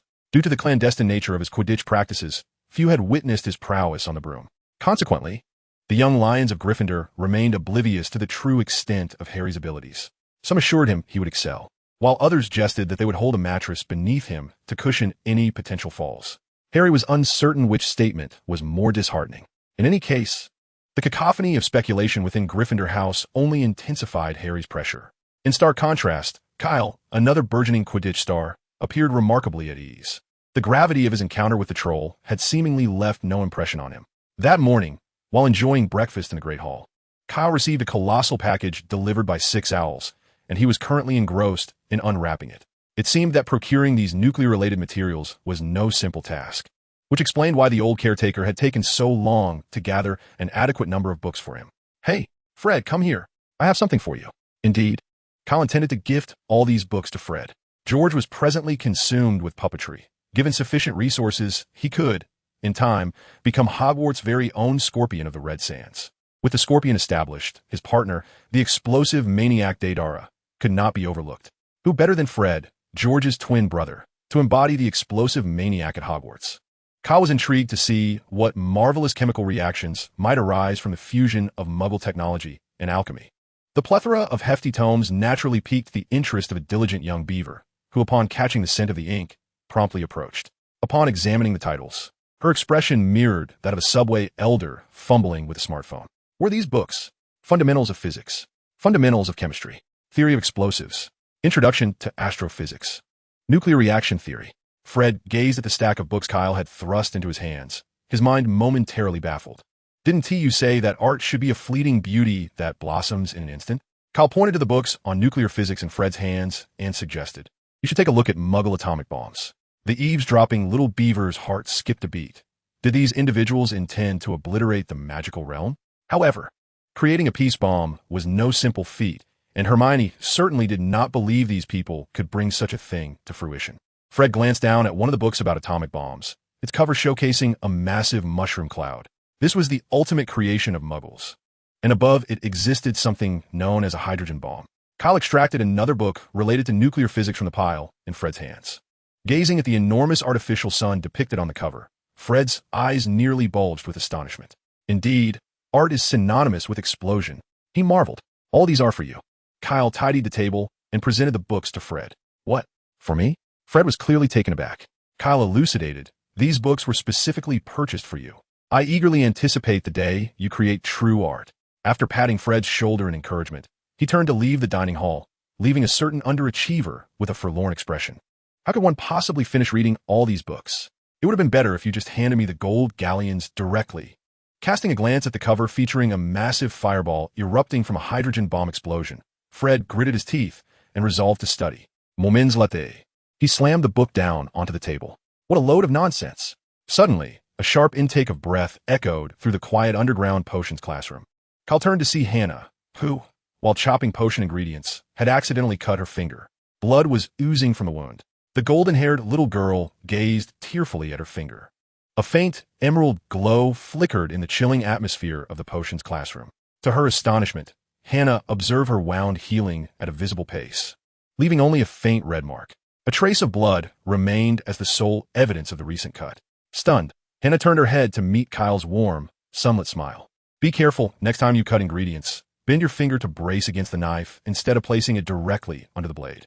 Listening to Kyle's words, the golden-haired girl blushed and lowered her head. Miss Ibois, the potions classroom is not a place for romantic rendezvous, a chilling voice from Old Bat revealed, startling Hannah and instantly dispelling any lingering daydreams. Kyle, unhurriedly stirring the potion in the cauldron, remarked, Professor Snape, perhaps this is the reason you remain single in your 40s. A series of coughs erupted throughout the potions classroom. Hold it in, don't laugh. Otherwise, the Old Bat will surely have me killed. The flushed faces of the surrounding students indicated their struggle to suppress laughter. The underground classroom was soon filled with Snape's furious roar, "Get out!" The sound of the shattered door reverberated starkly through the empty underground corridor as Kyle, along with his chair, was propelled out of the classroom. Unfazed, Kyle rose from the ground, tidied his appearance, and swiftly vanished into the depths of the corridor. Wasn't it more enticing to venture into the forbidden forest to engage with the majestic creatures? In the ensuing moments, the atmosphere in the potions classroom grew oppressively tense. The irate Snape unleashed his fury upon the other young wizards, resulting in frequent, resounding explosions from cauldrons throughout the room. Hannah, while stirring her potion, found her mind wandering, captivated by the healing spell that Kyle had just performed. Given Kyle's character, it was inevitable that he would encounter trouble during his 7 years at Hogwarts. Additionally, he seemed to have a penchant for brawling. If she could master healing magic, would she not be able to mend his wounds when he found himself injured? The thought of treating the injured Kyle, only to receive a radiant smile of gratitude from him, filled Hannah with determination to pursue the study of medical magic. Surely, Madame Pomfrey, the matron of Hogwarts, was the most adept in this field. Chapter 68. Born as a male, I apologize. That evening in the library, Ron gazed enviously at Kyle, or rather, at the transfiguration assignment before him, which had been completed by Hannah. Why was it that Kyle could simply copy the work? Ron glanced at Hermione, who was diligently checking his assignment. She rolled her eyes. If you could silently transfigure your rat into a splendid snuff box, rather than leaving its tail dangling out, you too could copy. He was counting on Hermione to help him identify the errors in his transfiguration essay, and he dared not retort to the little know-it-all. With a furrowed brow, he lamented, "ISNT that content we 1T be studying until next year?" Hannah chimed in proudly, "Kyle and I have already begun to delve into that section." Kyle paused with his quill. If you devoted more time to transfiguration, rather than wizard chess and other trifles, you would discover that it is not as daunting as it seems. Ron, caught in his daily procrastination, awkwardly scratched the back of his head. Hannah, slightly embarrassed, gently kicked Kyle onto the table with her little boot, feeling included in Kyle's admonition. She had also spent a considerable amount of her free time engrossed in collecting chocolate frog cards. Kyle flashed her a smile, prompting her to swiftly turn away, feigning ignorance. Compared to the others, Harry appeared somewhat distracted. Earlier that morning, while in the courtyard outside the castle, Hermione's borrowed copy of Quidditch Through the Ages had been confiscated by the ever-vigilant Professor McGonagall, perhaps due to Harry's lack of a female disguise. The professor's demeanor towards him had been less than cordial. "I think I shall inquire with Snape about retrieving my book," Harry suddenly suggested. Kyle winked at him. "As long as you don a disguise, Snape will certainly return your book." Upon hearing the matter of cross-dressing, Harry exhibited little reaction, while Ron appeared utterly flabbergasted. Harry nodded, producing the makeup tools he had procured from Kyle, preparing to transform his appearance. Ron felt an overwhelming sense of despair. Why was it that Harry could achieve such an effect as Hallie, while he could not? Was his own attempt at femininity lacking in allure? After Hallie effortlessly captured the heart of a certain bat-like creature with her beauty, Ron found himself unable to resist the temptation of earning points for Gryffindor before the following week's potions class. Thus, he beseeched Kyle to assist in enhancing his own appearance. The situation unfolded somewhat as follows. Snape, Hallie, if I were to ask you to retrieve a piece of bezoar, where would you go? Hallie, isn't bezoar related to goats in some way? Snape, precisely. A bezoar is a stone extracted from the stomach of a goat, possessing potent antidotal properties. 10 points to Gryffindor. Snape, now, can you elucidate the distinction between aconite and wolfbane? Hallie, I'm afraid I do not know, sir. This truly touches upon my knowledge void. Nearby, Ron raised his hand high. Professor, they're the same plant, collectively known as aconite. It was only then that Snape noticed Ron, also clad in women's attire. After a moment of stunned silence, Snape's roar reverberated throughout the potions classroom. Ron Weasley, what sort of tomfoolery is this? 20 points from Gryffindor. At that instant, Ron felt as if the entire world was conspiring against him. As a mere toad, he expressed his regret. The following morning dawned clear yet cold. The aroma of roasted sausages enveloped the dining hall, as everyone eagerly anticipated an exhilarating Quidditch match. Engaging in lively conversation, Harry, bearing the weight of 2 pronounced dark circles, entered the hall. The scene he had witnessed the previous night while seeking Quidditch origins from Snape still plagued his thoughts. Upon pushing open the staff lounge door, he had seen Filch tending to Snape's injured leg, which was bloodied and mangled. Damn it, he overheard Snape exclaim. How could you possibly keep an eye on 3 heads at once? Harry recalled his earlier encounter with the 3-headed dog on the 4th floor, along with the trapdoor beneath it. Did this imply that Snape intended to steal whatever the creature was guarding? Furthermore, could the troll from a few nights prior have been unleashed by Snape as well? The more he pondered, the closer he felt to uncovering the truth behind these events. However, just a few hours later, he was set to partake in his first ever Quidditch match, necessitating the temporary dismissal of these troubling thoughts. A few hours later, the entire Hogwarts faculty and student body gathered at the Quidditch pitch. Soon, the commencement of the Hogwarts Quidditch season's inaugural match was officially announced. Shortly after the match began, Cedric squeezed through the first-year Badger crowd and settled beside Kyle. He had just arrived from the Ravenclaw stands. Wherever Cho was, there was Cedric, the ever-adoring admirer. Next Saturday marks our match against Ravenclaw, and the intensity of the confrontation will undoubtedly be considerably less than this. Do you possess confidence? Cedric lifted his chin towards the Quidditch pitch ahead.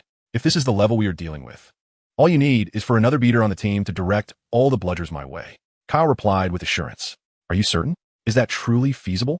Kyle shot Cedric a skeptical glance. A man must not admit defeat.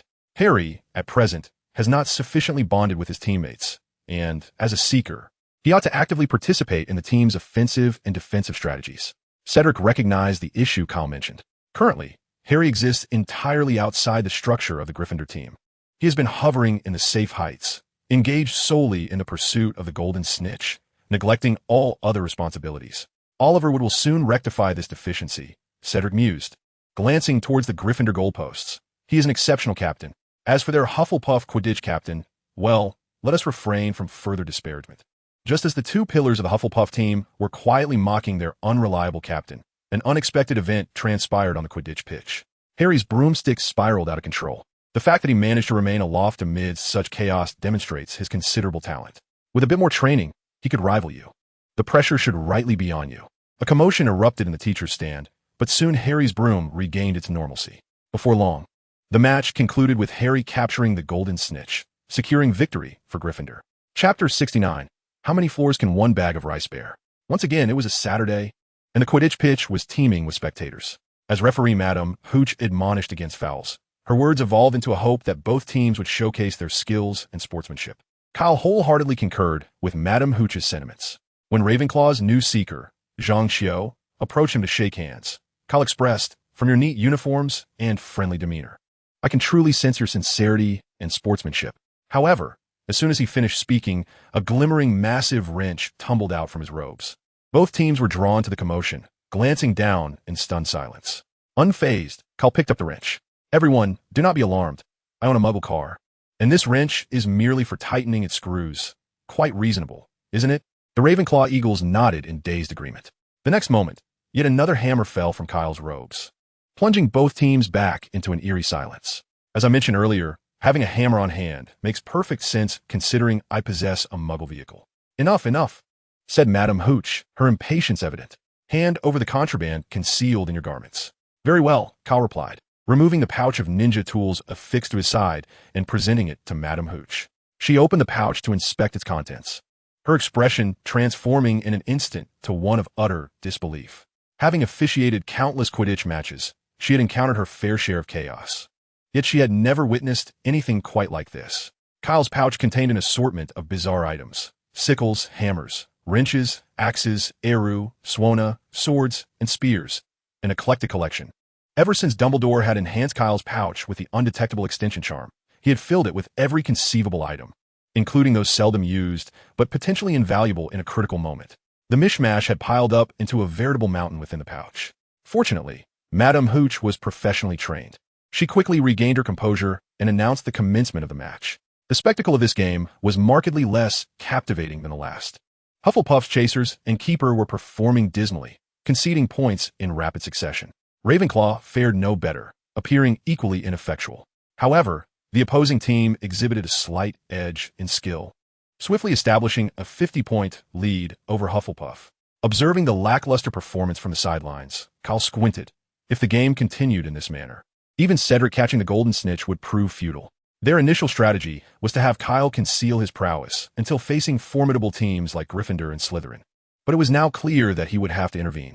With a sudden burst of energy, he urged his broom towards the distant black ball soaring through the air. Ravenclaw had once again seized the quaffle. Roger Davies broke through Hufflepuff's defense. He was about to shoot. Jordan Lee shouted hoarsely. He shoots. He scores. Clang. A streak of black light sliced through the air, deftly deflecting the quaffle just before it crossed the goal hoop. The audience fell silent for a brief moment, only to erupt into a thunderous cheer from the Hufflepuff stands.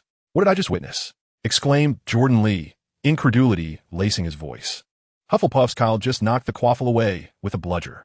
Was that mere luck? Wait until you see if it was luck. Kyle, now mounted on a Nimbus 2000, far superior to the clean sweep, darted across the Quidditch pitch like a streak of yellow lightning, expertly intercepting every bludger directed towards his teammates. Clang! A collision of black and red forms ensued. A spectacular steal. Kyle once again utilized a bludger to disrupt Ravenclaw's passing play. Hufflepuff Cadwallader had gained possession of the quaffle. Only the Ravenclaw keeper stood between him and the goal. He was poised to shoot. It was an excellent opportunity, but the bright red quaffle slipped from Cadwallader's grasp, veering just off course from the target. Lee Jordan could not suppress a sigh, and in the next moment, his eyes nearly bulged out of their sockets. Once again, a familiar streak of black light surged forth from a corner, colliding with the quaffle. Amidst the incredulous gazes of all present, the quaffle arced gracefully through the air, slanting into the Ravenclaw goalpost. The stands of Hufflepuff erupted with cheers far more exuberant than before. Hannah, perched at the highest point of the Hufflepuff stands, flushed with excitement, as if she herself were the player executing a series of enigmatic maneuvers with the quaffle. Kyle! Kyle! Kyle! She exclaimed with fervor. Inspired by Hannah, the Hufflepuff Badgers collectively chanted Kyle's name, waving their flags in support. Professor Sprout, the head of Hufflepuff, could not contain her smile. It was the first time she had witnessed hope for Hufflepuff to lift the Quidditch Cup. Meanwhile, Professor Flitwick beside her wore a rather grim expression. Cedric had begun to accelerate. He had spotted the golden snitch. With the tension of the match at its peak, the outcome hinged entirely on the snitch. Whoever caught it would claim victory. Zhang Xiao, also a seeker, immediately matched Cedric's speed, both gliding dangerously close as they pursued the fleeting golden glimmer ahead. Ced! Kyle's voice boomed from behind. He swiftly yanked his broom to the left, executing a barrel roll as the crowd looked on in bewilderment. Just as Cedric narrowly evaded, Zhang Xiao was struck by a burst of black light, plummeting from her broom. Hurry! It's time for a hero to save the damsel, Kyle shouted to Cedric.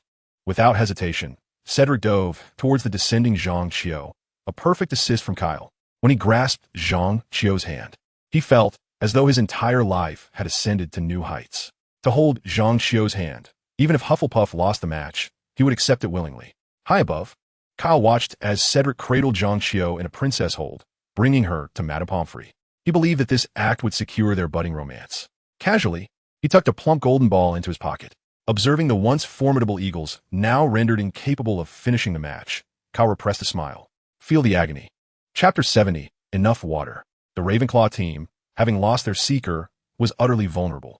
After Kyle assisted in scoring yet another 50 points, their entire offensive and defensive structure crumbled. Initially, Kyle intended to exploit this opportunity to boost their score, solidifying Hufflepuff's position at the top. However, the returning Cedric vetoed his suggestion, as this was the team of his dream girl, and he could not afford to make the situation too humiliating.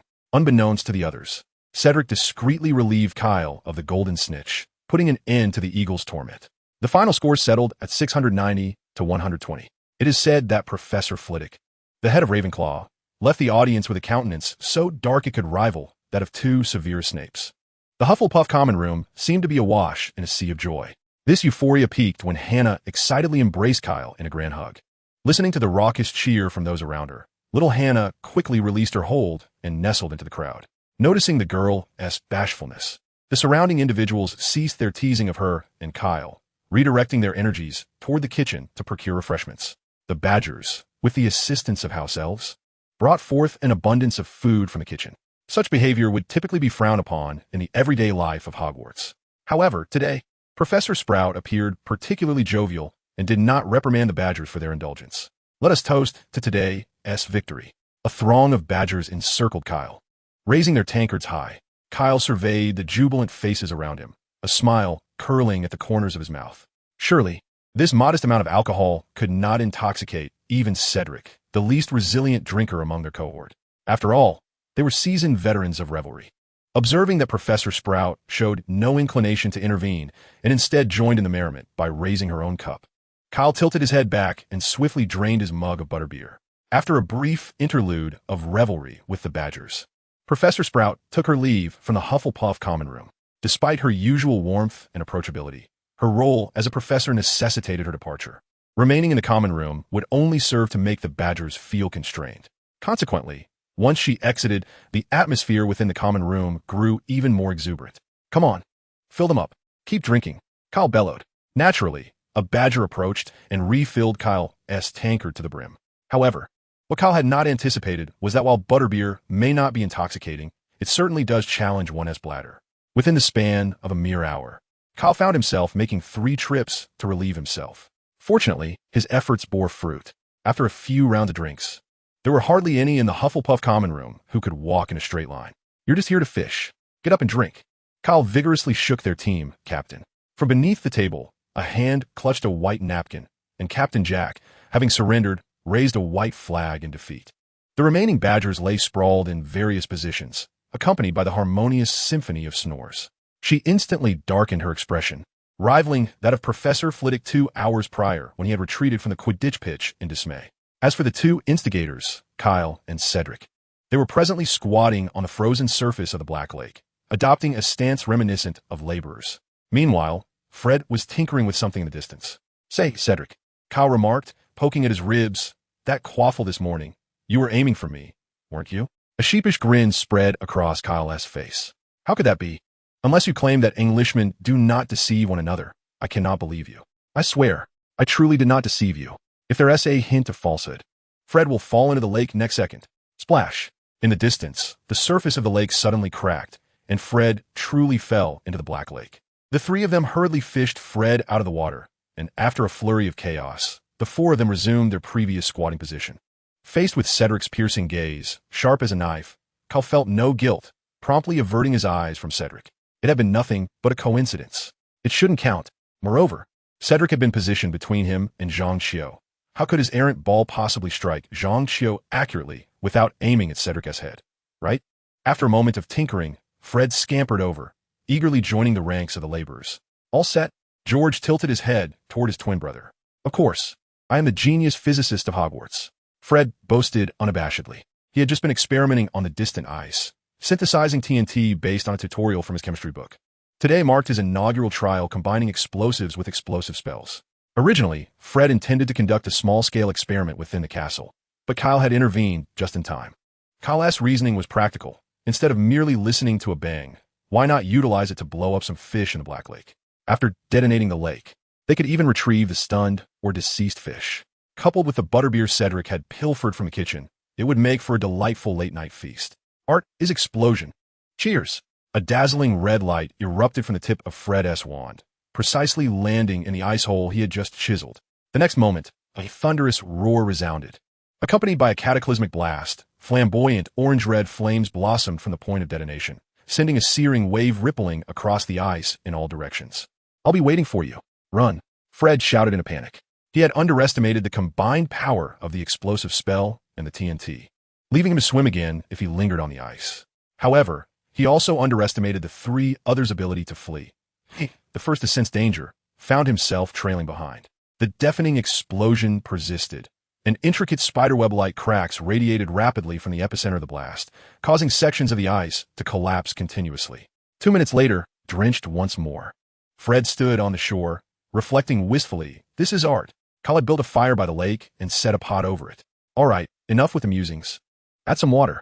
Tonight we feast on fish soup.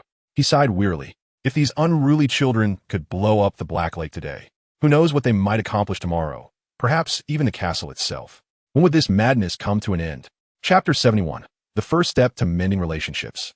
A raven delivered a letter from France to Kyle, penned by Grindelwald. However, the previous night, Dumbledore had approached him, subtly implying that Kyle should remain at Hogwarts to keep the old man company for Christmas. To this, Kyle could only remark that this couple truly shared a remarkable connection. The two proud, old gentlemen, neither of whom wishes to acknowledge the other's sentiments, are a source of understanding for Kyle. However, understanding does not equate to endorsing the actions of these two cantankerous elders. Why must one choose between Britain and France? Though their combined age surpasses 2 decades of his own, it does not preclude them from experiencing a second spring. Does it? Kyle rested his chin upon Dumbledore's desk, gazing intently at the venerable figure before him. Not going, Dumbledore replied, his eyes still fixed on his pudding. Kyle fixated on those eyes, inherited from Grindelwald, and stared. Upon hearing Kyle's mention of family reunion, a flicker of intrigue crossed Dumbledore's face. This glimmer did not escape Kyle's keen observation, prompting him to press his advantage. We could feast on turkey with old Grindelwald, decorate the Christmas tree together. Kyle enthusiastically painted a vivid picture of their trio's joyous gathering. Faced with such a delightful vision, Dumbledore, who initially intended to maintain his aloofness, found himself powerless to resist and ultimately acquiesced. As he watched Kyle leap from the window, Dumbledore's expression betrayed a slight twitch. His son certainly followed an unconventional path. George and Fred seemed curious to discover whether Professor Quirrell's turban concealed a balding head. Thus, they cast a spell upon the snow beneath them, causing it to coalesce into balls that pursued Quirrell's nape. If he was not mistaken, Quirrell's turban was meant to conceal the presence of Voldemort. This implied that Voldemort was currently lurking beneath Quirrell's headwear. The twins must surely be the first to pelt the second incarnation of the Dark Lord with snowballs. Were it not for the fear of retribution from the dual-plug socket hero, Kyle would have eagerly joined the twins in this snowy assault on Voldemort. However, lacking sufficient power for self-defense, he opted to remain on the sidelines, enjoying the spectacle. Yet, this captivating scene soon became unwatchable, as a certain elder Catwoman appeared behind the twins. In light of your impolite behavior, each of you shall lose 5 points. Professor McGonagall's voice rang out sternly, her eyes ablaze with fury. Once she departed, Kyle's laughter erupted in gleeful mockery upon the snowy ground. Sharing a glance of mischief, George and Fred discreetly drew their wands. With a flick of their wands, a tidal wave of snow engulfed Kyle, struggling to emerge from the snowdrift. Kyle refused to back down and retaliated. The three then made their way to the warmest place in all of Hogwarts, the kitchen. By the way, who exactly is your mysterious father? Fred recalled their previous conversations about Kyle's summer, realizing that residing in the castle was no ordinary privilege. George chimed in, why we never heard of such a figure in the Dumbledore family before, as the family that produced the greatest white wizard. The Dumbledore lineage has always commanded attention within a magical community. However, for reasons unknown, there is remarkably little knowledge about the members of the Dumbledore family among the outside world. The brothers George and Fred were only aware of another member of the Dumbledore family, the proprietor of the Hog's Head Inn. He is Aberforth Dumbledore, the brother of Albus Dumbledore. Previously, they had ventured to the Hog's Head to procure some libations, only to be unceremoniously expelled by the furious Aberforth. Driven by curiosity, the brothers undertook an investigation and uncovered this fact. However, they remained perplexed as to why Aberforth exhibited such rage upon glimpsing Kyle's eyes. Kyle, on the other hand, is well aware of the events that transpired in the past. His two fathers had engaged in a quarrel for reasons unknown, although both were emotionally charged. Neither sought to inflict fatal harm upon the other. Aberforth, being the younger brother, intervened with the intent to escalate the conflict. During the ensuing melee, a spell was inadvertently deflected, resulting in the tragic death of Ariana Dumbledore, the sister of Albus and Aberforth. It was at this moment that Grindelwald and Dumbledore irrevocably severed their ties. Aberforth laid the blame for Ariana's death squarely upon the other two. Thus, when he beheld Kyle's visage, Merely restraining himself from casting an Avada Kedavra upon him was a notable act of restraint. At present, Kyle has not yet restored his original surname to the public eye, and the twin brothers remain oblivious to Grindelwald's stealthy escape from Nurmengard. Consequently, Grindelwald is naturally regarded by the twins as a member of the Dumbledore family. This interpretation is not entirely inaccurate, despite the estrangement between the two elderly gentlemen. It does not obscure the fundamental truth that they were once a loving family. Sipping from his cup of ginger tea, Kyle set it down. Perhaps it was due to his previous residence in France, which afforded him little connection to England, that they had not heard of him. His surname, Grindelwald, must remain concealed from the magical community for the time being, even from his friends. Therefore, Kyle found himself fabricating a plausible excuse to placate the brothers, as they displayed only a casual interest in the matter, merely indulging in idle gossip. Chapter 72, GGAD. The following morning, Kyle gazed mournfully at the teacup before him. If his judgment was not flawed, their means of transport to France would be the port key, which he had experienced before. Dumbledore's mood was rather cheerful. Well, they had no choice but to utilize the port key for their journey. Apparition would be excessively taxing on magical energy. Even Dumbledore, as a human pillar, could not transport Kyle through apparition directly from the Scottish Highlands to the Alps. No, perhaps a complete Jinchuriki could manage it, but the magical world lacks tailed beasts, necessitating the use of a port key instead. Upon their arrival, Kyle led Dumbledore along the rugged mountain path. After passing through a barrier, the familiar castle unfolded before them. Unlike the last time when Kyle visited, this time at the castle gate, he was greeted not only by the venerable Alfred, but also by a striking young lady with flowing ebony hair. "Welcome, esteemed Dumbledore," Alfred said, bowing slightly before turning to the diminutive dark sorcerer beside Dumbledore. Kyle intended to introduce this ever-watchful caretaker to Dumbledore, but Dumbledore spoke first. "Good morning, Alfred." Were they acquainted? This seemed hardly surprising. According to Alfred, his father had loyally followed Grindelwald as a devoted saint since the early 20th century. Upon reaching adulthood, he had the honor of inheriting the role of the Grindelwald family's steward from his father, serving with unwavering fidelity ever since. Given the extensive timeline, it was quite reasonable for Dumbledore to be familiar with Alfred. Kyle's gaze shifted towards the ebony-haired maiden who had been observing him quietly beside the steward. What intrigued Kyle was the girl's visage, which bore the unmistakable traits of Eastern descent, exuding grace and elegance reminiscent of a princess from an ancient celestial palace. Noticing Kyle's gaze, her bright, starry eyes met his, and she offered him a gentle smile that made his heart skip a beat. Alas, he was experiencing the flutter of infatuation. Catherine gracefully lifted the hem of her gown, performing a refined curtsy towards Kyle. After their brief exchange of pleasantries, the steward led the group into the castle. In the drawing room, Grindelwald stood with his back to the entrance, gazing contemplatively at the distant snow-capped mountains, embodying a demeanor of serene indifference, as if Dumbledore's arrival stirred no ripples within his soul. Had it not been for the cold cup of tea resting on the nearby table and the slight tremor in his legs from standing too long, Kyle might have believed the facade. His father had likely been waiting in the drawing room for quite some time, perhaps rehearsing this moment in secret, even meticulously contemplating the very first words he would speak to Dumbledore. "You have arrived," Grindelwald said, his tone calm as he slowly turned to face Kyle. However, when their eyes met, the weight of Kyle's penetrating gaze nearly caused Grindelwald to falter. With a subtle glance towards Kyle, an undertone of menace flickered in Grindelwald's eyes. Understanding the unspoken warning, Kyle offered a quick greeting before discreetly making his exit. The drawing room was left with only Dumbledore and Grindelwald. Dumbledore watched Kyle's retreating figure and sighed softly. "He is increasingly resembling the person you once were." Grindelwald, arms crossed and eyebrow raised, remained silent, though the slight curve of his lips hinted at his current sentiments. "I see no reason for discussion," Grindelwald scoffed. "He is my son, destined to tread this path."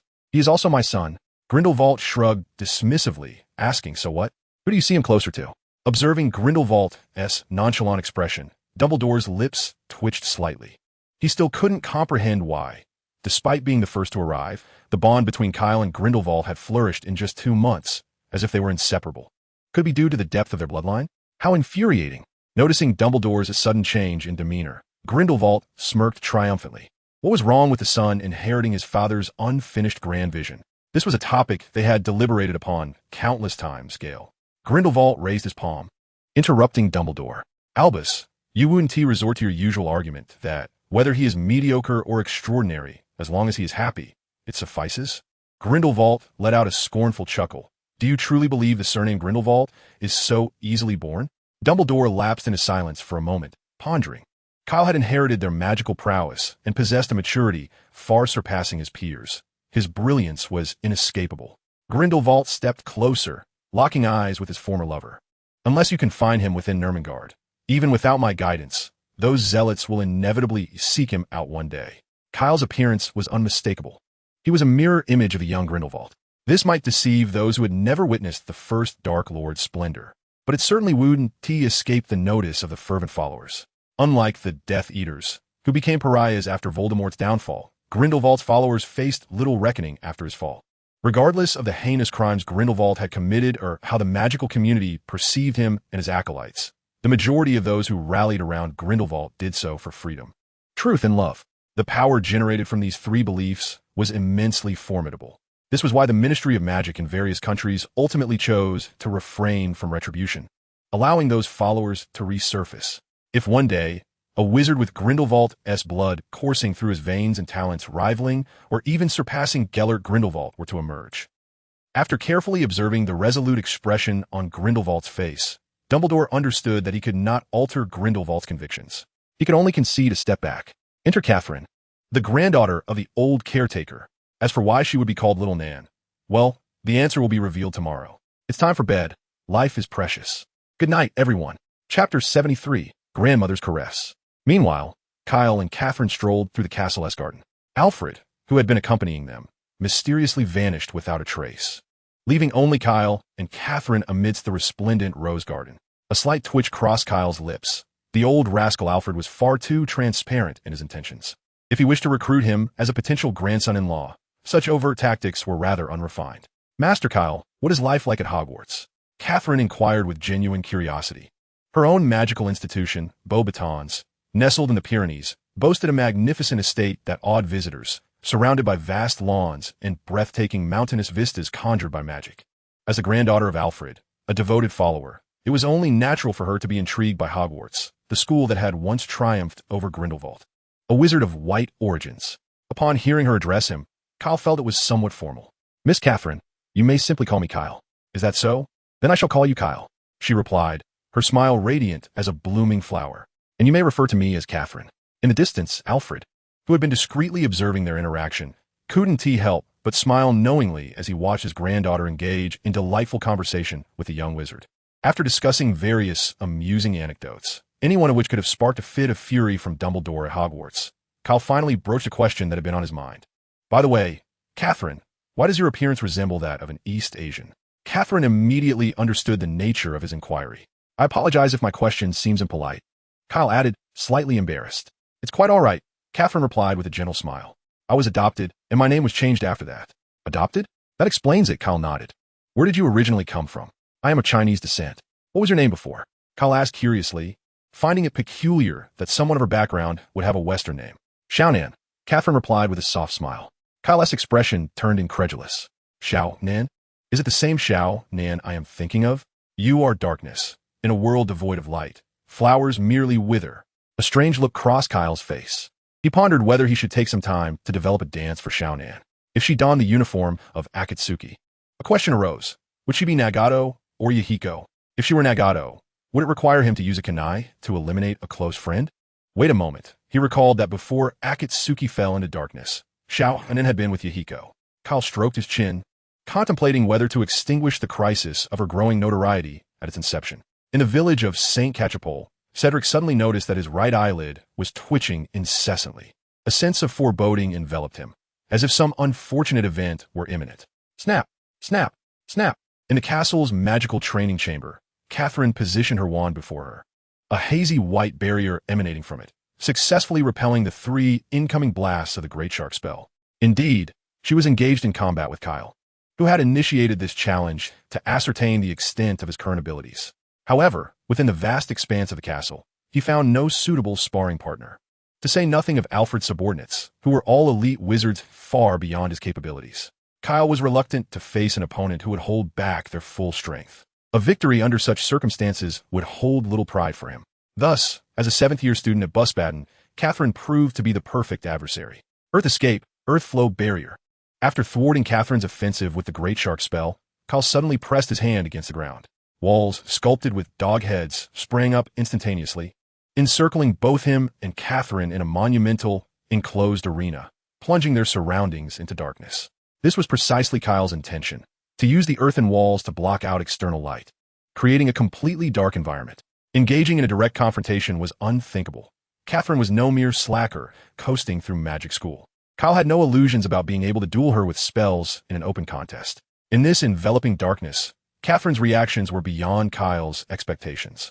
Once she ensured the iron armor charm was secure, she promptly cast the Lumos charm for illumination. Kyle shielded his eyes and drew forth his wand. Sound barrier, silence. The Lumos spell erupted in a brilliant flash, filling the confined space with an overwhelming radiance. Accompanying this primordial light was a cacophony exceeding 180 decibels.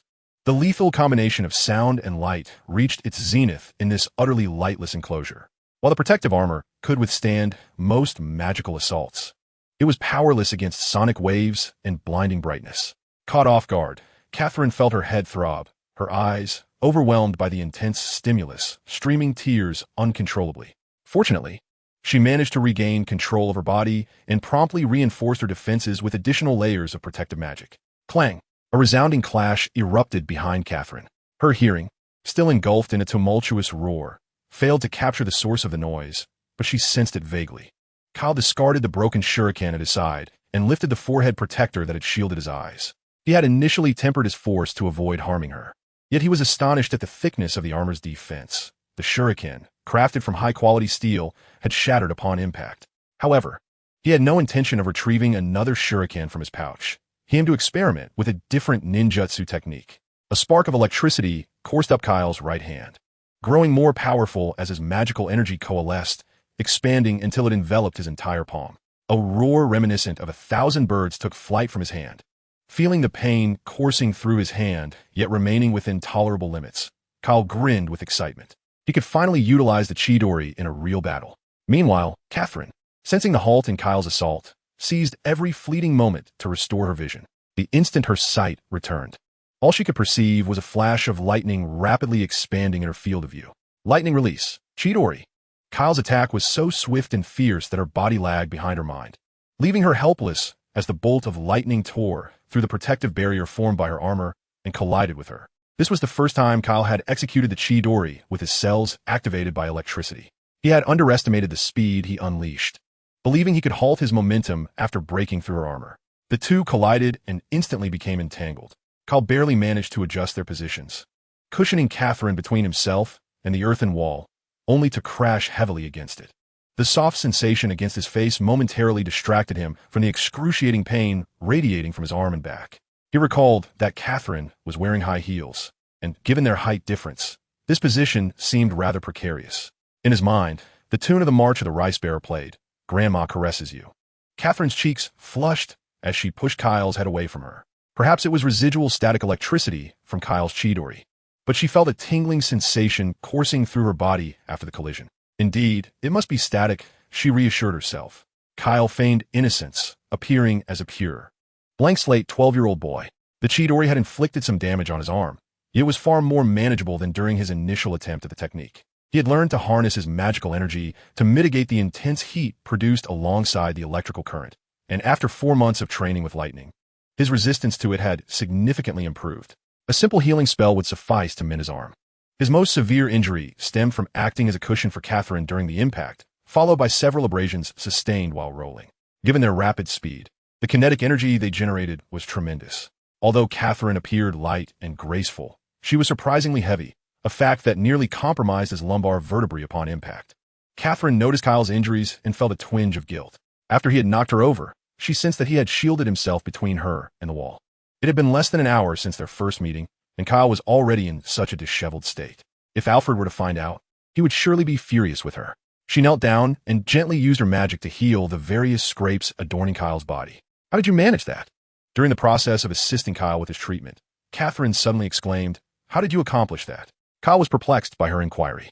"Aside from casting that flash spell with your wand, everything else was done through wandless magic, wasn't it? How did you manage that?"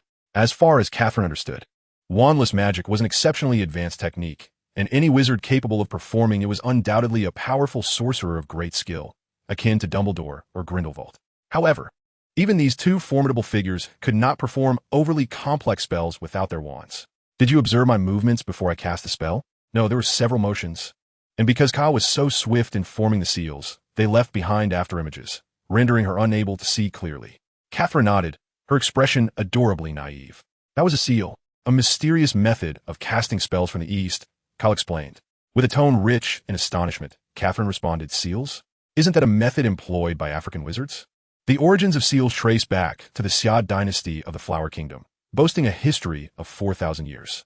Kyle's voice carried a hint of disdain for African wizards, asserting that they were unaware of the existence of wizards in those ancient times. Can I learn it? Catherine's bright eyes sparkled with anticipation. As an exceptionally diligent student, she was deeply intrigued by this novel magical knowledge. Of course, no problem at all, Kyle readily agreed. He had already successfully influenced George and Fred's interests. One was now engrossed in puppetry, while the other delved into explosive studies. And he anticipated that this artistic duo would soon make their mark in the magical realm. Now, guiding Catherine towards the angelic persona he was familiar with from the hidden village of Rain seemed a trivial task. He was genuinely eager to witness Catherine mastering the art of the god paper manipulator, employing 60 trillion explosive runes for her detonations. The character for Fennel and Fennel Beans is not the same. There are 12 hand gestures for seals. Kyle slowed his movements, presenting all 12 hand seals to Catherine. The purpose of these seals is to help you control your magical energy, serving as a substitute for the wand during spellcasting. Remember this, for otherwise, the seals will be mere empty gestures. He had previously taught this spellcasting method to the other 3 guardians, and they had all learned the 12 hand seals, yet failed to master the control of their magical flow. The result was a flurry of actions, fierce as a tiger, yet yielding no tangible effect. While Catherine diligently practiced the hand seals, Kyle began to reflect on the battle from earlier. Today's combat exercises had revealed several issues. He had anticipated encountering difficulties with the Chidori technique, which required rapid movement towards the opponent to be effective. During this process, the caster might struggle to perceive the enemy's actions due to excessive speed or find their body unable to keep pace with their own velocity. This is also an issue analyzed by Namikaze Minato based on the practical performance of Kakashi, the original creator of Chidori. Minato's evaluation of Chidori is that it is an incomplete technique. It only reaches its true completion when Chidori evolves into Raikiri, transforming the entire hand into a blade capable of cutting through iron like mud. However, Raikiri is still far beyond Kyle's reach, compelling him to seek alternative solutions. The challenge of perceiving the surroundings due to excessive speed is resolvable, although the magical realm lacks a plug-and-play Sharingan for him to utilize. There exists a spell known as the Eagle Eye technique. This technique serves a function similar to that of a standard Mangekyo Sharingan. As for the aspiration to unlock Susanoo, it would be wise to refrain from such thoughts and instead indulge in dreams where anything is possible. More crucial is the response speed of the body. After Kyle pierced through the defensive barrier formed by the armor using Chidori, he was unable to halt his momentum. This demonstrated the lag in his physical response compared to his brain's neural commands. Brain break. Body acknowledged. Yet the collision had already occurred. Kyle meticulously recalled the magical tomes he had perused in the library and found that the magical realm seemingly lacks spells to address this specific issue.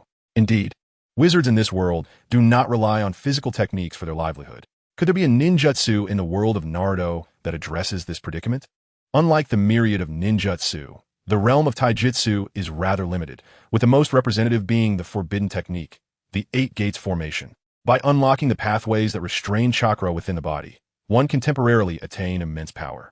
Kyle distinctly remembers that the first gate, the opening gate, functions to remove the restrictions on brain activity. Upon opening the first gate, one can unleash their full physical capabilities. This function perfectly resolves the issue Kyle currently faces. Coupled with the Eagle Eye technique, he is confident he could master even doubled speed. The 8 gates are opening, rest, life, injury, limit, view, shock, and death. Kyle recalls their respective locations. The first 2 gates, opening and rest, are situated in the brain region, while the subsequent 5 extend from the chest down to the lower abdomen. The final gate, the death gate, which guarantees death upon use, is located at the heart, the most vital organ aside from brain. The protagonist himself would not train in the 8 gates, at most unlocking the first 3. One might wonder who will ultimately become the Azure Beast of Hogwarts. Chapter 75, Phoenix Seeks Phoenix. Kyle closed his eyes, attentively sensing the flow of magical energy within him. To his delight, he quickly located the 8 doors that restrict his magical power. However, Kyle was not reckless enough to attempt to impact the first gate of the 8 gates formation with his magic at this stage. Otherwise, he would be unaware of how he met his demise. Glancing at Catherine, who was still practicing her ninjutsu seals, Kyle faced a choice between staying in the training room with Catherine or heading to the library for research. He opted to bring the books back to the training room. Children may make choices, but he desires it all. Nevertheless, it is evident that mastering the 8 gates formation is not something that can be accomplished in a single afternoon. What is your dream? Upon hearing Grindelwald's words, Kyle almost believed he had wandered into the wrong scene. The reason was simple. Before him sat Grindelwald and Dumbledore, both comfortably ensconced in armchairs that seemed to swallow their forms. Yumi? Kyle pondered deeply. Coexisting peacefully with the humans? Stop. He was not Yumi, allowing smiles to bloom on every face. Halt. He was not Trelawney. What he truly desired was to embody the epitome of benevolence, to ascend as the next Dark Lord. Without hesitation, Kyle proclaimed his answer. I wish for the name Grindelwald to resonate throughout the magical world once more. Dumbledore's expression darkened instantly, every wrinkle on his face revealing his fury. Why Grindelwald? Am I, Dumbledore, unworthy? However, buoyed by the support of the original Dark Lord, Kyle felt no trepidation when faced with Dumbledore's stormy demeanor. Grindelwald chuckled gleefully. Albus, I have told you before that you are wasting your efforts. Faced with his father-son duo, who seemed inseparable, Dumbledore wearily rubbed his forehead. Unable to defeat them, he resigned himself to join them. Since this is your choice, I shall not oppose your actions. But I have one stipulation. Dumbledore's azure eyes, framed by half-moon spectacles, fixed on Grindelwald. Raising an eyebrow, Grindelwald gestured for Dumbledore to continue. I wish to be involved in Kyle's education. Upon hearing the 2 great figures discuss his tutelage, Kyle perked up, eager to listen intently. You are correct. My previous methods only stifle Kyle's potential. Dumbledore glanced at Kyle, who was eavesdropping nearby. Magic knows no moral dichotomy. Its value should depend on the wielder. Father, you do not intend to restrict my study of dark magic any longer? Kyle raised his hand. Dumbledore shook his head. Whatever you wish to learn. Both Gellert and I can teach you, provided you understand what you are doing. Leaning back in his soft chair, Grindelwald remarked, this young lad's disposition is far more mature than you might imagine. Kyle erupted into a broad grin, his inner excitement impossible to conceal. To receive guidance from the 2 most accomplished sorcerers in the world, what other young wizard could boast such an honor? Dumbledore waved Kyle away, signaling him to depart, as he had other matters to discuss with Grindelwald. Kyle, unfazed, promptly slipped out of Grindelwald's study. Oh wait, ever since he began studying alchemy, his life's trajectory now included an alchemical laboratory. Days later, in the castle's alchemical laboratory, Kyle remarked, I believe the sword's material could be crafted from the fairy's secret metal. I recall there being over 200 kilograms in the castle's treasury. Using a bit should pose no problem. Upon hearing Catherine's words, Kyle suddenly paused. How do you know so much about my family's treasury? The young girl rolled her eyes with irritation. My grandfather is the steward of your Grindelwald family. If all goes as expected, I shall inherit my grandfather's duties. But what if things were to go awry? Would she become the mistress of the castle? If Catherine were willing, it seemed plausible. Kyle's thoughts meandered. Beyond the resilience and sharpness inscribed upon the sword, one could also etch a transformation rune.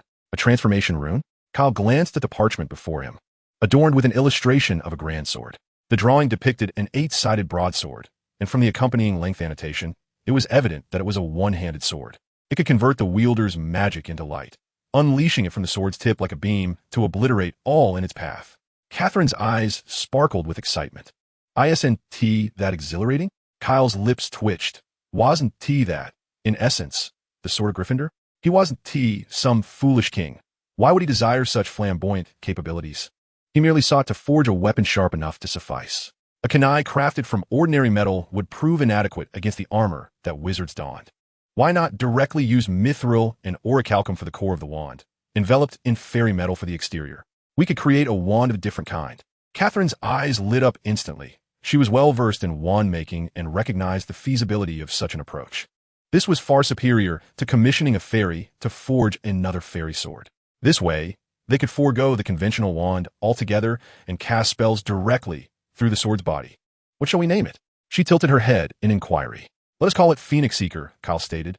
Almost faltering as the name of the EX curry stick nearly slipped from his lips. He wished to avoid appropriating names like Kusanagi or Tenkyukin. as well as refraining from directly mimicking the sword Gryffindor. A glance at Catherine prompted him to choose the name in Chinese. Catherine noticed Kyle's gaze, a faint blush creeping upon her cheeks. It was evident she was aware of the famous poem penned by Sima Xiangru for his pursuit of Zhuo Wenjun. After inadvertently teasing Catherine, Kyle flashed a mischievous smile. When she turned to him again, he resumed a serious demeanor, stroking his chin thoughtfully. The next question would be who to craft it. Grigovich? Europe boasts 3 renowned wand makers, one being Ollivander from England and another Grigovich for Germany. Catherine folded the parchment before her. If we approach Grigovich, we would surely be turned away. Why would we be turned away? Don't ask. Just know it's due to my father, Gellert Grindelwald. Grindelwald had once ambushed Grigovich to seize the Elder Wand, employing underhanded tactics and rendering the Elder Wizard unconscious with a stunning spell. Thus, a rift was created between Grindelwald and Grigovich, unless a family elder intervened. The moment Grigovich laid eyes upon Kyle, he would undoubtedly bellow a resounding get out. Ultimately, Kyle chose to entrust the task of crafting the wand to Grigovich. Naturally, as he could not undertake the journey himself, the responsibility of customizing the wand fell upon the ever-resourceful butler, the venerable old gentleman. Although Kyle felt somewhat uneasy about imposing on a nearly 9-year-old's labor, he found himself without alternative options. Besides the creation of the Phoenix-seeking Phoenix, Kyle was nearing completion of the preparations for the opening of the first door of the 8 gates of Duinjia. Tapte 76, Grand Malinux. Open. After a brief warm-up to activate his bodily meridians, Kyle settled into a cross-legged position, his palms pressed together. Beside him, Catherine and Alfred stood anxiously, vigilantly watching over him. Clearing his mind of all thoughts, Kyle focused entirely on the location of the door within his brain, channeling the magical energy within. He launched an assault on the first door.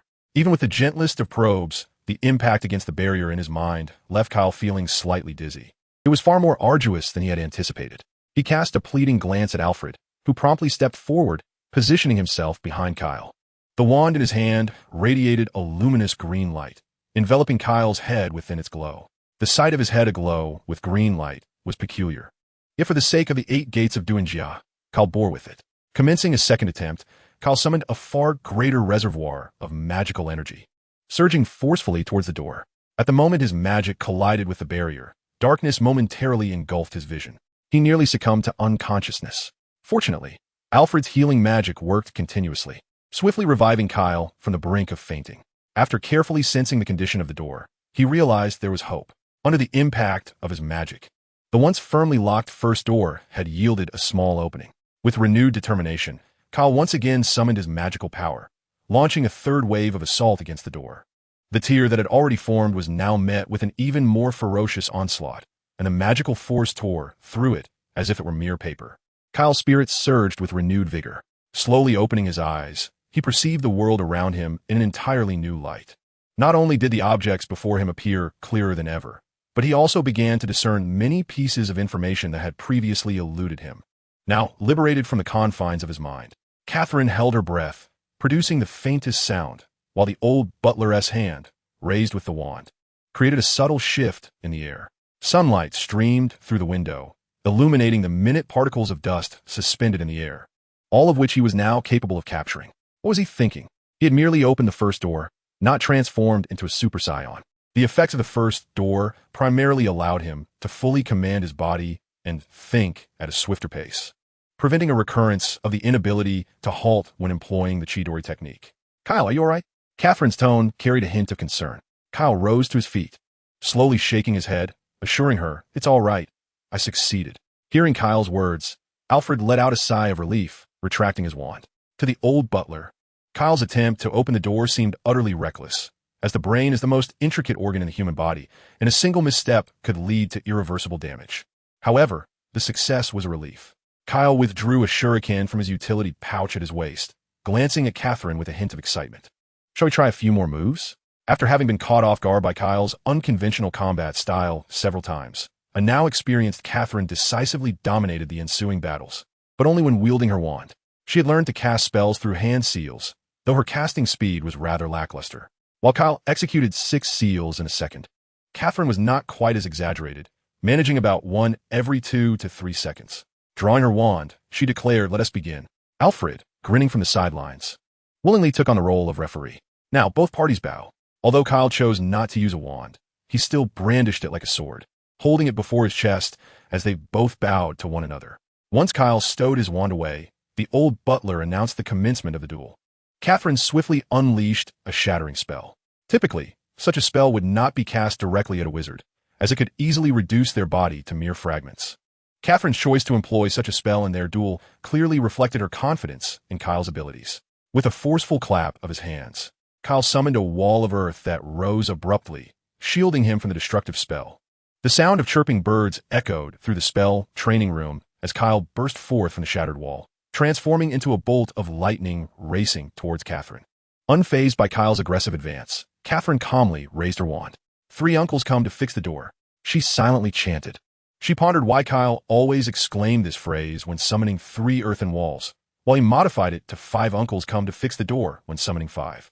It seemed unnecessary to complicate things when simply conjuring a wall would suffice. Yet Kyle took the extra effort to sculpt dog heads atop the walls with transmutation magic.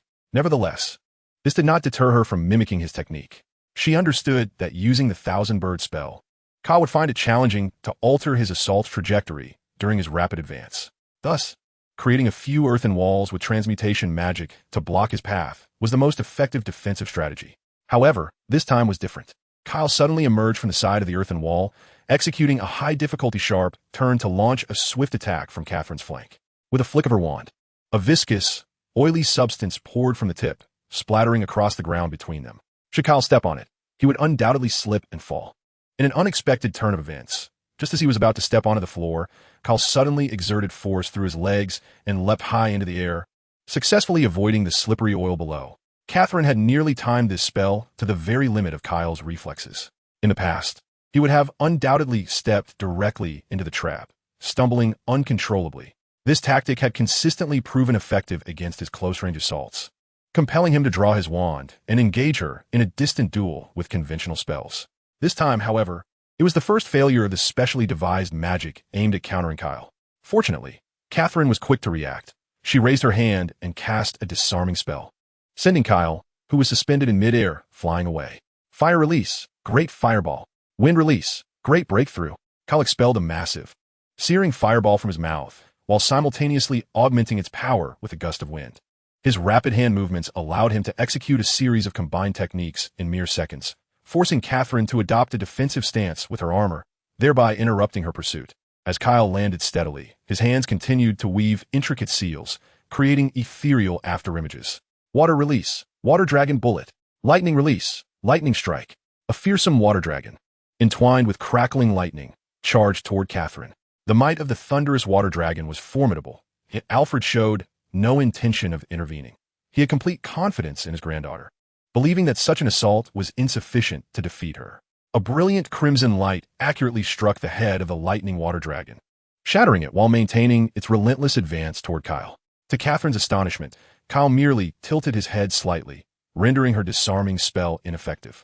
Previously, while he could discern her attack's trajectory, he had never done so with such precision.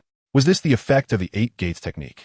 A slight smirk grazed Catherine's lips as she accelerated her spellcasting speed and frequency. On the other side, having temporarily abandoned his offensive, Kyle focused intently on Catherine's hand movements, mentally calculating the landing points of her spells. He merely shifted his body with the slightest motion, effortlessly evading her barrage. Wood release, wood giant. Hearing Kyle's bizarre exclamation, Catherine, feeling somewhat vexed, employed an advanced casting technique. At the moment the spell was unleashed, she rapidly flicked her wrist, imparting horizontal acceleration to the incantation, achieving a curving effect. Indeed, this was the legendary art of wand dueling. Then calamity struck Kyle. Although the first gate of the 8 gates technique had liberated his cognitive abilities, the erratic trajectory of the spell was beyond even his heightened calculations.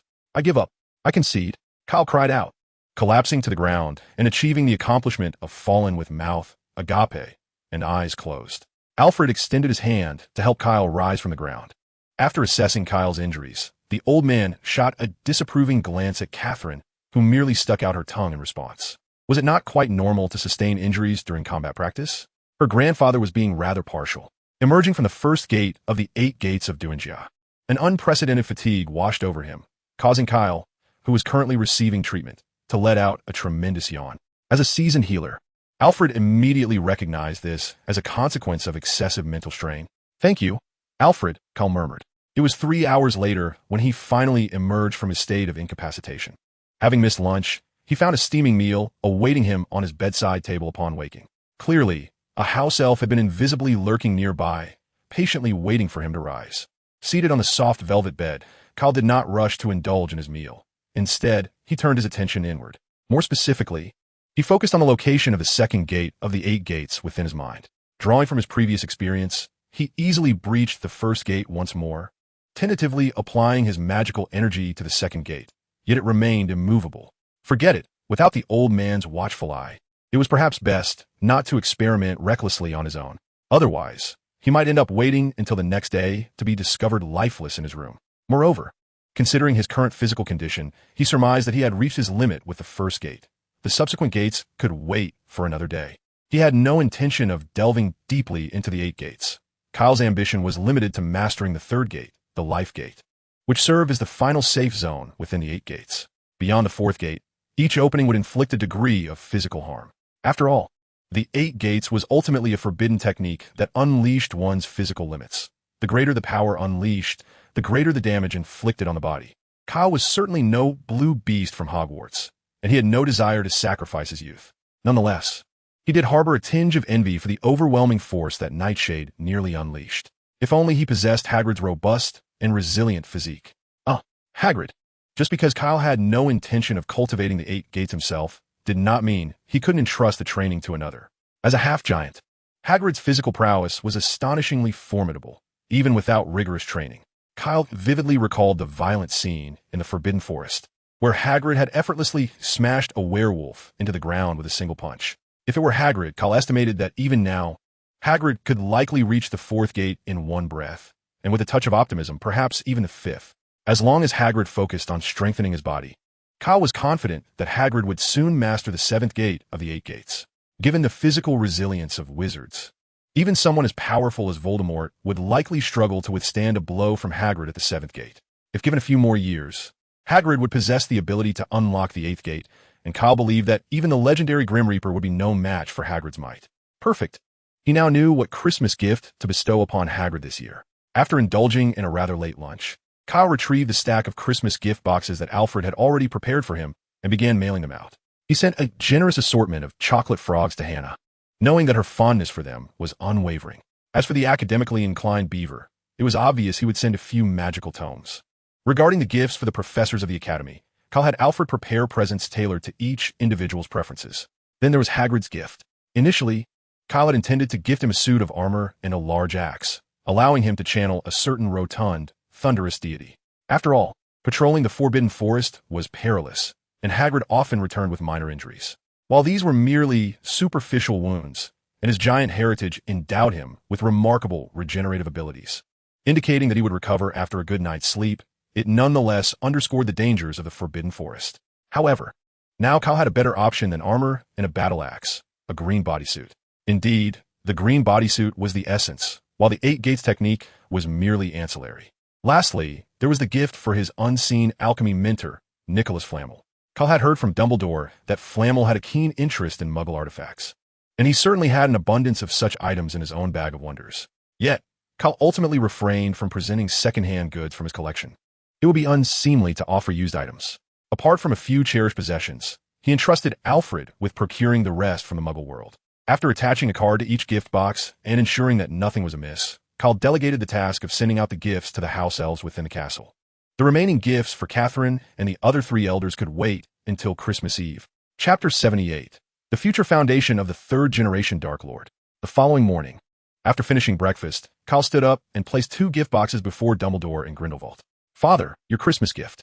Naturally, he did not neglect the ever-dedicated Alfred, adding, "And yours too, Alfred." After all, there was no rush. They would not be receiving their Christmas gifts at that moment.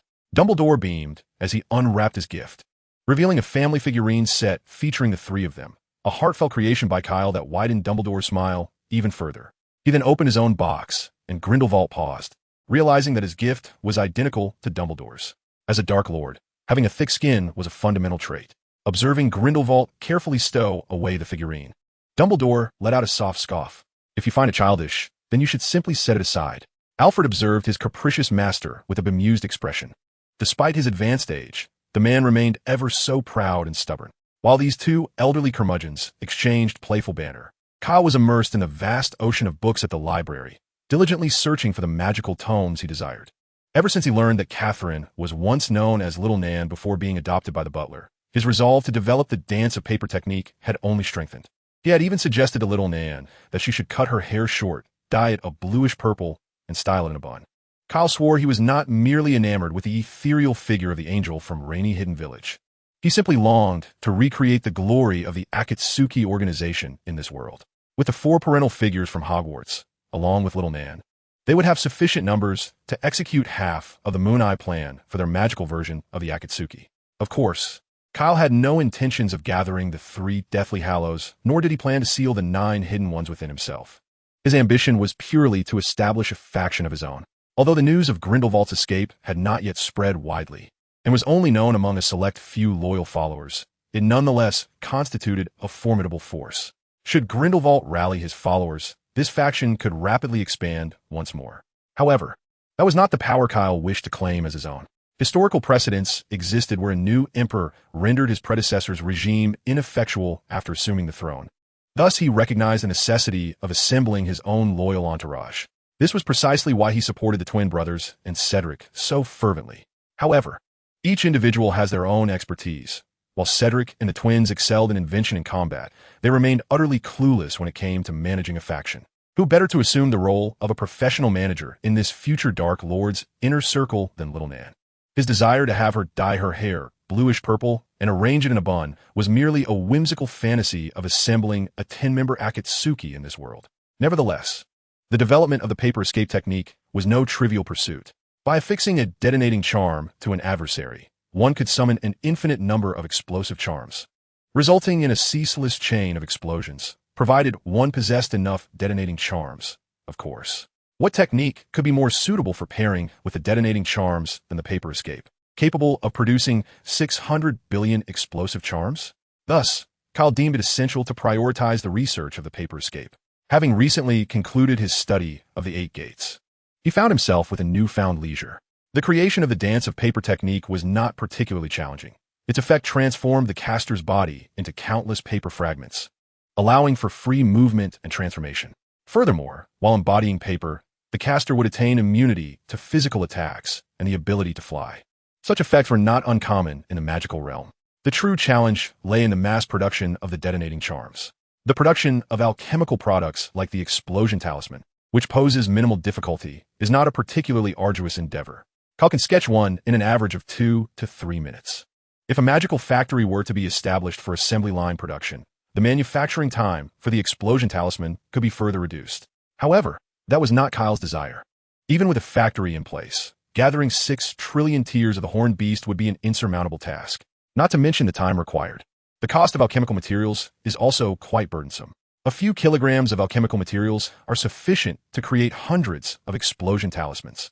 Yet if Kyle were to demand that the family factory operate at full capacity to produce 6 trillion talismans, Grindelwald would undoubtedly reprimand him for his extravagant ways. Therefore, an alternative method of production must be sought. By expending a trivial amount of magical energy, he could conjure a substantial number of explosion talismans at will.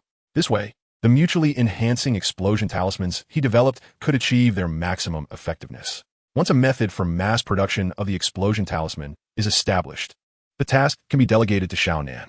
Of course, this does not imply that Xiao Nan would personally craft the talismans. Alfred's cadre of wizards is certainly not meant to serve merely as decoration. Even if it were only 1 billion talismans, Kyle mused that it might not be entirely impossible to obliterate Voldemort. With this thought, Kyle retrieved a notebook from his pocket and inscribed the words "4 purple flame array" on a blank page. The world of Harry Potter also possesses barrier magic. However, whether in the realm of Naruto or HP, barrier techniques are notoriously mana-intensive. Simultaneously, he had yet to devise a method for handcrafting explosion talismans. As he observed Jack, who was simultaneously indulging in 2 chicken legs, his movements suddenly halted. "Kyle, do you have something to say?" "I believe it is essential to elevate our Quidditch team's overall performance," Kyle replied with a shrug. "After all, one cannot rely on Cedric and me to carry the team through to graduation." Jack chuckled awkwardly, a hint of embarrassment gracing his features. As the captain of the team, his Quidditch skills could be described as woefully inadequate. He and Oliver Wood of Gryffindor both serve as goalkeepers, yet while we can guard his goal flawlessly, Jack's goal is riddled with holes.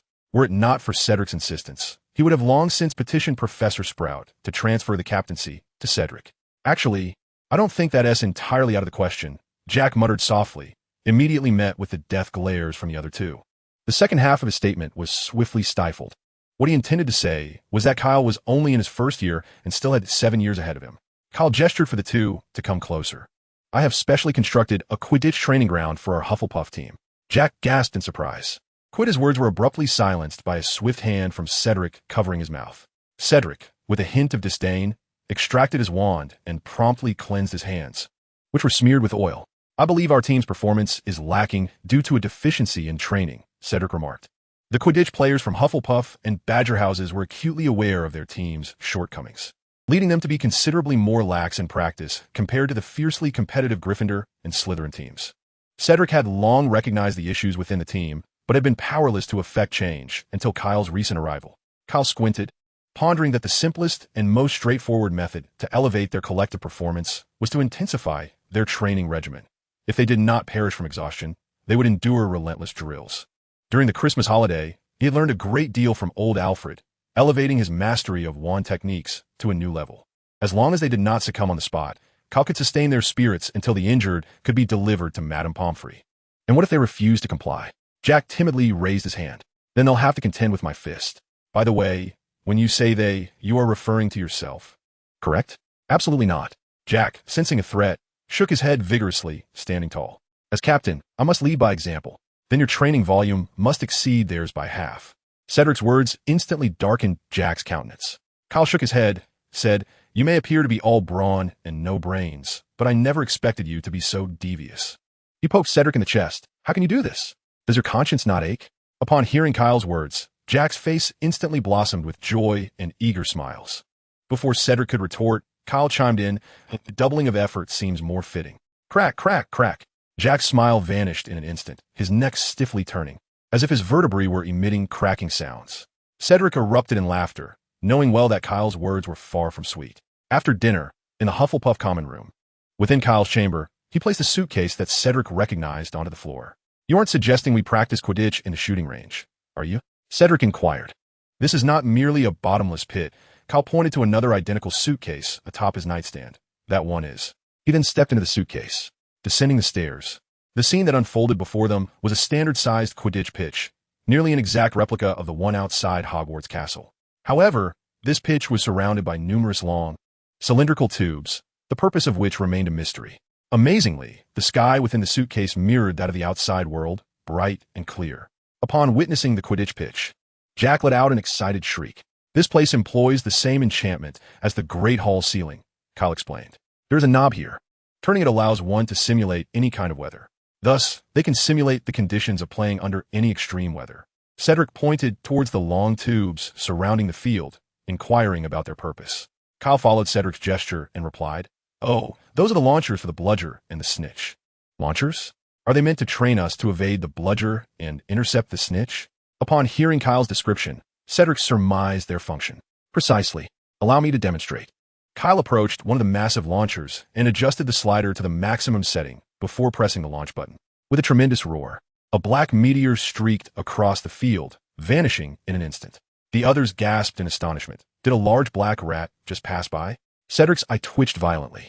He had roughly calculated that the bludger's speed exceeded 200 meters per second. If struck by such a projectile, one would not be sent to the infirmary, but rather be rendered unconscious. Kyle's mouth twitched as he pondered whether his father was attempting to endanger him. After all, this launcher training system was crafted by Grindelwald at his behest. Not only the launchers, but the entire Quidditch training ground had been designed by Grindelwald himself. Only a wizard of Grindelwald's caliber could conjure such a vast space within a mere suitcase using the permanent sticking charm in just a few days. In addition to the frenzied launchers, the field was populated with numerous alchemical automatons programmed to simulate opposing team members, thereby increasing the difficulty for the training players. However, as the automatons' patterns were fixed, once the Hufflepuff players became familiar with their movements, it would be necessary to replace them with a new set. As for the training to capture the Golden Snitch, that would prove more challenging. Kyle had faith in Cedric's talent. Even without specialized training, he would excel. Chapter 80. The Mirror of Ariste. Kyle strolled through the Hogwarts castle after nightfall, the portraits lining the corridors dozing peacefully, enveloped in an encompassing silence, accompanied only by darkness. Perhaps due to his past experiences as a Dark Knight in New York, Kyle relished this serene, lightless environment, where darkness imparted a profound sense of safety and tranquility. Thus, even when alone, he enjoyed wandering the castle during curfew hours. Idly meandering through the ancient halls brought him unparalleled relaxation. However, an unexpected visitor disrupted this tranquility. Before a suit of armor stood an elderly man with a white beard, accurately identifying Kyle, who was concealed under the disillusionment charm. "Father, it's not even midnight yet." Kyle produced the authorization slip personally signed by Dumbledore from his pocket and waved it before him. Dumbledore sighed in resignation. "Very well. In comparison to my own concerns, shouldn't you devote more attention to your beloved savior classmate?" Kyle gestured toward the half-open door on the left side of the corridor. Moments ago, an invisible figure had slipped through that door under his very nose, leading into an abandoned classroom. The invisible individual believed they were well concealed. However, their footsteps and breathing could easily be detected within a 10-meter radius in the hushed corridor, requiring only a modicum of vigilance. A seasoned nocturnal wanderer would never make such a trivial error. This one was undoubtedly a novice. Thus, there could be only one conclusion. Dumbledore had returned the invisibility cloak, a Christmas gift, to its original owner, Harry. Therefore, the person who had just entered that door must be our resilient savior classmate. Dumbledore's presence in the corridor on the 5th floor of the castle at this hour was certainly related to this matter. Since you have noticed it as well, let us proceed together. Kyle hushed his movements, trailing behind Dumbledore as they stepped through the partially open door. "Back again, Harry?"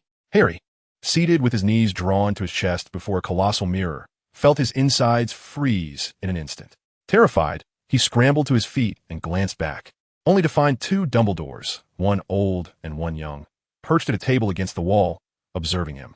"I didn't see you, sir," he stammered.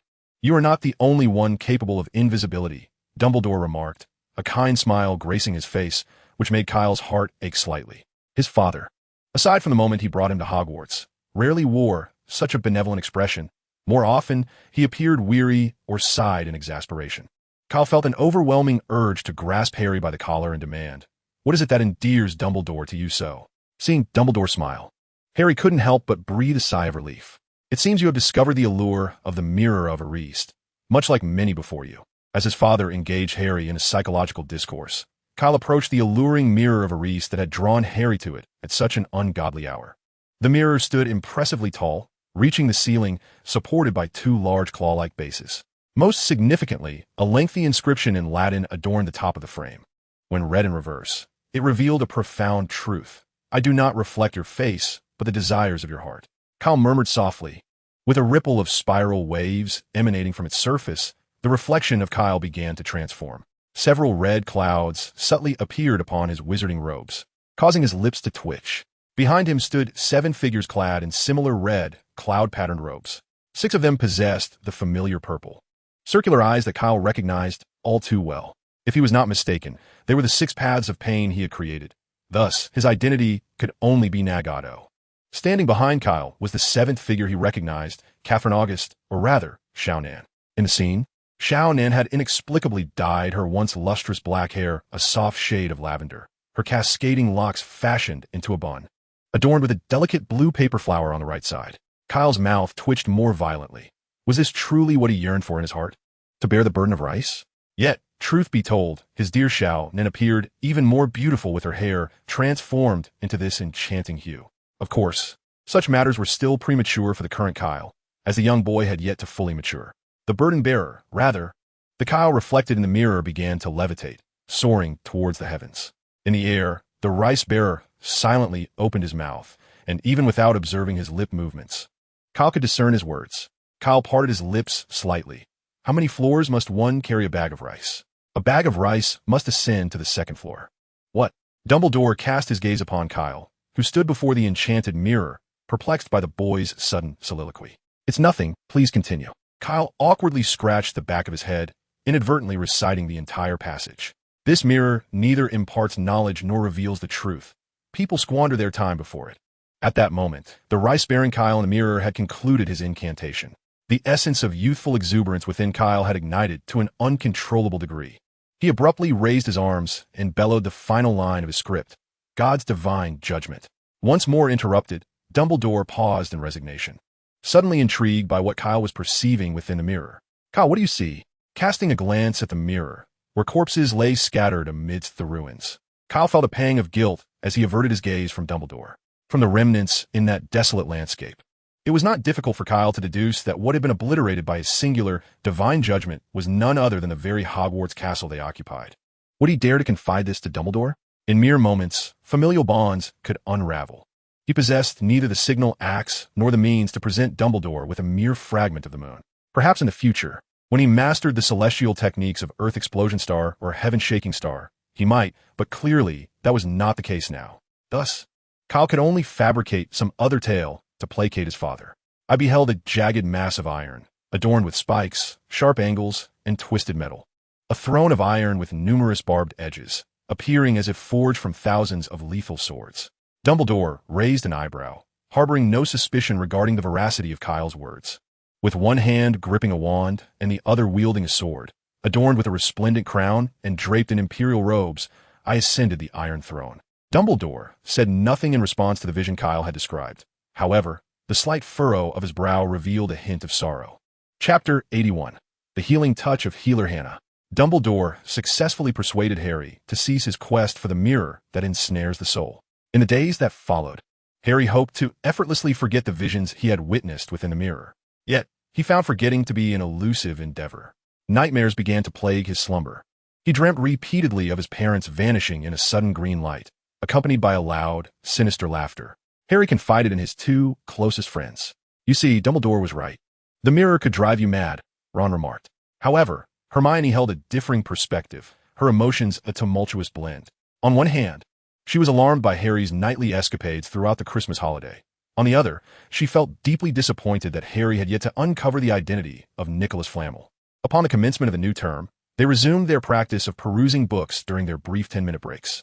Yet in their hearts, they had nearly relinquished hope of discovering who Nicholas Flamel was through the library's resources. In stark contrast to the trio of disheartened saviors, Kyle brimmed with enthusiasm. Please, grant our captain another healing charm. Cedric had already dragged Jack Sparrow off the Quidditch pitch for the third time. As the keeper, Jack's training regimen involved intercepting the bludgers aimed at the goal. Under Kyle's rigorous training, Jack's progress was remarkable. He had improved from letting in 9 out of 10 shots to now only allowing 5. And he could catch the rest with his face, albeit at the cost of suffering severe concussions. Fortunately, their Quidditch team had Kyle, an amateur healer, on hand. A mere concussion could not impede their training. 2 minutes later, Cedric once again brought their seeker, Cadwallader, to Kyle's side. Kyle, thank goodness you're here. I wouldn't know what to do otherwise, Cedric expressed gratefully. It's no trouble at all. However, this time Kyle refrained from personally administering treatment, instead gesturing for Hannah to attend to Cadwallader. Even Madame Pomfrey had praised Hannah's considerable talent in healing magic. Nevertheless, her recent progress had stagnated due to a lack of practical opportunities, as the infirmary was not inundated with patients daily. Since Hufflepuff's rigorous training commenced, Hannah need not worry about this issue any longer, as Cedric would almost every few minutes bring in an injured player. Minor injuries were entrusted to Hannah for practice, while more severe cases, like their captain's concussion, warranted Kyle's direct intervention. This presented Hannah with invaluable opportunities for hands-on experience, and her healing skills had been rapidly advancing as a result. Observing Hannah as she treated Cadwallader, Kyle stroked his smooth chin, pondering whether it might be time to impart his strength training techniques to her. That day, the Hufflepuff Quidditch team experienced the true essence of despair. At 11 o'clock in the evening, the Hufflepuff Badgers emerged from the tent, supporting one another, their faces drawn and weary. Judging by their pallid complexions and unsteady steps, one might easily mistake them for having just endured an intense and grueling ordeal. Quidditch, indeed, appears to be a sport for the many. That settles it. Although they bore no physical injuries, their spirits had endured immense torment. This evening, each of them had faced the experience of being struck by a bludger or a quaffle no less than 10 times. If given the choice, they would prefer never to encounter such trials again in their lifetime. Tomorrow night at 8, training resumes. Upon hearing Cedric's words, a collective groan of anguish escaped the others, save for Kyle. Yet, none dared utter a word of refusal. Earlier, they had protested once, and the outcome had been far from pleasant. Consequently, including the reserve players, They numbered 11 wizards, 2 of whom were 6th-year students. Kyle had not even drawn his wand before subduing them all. The overwhelming force had extinguished their hopes. They were powerless to retaliate, yet also impervious to death. What could they do? Finished? May I borrow your notes? In the library, as Kyle noticed Hermione set down her quill, he promptly reached for the parchment before her. The little beaver shot him a glare, slapping his hand away. However, undeterred, Kyle brazenly seized her history of magic assignment. The little beaver shook her head in resignation before rising from her seat and departing. What are you searching for? Hannah inquired, curiously leaning over. The little beaver hesitated, contemplating whether to divulge this matter to Hannah and Kyle. Revealing the name Nicholas Flamel to them should pose no issue. Neither was particularly prone to insatiable curiosity. Hermione feared that she might inadvertently involve her 2 close friends in the events beyond the trapdoor. Yet in the end she spoke. I'm searching for who Nicholas Flamel is. Nicholas Flamel? Kyle, who had been copying notes, paused momentarily. Had the chosen trio traced the matter to this point? Dumbledore had advised him against interfering with the Chosen One's trials, yet had not forbade him from offering them some minor assistance. Just as Kyle prepared to inform Hermione, Hannah interjected, I know. I've seen the name on chocolate frog cards. You do? Hermione exclaimed, her surprise palpable as she had little hope for such knowledge. Hannah excitedly emptied a substantial stack of chocolate frog cards from her pocket onto the table, eagerly sifting through them. Soon enough, she located her target, Albus Dumbledore's wizard card. Look at this, Hannah pointed to the back of the card. Dumbledore's renowned contributions include defeating the dark wizard Grindelwald in 1945, discovering 12 uses for dragon's blood, and his fruitful collaboration with Nicholas Flamel in alchemy. Hermione leapt up in exhilaration, since the results of their first homework assignment had been announced. She had not felt such excitement. At last, she had found it. The page bore the inscription, Nicholas Flamel, the sole known creator of the Philosopher's Stone. Chapter 82. Professor. I no longer wish to study potions. The Hogwarts Quidditch Cup adopts a round-robin scoring system, beginning in the 2nd month of the new academic year. Each team faces off against the others twice, culminating in a final match between the top 2 teams based on total points. Following the previous match between Hufflepuff and Ravenclaw, Hufflepuff currently holds a commanding lead in the Quidditch Cup standings. However, neither Kyle nor Cedric has shown any signs of relaxation in their training demands. Today marks the 7th day of their rigorous training regimen. After a week of relentless practice, the Hufflepuff Quidditch players have made significant strides.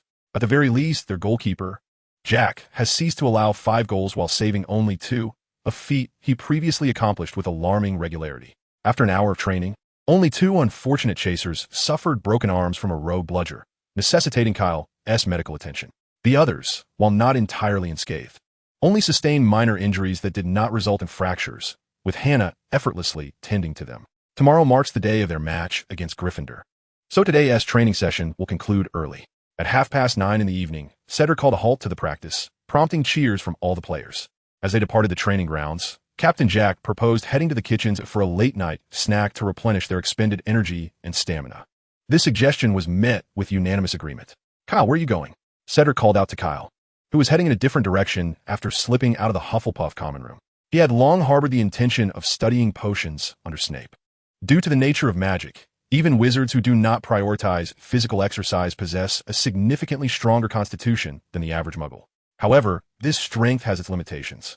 No matter how much training one undertakes, a wizard cannot attain the feats of physical prowess exhibited by characters in tales of pirates or ninjas, capable of shattering mountains with a single punch.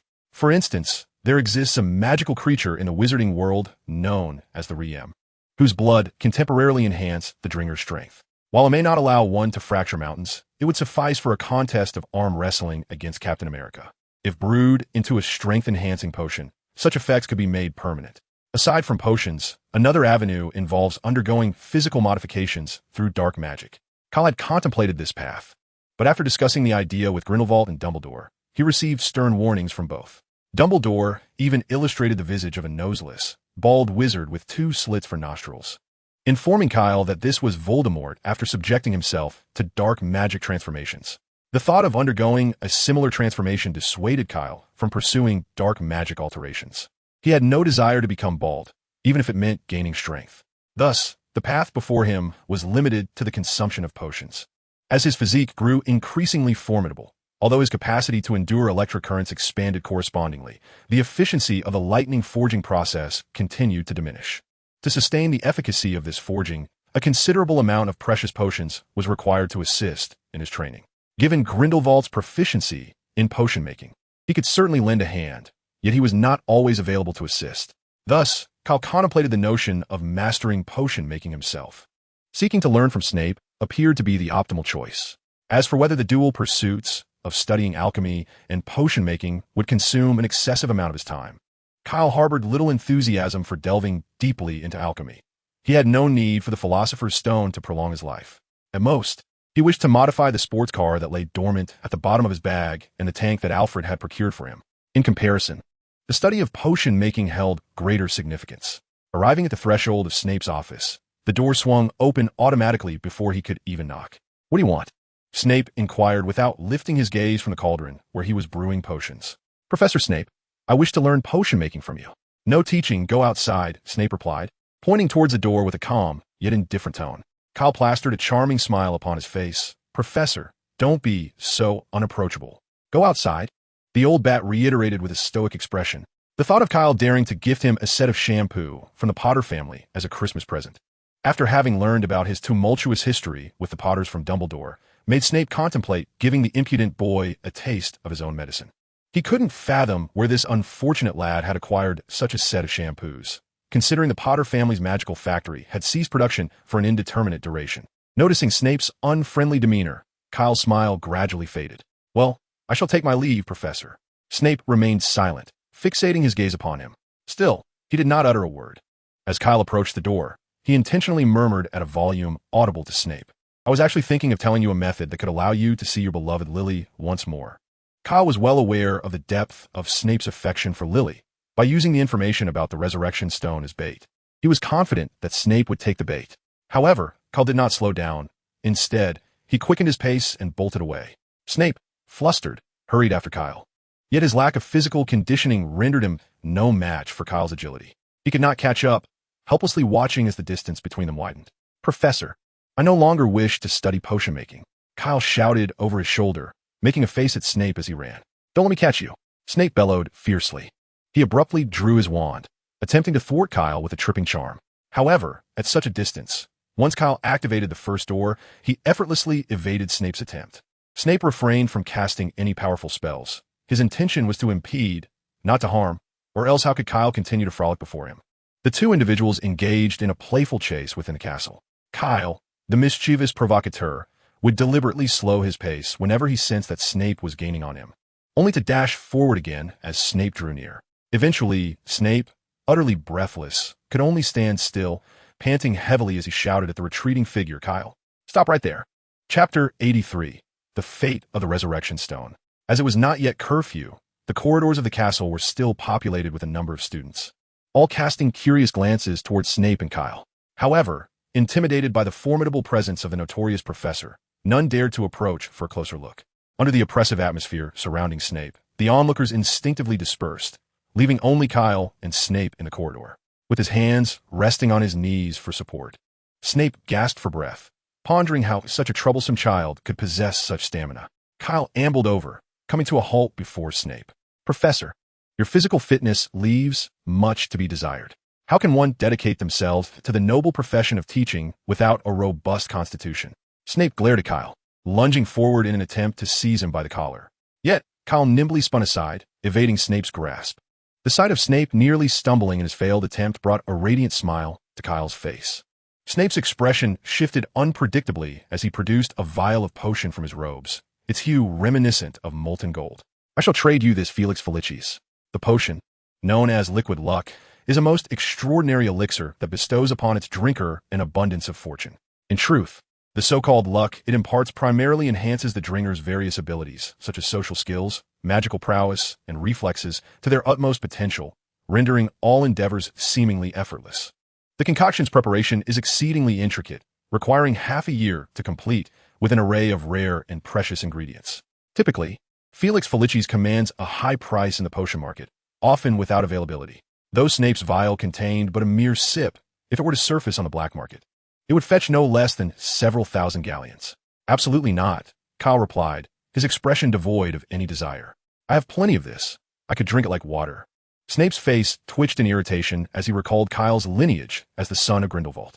For an ordinary wizard, such a potion would equate to nearly 2 years' salary. Not to mention that some of its components are exceedingly rare and difficult to procure.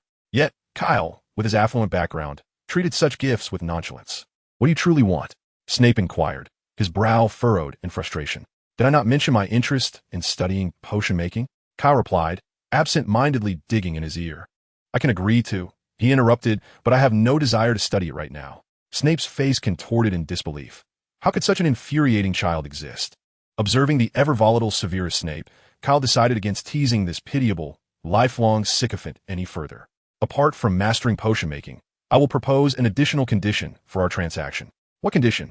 Snape's gaze was piercing, almost predatory. Kyle stroked his chin. I require your assistance in concocting advanced potions that I cannot brew myself, limited to 5 instances.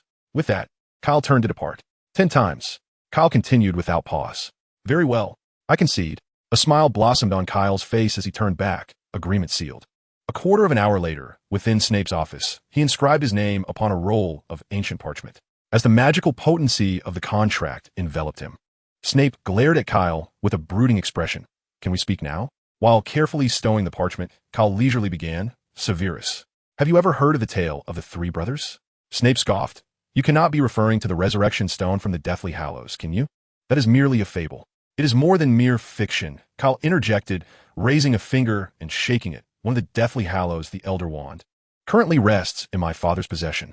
The mocking smile on Snape's face vanished in an instant. I heard it directly from Albus himself. Kyle shrugged, as an adept in legilimency. You should be able to discern whether I speak the truth. Snape hesitated. The arts of occlumency and legilimency, 2 opposing magical disciplines, have always complemented each other. A master of occlumency, Snape would naturally possess a commendable grasp of legilimency.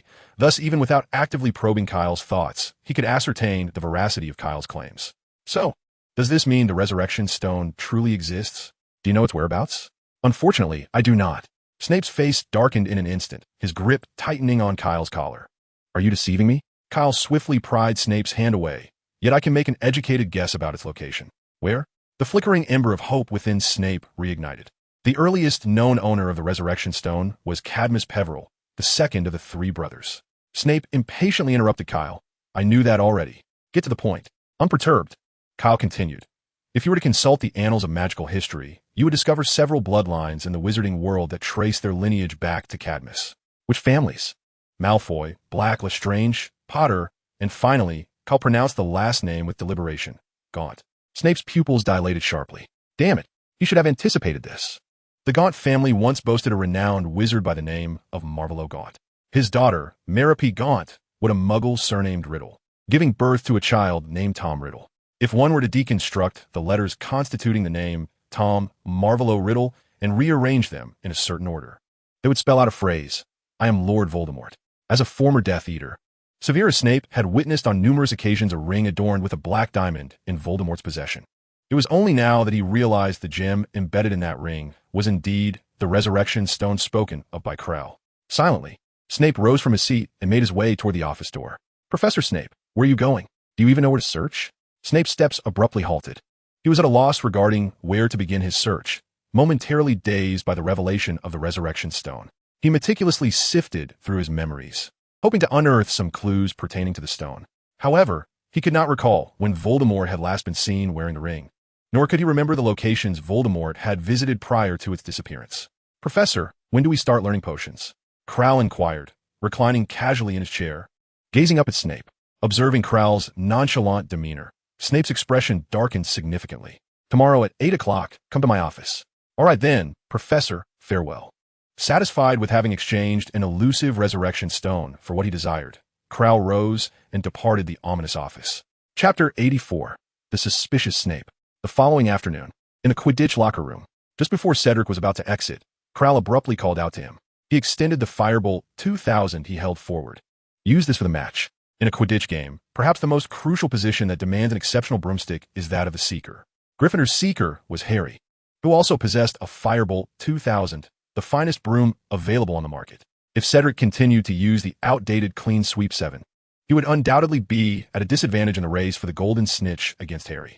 Cedric understood this well. Thus he graciously accepted Crowell's generous offer. "Thank you. I will definitely seize the snitch in this match." Crowell smiled and nodded. "You have no doubt about it." He then turned to David Jones, another beater. "The Weasley brothers from Gryffindor will surely target me relentlessly. Just send every bludger you can towards me.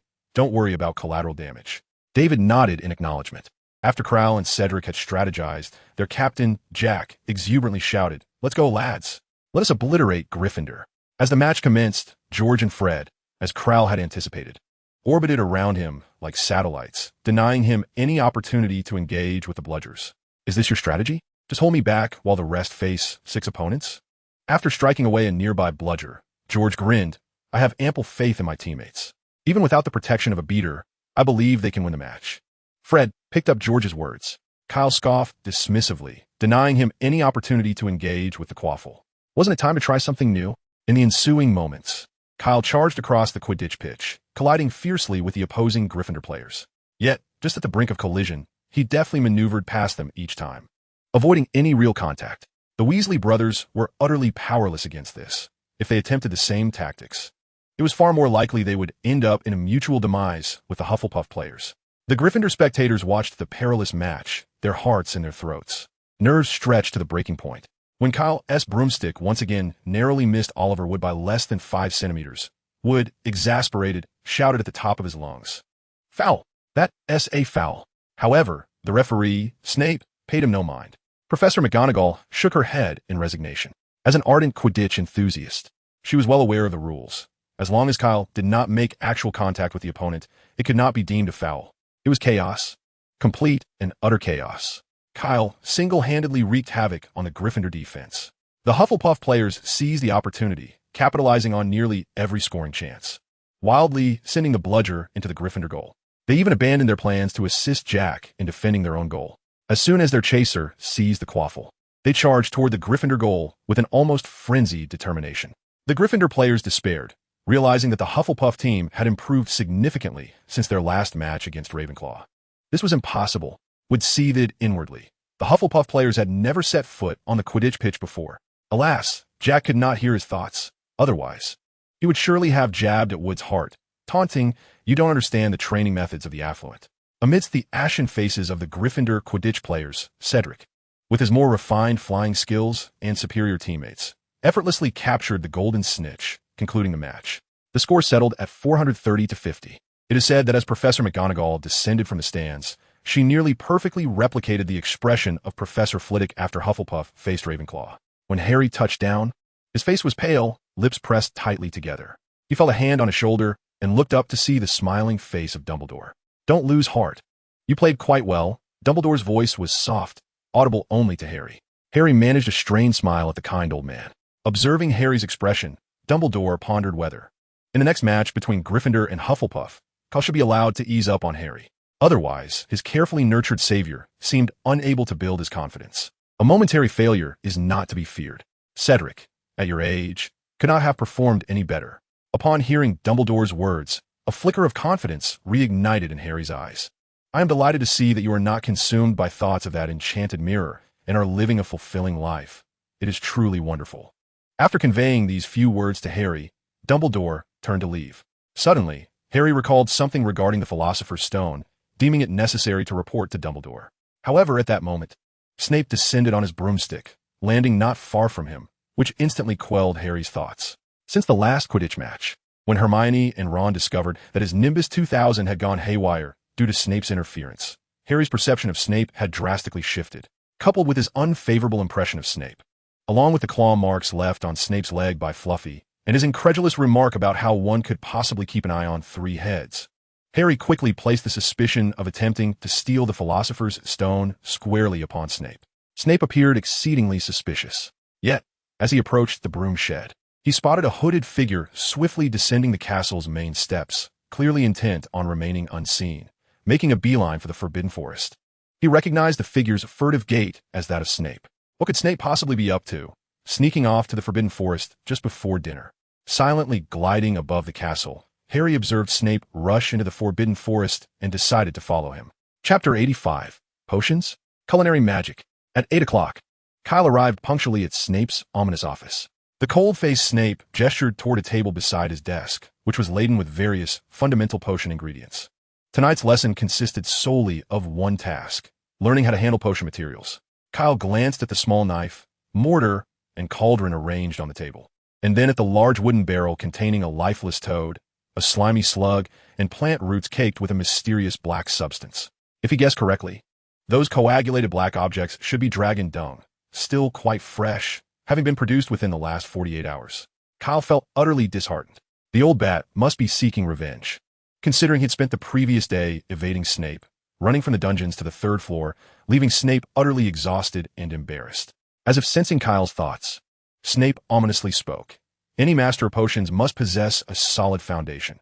If you wish to excel in potion making, you must obediently start with learning how to handle potion materials. He tossed a tattered notebook at Kyle, who flipped through it to find methods for processing potion ingredients. Many of these techniques differed significantly from those in their current potion textbook.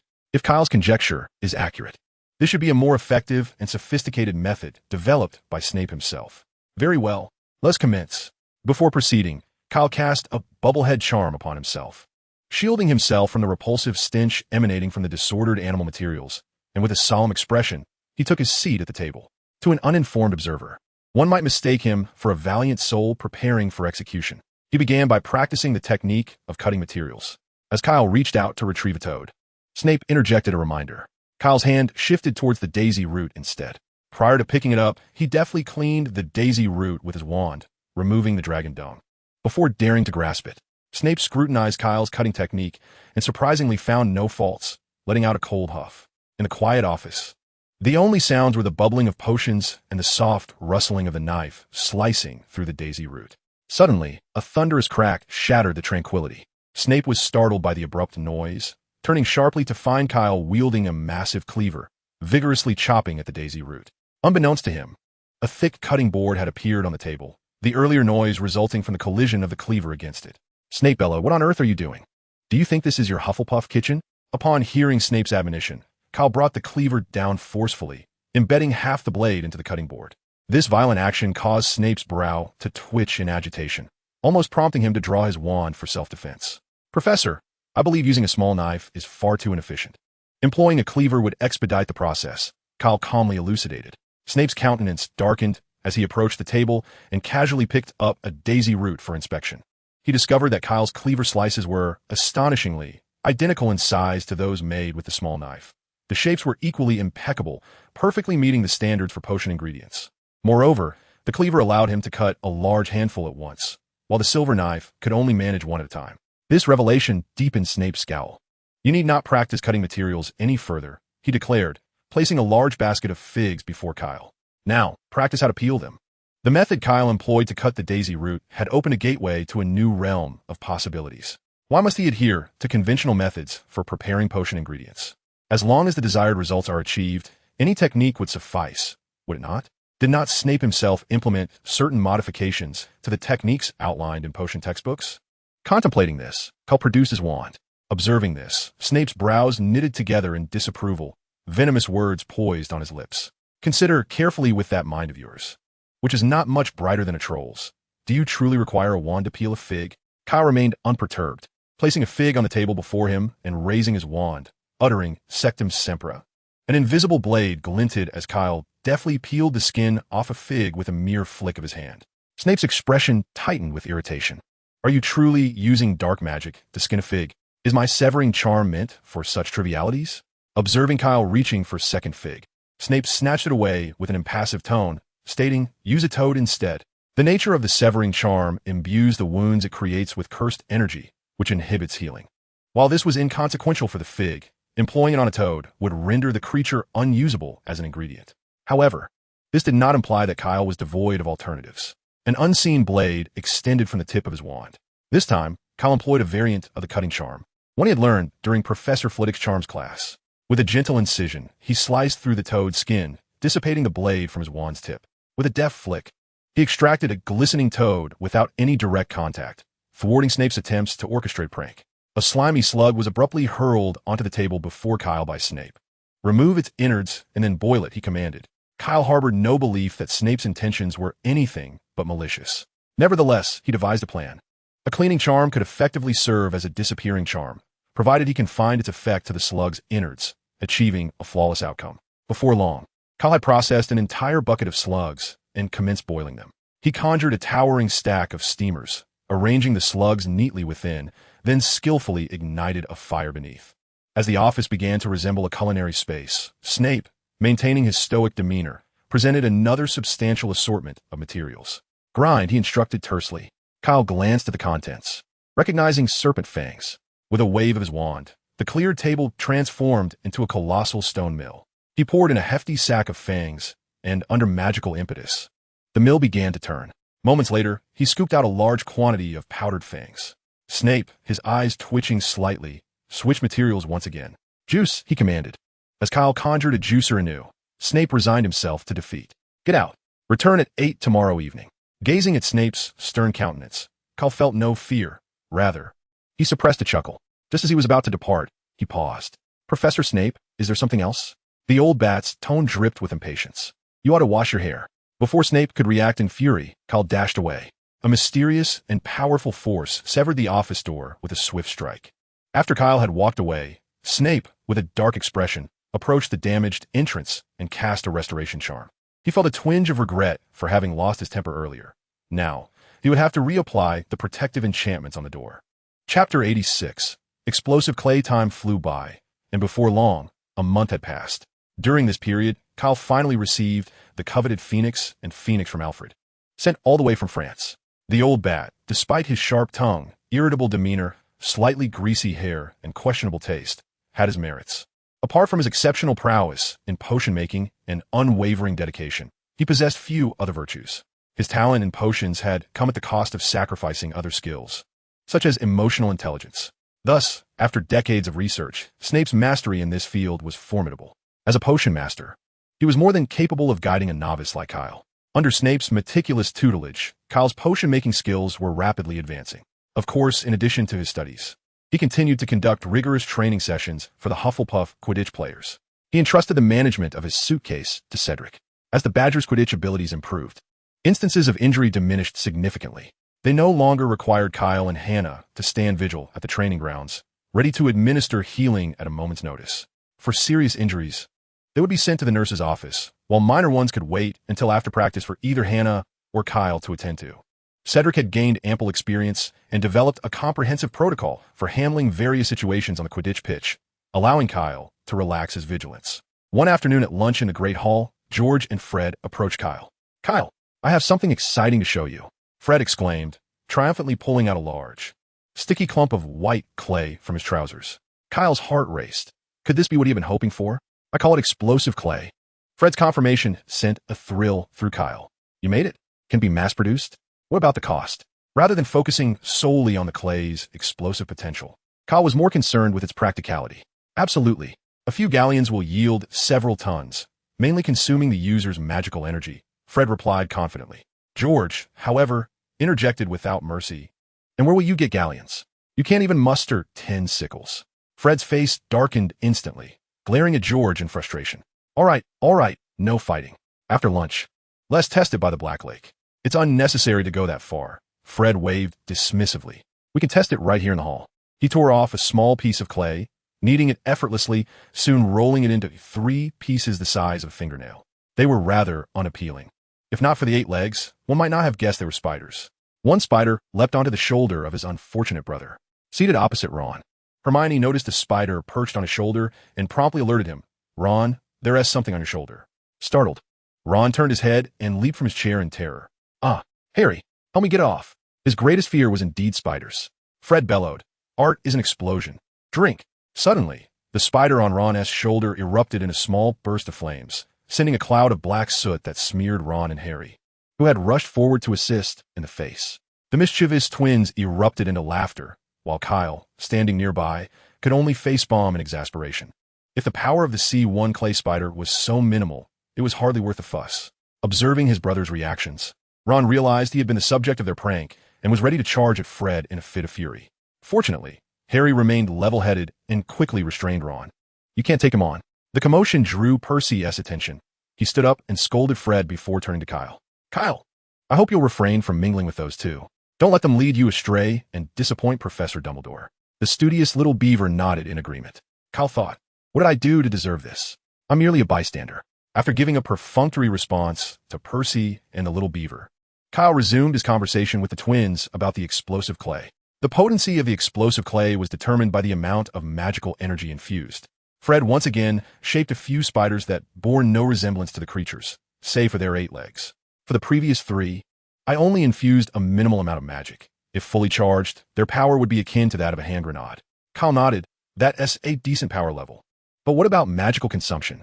Fred sheepishly scratched the back of his head. It would take around 10 kilograms to fully deplete my magic.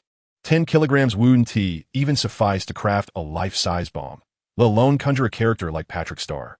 Moreover, those 3 spiders together weighed at most 20 to 30 grams. If we were to scale it proportionally, employing the explosive clay would yield lesser efficiency compared to using the blasting spell directly. The road ahead is long and arduous. Enough of this half-baked idea. Don't embarrass yourself. George pushed Fred aside and leaned toward Kyle.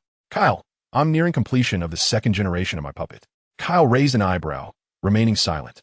If he was not mistaken, George intended to ask for something. Could you lend me 5 galleons? It was indeed a request for money. Kyle casually pulled a handful of galleons from his pouch and placed them in George's hand. You don't need to pay me back. But once you finish the product, I'd like you to make one for me as well. Kyle had previously participated in part of the design process for the 2nd generation of the alchemical puppet. At his suggestion, George had crafted it to resemble the wearable structure of the scorpion for Naruto. Certainly, Kyle, who personally undertook the task of crafting the exterior design, could not tolerate the bizarre appearance of the hunchbacked and non-mainstream hairstyle of Filiu Hu. Thus, under his guidance, George's 2nd generation alchemical puppet bore a closer resemblance to a war machine, the Hammer Industries modified version, seized from the hands of a loquacious Air Force colonel, than to Filiu Hu. However, the aesthetic appeal of a product is generally proportional to its cost, and George had already borrowed money from Kyle for the 3rd time. Aside from the support from King Gallon, Kyle had also sold a substantial quantity of his collection of firearms and ammunition to George at a bargain price. Wealthy Kyle did not anticipate that George would ever repay him. Given the financial predicament of the Weasley family, George, burdened with debt, had limited options for repayment, essentially reduced to clinging to the affections of a wealthy benefactor. Nevertheless, Kyle's inclinations did not derive from his 2 fathers, and the affluent women at Hogwarts would not take an interest in George. Most of the wealthy ladies were concentrated in Slytherin, leaving George, hailing from Gryffindor, with little hope and the prospect of dreaming of better fortunes. Yet, despite Kyle's lack of expectation for repayment, George could not simply disregard the debt without it affecting their friendship. Thus, it was most prudent for George to craft a set of his own after completing the 2nd generation alchemical puppet as a means of repaying his debt. Moreover, what young man could resist the allure of Iron Man's armor? Chapter 87. Postpartum care of the Mother Dragon. Is it truly necessary to commence final exam preparations at this moment? Observing Hermione, who had already begun formulating a study schedule, Ron felt as though his head had grown heavier. Fortunately, Snape had yet to discover a method involving the 3-headed dog in the short term. However, the strain of long-term work proved to be the most tormenting and mentally exhausting. Their minds had not found peace during this brief respite. Ron felt on the verge of a nervous breakdown, while Hermione was now pressing them to begin studying for finals. Initially, Harry and Ron were indifferent towards the impending exams, believing there was still over 2 months to go. Yet, Hermione incessantly nagged them to adopt a similar approach. Do you not realize that we must pass these exams to advance to the 2nd year? The determined little beaver furrowed her brow fiercely, emphasizing the importance of the tests, lamenting that she should have commenced her revisions a month prior, perplexed by her previous inaction. Harry glanced over at Hannah and Kyle, who were engrossed in a game of wizard chess, and timidly inquired, what about them? Kyle turned his head and remarked, if your potions class were akin to mine, wherein you have already begun studying content meant for the 4th year, you need not bother with that thick tome in your hands. He gestured towards the hefty volume titled 80,000 Magical Herbs and Fungi. Harry felt a wave of despair wash over him. The 1st-year potions class had nearly driven him to madness, let alone the 4th year. What kind of absurdity was this? Had Hogwarts truly devolved into such a competitive environment? Kyle was an anomaly, and considering he bore the surname Dumbledore, Harry felt himself at a disadvantage, seeking solace in excuses for his own lack of ambition. Hannah has recently been studying healing magic under Madame Pomfrey's tutelage and often assists her during her spare time. Hermione's words struck Harry with profound impact, and Kyle added to this with further commentary. According to Madame Pomfrey, Hannah possesses considerable talent in medical magic. If Hannah achieves outstanding results in her examinations during her 7th year, she could receive a recommendation letter from Madame Pomfrey for St. Mungo's Hospital for magical maladies and injuries. With Madame Pomfrey's connections, such a letter could allow Hannah to bypass the internship stage and directly attain the status of a healer. In the Muggle world, this would be akin to a medical student securing a residency position at a prestigious hospital even before graduation. Moreover, what Kyle did not mention was that Hannah, in addition to her studies in healing magic, also dedicates some of her time to mastering magical control techniques. Indeed, Kyle has developed these techniques and is teaching them to Hannah and Hermione, perhaps due to the meticulous nature required for healing magic. Hannah is making swift progress in her studies of magical control. Soon, Hogwarts may witness the emergence of a magical version of Tsunade. Harry, still somewhat bewildered by all things magical, could not comprehend the discussions between Kyle and the others, but he sensed their impressive capabilities. In contrast, Ron, sitting nearby, felt utterly disheartened. Among the trio of academic achievers, the seemingly unassuming Hannah is, in fact, a candidate for direct admission to St. Mungo's. Blushing from the compliments of her peers, Hannah shyly waved her hands, claiming modestly, "I'm not that exceptional." Kyle found himself mesmerized as he gazed at Hannah, pondering whether she could one day possess the same expansive heart as Tsunade. Noticing Kyle's scrutiny, the pink hue on Hannah's face deepened. "What are you looking at?" "It's your turn." Surrounded by such formidable individuals, Ron had nearly abandoned any hope of competing. At least he had Harry, who was also somewhat out of his depth, to keep him company. In a moment of resignation, he tossed aside his quill and turned his gaze towards the window. The sky was a clear azure, reminiscent of forget-me-nots, and the air carried a hint of the impending summer, marking the first instance in months they had encountered such pleasant weather. Ron seemed to forget that Harry, too, belonged to a notable lineage. Harry had inherited a substantial fortune from his parents, with a veritable mountain of gold stored in the vault beneath Gringotts, amounting to no less than 10,000 galleons. As Hermione diligently reviewed her materials, the other four were idly passing the time when Hagrid ambled over, his heavy footsteps echoing. With summer approaching, he was still inappropriately clad in a moleskin coat, clearly having something concealed behind him. Due to Kyle and Hannah's presence, the trio of heroes refrained from discussing the Philosopher's Stone with Hagrid. Although Ron harbored a desire to boast about their newfound knowledge regarding Quirrell, he ultimately chose to remain silent. For over a month now, Kyle has been visiting Snape nightly for clandestine discussions, a fact he has not made any effort to conceal from those present.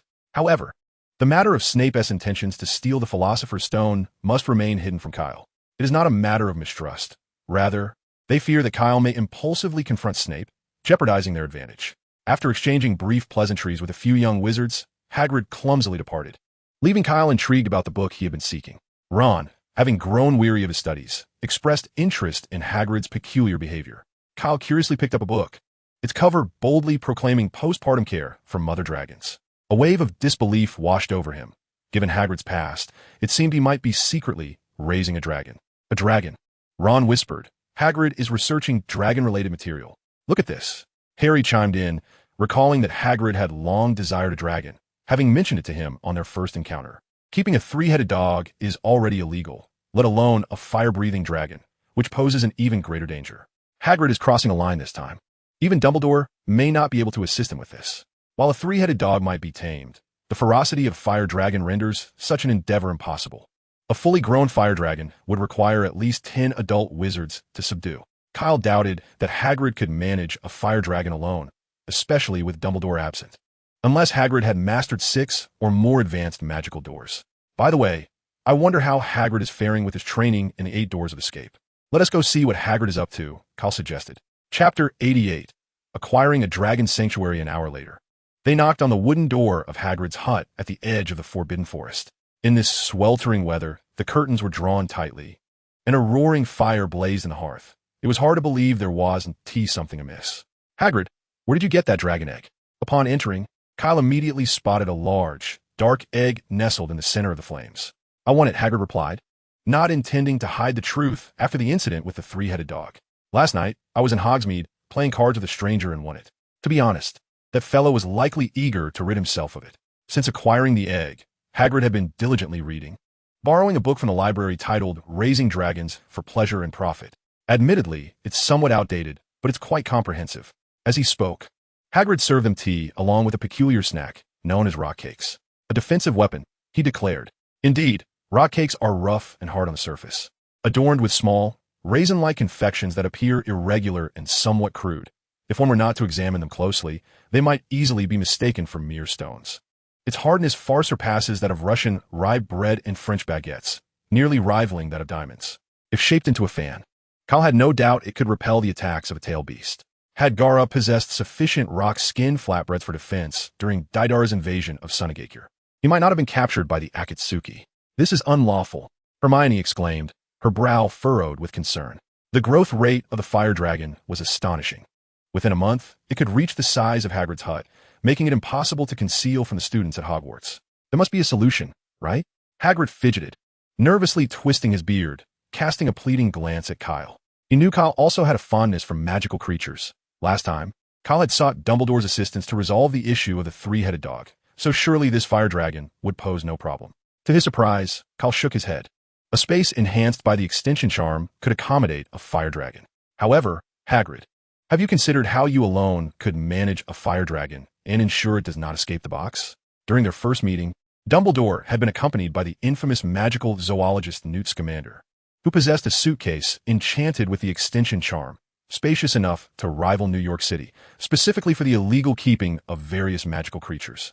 Yet even Newt had not been reckless enough to confine a fire dragon within a suitcase.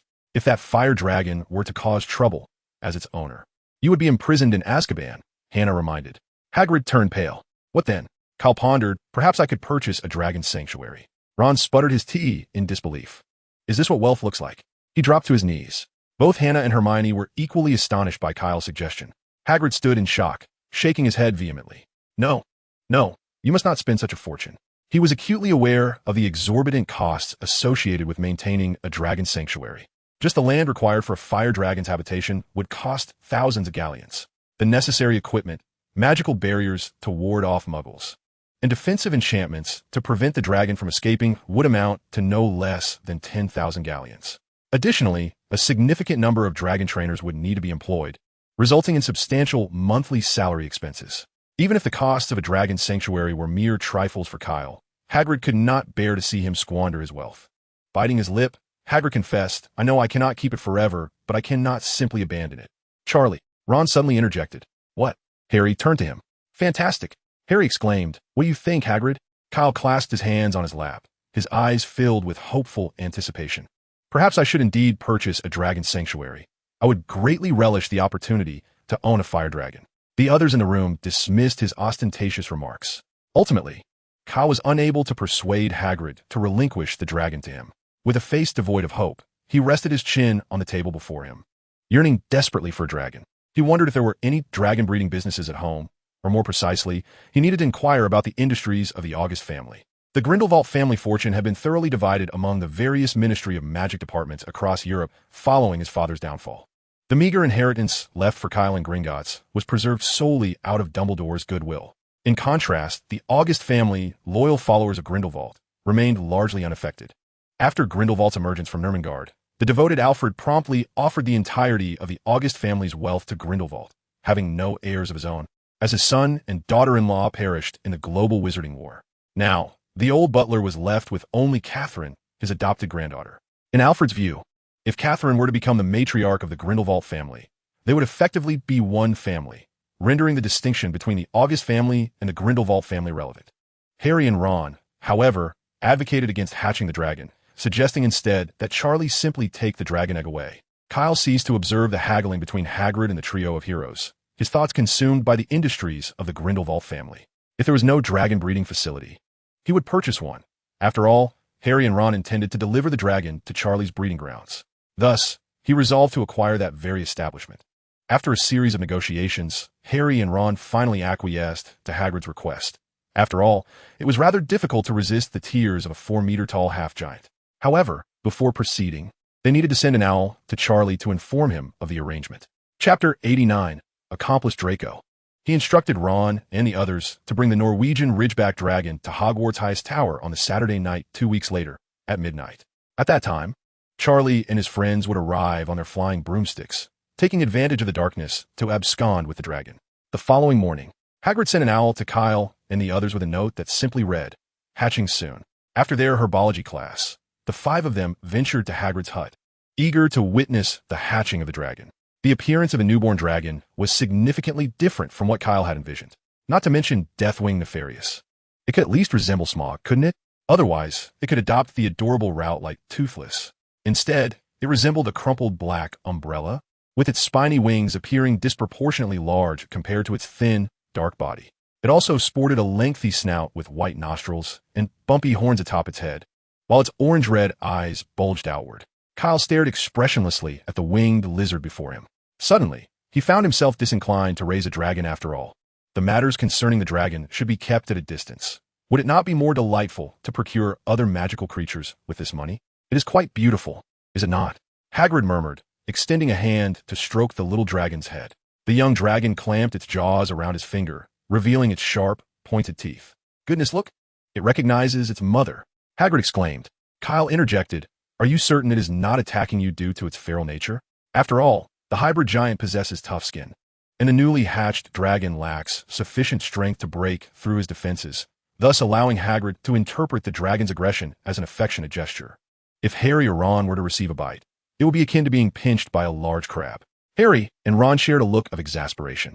I have decided to name it Norbert. Hagrid teased the little dragon, but suddenly his complexion drained of color as he leaped toward the window. Kyle noticed a boy sprinting towards the school outside.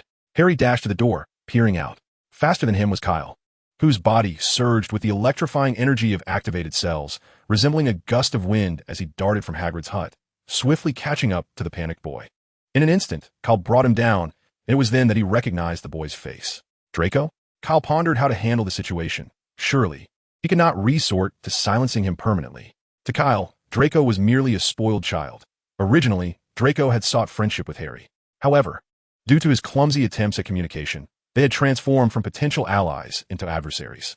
This scenario resembled the tumultuous relationships often depicted in tales of love and rivalry. Kyle believed that Draco was not beyond redemption. An opportunity for salvation now lay before Draco. If he could just keep Draco's mouth shut, the situation could be resolved amicably. Moreover, given the allure of the dragon to wizards, Kyle doubted Draco would dare to betray him. Should Draco choose to report the incident, his affiliation with Slytherin would likely lead him to Severus Snape. Considering Kyle's relationship with Snape, the repercussions would be unpredictable. Draco, visibly anxious, stared at Kyle, who wore a stern expression as thoughts swirled chaotically in his mind. The psychological trauma left by Kyle in Diagon Alley and aboard the Hogwarts Express weighed heavily on him, instilling a deep-seated fear. All right, come with me, Kyle said, his tone surprisingly calm, prompting Draco to exhale in relief. He rose from the ground, his back soaked with cold sweat as a result of their long-standing animosity. Harry's reaction mirrored Ron's intensity. Hannah and Hermione, however, remained silent. They bore no grudge against Draco and instead felt a twinge of pity for him. Their sole confrontation with Draco had occurred previously on Hogwarts Express, a debacle for which Kyle bore responsibility, having pressed Draco's face into a pile of vomit. Kyle shrugged his shoulders, acknowledging the situation. What else could one expect? To silence him permanently? Draco fell into a thoughtful silence before suddenly lifting his gaze towards Hagrid, assuring him, I won't speak of it. What? Hagrid exclaimed, incredulous. While he was unfamiliar with Draco, he was well acquainted with Draco's father, Lucius Malfoy, a notorious former Death Eater whom Hagrid despised. I have a fondness for dragons, Draco explained, his nerves slightly evident as he spoke in front of so many. My name, he pointed to himself, Draco, means dragon in Latin. Upon hearing this, the group understood. What a flimsy reason, Ron scoffed. Draco turned to glare at Ron. What is your problem? As tensions began to rise between the two, Kyle cleared his throat, prompting Draco to immediately cease his retort. However, Ron was not easily dissuaded and attempted to provoke further. Yes, sigh, but Hermione interrupted him with a louder voice. Ron, be quiet. Are you out of your mind, Hermione? Ron looked at her in disbelief, shocked that she would come to Draco's defense. Harry, Ron, and Draco were momentarily taken aback by the implication of complicity, something they had not previously considered. Leaning against the doorframe, Kyle stated, Draco, we will be sending the dragon away next week. How can that be? Draco abruptly turned, startled. We cannot raise a fire dragon at Hogwarts without others noticing. His expression shifted from sunny to stormy in an instant. We'll send it to a dragon sanctuary in Romania. If you truly desire a dragon, you could invest in the sanctuary and become a shareholder, Kyle suggested. Upon hearing this, Draco's demeanor brightened once more. With the wealth of the Malfoy estate, not only could he become a shareholder, but purchasing the entire sanctuary would pose no difficulty at all. Does this mean I could own a fire dragon? Draco could scarcely contain his elation, a foolish grin threatening to break across his face. The ensuing moments were rather pleasant, united by their shared passion for fire dragons. Draco and Hagrid engaged in spirited conversation, much to the chagrin of Ron and Harry, who found themselves sidelined and unwilling to converse with Draco. In contrast, Hermione and Hannah listened intently, captivated by the discussion. Kyle leaned against the wooden door, lost in thought as the atmosphere in the room grew amiable. Chapter 90. Let us go for a barbecue tonight. In the following days, Draco rushed to Hagrid's hut after classes. At the castle, his relationship with Harry and Ron remained strained, often riddled with conflict. However, within Hagrid's haven, the group enjoyed a peaceful coexistence. After witnessing Norbert's unappealing appearance, Kyle lost interest in fire dragons and decided that he would not accompany the others to the dragon's departure the following Saturday evening. Harry and his friends possessed an invisibility cloak, and under his guidance, Hermione became quite the adept night wanderer, successfully aiding in the discreet departure of Norbert. Kyle intervened to prevent Hannah and Draco from accompanying Norbert on his journey. The invisibility cloak was somewhat limited in size, and with the added burden of the box containing Norbert, accommodating 3 young wizards was already pushing the boundaries. Hence, it was decided that the trio from Gryffindor would undertake this task. Draco expressed his desire to join, and Kyle did not dissuade him, reasoning that any consequences would affect Slytherin's score, not his own Hufflepuff standings. However, trouble found them before Saturday arrived. Ron suffered a bite from Norbert, and the dragon's teeth were laced with venom. Though not exceedingly potent, the bite caused Ron's hand to swell to twice its original size. Kyle attempted to alleviate his condition with his healing spell, but to no avail. The principle of his spell was to promote cellular regeneration, which proved futile against the poison. If only he possessed the skill to extract toxins, the situation could have been remedied, but alas, he did not. Dumbledore would have easily resolved the matter. Yet the group forbade Kyle from informing him. Perhaps we should consult Madame Pomfrey? Hannah suggested. Ron rejected the idea, fearing that Madame Pomfrey would deduce the injury was a result of a dragon bite. However, a few hours later, the situation escalated beyond his control. The wound had turned an unsightly shade of green, necessitating his admission to the infirmary. Originally, the task of escorting Norbert had fallen to Gryffindor's trio, but now Draco had the opportunity to fill Ron's role. On Sunday morning, Kyle, who had risen early for his morning exercises, passed by the Great Hall and noticed that Gryffindor's hourglass was nearly empty. Slytherin's hourglass had also seen a significant reduction. Is this truly happening? With an invisibility cloak and experienced hands, how could they still falter? Hannah consoled him from the side, periodically offering tissues. What's the matter? Kyle inquired, gently patting Harry's shoulder. With a furrowed brow, Harry looked up and recounted the events of the previous night. Their escort of Norbert had gone smoothly. Yet during their descent from the astronomy tower, they had committed the most foolish and basic error of forgetting to don the invisibility cloak. Kyle rubbed his temples in exasperation. Such a grave mistake was indeed remarkable. There was no saving grace. Compounding the issue was Neville, who had awoken in the middle of the night for a bathroom break, discovered Harry's bed empty, and rushed out in search of him, leading to Professor McGonagall deducting 150 points from Gryffindor in a fit of rage. Slytherin, on the other hand, was fortunate, losing only 50 points due to Draco's mishap. As a result, Hufflepuff now stood at the top of the house points tally. Even if Gryffindor and Slytherin had not lost points, Hufflepuff would still lead, thanks to a certain little wizard's remarkable ability to accumulate points. 50 points for Kyle was roughly equivalent to 2 days' worth of classes, and had it not been for his penchant for causing chaos, resulting in point deductions only slightly less than his earnings, Hufflepuff's house points would have already surpassed the 2,000 mark. Harry wore a look of melancholy as Professor McGonagall informed them that they would be confined to quarters that evening. He pulled out a note, which read, "Your detention begins at 11 o'clock tonight. Please find Mr. Filch in the entrance hall." The note was signed by Professor McGonagall. He should consider himself fortunate that it was Professor McGonagall who caught them. George appeared beside Harry at some point, and Fred nodded in agreement, stating that had it been the old bat who apprehended them, they would likely be sentenced to his office to skin the blasted toad. Harry envisioned that grim scenario, alone in the eerie underground office, accompanied by Snape and the wretched toad. His face turned pale at the thought. "Don't worry," George reassured in a light tone. "Professor McGonagall will at most have you clean the trophy room. At worst, you'll be barred from using magic and forced to polish those trophies by hand." With this, Harry felt a sense of relief wash over him. "Hey, Cedric," Fred called out to a figure at the entrance of the Great Hall. "Let us go roast some meat tonight." The night enveloped the earth like dark velvet. Under the influence of the disillusionment charm, for shadowy figures stealthily emerged from their respective common rooms. They expertly avoided Filch, circumvented the patrolling professors, and swiftly crossed the castle's lawn, making their way toward the ominous Forbidden Forest. Moments later, a clearing at the forest's edge was illuminated by a crackling bonfire. Kyle skillfully retrieved an assortment of food from his storage bag. Fish freshly caught from the Black Lake, fire crab eggs pilfered from Snape's office, and chickens raised in Hagrid's garden. The other three joined in preparing the ingredients. Cedric waved his wand, instantly removing the scales from the fish. He speared the fish on a sturdy iron skewer and placed it over the fire after seasoning it. Confringo, an invisible blade of force sliced through the air, and the chicken in George's hands instantly met its demise. Thanks, Kyle. After expressing his gratitude, George drew his wand and swiftly performed a series of operations to bleed and pluck the chicken. Fred stuffed the chicken's cavity with an assortment of unidentified fungi gathered from the Forbidden Forest, while George coated the bird with a fine layer of grease. Indeed, they were preparing beggar's chicken, a cooking method taught to them by Kyle.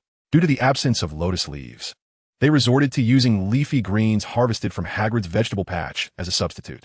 It was remarkable how Hagrid managed to cultivate cabbages taller than a person. While Cedric busied himself grilling the fish, the twin brothers collaborated on the beggar's chicken, and Kyle had already conjured a barbecue rack nearby. The charcoal blazed beneath the iron structure as Kyle tossed several fire crab eggs into the flames to roast. At that moment, Kyle was using magic to levitate the food onto the skewers. The dexterous movements of the group indicated that this was not their first encounter with such culinary escapades.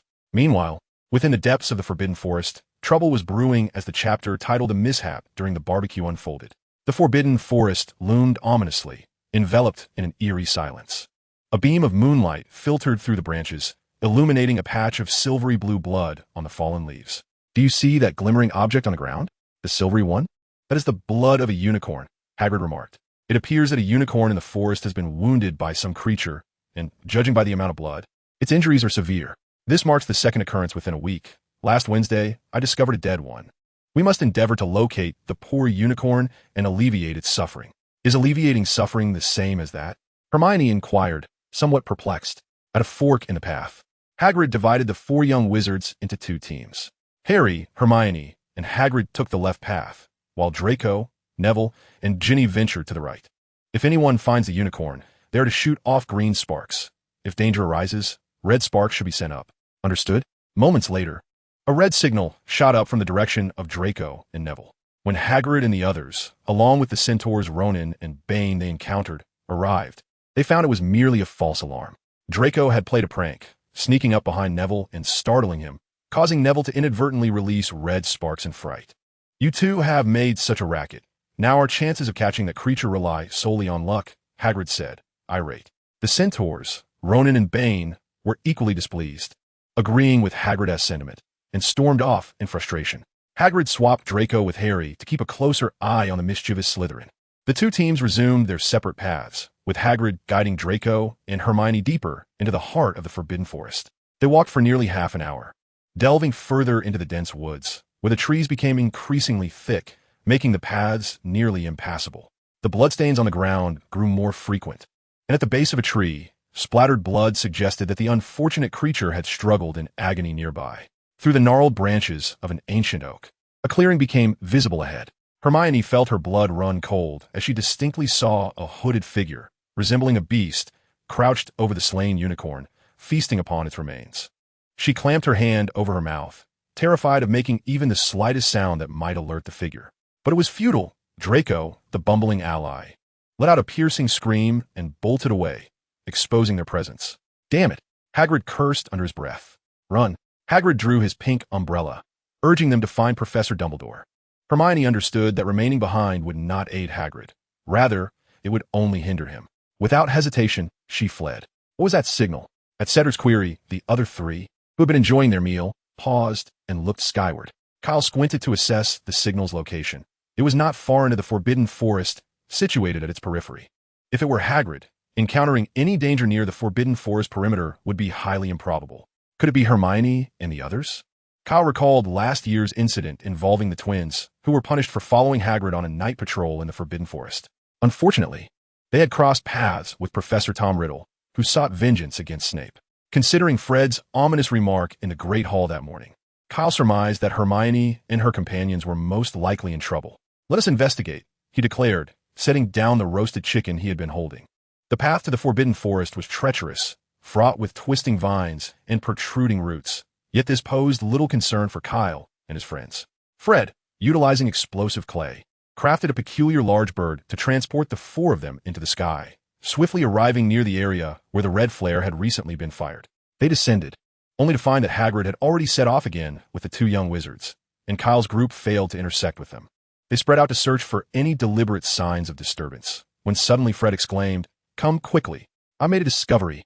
The other three hurried to his side as Fred illuminated a patch of bright silver traces beside a tree stump with his wand. Unicorn blood, Kyle immediately recognized. Unicorns are powerful magical creatures. What could have intruded upon the Forbidden Forest to harm such beings? "Should we continue searching separately?" George inquired. Kyle shook his head. "No. We must act in unison. Anything capable of injuring a unicorn is not something we can face alone." "Kyle is correct." Cedric turned to George. "Bring out your alchemical automaton." George had completed the second generation of his alchemical automaton just a few days prior, and they had tested its capabilities near the edge of the Forbidden Forest. Now was the perfect opportunity to utilize it. He opened his utility pouch, which had been enchanted with a silent expansion charm. Each of them possessed one, a gift from Kyle. He retrieved a suit of black and gray humanoid battle armor.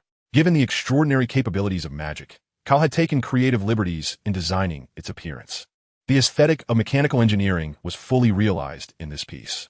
The armor featured smooth lines and sharp angles, its aggressive black-gray finish exuding an air of menace. The helmet was adorned with numerous fierce and grotesque protrusions, rather than the stark, round head typical of conventional iron suits. Rapid-fire machine guns and cannons mounted on the shoulders added to its imposing presence. However, the armor's dimensions were somewhat lacking, as George was only 13, necessitating a size that accommodated his stature. The armor clicked open, revealing its interior space. George stepped inside, and the clicking sound resumed as the armor gradually closed around him. When the final visor sealed shut, a faint red light emanated from the armor's eyes. Despite having witnessed this transformation several times, Kyle's gaze remained filled with longing. I must remind George to expedite the crafting of his battle armor to settle his debts. In comparison to George's compact Gundam, Fred's clay giant bird appears rather insignificant. George's voice emerged from behind his visor, somewhat muffled, as he stated that they would guide us ahead. Upon finishing his words, the thrusters on the back and sides of his armor erupted with scorching flames, propelling George's figure into the sky. The remaining trio once again mounted the clay giant bird, scouring the skies above the Forbidden Forest. Chapter 92. The Unyielding Thunderplow and the Fiery Blade. A cacophony of footsteps disrupted the stillness of the Forbidden Forest.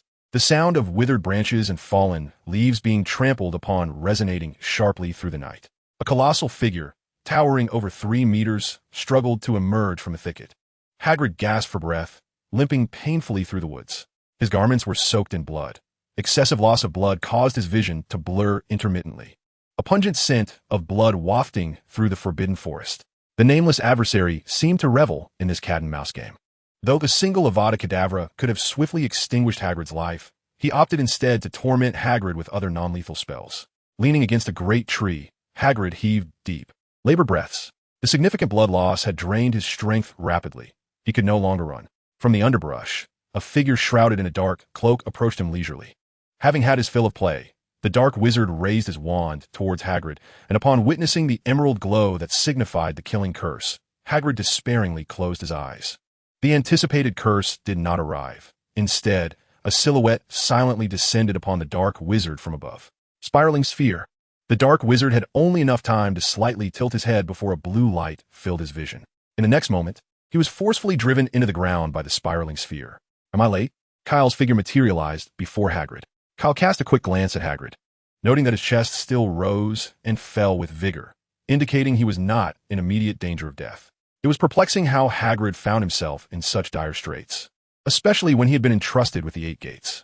If he could only open 4 or 5 of them, his situation would not be so dire. 2 other figures swiftly appeared beside Kyle. George, still airborne in his armor, opened the ammunition compartment on his back. Dozens of bombs cascaded forth, plummeting towards the very spot where the dark wizard had been, seizing the opportunity to strike while he was vulnerable. However, the sheer force of the physical assault yielded minimal effect. A shimmering silver barrier absorbed all the explosions. The fact that the dark wizard could withstand a direct blow from a spiraling sphere and still rise was a cause for concern for Kyle. He quickly assessed the opponent's condition. Though the dark cloak was tattered from the impact of the spiraling sphere, traces of silver blood could still be seen upon it. With vision enhanced by the Eagle Eye spell, Kyle discerned similar bloodstains at the corner of the adversary's mouth. How utterly deranged must this individual be to hunt unicorns? Drinking their blood at the cost of curse? If Kyle's intuition serves him right. The recent spiral attack has been countered by the immense vitality contained within the unicorn's blood, effectively healing the adversary's wounds. Presently, their condition resembles that of one who has unleashed the 100 Fortunes technique, rendering them quite formidable. It remains uncertain how much of the unicorn's blood they have consumed. Should their magical energy deplete before exhausting the life force granted by the unicorn's blood, they may very well face annihilation. A sinister, emerald-hued beam erupted from the black wizard's wand, hurtling directly towards Kyle. There was no evading it. Behind him lay the incapacitated Hagrid. Should he dodge, Hagrid would surely meet his demise. A wall of earth surged upwards, intercepting the deadly curse. Simultaneously, Cedric and Fred launched their own assaults. Flashbang. Powerful blast. Cedric employed the modified Lumos charm that Kyle had taught him, a commendable habit of initiating combat with a flashbang. Meanwhile, George hurled a glob of explosive clay while simultaneously casting a potent explosion charm. Regrettably, the Black Wizard's extensive combat experience enabled him to deflect George's attack with a flawless shield spell. Nonetheless, George's efforts were not in vain. The resounding explosion temporarily obscured the adversary's hearing. Cedric's flash also proved effective, as their combined onslaught rendered the enemy temporarily bereft of 2 of their senses. That was sufficient. A brilliant bolt of lightning pierced the darkness of the Forbidden Forest. Lightning release. Thousand Birds Blade.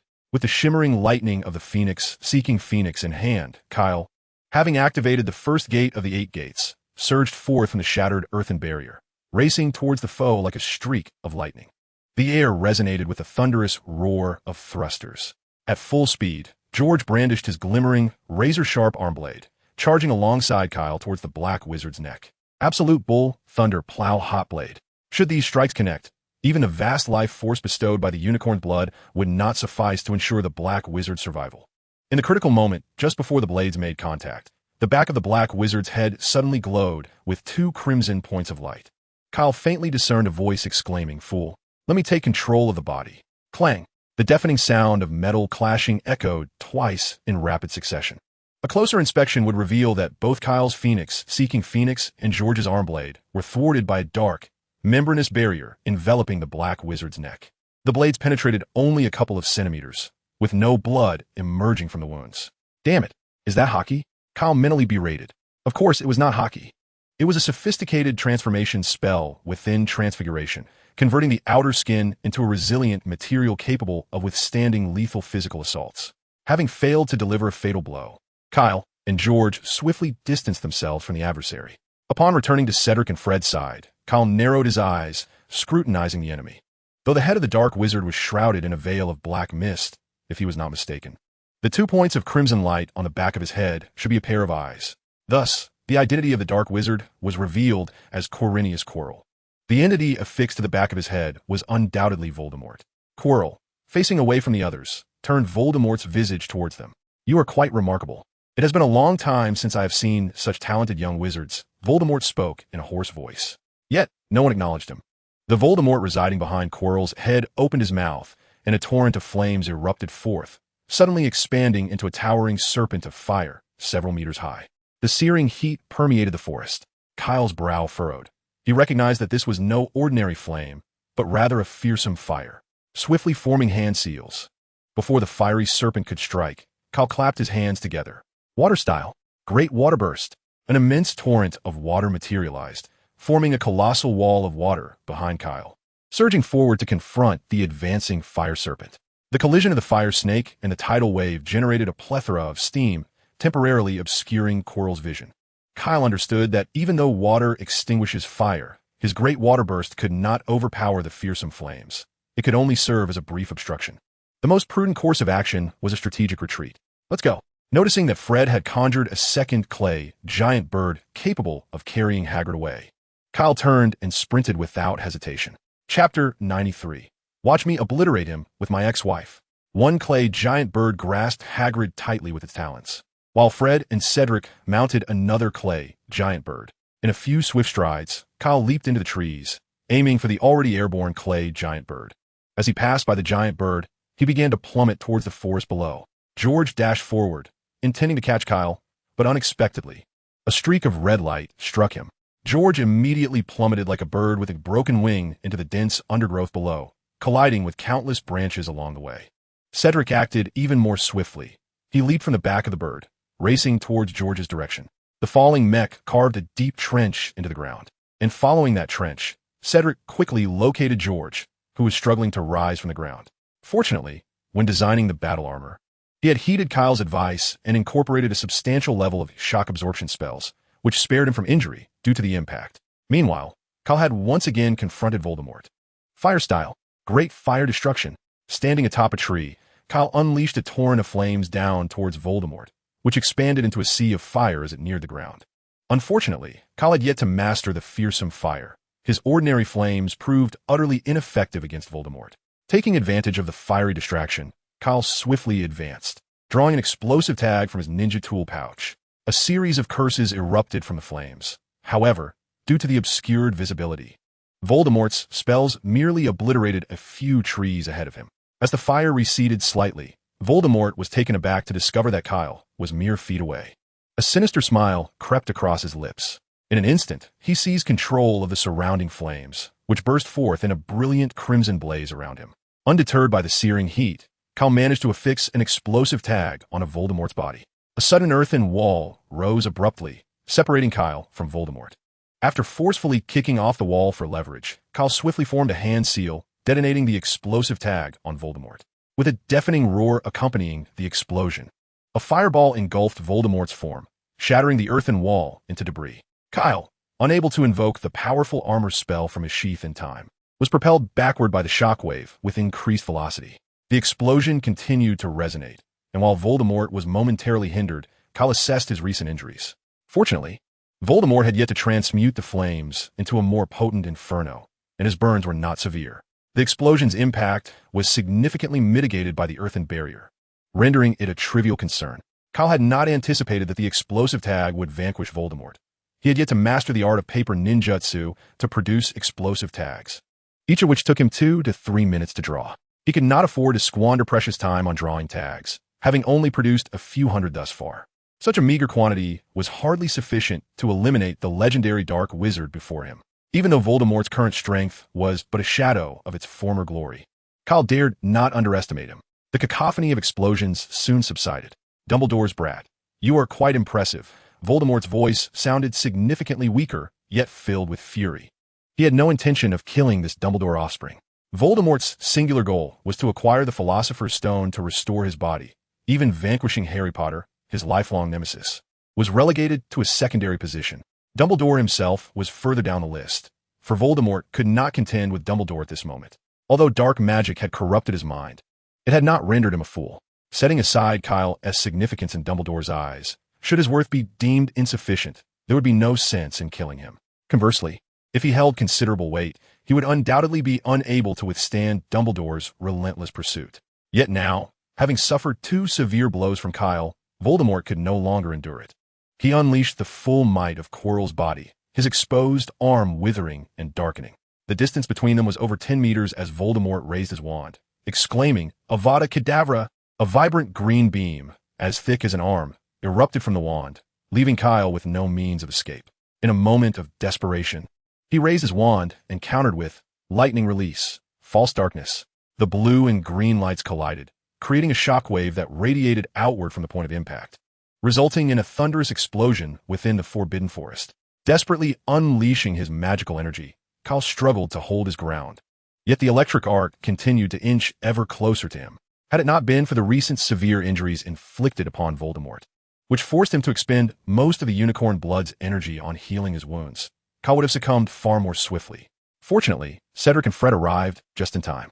Both immediately raised their wands, joining the fray, allowing Kyle to barely maintain the situation. George, encumbered by his damaged armor and unable to use the propulsion system, soon joined them. Hold on, mates. Let me blast him with my old rocket launcher. An ominous feeling stirred within Kyle. This scene felt eerily familiar. A searing flame erupted from the rocket's tail, leaving a long white trail in its wake as it surged menacingly towards Voldemort. The Dark Lord, taken aback by the ferocity of the attack, raised his left hand, conjuring a silver barrier before him. The collision echoed with a sharp clang as the rocket met the barrier. Subsequently, the so-called ex-wife fell to the ground, landing in the stream at Voldemort's feet. The rocket, which had continuously belched forth flames, sputtered like a match dropped in water, making a final futile struggle before extinguishing. Did you modify it? Kyle's question shattered the awkward silence. George nodded, choosing not to elaborate. Meanwhile, on the third floor of Hogwarts Castle, Hermione stood panting before a stone gargoyle. Shortly after parting ways with Hagrid, she had encountered Kyle and the others. The scorching flames from George's armor were far too conspicuous against the Dark Knight. She fired a flare to grab their attention, while Kyle and his companions rushed ahead to rescue Hagrid. Hermione took the rotating lift to the headmaster's office and recounted the events unfolding in the Forbidden Forest to Dumbledore. Hagrid is in danger again? Wait, why say again? Dumbledore mused, gazing out the window at the distant Forbidden Forest, where flames soared skyward, intermittently illuminated by arcs of electricity. The battle appeared to be fierce. He withdrew a wand, gnarled and resembling a lollipop with its unsightly scars. A phoenix, formed from silvery mist, soared through the walls of the headmaster's office, heading towards a certain part of the castle. After completing this, Dumbledore turned to a certain Scottish long-tailed turkey perched on a branch. Fawkes. A resounding bird call echoed within the headmaster's office, as Fawkes the Phoenix vanished alongside Dumbledore in a blaze of fire. Chapter 94. The Four Purple Flame Formation. As Dumbledore and Fawkes emerged from the flames, a collective sigh of relief escaped the lips of several young wizards. The three wands were raised in unison, severing the link between the spells, and Dumbledore seized the opportunity to launch an offensive. Countless spears of light materialized behind him, all directed towards Voldemort with a fierce intent. Voldemort scoffed, raising his wand to conjure a magical barrier that rendered Dumbledore's formidable assault utterly ineffective. Yet, beneath his composed exterior, Voldemort's situation was far from secure. His left hand, hanging at his side, trembled slightly. What can we do? After disengaging from the battle, Kyle's eyes sparkled with a mischievous glint. Cedric glanced at Kyle's extensive burns with concern. Is her body up to it? I sustained far worse injuries in the Forbidden Forest last time. It's nothing to worry about, Kyle waved dismissively. I'll get you there. Fred summoned a clay giant bird that had been circling above as their last resort. George removed his armor, grasping Fred's outstretched hand for support as he climbed onto the bird's back. The four swiftly reached the periphery of the battlefield where Dumbledore and Voldemort clashed. From an aerial perspective, one would observe that they formed a perfect square. Ninjutsu. Four Purple Flame Formation. A cube-shaped barrier of translucent purple flames unfurled within the Forbidden Forest. Dumbledore, taken aback upon seeing this barrier, smiled faintly. It appears you cannot escape. Voldemort grunted, recognizing the precariousness of his situation. Yet he refused to show weakness as the Dark Lord. Their wands unleashed a continuous barrage of spells, resulting in a series of explosive collisions in the air. Debris scattered, trees splintered, and the battlefield enclosed by the Four Purple Flame Formation quickly descended into chaos. Cold sweat beaded on Voldemort's forehead. He was nearing his limits. Even without the prior exertion inflicted by Kyle and the others, his power was insufficient to contend with Dumbledore. Now, he existed merely as a lingering soul, possessing Quirrell and dependent on draining his life force to regain strength. Even if he were to exhaust Quirrell's vitality, he would not possess the power to strike Dumbledore. Voldemort began to contemplate retreat. A surge of magical energy emanated from Dumbledore, coalescing into an immense bow of pure light that formed instantaneously behind him. Voldemort attempted to apparate. They had distanced themselves significantly from Hogwarts, which had wards against apparition, so it should have been feasible. However, Voldemort soon discovered that his attempt was met with substantial interference. Given time, escape was possible, but Dumbledore would not grant him such an opportunity. Damn it, this peculiar barrier unexpectedly possesses the effect of prohibiting apparition. Voldemort muttered darkly. Kyle had devised the Four Purple Flame Array specifically to restrict spatial displacement magic, such as apparition. However, this current barrier could only obstruct apparition. It was ineffective against other forms of teleportation magic like port keys. Perhaps the future Four Red Sun Array could achieve the ability to block port keys. But that was a matter for another time. Surging magical energy coalesced into a resplendent arrow upon the bowstring.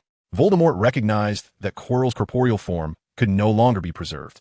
A tempest of energy swirled within the forbidden forest, as the radiant arrow greedily absorbed the surrounding magic, and the magic-infused bowstring gradually tightened. Once charged, Dumbledore gently flicked his wand, and the released arrow transformed into a magnificent fiery phoenix, trailing a brilliant comet-like tail as it soared toward Voldemort. Under this scorching and blinding brilliance, Quirrell's body began to disintegrate. At the moment the fiery phoenix struck him, Quirrell's being was utterly dismantled in the radiance. His entire essence shattered into the most fundamental particles, dissipating into the wind and fading into the void. Yet unnoticed by anyone, before Quirrell's form completely vanished, a wisp of black smoke detached itself from him.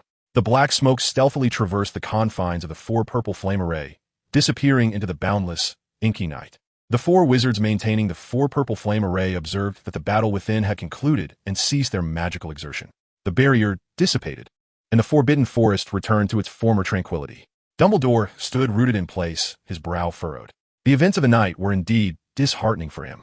He recognized that the Dark Wizard was none other than Voldemort. He could never mistake that chilling aura of magic. He doubted that Voldemort had perished so easily. Even the rebounding killing curse had failed to vanquish him. Voldemort must have relied on some nefarious dark magic to survive in a state of residual soul.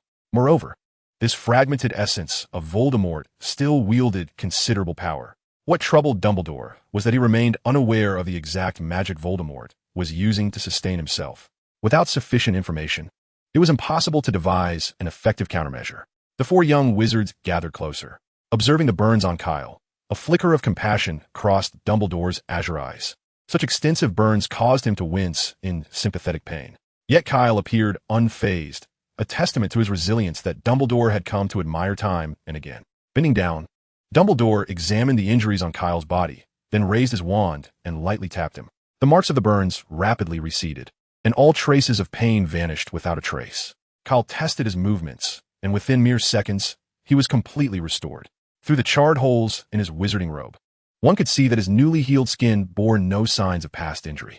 It appears that one must prepare several spare garments to keep in a storage bag. For he has discovered, to his dismay, that he lacks clothes to change into. After attending to the injuries of Kyle and George, a smile graced Dumbledore's face. "You have all performed admirably," he remarked, giving a thumbs up to the young wizards. Upon hearing Dumbledore's praise, Cedric and the Weasley twins blushed with excitement.